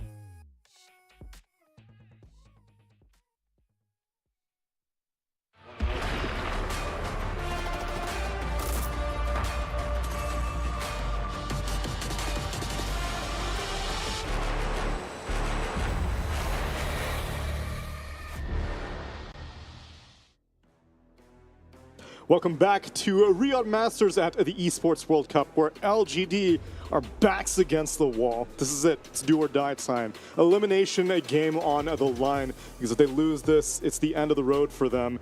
But even if you win the series, you're still not fully out of the darkness quite yet, because you've got to make it against Nouns in the decider. But that's a whole tomorrow from now. Right now we need to focus on what do you do against Tinker? What do you do against Mars? What do you do against all these signatures that G2IG whipped out into this game? Do you fear them at all? Do you just go back to your old bans, which LGD previously went for, like, Storm Spirit first phase ban? Let's be real. You know, LGD, they're not looking at this broadcast. Anything I say about what they're going to do is not going to even pale in comparison to what they're actually going to whip out in game 2. So I'm going to leave it up to the mastermind, Zhao 8, to carry us and lead us to victory. Fear. Oh no, he's been communication score muted again. Fear, not below 9K again. As we're loading into lobby here, looks like everyone's there. So you have utmost confidence in Shao 8 then? You think that the director is going to lead LGD to the promised land? I mean, I guess we'll have to confirm that with the picks coming out, but my faith levels are above yours, I think. Because I am quite skeptical. At the minimum, I am encouraged by Echoes, because we caught maybe like 1.5 series of LGD on the mainstream, and we were quite discouraged by Echoes' performance. Granted, none of them were on Ember Spirit, and that is his main signature hero. They have lost to them twice, though. Now he has, with the Ember, so. But he's lost on a lot of stuff at this point. They are But he has beat them with the Coddle. He did beat them with the Coddle. But it was banned first phase, so what do? You got to find a new hero? Or try to make the Ember work? Pull out the Invoker. You said that's one of his Invoker specials. and his Queen of Pain were his specials. Well, let's do the Masochist Queen of Pain. Like, go out with, like, you know, you're ending your own tournament life at the very end if you have to, because that'd be very fitting, yeah. With a facet called Masochist. Why not? Role play is always good. It's a very tough situation to be in, because like you did beat them one game. With the Coddle. You're never getting it again. Probably not. You've lost twice with this hero that you thought was your best hero. Ember Spirit. You've lost with everything else against every other team. Pangolier. Yeah, so you got to find something new, and this is your last chance to do so. So I don't envy being Zhao right now of like trying to figure out how to figure out this puzzle here, but this is their last chance. They got to do it. So whatever it takes. I think what you can do is kind of look at your success so far. You had a very 4 protect 1 type of strategy, right? Around Shiro with the tiny, a lot of support items, a lot of auras.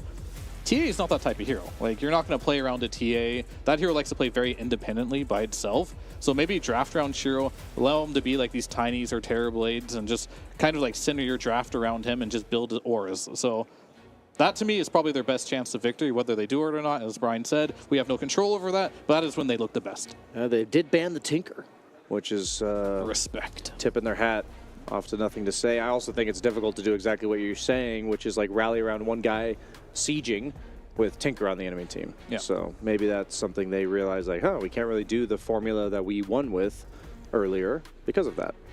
As a result, though, the Weaver goes through because we are getting into the draft of game number 2, and LGD do indeed ban the Tinker, as well as the Beastmaster, the Storm Spirit, and the Phoenix. Meanwhile, G2IG add a Spirit Breaker in addition to Monkey King. And now, do they want to target Echoes? Do they want to take out the Ember? Do they want to take out the Coddle? Or are they going to go in a different direction? I feel like just strategically, it makes a lot of sense to take out the Coddle, just because you lost to it, and it added to the cheese factor, just the heal coming out all the time. He went an early Aghanim Scepter too, but they're going to leave it in the pool, which means they just want the Weaver, and they think they can beat it. It's not like Coddle's like some unbeatable hero right now, but that's got to go in the second phase at this point, because you literally lost to this tiny Coddle strategy. Fool me once, you know? Yeah, and they realize that this tiny is so important that rather than waiting for towards the end of the draft, kind of the wham bam, thank you ma'am, they have gone for it early on as a pretty good counter to the Weaver, I'd say. Very like the good, burst damage in the mid game, you could either be a mid hero with the toss, crash landing, offering enough to prevent him from getting the time lapse off, or you're just a high armor hero that doesn't really care too much about the bugs as like a carry to carry matchup, and I'm sure the Craggy's pretty annoying. Does it proc twice on Geminate? It should. The Craggy? It should. Wow, even better of a matchup then. You can proc your own orbs on it, so it is a right click. But this matchup's really weird. It's, you don't really care too much about the bugs, but you also can't really hit the bugs too. True. So hopefully your teammates do it for you. Dude, maybe he'll go for the Mind Stealer facet on Weaver. Steal all the experience. Oh, it's the Hive Mind. Now, Hive Mind, this is a hero that Echo gave us a convincing performance on Fear. Yeah. Yeah. In the wrong direction, of Big course. tongue-in-cheek on that statement. Yeah, his Shadow Fiend, he seemed a little skittish. Yeah, not as comfortable as like the top SF players in the world, right? I don't know if this is just because he hasn't played it since 2021, as you mentioned, in a competitive. I'm sure they scrimmed with it, but he didn't seem like he was doing all the cool things a lot of the SF players are doing. Like you'd get the Ags, you'd ult outside of the fight, then you'd blink into the middle of it. Didn't see that once, even though he did have the Agdam Scepter. But who knows? Like maybe he spent that time to kind of look over the replays and improve. So we'll have to see if he made those adjustments there. But the one thing about SF is he is a very lane dominant type of hero. He is not going to be the type of hero that's good at playing around this 4 protect 1 that I kind of wanted to see from LGD. So they're going to still stick with a different type of style here. Well, if you see that, they've actually got 2 of the 3 most banned heroes in their roster so far. No such thing as too many good things. Yeah. I think there is. No. No such thing. I mean, I think what happens most of the time is there's like these OP heroes, right? And you'll scrim a lot.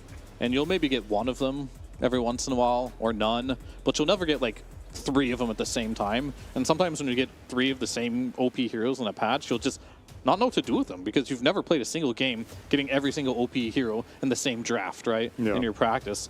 So it really just takes a good team that already has their stuff together to just like make something they've never practiced before work. And I'm afraid LGD is not really in that spot right now where they can just make anything work. Well, what I'd like to actually sell is if you time it properly, I don't know how it works with the Yashikaya, but the tiny toss into the Requiem, like you toss the person onto SF as he's channeling. Yeah. A lot of times you can't get any defensive items off during that. And True. It's also very satisfying, you know, like the person lands and It's just super blows cool. up. Yeah. If they do it. If they do it. Yeah, I literally like Cap role played in the back there, showing exactly what it looks like. Thank you, Cap. Which the viewers can absolutely see. They can imagine it. Just They can imagine imagine. Cap Cap doing the Requiem animation. Yeah, he was wiggling around, and then I saw multiple souls exit his mouth. Actually, that was a little bit troubling. Yeah, it was weird that he was able to emulate that so cleanly. G2IG pick up the Pango, which most likely JT's hero, I'm assuming. I don't think I've seen Nothing to Say It play it yet this tournament. Also into the SF, unlikely, maybe? Probably not. I think the couple heroes that come to mind versus SF are the Wind Ranger that we saw. That was good. And Templar Assassin are the big ones. Bat Rider I still advocate for, but seems a little more risky. Outside of that, there's maybe Lena or something, but nobody really seems to favor that one. A lot of smiles over there on LGD. Why you smiles? Yeah, why are they smiling? why are you smiling? Because they picked Ursa. All right, support Tiny confirmed. We're offlane. Yeah, I'm very happy about that pick, actually. Let's see what you did there. Thank you. Another good, or at least another decent carry matchup against Weaver, if that is their carry. We saw, what series was that where the Pangolier was like getting wailed on by Ursa while he was rolling up, and then he jumped in with like 10 HP. I don't remember the series. But That was one of the funniest things. Well, if you also give them a BKB piercing disable, I wouldn't mind that in the offlane. There you go. Perfect. Speaking my language here, LGD, read my mind. But Brian, you specifically said we could not influence the drafts, and yet they're doing exactly what you were hoping they would do.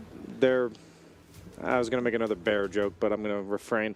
The reason why I said BKB piercing is just because you have the Pango roll, so Ursa just needs to have you sit there. He is able to attack you while you're rolling, so as long as you are locked down, he will have the damage necessary to make Pango not feel comfortable just entering the fight with that like 10 seconds of immunity. Curious on how you pivot this. Do you pick a carry here? Or do you go straight in for potentially a support and then move? Yeah, I was going to say that could be really good. It's still in the pool. I really don't like it a lot against Ursa, for example. You don't do much damage to him, but I think the Enigma just has to be addressed here. I thought you had potential for Weaver to end up going into that carry position against Ursa. I really like that matchup. But you are playing versus like a Black Hole and a Requiem. You don't want to rush a BKB on that hero. So I do like this. This kind of works.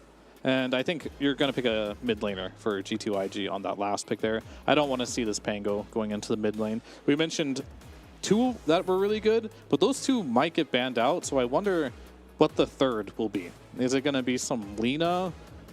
Or do you think they can just throw Pango mid? I just don't think that's a good idea, though. The two you mentioned were the Templar Assassin and Wind Ranger. And then there was like, what's left? Lina? Batrider. Batrider, yeah, Batrider. Or a special. I think I've seen OD a couple times as well. Really don't like it this game too much, though. They banned the Bane, so they think it's... They need a pos they 5. They do need a pos 5. Well, no, it could be pos 5 Enigma, technically. Technically. Yes. They might pivot it because this is the card up their sleeve that they've got. They bait you into this gyro pick. It's not the best carry to carry matchup. You're going to rush that BKB because you're against SF Tiny, but it's not going to be enough because you're against that Ursa with that physical single target damage. Not too much to really save them. Yeah, they've got the clockwork to disrupt, but that's about it. So now we're thinking like, okay, what's the offlaner that's really going to surprise Rabbit out of the hat for LGD? They really think Pango's going mid here, huh? Yeah, not much to say about that. Nothing to say.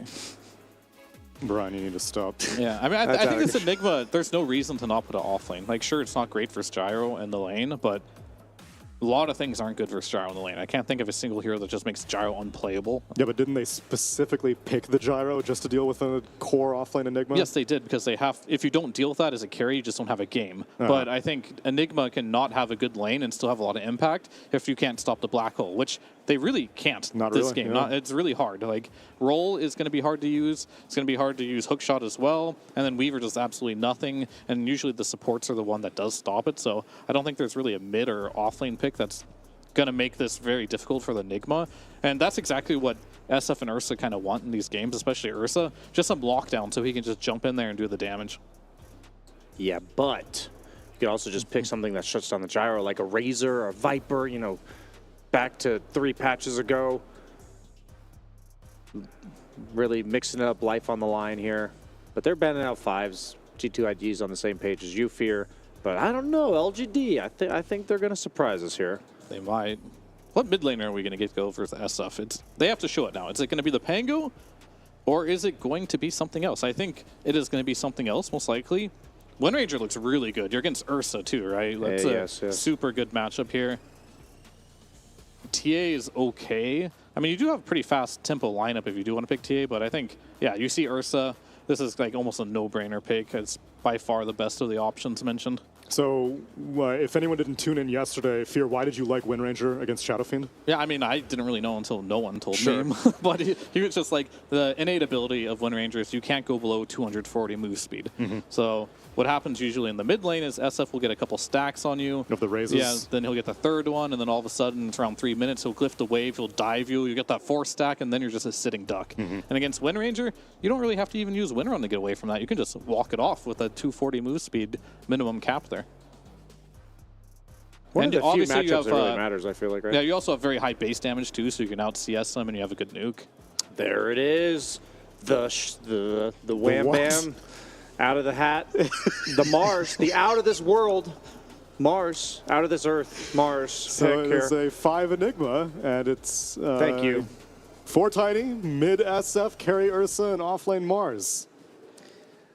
Yeah, what the sick part about this Mars is it also synergizes with the SF. So first off, maybe you even miss the arena and they get tossed back into the SF, who then is going to fear them. You have the Willow, the SF, maybe even like Lone Druid as like mediocre synergy, but that's always been reliable stuff, and it's something that's going to make you buy this BKB. It's going to make Wind Ranger have to enter the fight to actually output the damage that she needs to do. To carry Weaver. Monet's on the Weaver. Where's this Gyro going? So they're Gyrocopter. Okay, there's a little swapping going on here. I think that's because they made the Enigma a 5. Oh, they wanted the Gyro that to be they want the Gyro to be against the Enigma, so they're chasing him that way. But I think that really only applies mainly as a core to core. What is he going to do? Level Flak, I guess?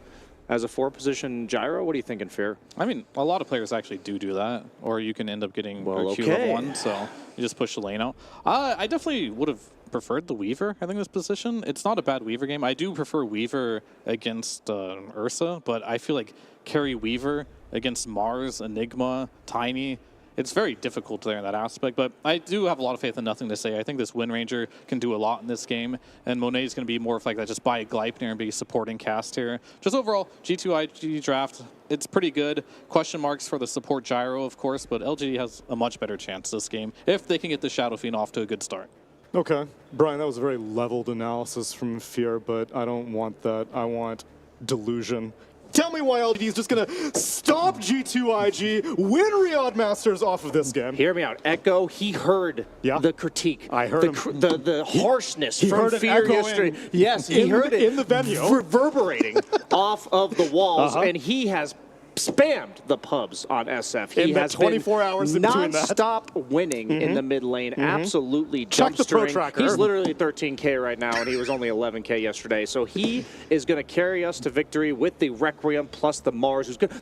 He's going to rotate to the mid lane around the 6-7 minute mark. He's going to shut down Nothing to Say, and then he's not going to have anything to say because Echo is going to finish him off convincingly. Heck yeah, brother. I'm a believer. Let's get into game number 2 with Cap and SVG.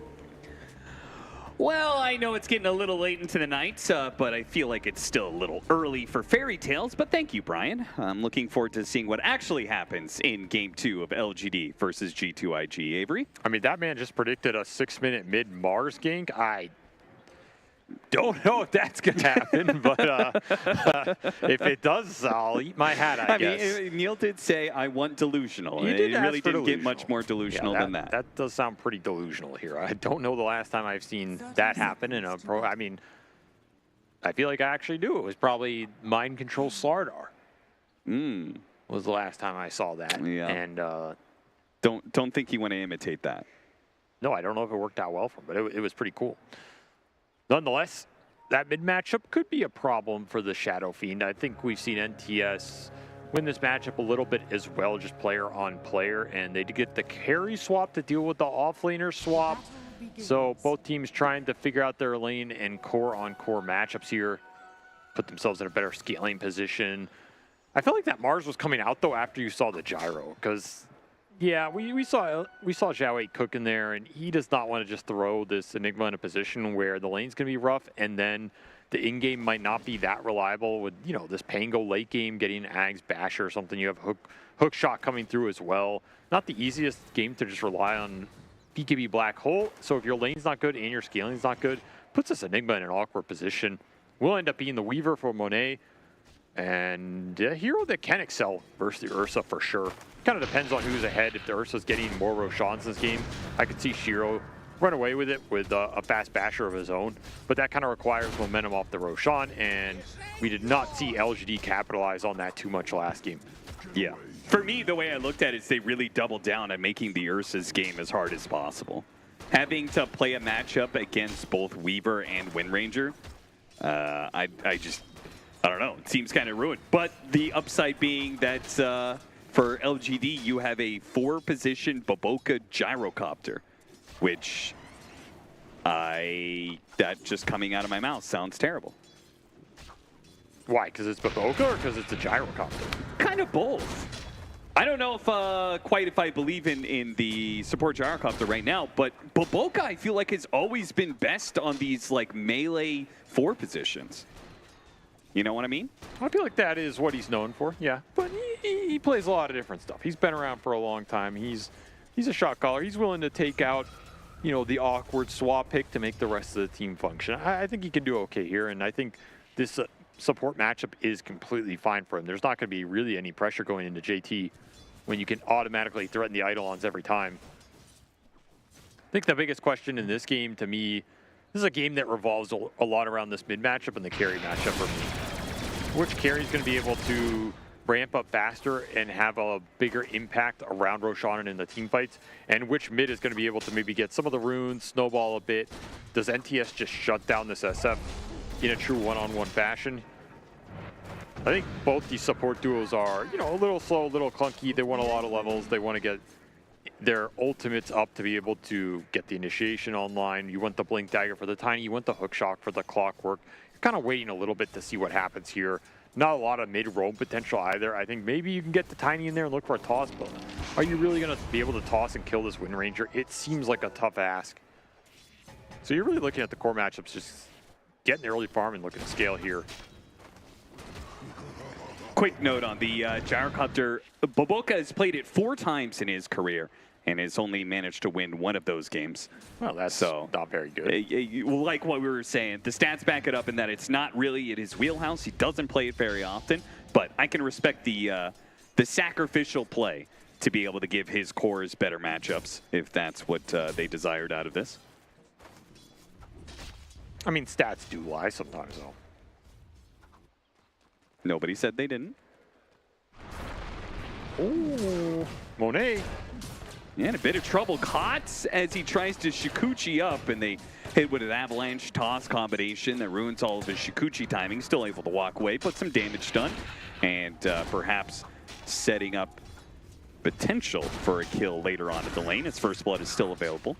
I feel like G2IG are pretty happy here with their early setup on the lanes and how they're going. You're getting some idle on clear top, so Boboka's getting a little extra net worth there, and all 3 of your cores are pretty much free farming here. Even this Pango finding a lot. Just getting the early stat items up. They're going to contest the 4-minute water rune as well. If you could deny that out from Echo, would help NTS a lot. But Boboka's not going to be able to get to the bottom one here as the lane shove from the Shadow Fiend. Too strong on this mid lane. NTS struggling a little bit in this matchup to control the regen. Boots early for Echo also helps him land the raises here. So doing a nice job in this one-on-one. Hey, it's kind of interesting. I wonder if that Boots is a step against the Wind Ranger, passive that they were talking about, right? If you can't normally just land those stacking slows because the Wind Ranger's minimum movement speed that she has all the time, then the Boots help you land that triple raise combo. Definitely letting him get more raises in and just win the regen battle. They are looking for that tiny roam, which is the one roam that I think can go into mid here. But again, it's pretty hard to land. Showing up now, hits him on the avalanche, right on the edge, but couldn't get the 3rd raise to secure the kill. So PYW is going to be chased away. Shackle shot doesn't quite land.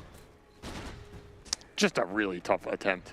Yeah. How are the Wind Ranger in this matchup? Just very difficult to gank, and you weren't doing it right at that nighttime either, so he still had the better vision on you there.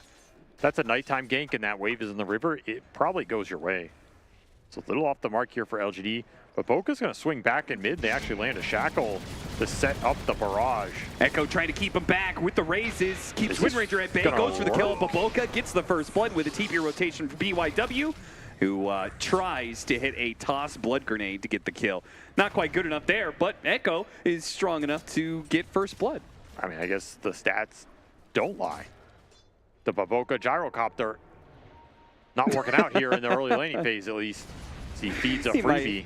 Might have misread his strength in that situation a little bit. Overestimated the barrage a bit, or maybe just how high resources this SF was, especially with early raindrop and wand.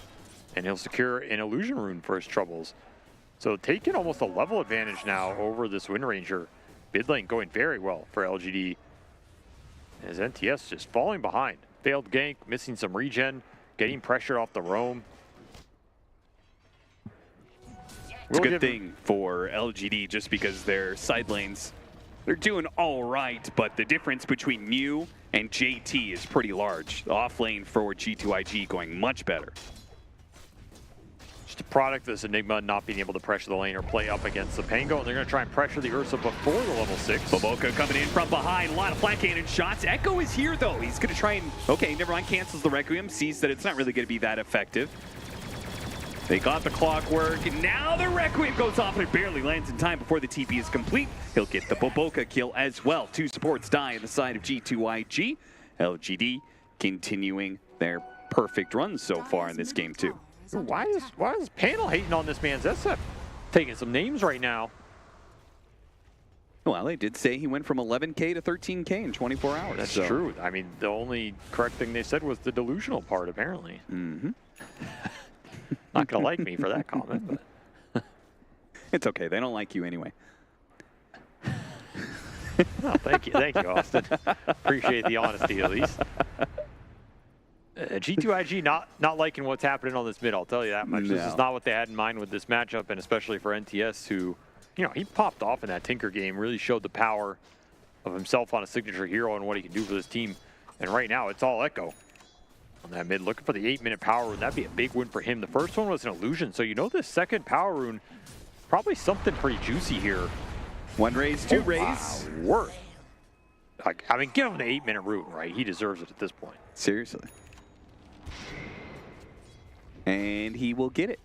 Well, that was the weakest of, I think, what he wanted there, but you know, he'll take it. He'll take it. I mean, we'll see. Maybe in 40 seconds time, he's got Requiem back up. Maybe he can get a sneaky, like, TP one of the side lanes, run down the lane with invisibility and get a one-shot kill there. Yeah, they did see it on this Radiant Obs, so G2IG have the information if they can play around it. Continuing the trend, though, here of a very even laning phase overall will be YU Smile going into the jungle with the Enigma, as we see Shiro just left alone up here.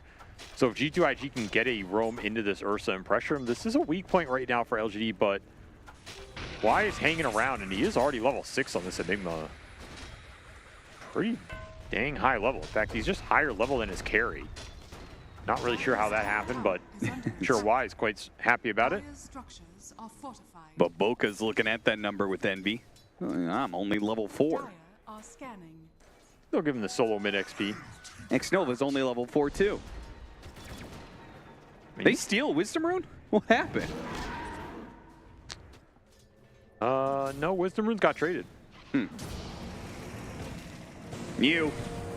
Little long setup here for Xnova, but he gets the catch onto the Mars to set up JT's rotation. Actually managed to get off the arena into the black hole on 3. Is this going to be good? Echo's going to be able to hit the double race to finish off Monet. Now nothing to say, though. Countering the rotation from Echo is going to try and force him to use the Requiem. The stuns will run out, and he'll successfully get off the Requiem of Souls to push back G2IG. And he will survive at the end of the day. Trading out Mars for Weaver and a lot of spell cooldown. Seems okay. Xnova, he'll walk out of the cogs. He's fine. Fine and free. A little bottle refill off the Mars. So still a successful fight for LGD. An early black hole. Getting some mega value here. Landed it on 3. Getting the Weaver kill. More gold into the Shadow Fiend's pocket. And it will be a Kaya already done. Very fast timing here. Level 9 as well. So you already have all these max raises up. Ready to party here with the magic damage. Haste rune for NTS, though. That'll be a very strong rune to fight around here. If G2IG want to bring more reinforcements mid, this catapult's already doing some damage with double ranged hero. Where's the defense? Well, Echo's going to come in. He'll clear out the smaller creeps. The siege wagon, though. Yeah, it did some damage. Yeah, it did. No last hit on the catapult either. Mental damage. JT still hanging out in this bottom lane as Monet is the one to move around. So I actually gave the Pango this lane after he TP'd in with that Rolling Thunder play from earlier. At least Boboka to solo top, so he can finally get some experience to get him to level 6. I don't know, it feels like G2IG have kind of fought in the wrong area though, right? Yes. You gave a lot of free farm time to this Ursa with solo XP, who's kind of in a weak position because the Enigma went to the jungle, and you didn't get any sort of punish up here. It was all fighting into the Mars bottom, which is what I think LGD would have wanted here. And now all of a sudden you have an SF and an Ursa as the top 2 net worth, and they didn't really have to fight for it on this safe lane. Ganks just didn't come through and didn't work out. They'll re-rotate the Pango up top, but I mean, at this point, he's going to get to a decent Battle Fury timing here, even if maybe Shiro goes down once or something. You're happy with what he's gotten out of this early game for sure. Tower still up. Your Enigma can help you defend this area. And at this point, if G2IG want to try and force the fight into the Ursa under this tower, I think LGD would take that. Black hole coming back up. Going to get aggressive look for the arena. It's pretty close, but not close enough. Shiro did not want to stay up top, so do what he can down here. Get a glyph for his trouble. And this tower's very healthy, though. G2IG could decide to defend it and play here again, or Monet just takes a trade-off here. They're going to go for the dive onto YU Smile. TP rotations, they're actually going to try and defend their 5 position and defend their tower. Just the rotations themselves are enough to scare back G2IG. Monet's like, okay, guess I'm going through the gate again. Beetle gold versus Eidolon gold here. The real victors. Xnova does get off the cogs before he can be caught in an arena situation. Monet coming in for a bit of punish, nothing major, just a bit of damage on Shiro to try and kick him out of lane. Nothing to say, also TP'd for that, so. Yeah, he has that amp damage rune as well. That was not a poke you wanted to commit to if you were LGD, wisely backed off, but this will probably be the death of this offlane tower. Yeah, you could use Focus Fire on it if he really wants to force it. Man, both teams are really just committing to these side lane tier 1s. They are. Neither wants to give up the safe lane tower for their carry. But it'll be LGD, I think, who win this overall objective trade. Why do you think they are so fixated on keeping their own safe lane towers alive? I don't think either team has a great way to brute force it if it stays up past the early game, and it is nice to keep these towers alive for the two carries if they don't want to go into the triangle early, which neither really does. You can make an argument Ursa's fine abandoning this tower more than the Weaver, but the Weaver is kind of a fighting carry, so if you keep that tower up and you can keep fighting around him as G2IG, I think you're happy. Shiro finally forced off of his tower, and as that tower falls, gets ganked. Gets back to the tier 2, doesn't get off his enrage though. Got hit by the shackle before anything could happen there. Beautiful avalanche from behind though, setting up the races to get the kill on the gyrocopter. Now G2IG on the run into the corner of the map. LGD can catch something here. Oh, miss spear.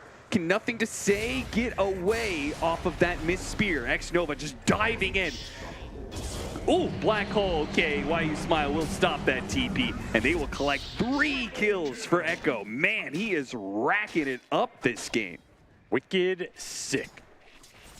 Man is having a game right here, 7-0. He's got 6 bonus Necromastery too. He is snowballing out of control. Who's gonna stop this man? Right now, it seems like G2IG just too weak for the task. Trying way too hard to be able to get the kill on Shiro. And yeah, they got it, but having to dive in that close to the tier 2 tower. LGD respond accordingly. Just ended up running it in an awkward direction too. I mean, there's no arena here. The catch was actually pretty limited, but it took them a while to get in positions where they're confident to TP out. And this is the second black hole by Y that has netted some big kills for them. It's definitely put this Enigma to good use, at least in the early game. One could say this gyrocopter did not get the lane punish they were looking for. And he's looking at an Orchid. There's a greedy pickup for this gyro. It's going to be a long time in the works. Yeah, when you could just go some utility, Glimmer Cape Force Staff or something, try and help out against the Mars, Tiny, and Ursa. JT has to use the Rolling Thunder and TP out, as LGD were planning his demise. Radiant's bottom tower is under attack. The LGD are sweeping. They are looking for kills. The SF is very strong, and he only needs one of the two between Mars and the Tiny to hit some sort of stun to kind of guarantee it. Why You Smile going to be chased down the top lane, sticking around, trying to push out a lane. Gets punished for it, trying to go for that extra efficiency. Meanwhile, they'll finally catch up to Xnova, who's trying to secure the power rune. Another Necromastery charge.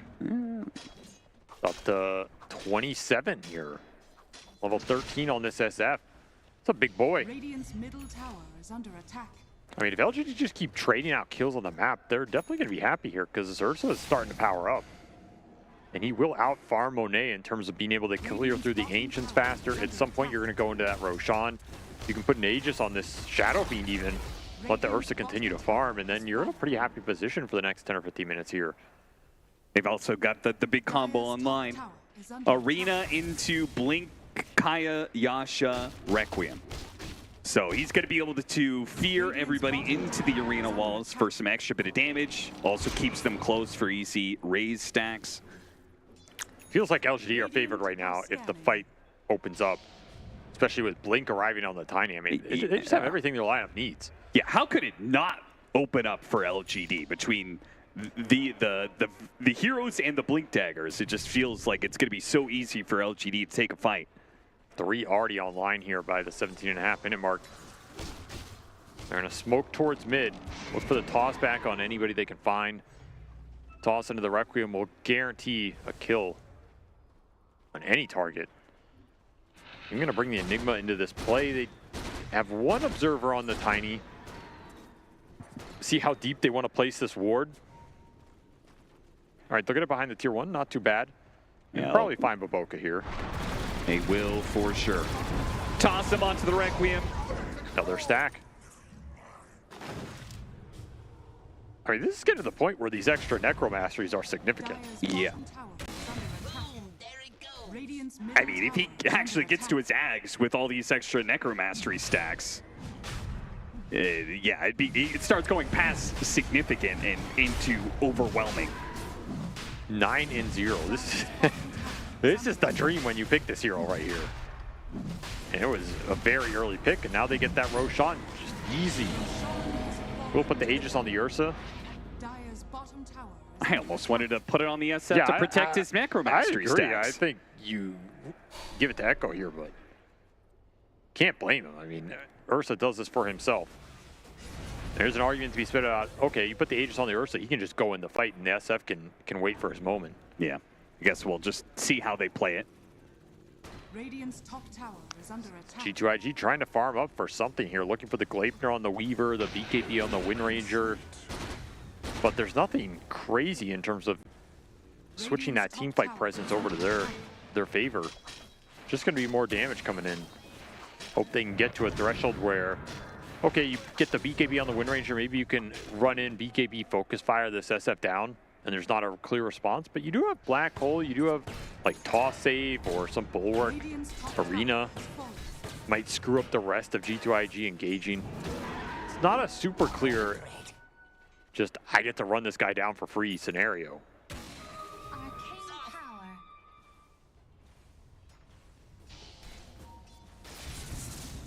Now, I am impressed with how much farm JT has gotten in this game. Like the fact he's leading the cores on the side of G2IG says something about how good his early game was on this Pangolier.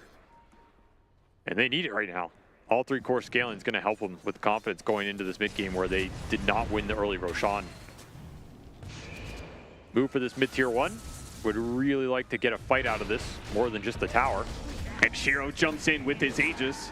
Take the quick pick off on Xnova, also securing Echo. The Haste Rune in his bottle. That's a nice one.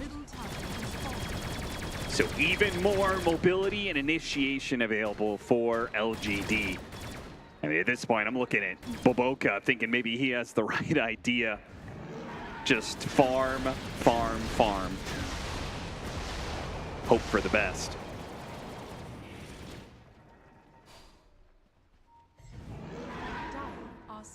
Spoken back to that ward they had down earlier. They know somebody's probably up here. Yeah, playing for the Wisdom Rune. Minute. Monet, he's going to be the one to break the smoke. They got a toss back, though. On the gyrocopter, don't have to blow Requiem for it. It's a freebie. Get all the beetles as well. Still get the Wisdom Rune? Seems like it. I mean, Xnova got hooked for it, but not going to be worth it in the end. And they're going to get the free Tormentor. Easy for the Ursa to bring down here. Getting a lot of value out of this Aegis period for sure. Experience advantage, gold advantage, objective advantage. Can't ask for much more. Advantage, advantage. Gonna look towards Monet mid. It's a hard grab. When does G2IG Radiant's top tower is under attack. start feeling confident about their own abilities to fight? I mean, when this Aegis goes down, it's gonna help. They're gonna try and make a small move here. For the Mars has BKB. Yeah, push them around a little bit inside of those cogs, see if they can get the extra burn. Good pick off. Why just abandon? I mean, he's looking for a black hole there, but it's not worth it. Just feed 2 instead of 1. Take the loss and move on. Nice little pickup for G2IG. Again, this Pangolier is still incredibly strong. Harpoon already done. He's just scaling. This is not your shield crash tank Pango. This is a Pango gearing up for the late game. A lot of extra stats, a lot of extra right-click damage. It's going to continue to farm pretty fast here. And we'll definitely look for that Basher at some point. Very good Basher Abyssal game for the Pangolier here. If you get to something like the Manta into Basher into Ags, could be pretty nasty here versus the Enigma Black Hole versus an SF and an Ursa who don't like getting interrupted when they go into that fight. So quick smoke here from LG, trying to regain some momentum in this game and some map control. Yeah, saying you had your fun with the Mars pickoff. We're not going to let that continue to happen. Not even going to show everybody on that initial jump. 2 still smoked here as they're racing top.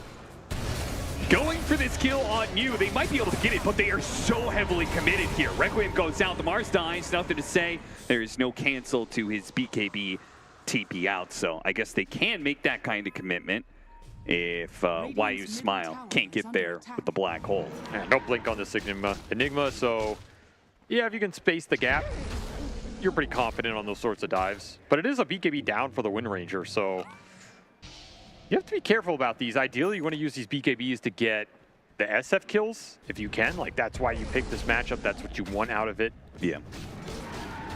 And you're happy to get a core kill for sure. Just got to keep that in mind. You're looking for 1 or 2 deaths on this Shadow Fiend at some point in this game to really kill his momentum and turn this game around. Only down 7K. And you're looking towards your own BKBs in terms of BKB for the Weaver is a pretty big deal here.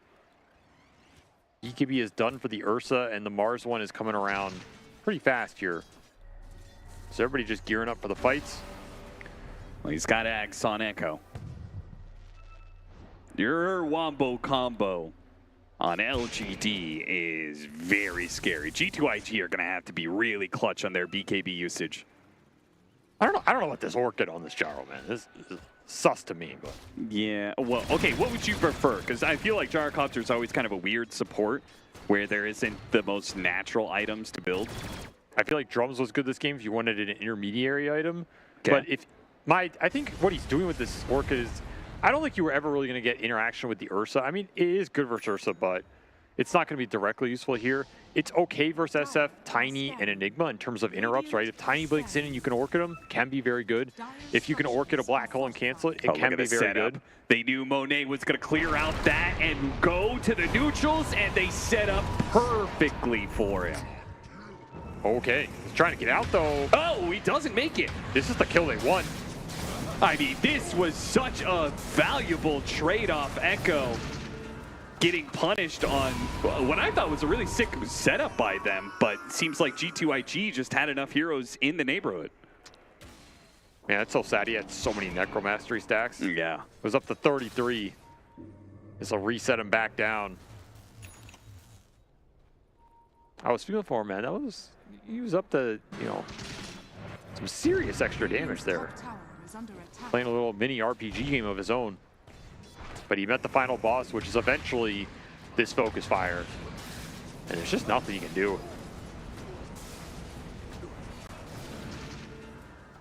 Do wonder if he's actually going to go Refresher. I imagine that depth should lead you to a BKB. The BKB still doesn't save you from that Focus Fire, though. It doesn't save you from Focus Fire, but it certainly helps you live a lot longer. Maybe long enough that you know, can wait out the Wind Ranger's BKB. I mean, you're still going to be shrugging off all the, like, Maelstrom damage, for example. Straight up, Black Hole on, nothing to say, but he had a BKB as soon as the Black Hole is down. He's walking away. No, he gets bashed. Oh, Shiro. He had the bash lined up for nothing to say and was able to track him down before Windrun could come back up. It's a big chase, because otherwise that exchange is just awful for LGD. Yeah. And we see the genius, the Orchid, with the instant Black Hole cancel. But Voka making it work here. I mean, the advantage of this build-up is the cast range on the Orchid's pretty significant. The item I was going to suggest, though, is Yules, because I think Yules fulfills some of the same idea, but is also just very good versus the Ursa as the game progresses. Makes it work. I don't know about this Bloodthorn, though. This is this is too much for me, man. I don't know about first item Bloodthorn on a support gyro. Like, middle tower is under attack.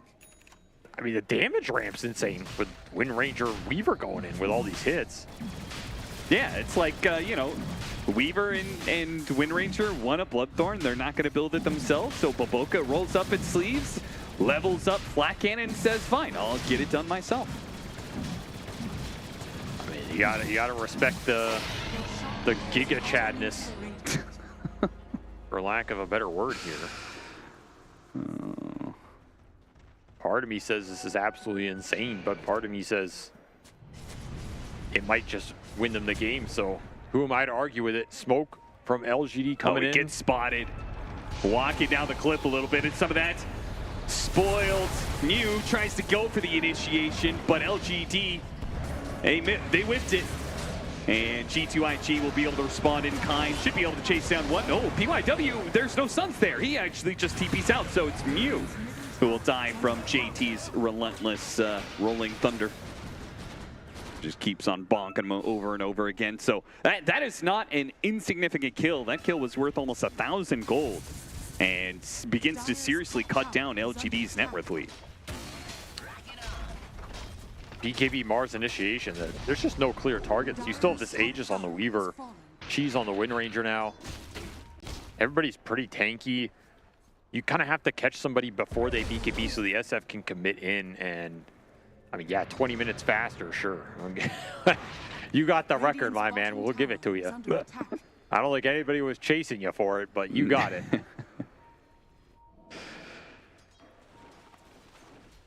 Well, I mean, it just can't be that bad. That's for sure. The upside is extremely high. It is. And the downside is, well, also it forces pretty high. BKB.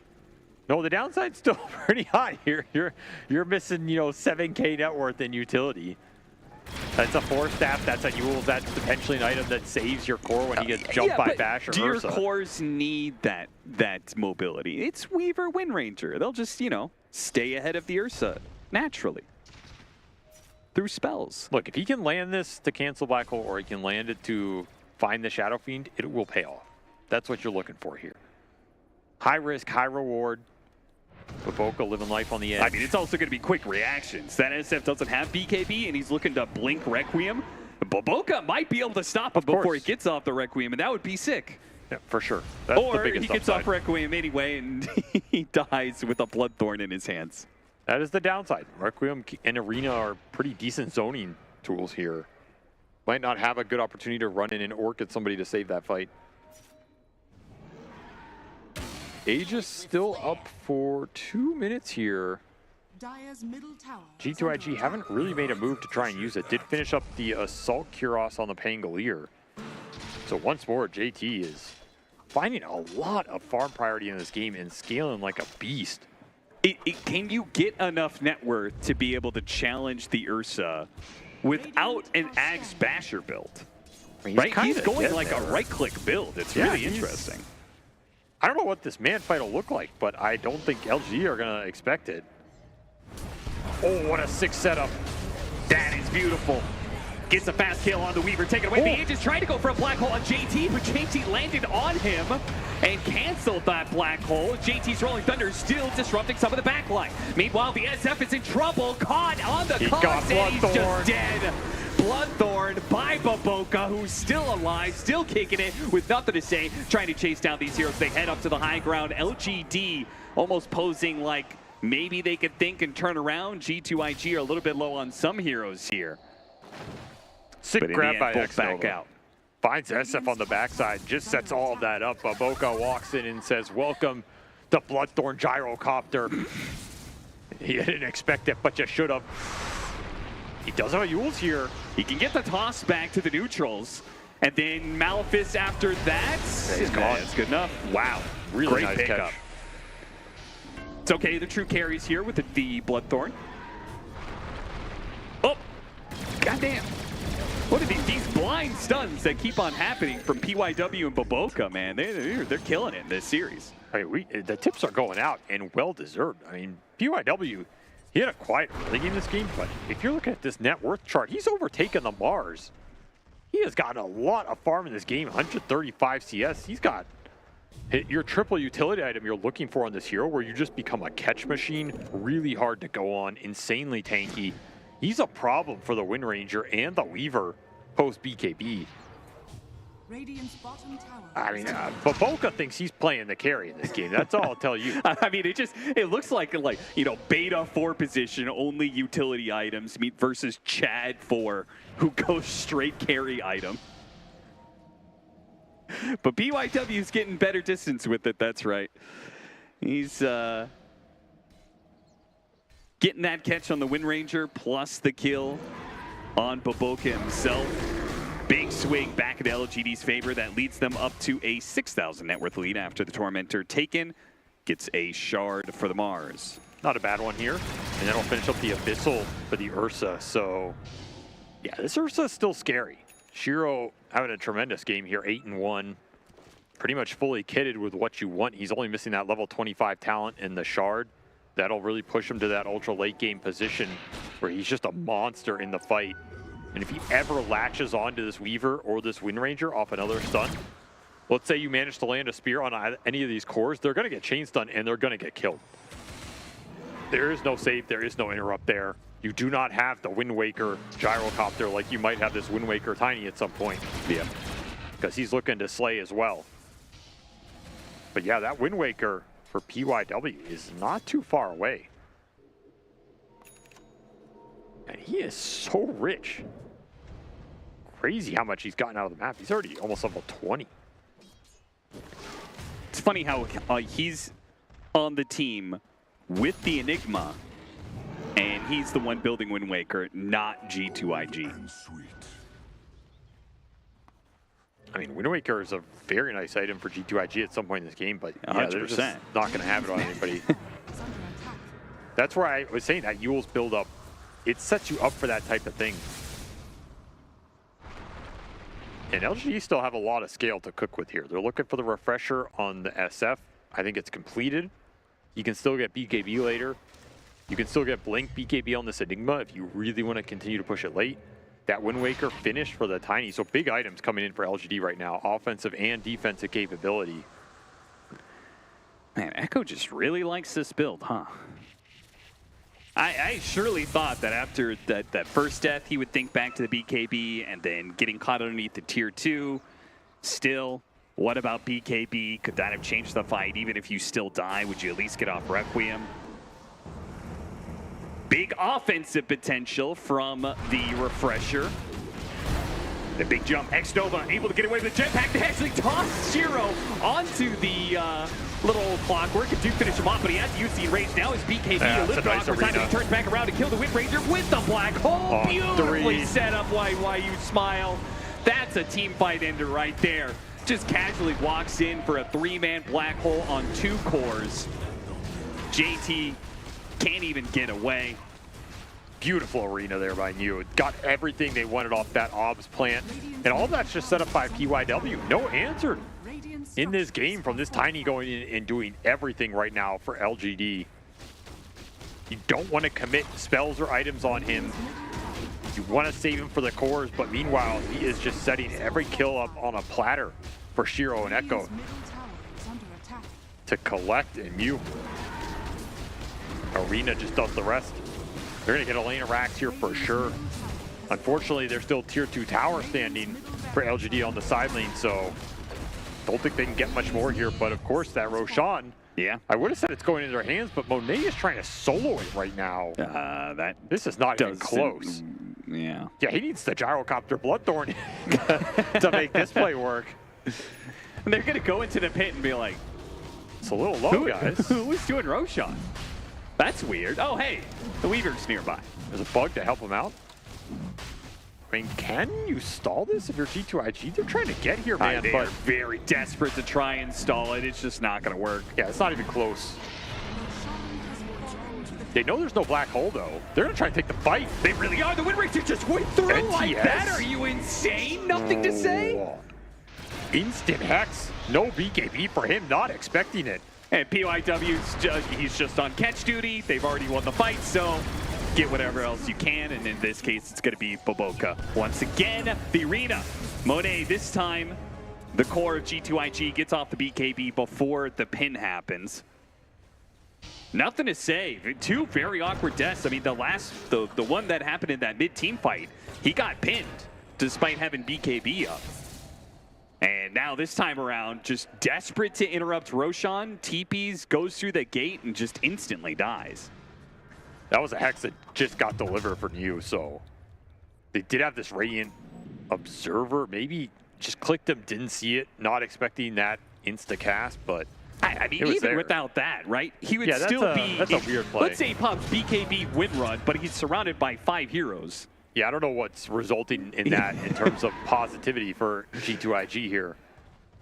And the Tiny, man, this Tiny is out of control. He's just going to assault Kuros. He's done messing around.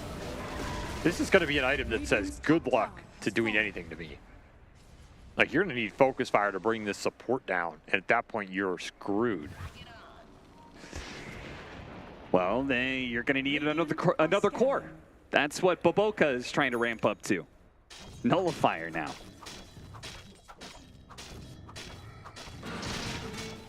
Meanwhile, I'm still very curious about JT's build here. Yeah, it's not felt amazing in these fights. It feels like you would have been better off with like Ag's Basher build here, but maybe they just haven't gotten the exact setup they wanted. I mean, the biggest components just felt like the Wind Ranger can't commit into the fight, find the SF, and bring a target down like that. Every fight starting with the Tiny or the Ursa jumping people, and they're not heroes. It feels as though G2IG have the tools to commit on. That's a big problem. Maybe they need a Hex of their own or something.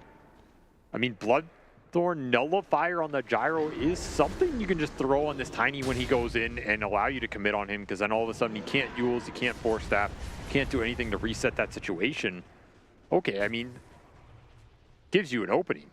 But then you're still worried about clumping on this target relative to the Black Hole, relative to the Arena coming through. So a lot of counter initiation in this lineup for LGD.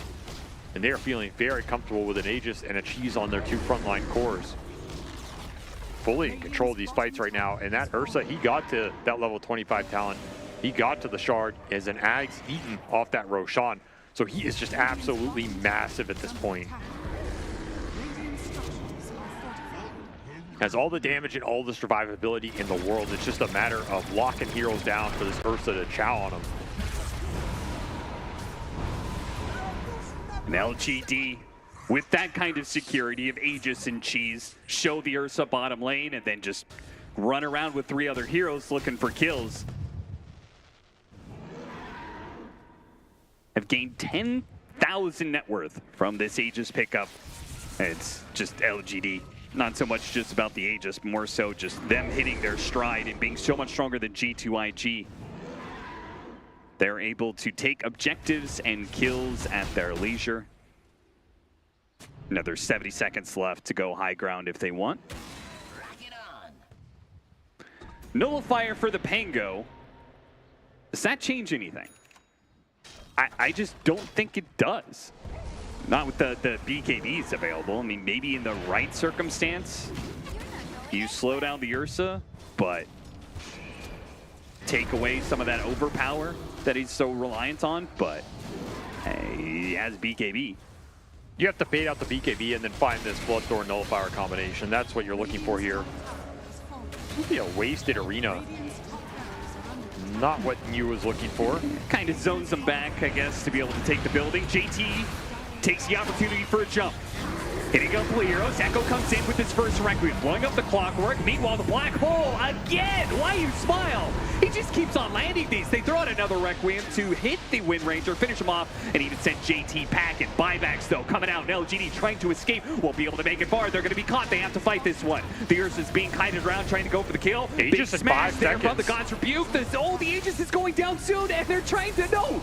He finished him off. They actually killed them. They could have just waited 2 more seconds and they would have been fine. Now the Ursa's coming back into play and he's just going to tear up this fight. They have no more buybacks left on the side of G2IG. They've used their last one. That's it. On Monet, and it's just nothing left for G2IG. We are going to a game 3 in this tiebreaker, the 5th game of today between LGD and G2IG to determine who is going to be eliminated from Riyadh Masters and who is going to be staying alive. They're just too evenly matched. Neither team can gain an advantage in this effective best of 5 as they're going to go the distance here. Both teams have shown some heroes that have worked for them. If you're going into this game 3 as G2IG, you have to ban this Tiny, right? It's the 2 games that they have won against you have been this Tiny in different positions, just ruining your day. I mean, MVP for me here is PYW. I don't know how he got all that farm he did on this map. I don't know where he got it from, but he put it to dang good use here as he just made those fights impossible for G2IG.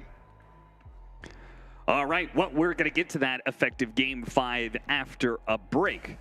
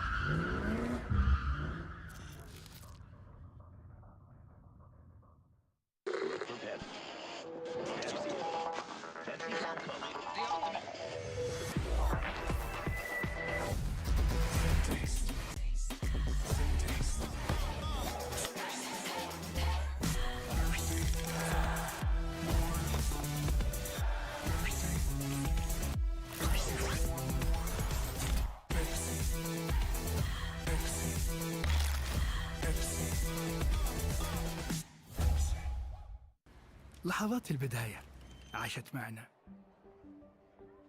كنا نحسبها وقت للتسلية بس، نحسبها بس ذكريات.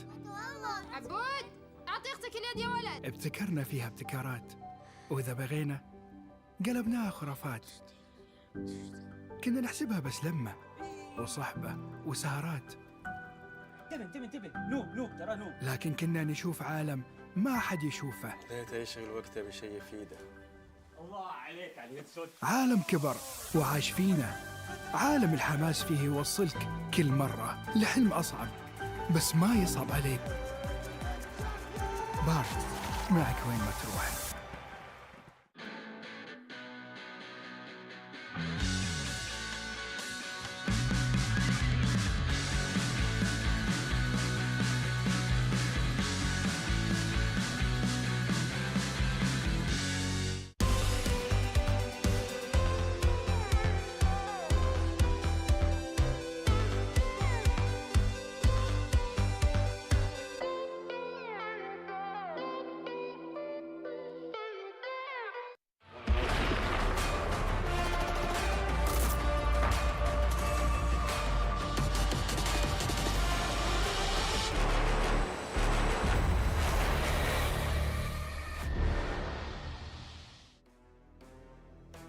Welcome back, everyone, to G2IG versus LGD Gaming, where the biggest LGD fanboy in the world is grinning from ear to ear over here. Here I thought that you were just pulling nonsense out of a hat, Brian, but it turns out you were giving me critical analysis proving that LGD had this game 2 in the bag. Yeah. Wait. What is it? Pull yourself together for a second. That I hear here. That is an echo, my friend. That is an echo. The best echo performance of the tournament thus far. This man was on fire. We had 1 point, maximum 20 souls, by the way, unless you're killing people. 33 souls. He had so many souls that when he died, he was still over the maximum amount of souls that you're allowed to get. So, my man, he knows what's up. And really bringing it together. I mean, KBBQ, like we know, he's here all about performance, or all about the entertainment, not about the performance. And I think Bobica, he was definitely about the entertainment today, as that might have been one of the funniest builds I've ever seen. The Phase Boots, Bracer, Bloodthorn, Gyrocopter 4 position. Yeah, we'll be doing the positive sandwich here. Link. Echo's played really, really well, but on the other side here. Yeah, I mean, so there's a couple things I had issues with. Of course, Baboka's item build is something that everyone is going to talk about as unique, and it was questionable, special. A lot of things we can use to describe that, but I really did dislike the fact that they managed to put this Weaver as a carry. Sure. There's so many bad matchups for him here. It's like Mars is incredibly hard, Tiny's incredibly hard. You don't really want to play versus SF either, because buying a BKB on Weaver is a luxury in some games, but in some games you just need the damage. And yeah, this is exactly what happened here. Your Gyro is also, I don't know if he's forced to go this build, but if on a Weaver it's more organic, right? You can get the Gleipnir, it actually makes sense. That's some utility. You can get Vestal as well, helps as well. You can buy Yules on support Weaver, good versus Ursa. Maybe you could have done all these things on the Gyrocopter too, but this man wasn't having it, right? So maybe he's, oh, this is my time to shine. I'm playing Gyro carry versus Enigma. I've played this in my pubs before. This is my item build. You know, you can't do on 4-position Weaver. That's by Bloodthorn. I don't think I've ever seen a Weaver go no. Oh, but no you can't item. As opposed to the many gyros that you've seen. There have been far more Gyrocopters, infinitely more, one might say. And 1 divided by 0 is, I suppose, maybe more than just 0. Indeed. Yeah, I mean, I just think in general here, like, of course, there's a couple things that I attribute LGD's success. One is Echoes. He stepped up hard, right? And the second thing is G2IG. I think they got a little outdrafted here, and a little bit of itemization issues. And I think both those accounting, you're getting into a situation where going this game 3, now you're afraid of Echoes SF because he played really good. You're not really afraid of his what is it, Ember anymore. No. You left the Caudal through, so it's okay. But now you have 2 heroes. Whenever he doesn't play Ember, I guess he beats G2IG. So now that is kind of concerning, I suppose. They even counterpicked his SF. They gave Wind Ranger to nothing to say, and I was kind of underwhelmed with how that matchup played out compared to how we saw no one play it out. What can you do? Surprising stuff coming out of LGD, but they're keeping us entertained, and I hope they're keeping you at home entertained, because we got one more game to close out the series and then close out the night. We'll see you after the break.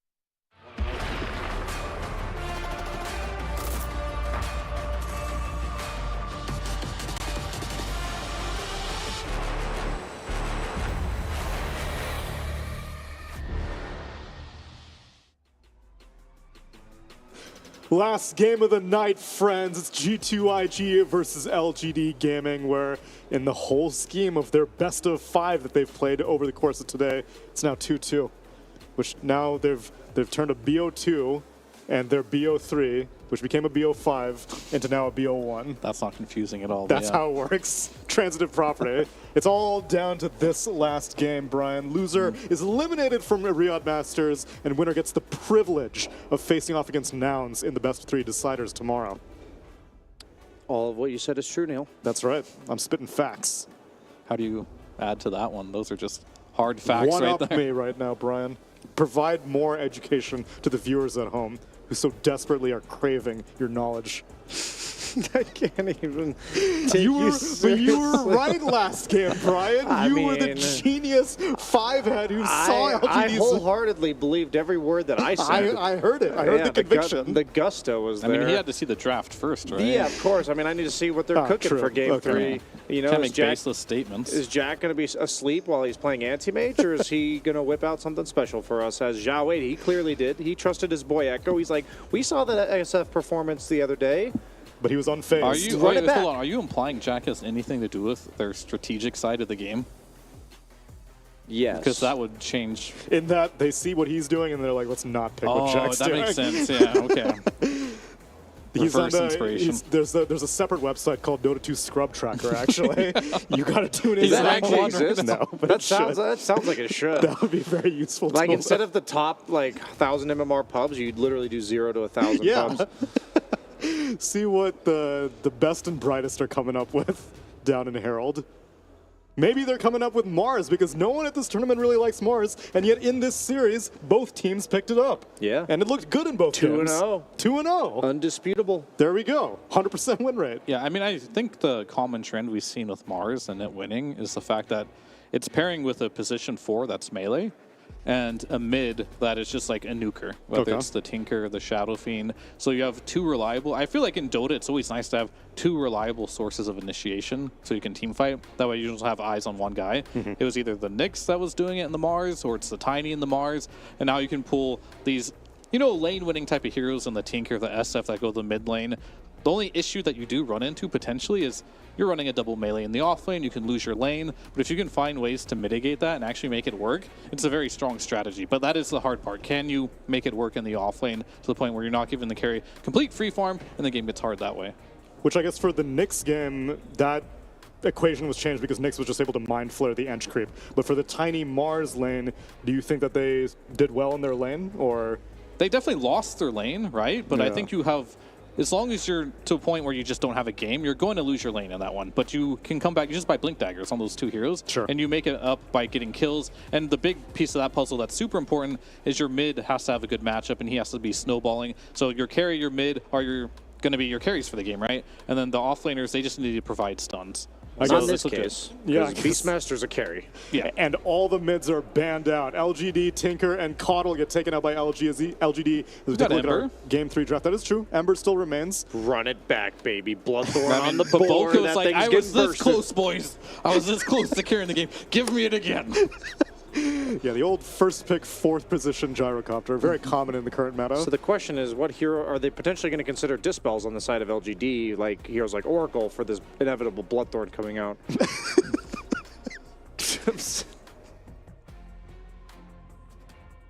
Viewers at home. Moment of silence there. Brian is misleading you and spreading misinformation.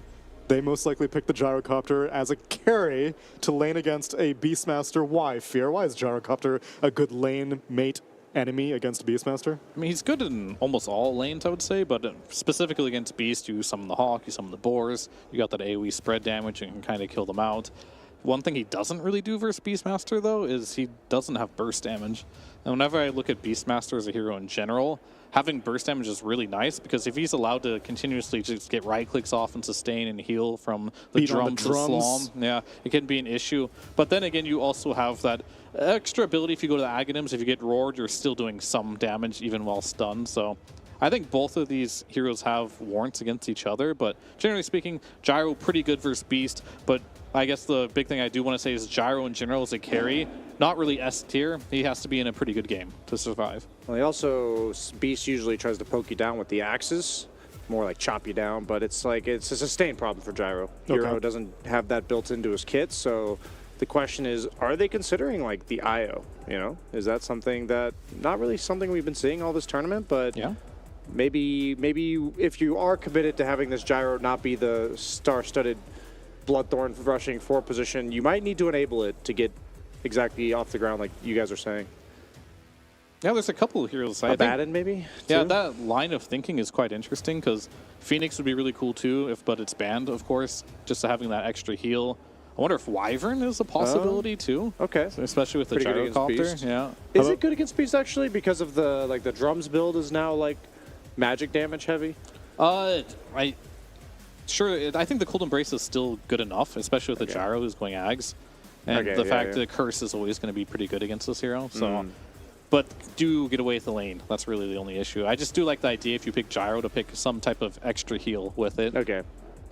And this is the highest win rate hero out of all the top picked heroes, right? Correct. So the most picked hero currently in Riyadh Masters with 29 picks, which is a pretty significant gap over the second most, which is 20 picks on Pango, and a 68.97% win rate. You can round that up, I'm not Neil. going to round that up. I need all the sig figs.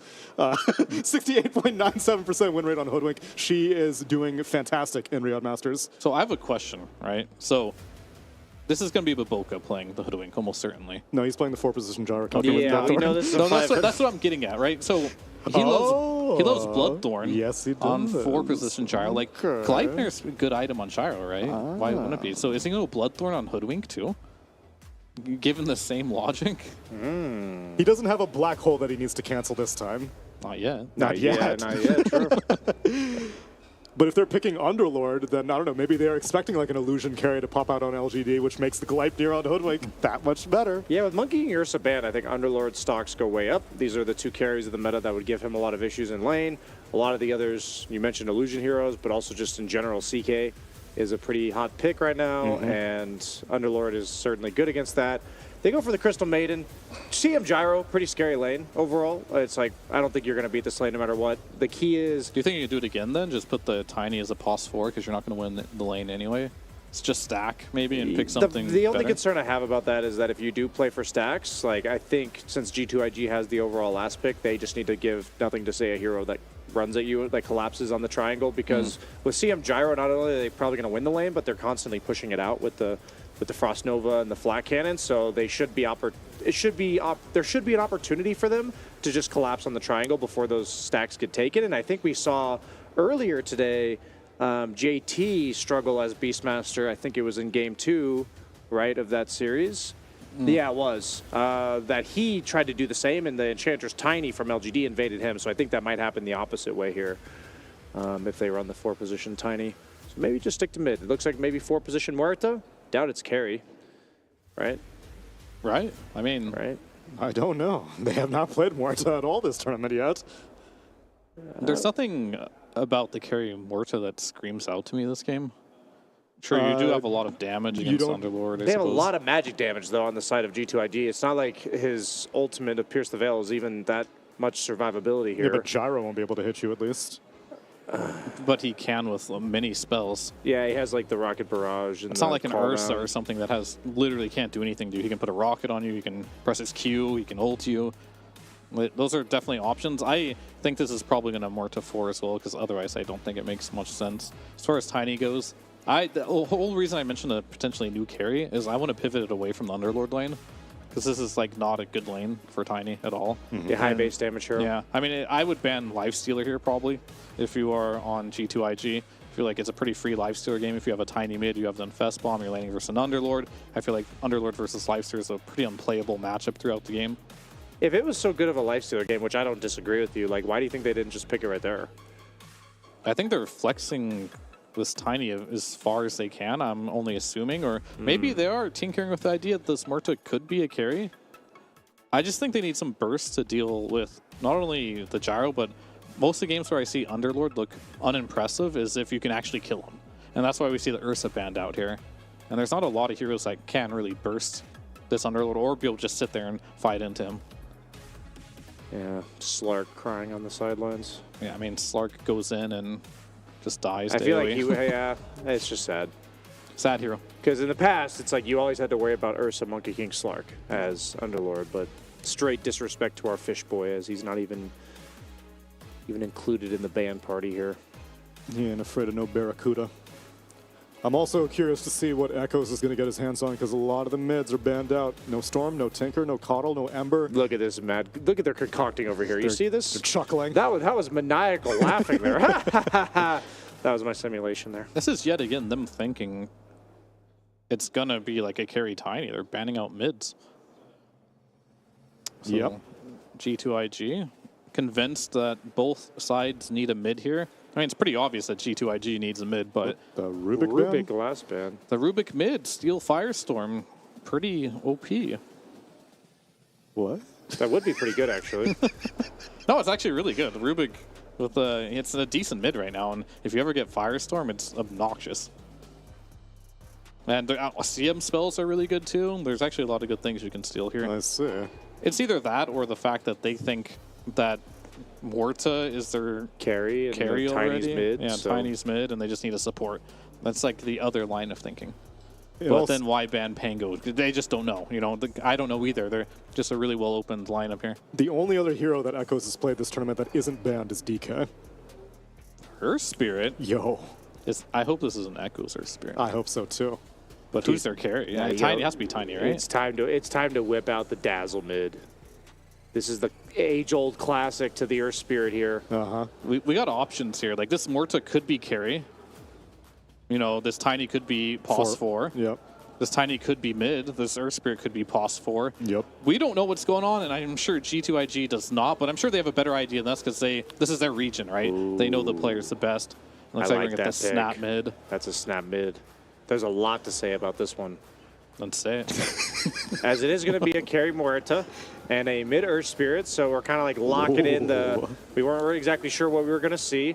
I thought of Dazzle because it just punishes these melee guys, and Snap as a core, very good against these melee guys. You know, that scatter shot does a lot of damage point blank range.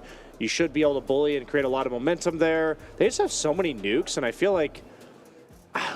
I understand they have heroes that theoretically go in, like Beastmaster ends up going like Ags, Blink, BKB, and Earth Spirit usually goes like Blade Mail and throws himself at you. They've also nerfed that item, but like, how does PYW ever get in there? I don't see where the damage is coming from the Radiant in terms of like all these heroes to do damage. Earth Spirit, Tiny, and Beastmaster have to be like right on top of you, and there's just so much poke. Is JT taking the cleave facet on Underlord? That is what that is, yeah. You guys can't see it, but we see Demon's Reach.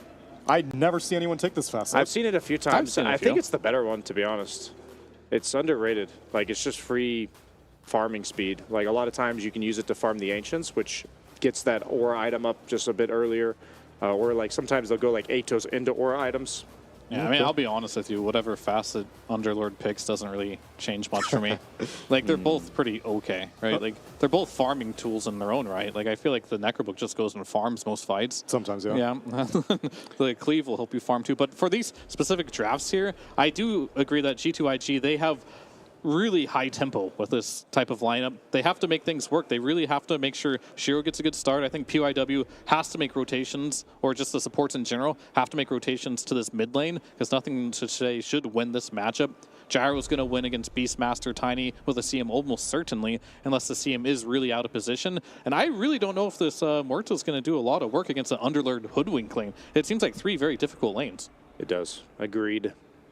Well, both these teams are at least putting on a beautiful swan song for us because one of them will be eliminated at the conclusion of this match. So let's go to our conductors. It's Cap and SVG. That's right, these two teams have gone blow for blow all day long. G2 started off the very first game of the day, taking it. Will they take the last game of the day as this series is finally gonna come to a conclusion, Avery? One way or another, it must end indeed, and Echo Earth Spirit. Would anybody have predicted that at the start of the day? Probably not. This is a spicy one, a spicy mid matchup indeed, not an easy one for him.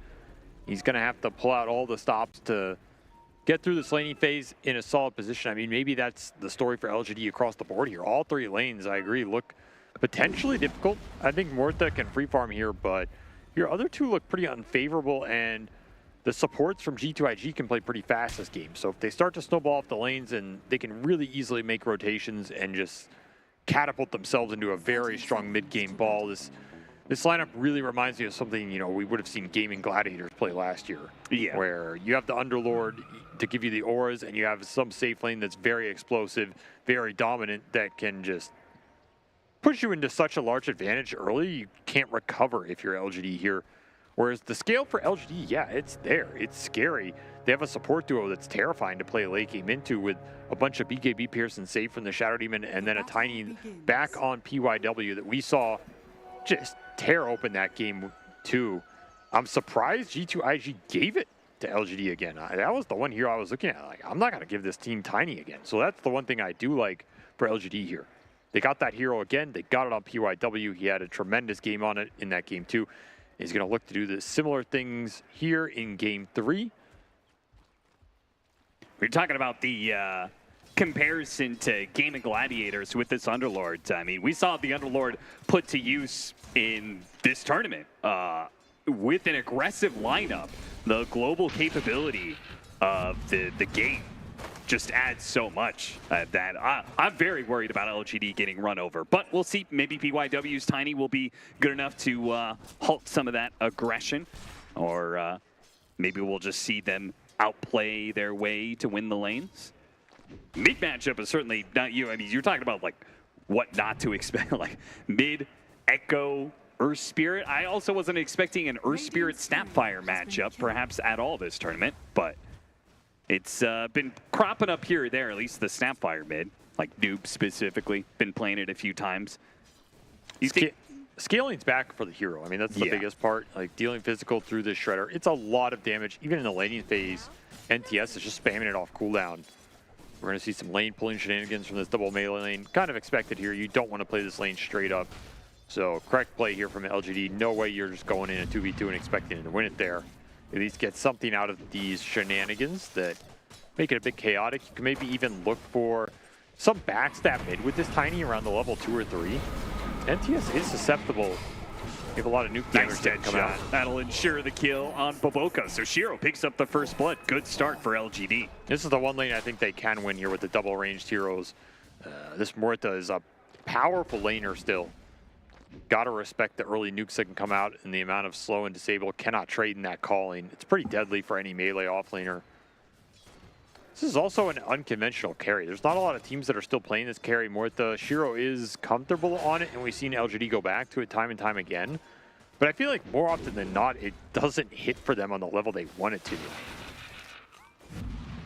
So curious to see if it performs a bit better here than in some of the previous matches I've seen for them. This hero can be incredibly powerful in these late game situations, especially versus lineups that try and reduce your damage output with things like an Underlord, attack speed slows from the Crystal Maiden. Morta sometimes just punches through all of that and does not care. It could be a cool pick down the stretch. Yeah. So far though, CS going G2IG's way here as, yeah, NTS is winning that mid, and that Gyro is absolutely free farming what you would come to expect here. I mean, these are strong cores to contest the core matchups in CS. Maybe you get a kill on that Underlord, but he's still just sitting there with Atrophy Aura and a bunch of extra bonus damage. Yeah, you basically needed the first blood just to try and keep up in net worth with all of the lanes from G2IG.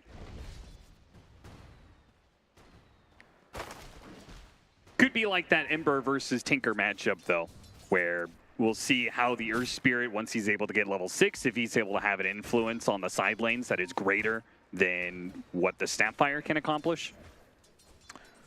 That's the big question. Do you try and rotate into mid for this Earth Spirit with the Tiny? You can't really chip NTS on this Snapfire, so it looks unrealistic, but you don't really want to sit top here as PYW either, because there's nothing to accomplish in this lane. Yeah. You could stack, but those stacks are susceptible to potentially getting invaded on. The moves for this Tiny in the early game are not really clear. The most reliable move is probably to this bottom lane, because you have kill threat with the Morta, and toss back into the callings guaranteed. Just let Echo trade out the water runes here and get what he can. I guess you could double rotate. I mean, you could bring the Tiny and the Earth Spirit to the same lane here if you're LGD, and maybe look for a cheeky kill or two. But otherwise, it's just going to be straight lane domination for G2IG. And the longer these lanes stay like this, the happier they're going to be, because they're zoning the Beastmaster. The Earth Spirit's not getting a lot mid, and JT is free farming.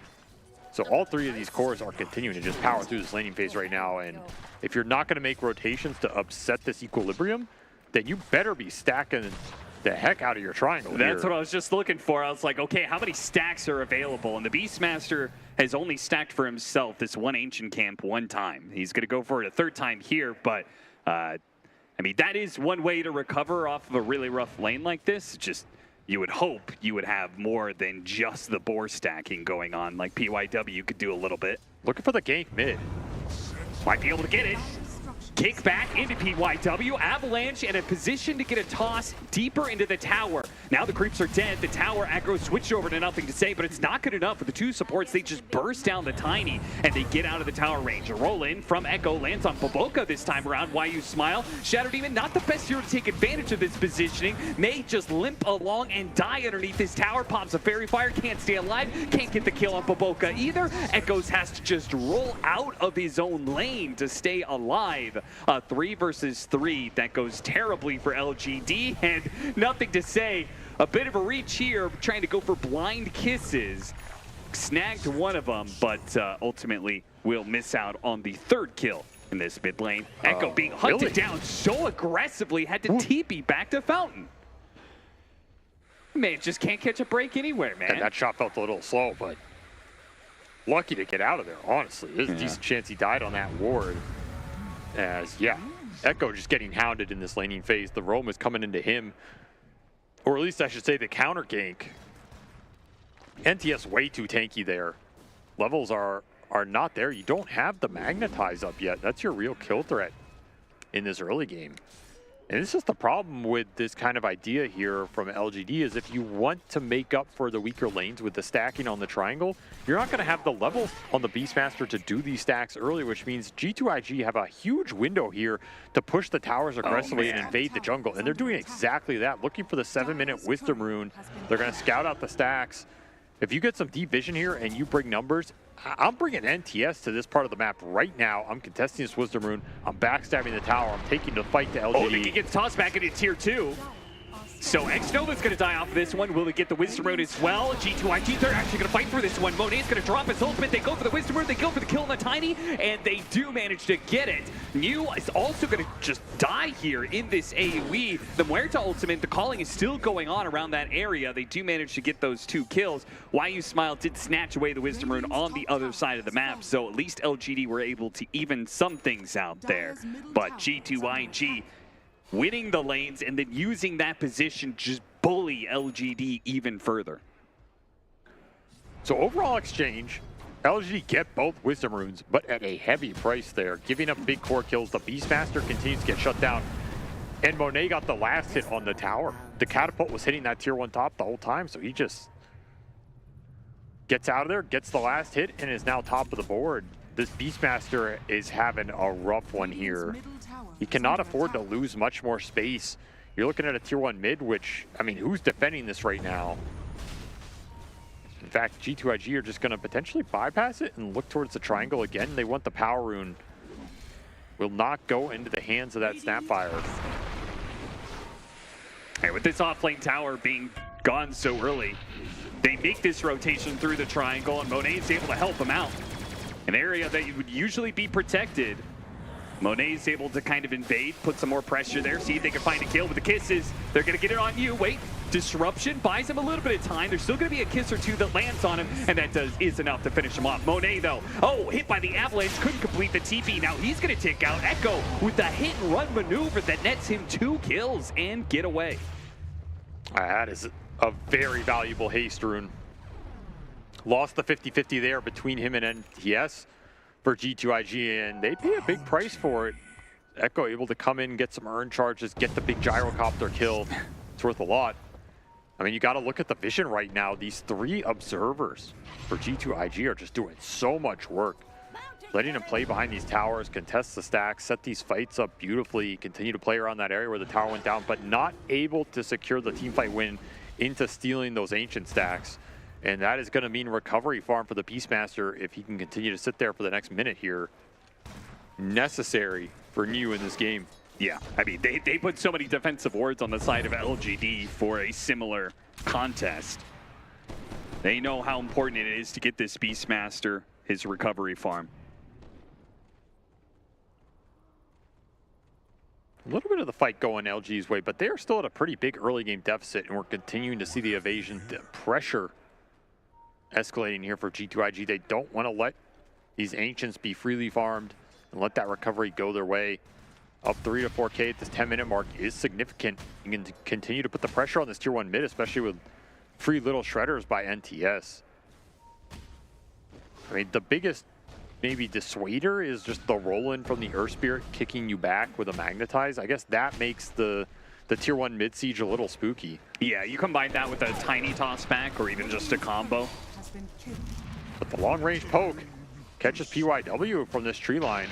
Nice little backstab, and Moné's going to come in here to try and ramp up the pressure and secure this. G2IG playing pretty fast. Yeah, I like the way that Moné is using this gyrocopter to be aggressive, take towers, try and, even if it hasn't always worked, like the team fight to try and take those Ancients, like the upside is very high if it does work. They're going to find you on the back end of that camp, so he secures the stacks, but he will lose his life to a quick ult from NTS. I mean, you gain 1 and you fall back down 2 steps here. Yeah. This part of the map has just been owned by G2IG from, it feels like minute 6 or 7. Outside of that one haste rune that Echo got off the 50-50, nothing on this top half of the map has gone their way. And there's some stacks they'll steal. Vessel done for the Earth Spirit, so his damage is online. Really have to find a good fight here with this Magnetized Vessel for Echo. Not only for the supports to get some extra experience, but to slow down the pace here from G2IG. But Moné, he's lingering around this river. Disruption, no roll-in. They're going to wait till they reveal some more heroes now to get the roll-in. Straightens on the Snapfire, a beautiful Magnetize. Play it slow, and this fight could be very good for LGD. A turnaround from JT, locking in the Muerta. They're going to go for that kill. They do manage to get it. Echoes is still stacking up this Magnetize. JT is going to try and make an early escape. Going in. Has to cancel it as he's the roll-in from Echo. Gets more Magnetize. A crash landing. Big damage. Will that finish off any of these heroes? An Avalanche will get the Crystal Maiden. And Moné, he does not get remagnetized. Echo, I think he might just be running out of boulders. Yeah, he's all out. He used them all in that last fight to get a team fight that actually goes the way of LGD. Even if they lose their Muerta, it was worth a lot for Echo. I mean, it's all Echo in this fight. 3,000 damage, 9 stones expended, triple vessel charge. He'll refresh the vessel here, get an amp damage rune. Very nice one on this hero. Gotta remember, this hero does a significant amount of right-click damage over the course of a fight like that as well. And his ult's gonna be back up in 40 seconds here. So pretty good pace from this mid lane pick that, yeah, he's down some net worth. The lane was unfavorable, but he's a team fight beast right now. And you're looking at a hero with one of the largest strength gains in Dota 2 going up against the lineup with a bunch of flat spell damage.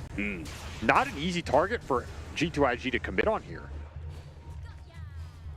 I was gonna, you know, leading up to that, I was gonna say that Echo and PYW are gonna have to do so much heavy lifting in this fight, because frankly, they have a Shadow Demon.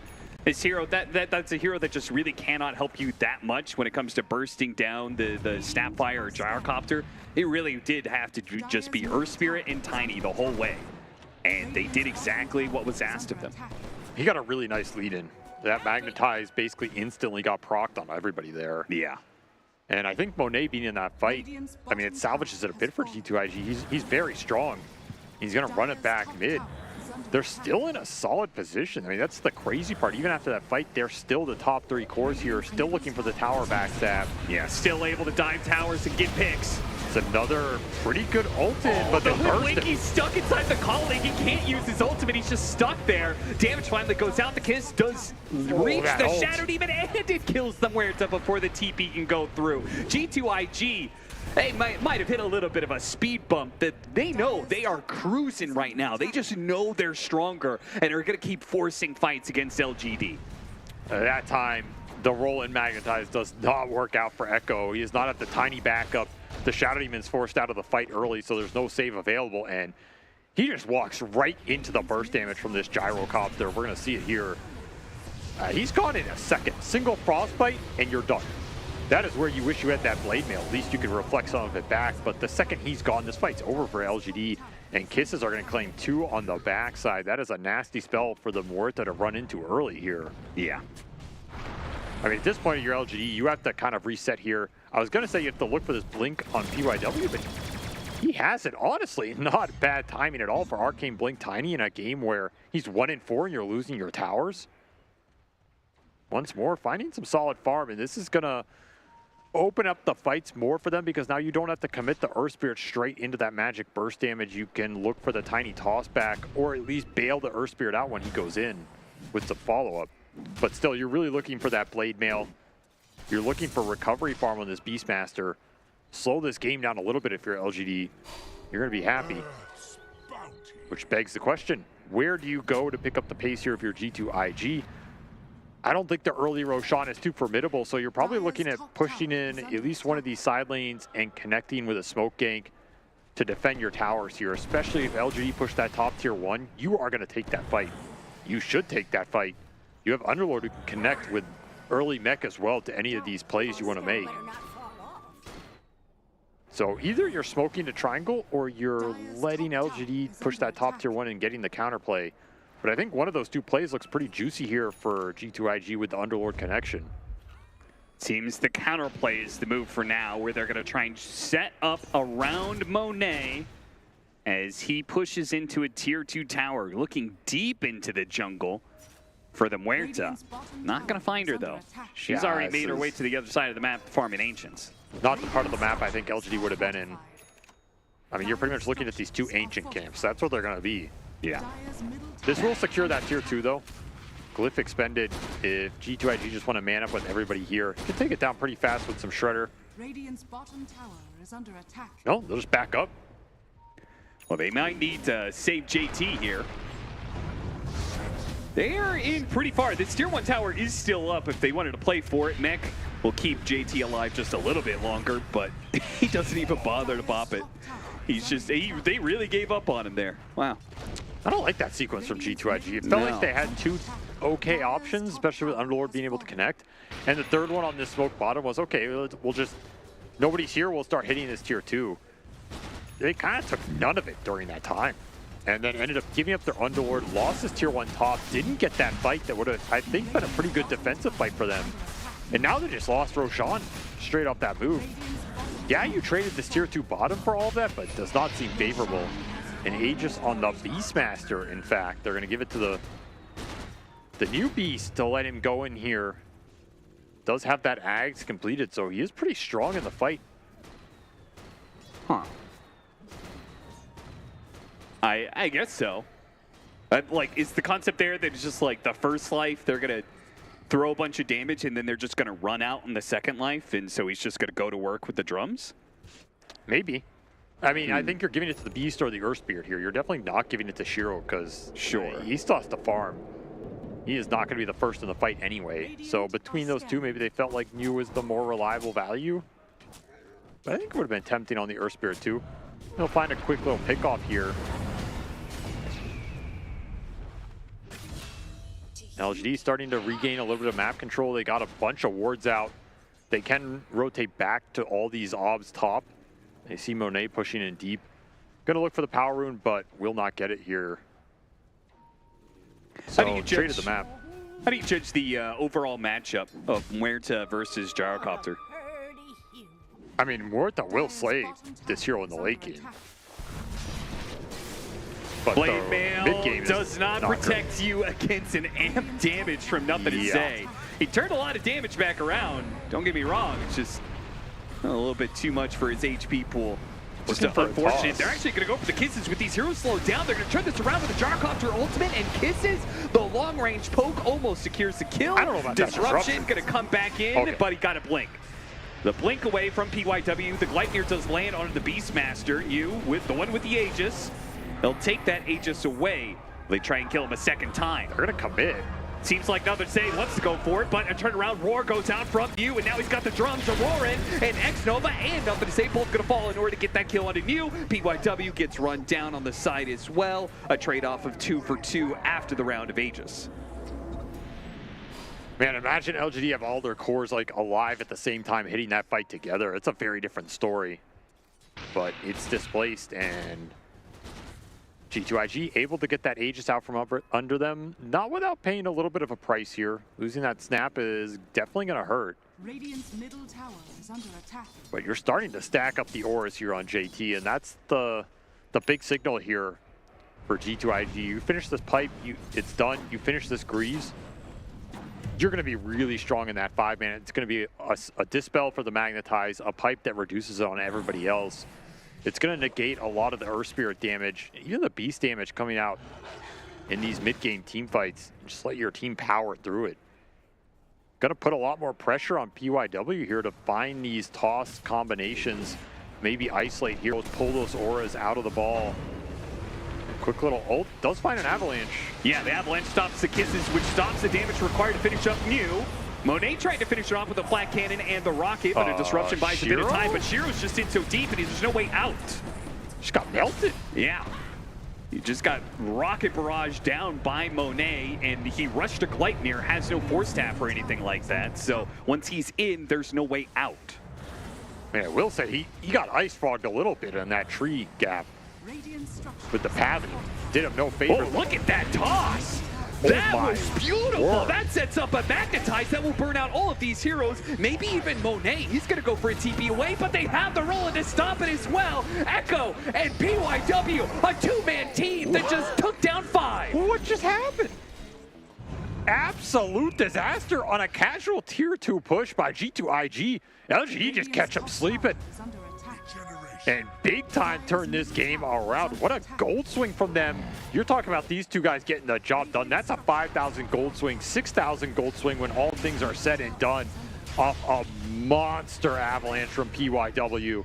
And once that avalanche hit, you're just off to the races with the magnetized blade mail damage. These two melee bros getting the job done where the rest of the team fell apart. I mean, he's happy about that fight, but he was dead for it, so none of it was due to him there. Just cheering his team on like, oh, thanks for the carry, boys. We suddenly got ourselves a Dota game here. A lot of the advantage they had built up on this early game had just been evaporated. 6-2 and 6 for Echo, thanks to PYW and himself. The two of them, this tag team, are really the only thing that I feel like is keeping LGD in the game this first 20 minutes. And they may have just given Shiro enough time for him to start coming online, because he is closing in on the BKB. Now, the positioning won't matter nearly as much. I mean, the BKBs are really strong for LGD here.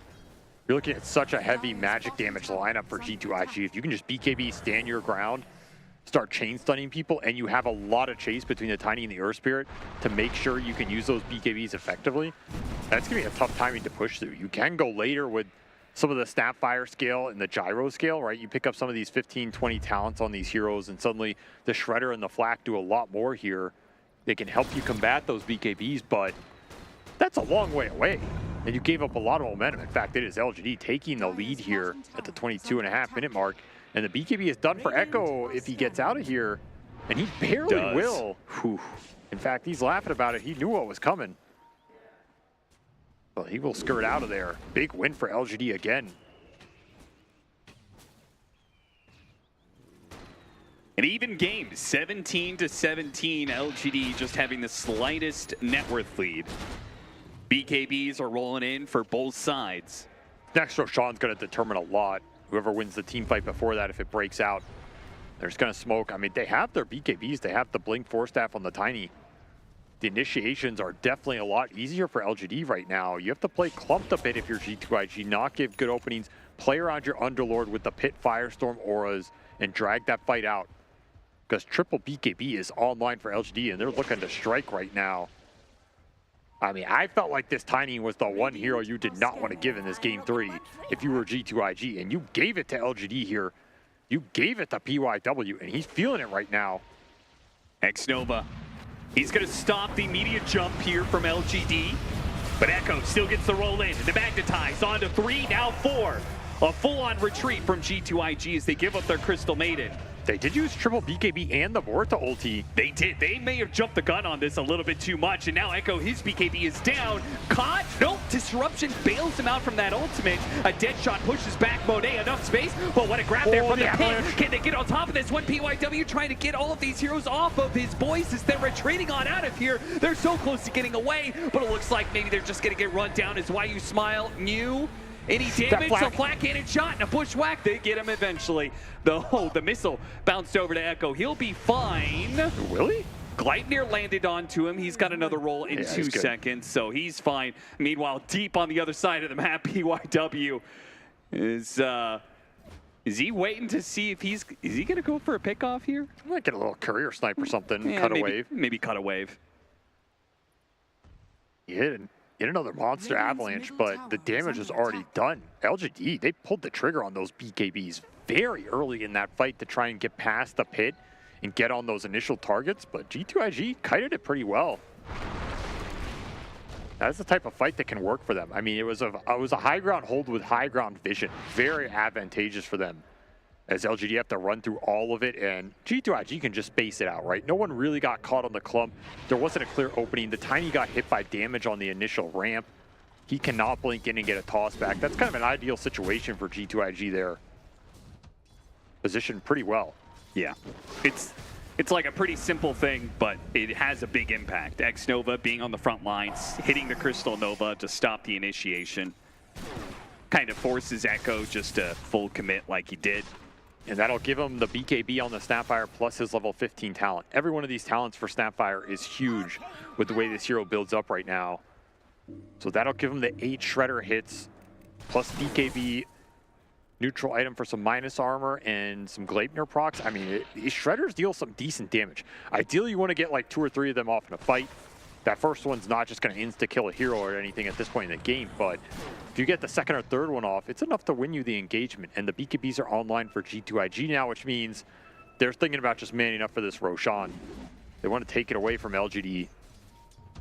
Won't be able to do it right away. Still another 45 seconds till that Roshan comes up, which is just enough time for LGD to get an amp damage rune into the bottle of Shiro and reset up for Roshan.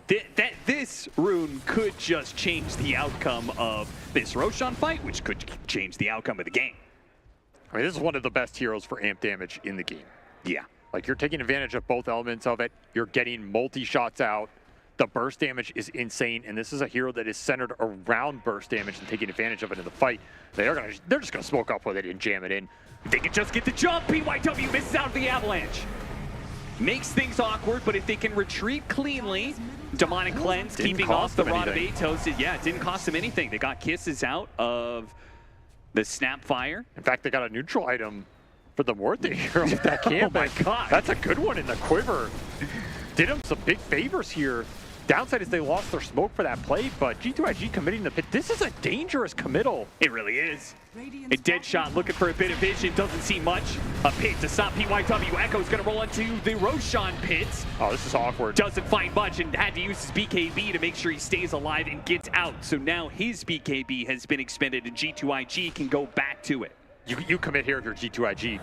Force LGD to jump you again. You have BKB advantage. You have another pit firestorm. You still have your ores up on the Underlord. They're not going to do that. They're going to smoke and try and get the initiation onto LGD instead of letting LGD try and take the first step. I mean, you'd love to find the Tiny here. Shiro's just sitting here.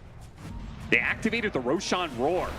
Shiro pops his BKB and his amp damage. How much is he going to be able to get done with it? He kills the Crystal Maiden, but that's a buyback. A Gleipnir out on JT, and Shiro's at half HP. PYW's in some trouble. Forced to try and get him away. A cookie forward onto a Primal Roar. Up Gyrocopter, who will get bursted down by Shiro. They have damage. They didn't respect it. They saw it, and they still walked into it and let Shiro get his opportunity. But with multiple buybacks, G2IG just planning on running over LGD, not letting Shiro escape. A kick out. They'll be able to finish him off, no problem. Turn back to the rest of the heroes as Echo rolls into all 4 of them here, surrounded by all these heroes, bushwhacked up and controlled easily. LGD damn near get wiped in all of this one. PYW, the lone survivor who did die, he just bought back earlier. Did cost G2IG 2 buybacks, and one of those on their carry in Monet. However, I'm sure they're happy to take that team fight win. And yeah, I mean, it's Shiro versus the world, man. Like, you have some damage coming out from these other heroes, but ideally you're looking for a Tiny initiation, and it just wasn't there on either of those jumps. Yeah, sure, you found this avalanche on the second one, but it wasn't good enough to secure a position for LGD where you could use the BKB from the Morta for more than that Crystal Maiden. Yeah. And we could see the idea there from G2IG is just bait out those early committals from LGD, use the buybacks to win that dire side Roshan, guarantee the win, brute force it if you have to. And they do here. Now they just got a big upgrade in control. Aghanim Scepter for JT's Underlord with level 20. So he's going to be coming in every single time. Obnoxious. With an extra pit off of his ultimate. He's level 22. Man, I mean, these are nice talents when you have this Ags. You lock heroes in these multiple pits throughout this Firestorm. They're latching for longer. It's really annoying to play into, and he's not a target that LGE, I think, ever want to focus. No. Have you ever seen the Underlords where they don't use the pit globally? And they're just in the fight already, and they put it so they basically put 3 pits out in the field? Yeah, there is a minimum cast range, so yeah. It isn't like, you know, you can't just jam all 3 on top of somebody, but you can muck up the entire battlefield with just just one gigantic pit, mosh pit. He gets Bloodstone later. We're talking about some mega pits coming out. Could really cause LGD some big problems here as they're trying to get the grab. They're broken, Toss on to Shiro. Don't want to be leaving him behind. He BKB, TP's out. What else can you catch here if you're G2IG? Can you catch anything at all? Seems nothing. Echo using the shard to try and help PYW escape a little bit further. It's an interesting note, having that shard on the Earth Spirit. A little bit of extra help repositioning the Muerta, perhaps. Still a bit of time left on this Aegis. 3 minutes, in fact, so a lot of time. We use it to bulldoze down a tier 2. Cleave radius is so big. Oh, yeah. This is ridiculous. You almost wish you could buy like proc items on this hero or something like a Mage Slayer and cleave it on everybody, but yeah. Maybe for the D patch. They're going to push high ground on the backside of this Aegis. Yeah, might as well force it. Yeah, you still got 2 minutes. A lot of time to work with here, and Satanic done for Monet. That's letting him frontline. You do have to think about the tossback potential. Yes. So they're going to do it while he can flak out and cancel that tiny blink, but the second it's gone, you back up. Will prompt a smoke by LGD. They don't want to let G2IG really escape for free here. May not have a choice. How far are you willing to commit in? I mean, you got to remember, there's still this Aegis on this 3,000 HP gyro. Would not feel good to go in and take the fight head on into him because you're going to have to expend all of your Muerta's BKB and ultimate to get rid of the first life, and you're not going to have anything for the second. If you can get a toss back, that's a different story. Yeah, how are you going to set this fight up? Are you going to go for the toss back first, and then do you kick back after that, or what do you do? Monet pops his BKB. So he gets out of range. The Primal Roar tries to stop him. It doesn't work. JT came in off of his gate. And Shiro's going to go for it. Shiro's going to try and get this kill onto JT, but he had a cheese and he had a pipe. So he was healthy enough to get away. Now the BKB is gone from Shiro. They're tracking him down. They need some help. Only a disruption. That's only going to buy him a pittance of time. And he's going to come back into a world of hurt from G2IG. Now the carry is dead. They go high ground again. They're just cutting these fights so well. I think the Roar had to be there on the gyro the second he went under that tower. But LGD not sure if they wanted to commit on him. But again, that's the problem with the Aegis there. And play for a buyback. Another combo for PYW that sets up Echo to hit the Magnetize. Is it enough? Is it enough this late into the game with the Satanic on Monet and Aegis to boot? They're going to have to track him down. Yo, this man's insane. Yeah, he goes in to commit for the Aegis. Has to give up his life for this one. A nice toss, though. It finishes up the Snapfire and gets some good damage onto JT. Now missing their Snapfire, G2IG have to retreat, and they're just going to give up on a support here. X-Nova bops the freezing field, knowing his doom is nigh. Is that good enough for a Shiro buyback? No. Yeah, it doesn't feel like it is, but at least it's something here for LGD. You didn't give up a Rax. That's part of that equation that you're happy about. Yeah. But this will be the Daedalus done for Monet. He's up to his level 20 talent as well. So these Flak and Shredder talents are starting to come online now, and this is the scary part of this lineup, at least to me. If I'm in LGD shoes right now, I'm looking at these talents starting to come online, and the physical damage is just going to exponentially increase from here. everybody's just going to be getting hit by these multi-shots, the firestorms, the flak cannons going out. It's so much AoE to go into, and that's part of the problem here for LGD. What do you have to mitigate that? When the Tiny goes in, when the Earth Spirit go in, and they're the targets getting hit by these multi-shots or these flak cannons, it's proccing onto everybody else. Yeah. It's just a world of pain. You don't have any Ghost Scepters, you don't have a Crimson Guard, you don't have a lot of armor to play with here. I mean, it's pretty interesting that this idea that if you Lil Shredder before the flak cannon shots, then you put minus armor in a bunch of heroes as well. It's a nice combination here. Very interesting.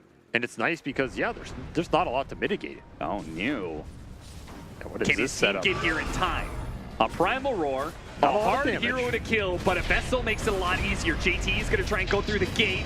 They do have plenty of stuns thanks to just having Earth Spirit. PYW has an Avalanche over the top, and a good pickoff for LGD. And you finding some sick positioning here. That's a big one. 80 seconds without the Underlord. Means G2IG are just going to have to farm up what they can right now. But Boca, he's back to his carry role, but I'd argue he's doing it on a hero that benefits a lot more from it than that Gyro. Yeah, a little bit. Still, pretty defensive itemization from him. BKB Lincoln's Mage Slayer here for the Hoodwink. And trying to deal with the Primal Roar on Monet, right? Yeah, I'm assuming he's going to look to try and throw this Lincoln's out on the core when the Beastmaster commits in the fight. But it does make him a very difficult target to catch. And of course, the Mage Slayer, some decent value here if you can land it on the Earth Spirit, even the Morta here. So Butterfly on the menu for Monet. Gonna make this carry matchup probably as good for him as it gets. And then you're looking at that next Aegis to use for a game ender here if you can get it on the side of G2IG. Level 20 talent now online for NTS. It's another big one. That multi-shot. Huge damage ramp for him. Bloodstone for the Earth Spirit. So that will help him a lot when he's jumping into all of this. Feels like he can't really stick in the fight. There's just so much damage that's thrown back into him. A lot of time he has to BKB and kind of back away. But maybe the Bloodstone will give him enough heal because he's been hitting huge magnetizes. He's doing a decent amount of damage over time. Maybe the Bloodstone will allow him to stick in the fight longer.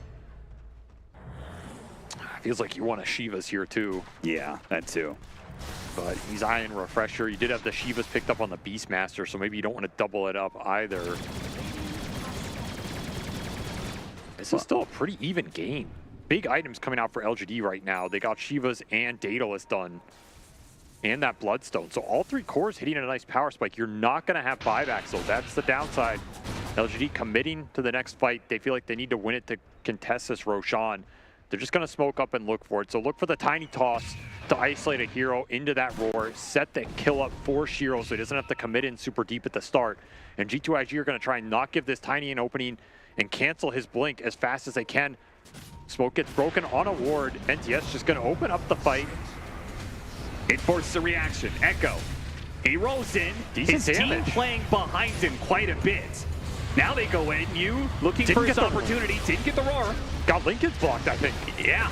And Monet, well, his BKB is running out. They're trying to draw out Shiro's ultimate. It's going to fade away soon. And maybe they can reconnect after that. PYW tosses him onto Monet. Says, go get him, Shiro. And Shiro obliges with the big Daedalus single target damage. He blows up and finishes off the Gyrocopter force. Satanic can come into play. And they take that fight pretty easily, it seemed like. How did that go so well? I mean, the damage from the Earth Spirit's out of control. The initial go, it didn't look that amazing, but the Magnetize procced on everybody there again, and then Echo, he got out. So you're not killing him. The Blade Mail almost killed NTS through the Shredder on himself there. I would Just also did the work question over whether time. or not Gleipnir Kisses is like the way you want to start that fight. I mean, if you get the BKB out of the Beast, I don't think it's too bad, but still it's G2IG not finding their footing there as, yeah, I think that roar hit the Lincolns from Baboka heads up play, but the Gyro couldn't commit in. No, he'd already taken too much damage, had Vessel on him, BKB was gone. He was waiting out the Vessel and Shiro's ultimate to try and go in with the Satanic, but clutch realization by PYW to like get Shiro on top of Monet before Monet has that opportunity to use that Satanic. This Tiny is just continuing to deliver in this series for LGD. Yeah. Really making these fights work, and he has his utility online again, looking towards that Wind Waker. And this Roshan. So the spread damage of G2IG finally falters, and it's the single target shredder that the Muerta brings to the table that manages to succeed in this fight. I mean, do they need the level 25 talent here? Yeah, on Snapfire, you're saying? Yeah, it kind of feels like they do. Are scanning. Like, you have Daedalus on NTS, but he can't fully use it till that level 25 talent here. Just minimal contribution off the Shredder. Now, if you get that, then you just become an entirely different hero. Yes. But that's 4 levels off, and a lot can happen in that time here, especially when you're looking towards a Roshan spawn. It's going to happen here in the next minute. Yeah, LGD, we're playing for a nighttime Roshan. It didn't spawn early, so now they've got to go to Radiant side.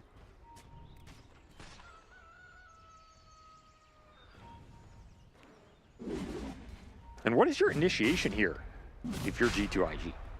How do you start the fight on your terms in a way that sets your cores up to deal the damage? I don't think it exists. I think it's mostly just somehow getting them to go on the Underlord. I mean, you can walk in, but... Yeah. The thing is, they have displacement, so you don't want to walk in with somebody and just get tossed back or kicked back or whatever. Yeah, that only plays to the single target focus that Muerta is so good at. It's not obvious how to take this fight if you're G2IG right now. Just not clear. I mean, it's not clear to me, and I'm seeing everything here. It definitely can't be that clear to them. Somehow you have to get value out of this BKB Satanic on the gyro. Like, you have to effectively use Monet's double life here to its maximum. Maybe bait a tiny jump. Instead, to get the jump onto the Sapphire. Sapphire in trouble, blown up immediately. Now Monet gets some flat cannon shots, but LGD are decently healthy. It's just BYW who has to back away. The Bloodstone healing Echo back up. G2IG once again are playing off of buybacks in order to win a Roshan fight. It worked for them last time. But is it going to work this time around? This time, they use the buyback on the Sapphire. Well, they want to heal up off some creeps, but the downside of this is you're wasting your cooldown advantage right now. This Roar is coming up 30 seconds right now. Yeah, you kind of need to magnetize in 45. You can't really afford to sit around here forever, and they're going to smoke up. You have to use this buyback from NTS to get something done here. It's insanely expensive for him. And you said, how do you start this fight? Well, you just walk in. They're just going to do just that. This is so dangerous. Monet with the Lotus. Is it going to be good enough? They give him a cookie to try and hop out, reset. PYW, 4-staff disruption, just trying to buy a bit of time. But it looks like PYW is going to die, but he got off a combo, almost finishing up Monet, and Shiro delivers the final blow. Now the Primal War can be used onto the Snapfire instead, which is looking at a dieback right now. Shiro could just get the damage done, or maybe Echo can hunt him down. Rolling on through all these heroes, nothing to say. Throws his last bit of damage. The multi-shot does some good work, setting up JT with his clean to finish off some. And now Monet coming in from behind with the grab onto Shiro, no longer having his ultimate. No second ultimate for Shiro means it's going to be a hard way to be able to take this, but they're going to go for it with the TB coming in. Another beautiful combination after combination. PYW and Echo do not stop. They keep on putting them together and using their magic damage to absolutely cream G2IG. How did you even go Roshi, or are you trying to end the game? Full buybacks committed by both teams here. In fact, I think it was every core in the game outside of this Underlord, but I don't know if he can hold the base 4 there for LGD. So technically G2IG, they win that fight, but it does not feel like it. No, not with whatever LGD is going to get done in this window of time where they have over a minute to take as many objectives as they want. You have to remember, though, they're trading their Roshan opportunity for this push. Yes. So if this gets stalled, if this goes wrong, you don't end the game here, or you can't just recover and do Roshan. Could potentially give up a lot, but 70 seconds on that gyro. I think they're going to go tier 3 to tier 4s. They are. They are going to try and end it. 30 seconds left on the Sapphire, 60 on the gyrocopter. They are guaranteed that there is going to be a fight in their advantage without the gyrocopter at least. This is getting stalled a bit. The wave got cut by the Underlord. The wave did not protect it here. This push, it's fizzling. I think you have to go back and do Roshan now. Make sure that this isn't just an absolute disaster. I think you gotta just take Roshan. Now, that was the 5th buyback. Something to keep in mind. Or the 4th buyback, I should say. The Maiden doesn't have one, but that was the last core on that Underlord to cut that wave. So that was an expensive wave cut. Necessary, but more economic damage done to G2IG as LGD will claim everything here. And Aegis for Shiro, level 25, also done for him off that XP. That is a huge talent for the Morta here. And the extra 20% Gunslinger. He will finally switch out that quiver. But a refresher shard for New. Yeah. Big deal as well. Absolutely. When he's playing up against the Lincolns, now that Primal War gets blocked, it's just so hard for Monet to actually use. You said you kind of need to use these kind of 2 lives. How do you do that against potentially 2 Primal Roars? I feel like you just can't guarantee. I was about to say, like, the refresher shard for the Morta is way more valuable here. Yeah, right? I think so too. But Double VKB is so good on this hero. Especially when you have Aegis, you die the first time, you use everything, you slot that in, you have a second round. It's got to be better than double Primal Roar. It'll give it to him. I mean, Yu is building his own refresher here anyway, and he's going to buy it out because you don't have buyback, so. Should have it. You should have that double Primal Roar up as well. This is a crazy power spike here for LGD. Refresher for the Earth Spirit on top of everything here. They're just going to have 6 cores. They are. And nothing to say. I feel like this game is now entirely hinged upon whether or not they can hold this next fight and he gets 25 off of it. They need that kind of game changer. That talent can do so much for you, but he's still 2 levels away. You have to kite these fights out if you're G2IG. You have to play around the pits. The pits were the one thing working for them in that fight. You do have the level 25 talent for the Underlord, so that pit duration is increased. These things are really difficult to fight through once the BKBs are gone. Unfortunately, triple refresher means you have 6 BKBs here. Bounces it back onto New's Beastmaster, but it doesn't matter, man. Shiro, he's shredding heroes. They're gone. They're done. Shiro's too damn big, and the GG is already called. G2IG is out, and LGD will move on. The start of this day, it looked grim for this squad. I mean, they were on the brink of elimination multiple times here, but somehow in the twilight hour able to pull it back and send their regional brothers home. As Zhao 8 and the boys get the job done and at least be moving in to that play-in bracket with a chance to go to groups. It's still looking shaky for them, but hey, they pulled out some of their clutch picks in the Morta for Shiro. But I still go back to PYW on this Tidy. This has got to be the hero you ban against this team. Like, why did you give it in this game 3? Yeah. Tiny Airlines booking a ticket home here for G2IG. Yeah. LGD, after game 1, the very first game they played up against G2IG, they were down 0-1. If they lost that game, they would just been eliminated on the results. Instead, they clutched out in game 2. Push it to a tiebreaker. Then in that tiebreaker, they lose that game 1. Okay, 1 more loss and you're out. Again, clutched up in game 4, clutched up in game 5, and are worthy to be keeping on at least 1 more day here at the Riyadh Masters. They escape elimination in this play-in stage, but they still have the 4th, 5th place matchup to be playing in tomorrow. So the road is long from over for LGD, but today is over, and they managed to be victorious over G2IG.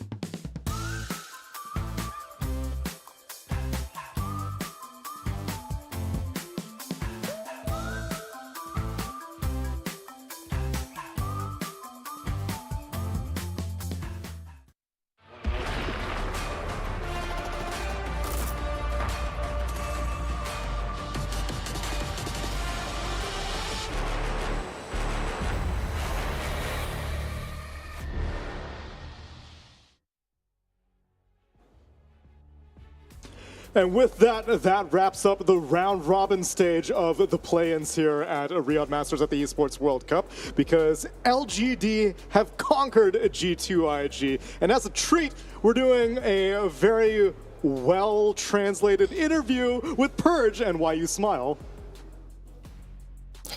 Thank you, Neil. Yes, we're here with Why You Smile, and their leader is going to be translating for us. How did that last game feel like? I heard a lot of yelling from all the teams. It seemed very intense. 最后一场比赛是怎么样的？因为我们听到了很多的大喊大叫，想问一下当时的情况是什么情况？因为感觉应该是比较激烈的一场比赛。因为很多波我们的沟通非常的密集，然后在关键的时候打出很漂亮的 combo， 然后成功的翻盘，所以我们非常的激动。Because in the last game, we did many fantastic team fights, and the skill, the thing we put was very perfect, and therefore we were just celebrating the good comeback. What was it like in that mid-tier 2 fight where you guys all got team wiped, and then all of a sudden PYW puts them all together with the avalanche toss, and then Earth Spirit went in? What was that moment like for game momentum for you guys? 就是我们中路2塔那波，就是其他人都基本都被阵亡了，然后靠小熊的小还有肥黄的土猫那一波基本上是反团灭了对方。当时我们这个对我们的队伍心态有没有什么帮助或者影响吗？肯定是大涨士气啊，因为我们中单直接很开心，就是差点跳起来了。Everyone was super motivated from that wave, and our mid player, he barely jumped off from his chairs. He just took a straight face. Well, is he excited now at least? 现在怎么样？爽不爽？非常爽，感觉难得赢了一场硬仗。Yeah, it feels good. It's very hard to win such a hard game. So how are you feeling going forward in the tournament? You guys have had a lot of interesting picks so far. I loved your heal strat earlier today, for example. Do you have more tricks up your sleeve for the rest of the tournament? 他说之前我们贡献了比较有趣的数据，好像是治疗榜还是之类的，是吗？然后问我们对以后的比赛有没有什么想法或者看法，就是后面的这一场比赛。在游戏内没有什么想法吧，只希望我们团队能够赢下去。Actually, we don't have so much thought for the in-game part. We just wanna keep winning. All right, great. Well, thank you so much for the interview, and good luck in your future matches. Thank you. And thank you all for joining us. That actually took me by surprise because I wasn't 100% sure we would be able to wrangle a translator. So our backup plan was that Purge was going to get yes/no answers out of Why You Smile, assuming he could have deciphered it. I had high hopes. You're spoiling the bit for later, but I guess we're going to have a translator for the rest of the event, so missed opportunity. It's okay. I'm sure if we asked, are you happy about winning the game, that is a resounding yes, because it was that mid-tier 2 fight that you just saw on the screen that really changed the momentum for them, Fear. We were maybe not too enthusiastic about seeing Echoes on a new hero, especially a pretty challenging hero like Earth Spirit, but he exceeded expectations. Yeah, so basically at the beginning of this tournament, all the games I saw Echoes on, I was pretty critical. I was like, what's happening? What's this guy doing day 1 and day 2 here? But he stepped it up big time in day number 3 here. He's had some amazing performances. His Shadow Fiend looked really good. And now he busts an Earth Spirit out of nowhere, and he just carries his team with that. Like that one mid fight you talk about, that was the turnaround. They lost all 3 lanes there. And this is very invigorating because I kind of counted LGD out. I was like, G2IG, they're going to take this home. LGD's looked a little bit sloppy here. Their mid player, he's not stepping up. And right in the clutch, Echoes really steps up for the team, carries his team across the finish line. And hopefully this is like the rebirth of LGD. They're looking really crisp now in the team fighting. Sure, maybe they need to work on their laning stage a little bit. But this is great progress for the team. Yeah, I'd just say, I could feel them believing, you know, somewhere in the middle of that game. There was that aura surrounding the team fights, not like a pipe aura, but not like the vibes, the 500 pixel cleave from Underlord either. Yeah, exactly. Because that was also covering a lot of the screen. It was indeed. We already talked about how critical we all were of Echo amongst the rest of LGD, but hey, it was cool to hear them as we're sitting there in the back green room. They're screaming when they're winning those team fights. Yeah, they're getting stoked. They're hyped up, and this is just super early on in the tournament. But it's a survival game, and that's part of what makes this format exciting for me is that's an elimination game, and then tomorrow we talk about the play-ins. We got LGD versus Nouns and virtus.pro versus Mouse for elimination games. That's right. What you see on the screen right now is the end of the standings for the beginning of the play-ins. The teams that you have the gold border in the first, second, third place will be moving on to the group stage directly. Meanwhile, in the dark gray border, the fourth and fifth place teams will be playing each other in a little X formation. It's going to be virtus.pro facing off against Mouse, and now we can confirm that LGD Gaming will be taking on Nouns Esports. And unfortunately, we have to say goodbye to two of the Chinese teams. We'd already confirmed that Azure wouldn't be able to move on at the end of yesterday, but now looks like we have to close the curtain on G2IG. So do you have any closing thoughts on them, Fear? Because this is not the end of them for the season, because they will be making it to TI. Yeah, I mean, you just look at this tournament and learn as much as you can from it. Sure, you do have one more big tournament for sure guaranteed for you coming up. Learn from this one, fix your mistakes, and just grow as a team. Don't sulk too much on the loss, and you have a lot to improve on. Find the most efficient way to do that possible, and just get better as a team. They do have at least some time before that happens, so probably about like a 2-month period before Copenhagen rolls around. But right now, focused on the here and now at Riyadh, we got virtus.pro facing off against Mouse with a little bit later start time at 15:30, and we are now in BO3s. So it's going to be VP taking on Mouse, and then later on, Nouns will be facing off against LGD Gaming. Do you have any favorites for either of these matches, Brian? Honestly, I'm taking LGD after that series. I would have otherwise said Nouns against either of these two teams. And then in the other series, I didn't get to see too much of VP versus Mouse. I saw VP early on in the tournament. They looked very polarizing. Sure. The highs were high, the lows were low. That's why both those teams are where they are right now. Yeah, exactly. So I think these are on the lower side of predictable matches. Sure. Yeah, I mean, we just had like a best-of-5 slug match between G2IG there and LGD. So now they're going to go against Nouns, and Nouns was the only team in the other group to lose to Azure Ray. So that has to give you some confidence, at least, going into that one. So I'll slightly actually favor LG just because I feel like they're improving rapidly, and I feel like Echoes has finally found his groove. And now this team, in my opinion, looks a lot more scary than it did between day 1 and 2. But we're only focused on week 1, and we are approaching the end of the play-in stage. This is the last one for tomorrow, and then all your favorites are going to show up for the group stage starting next week. So stick around, everyone. That's it for today at Riyadh Masters at the Esports World Cup.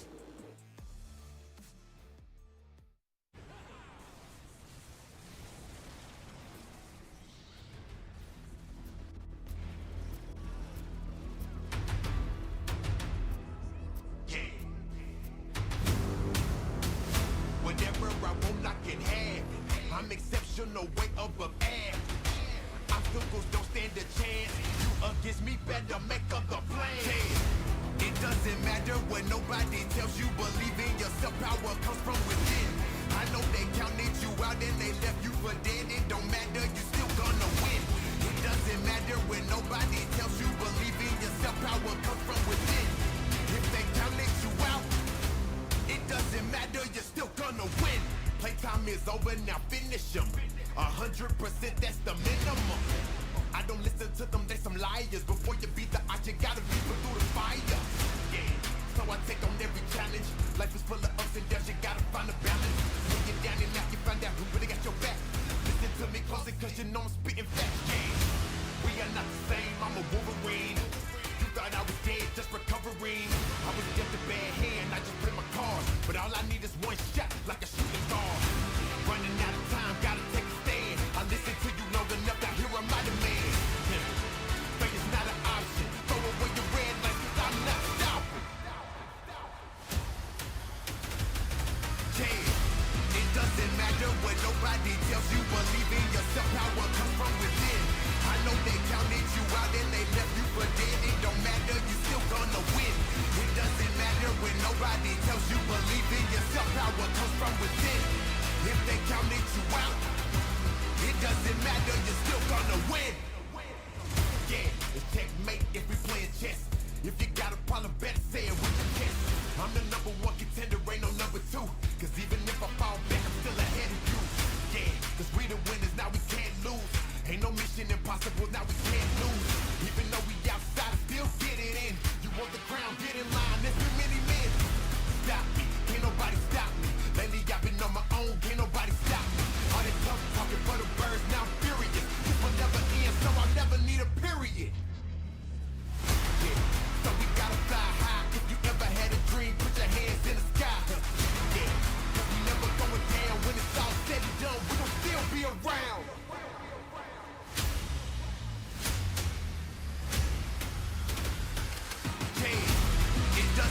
matter what nobody tells you. Believe in yourself, power comes from within. I know they counted you out and they left you, but then it don't matter, you still gonna win. It doesn't matter when nobody tells you. Believe in yourself, power comes from within. If they counted you out, it doesn't matter, you're still gonna win. It doesn't matter when nobody tells you. Believe in yourself, power comes from within. I know they counted you out.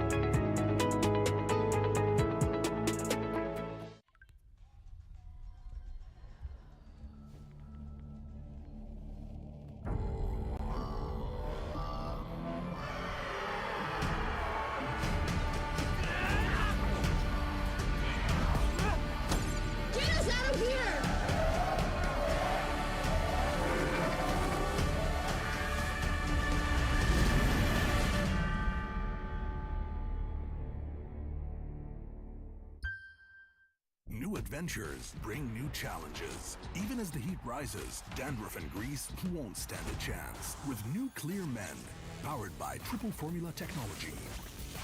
To eliminate dandruff, itch, and grease, gives you 8 hours of freshness and 100% dandruff-free hair. New Clear Men, 0% dandruff, 100% confidence.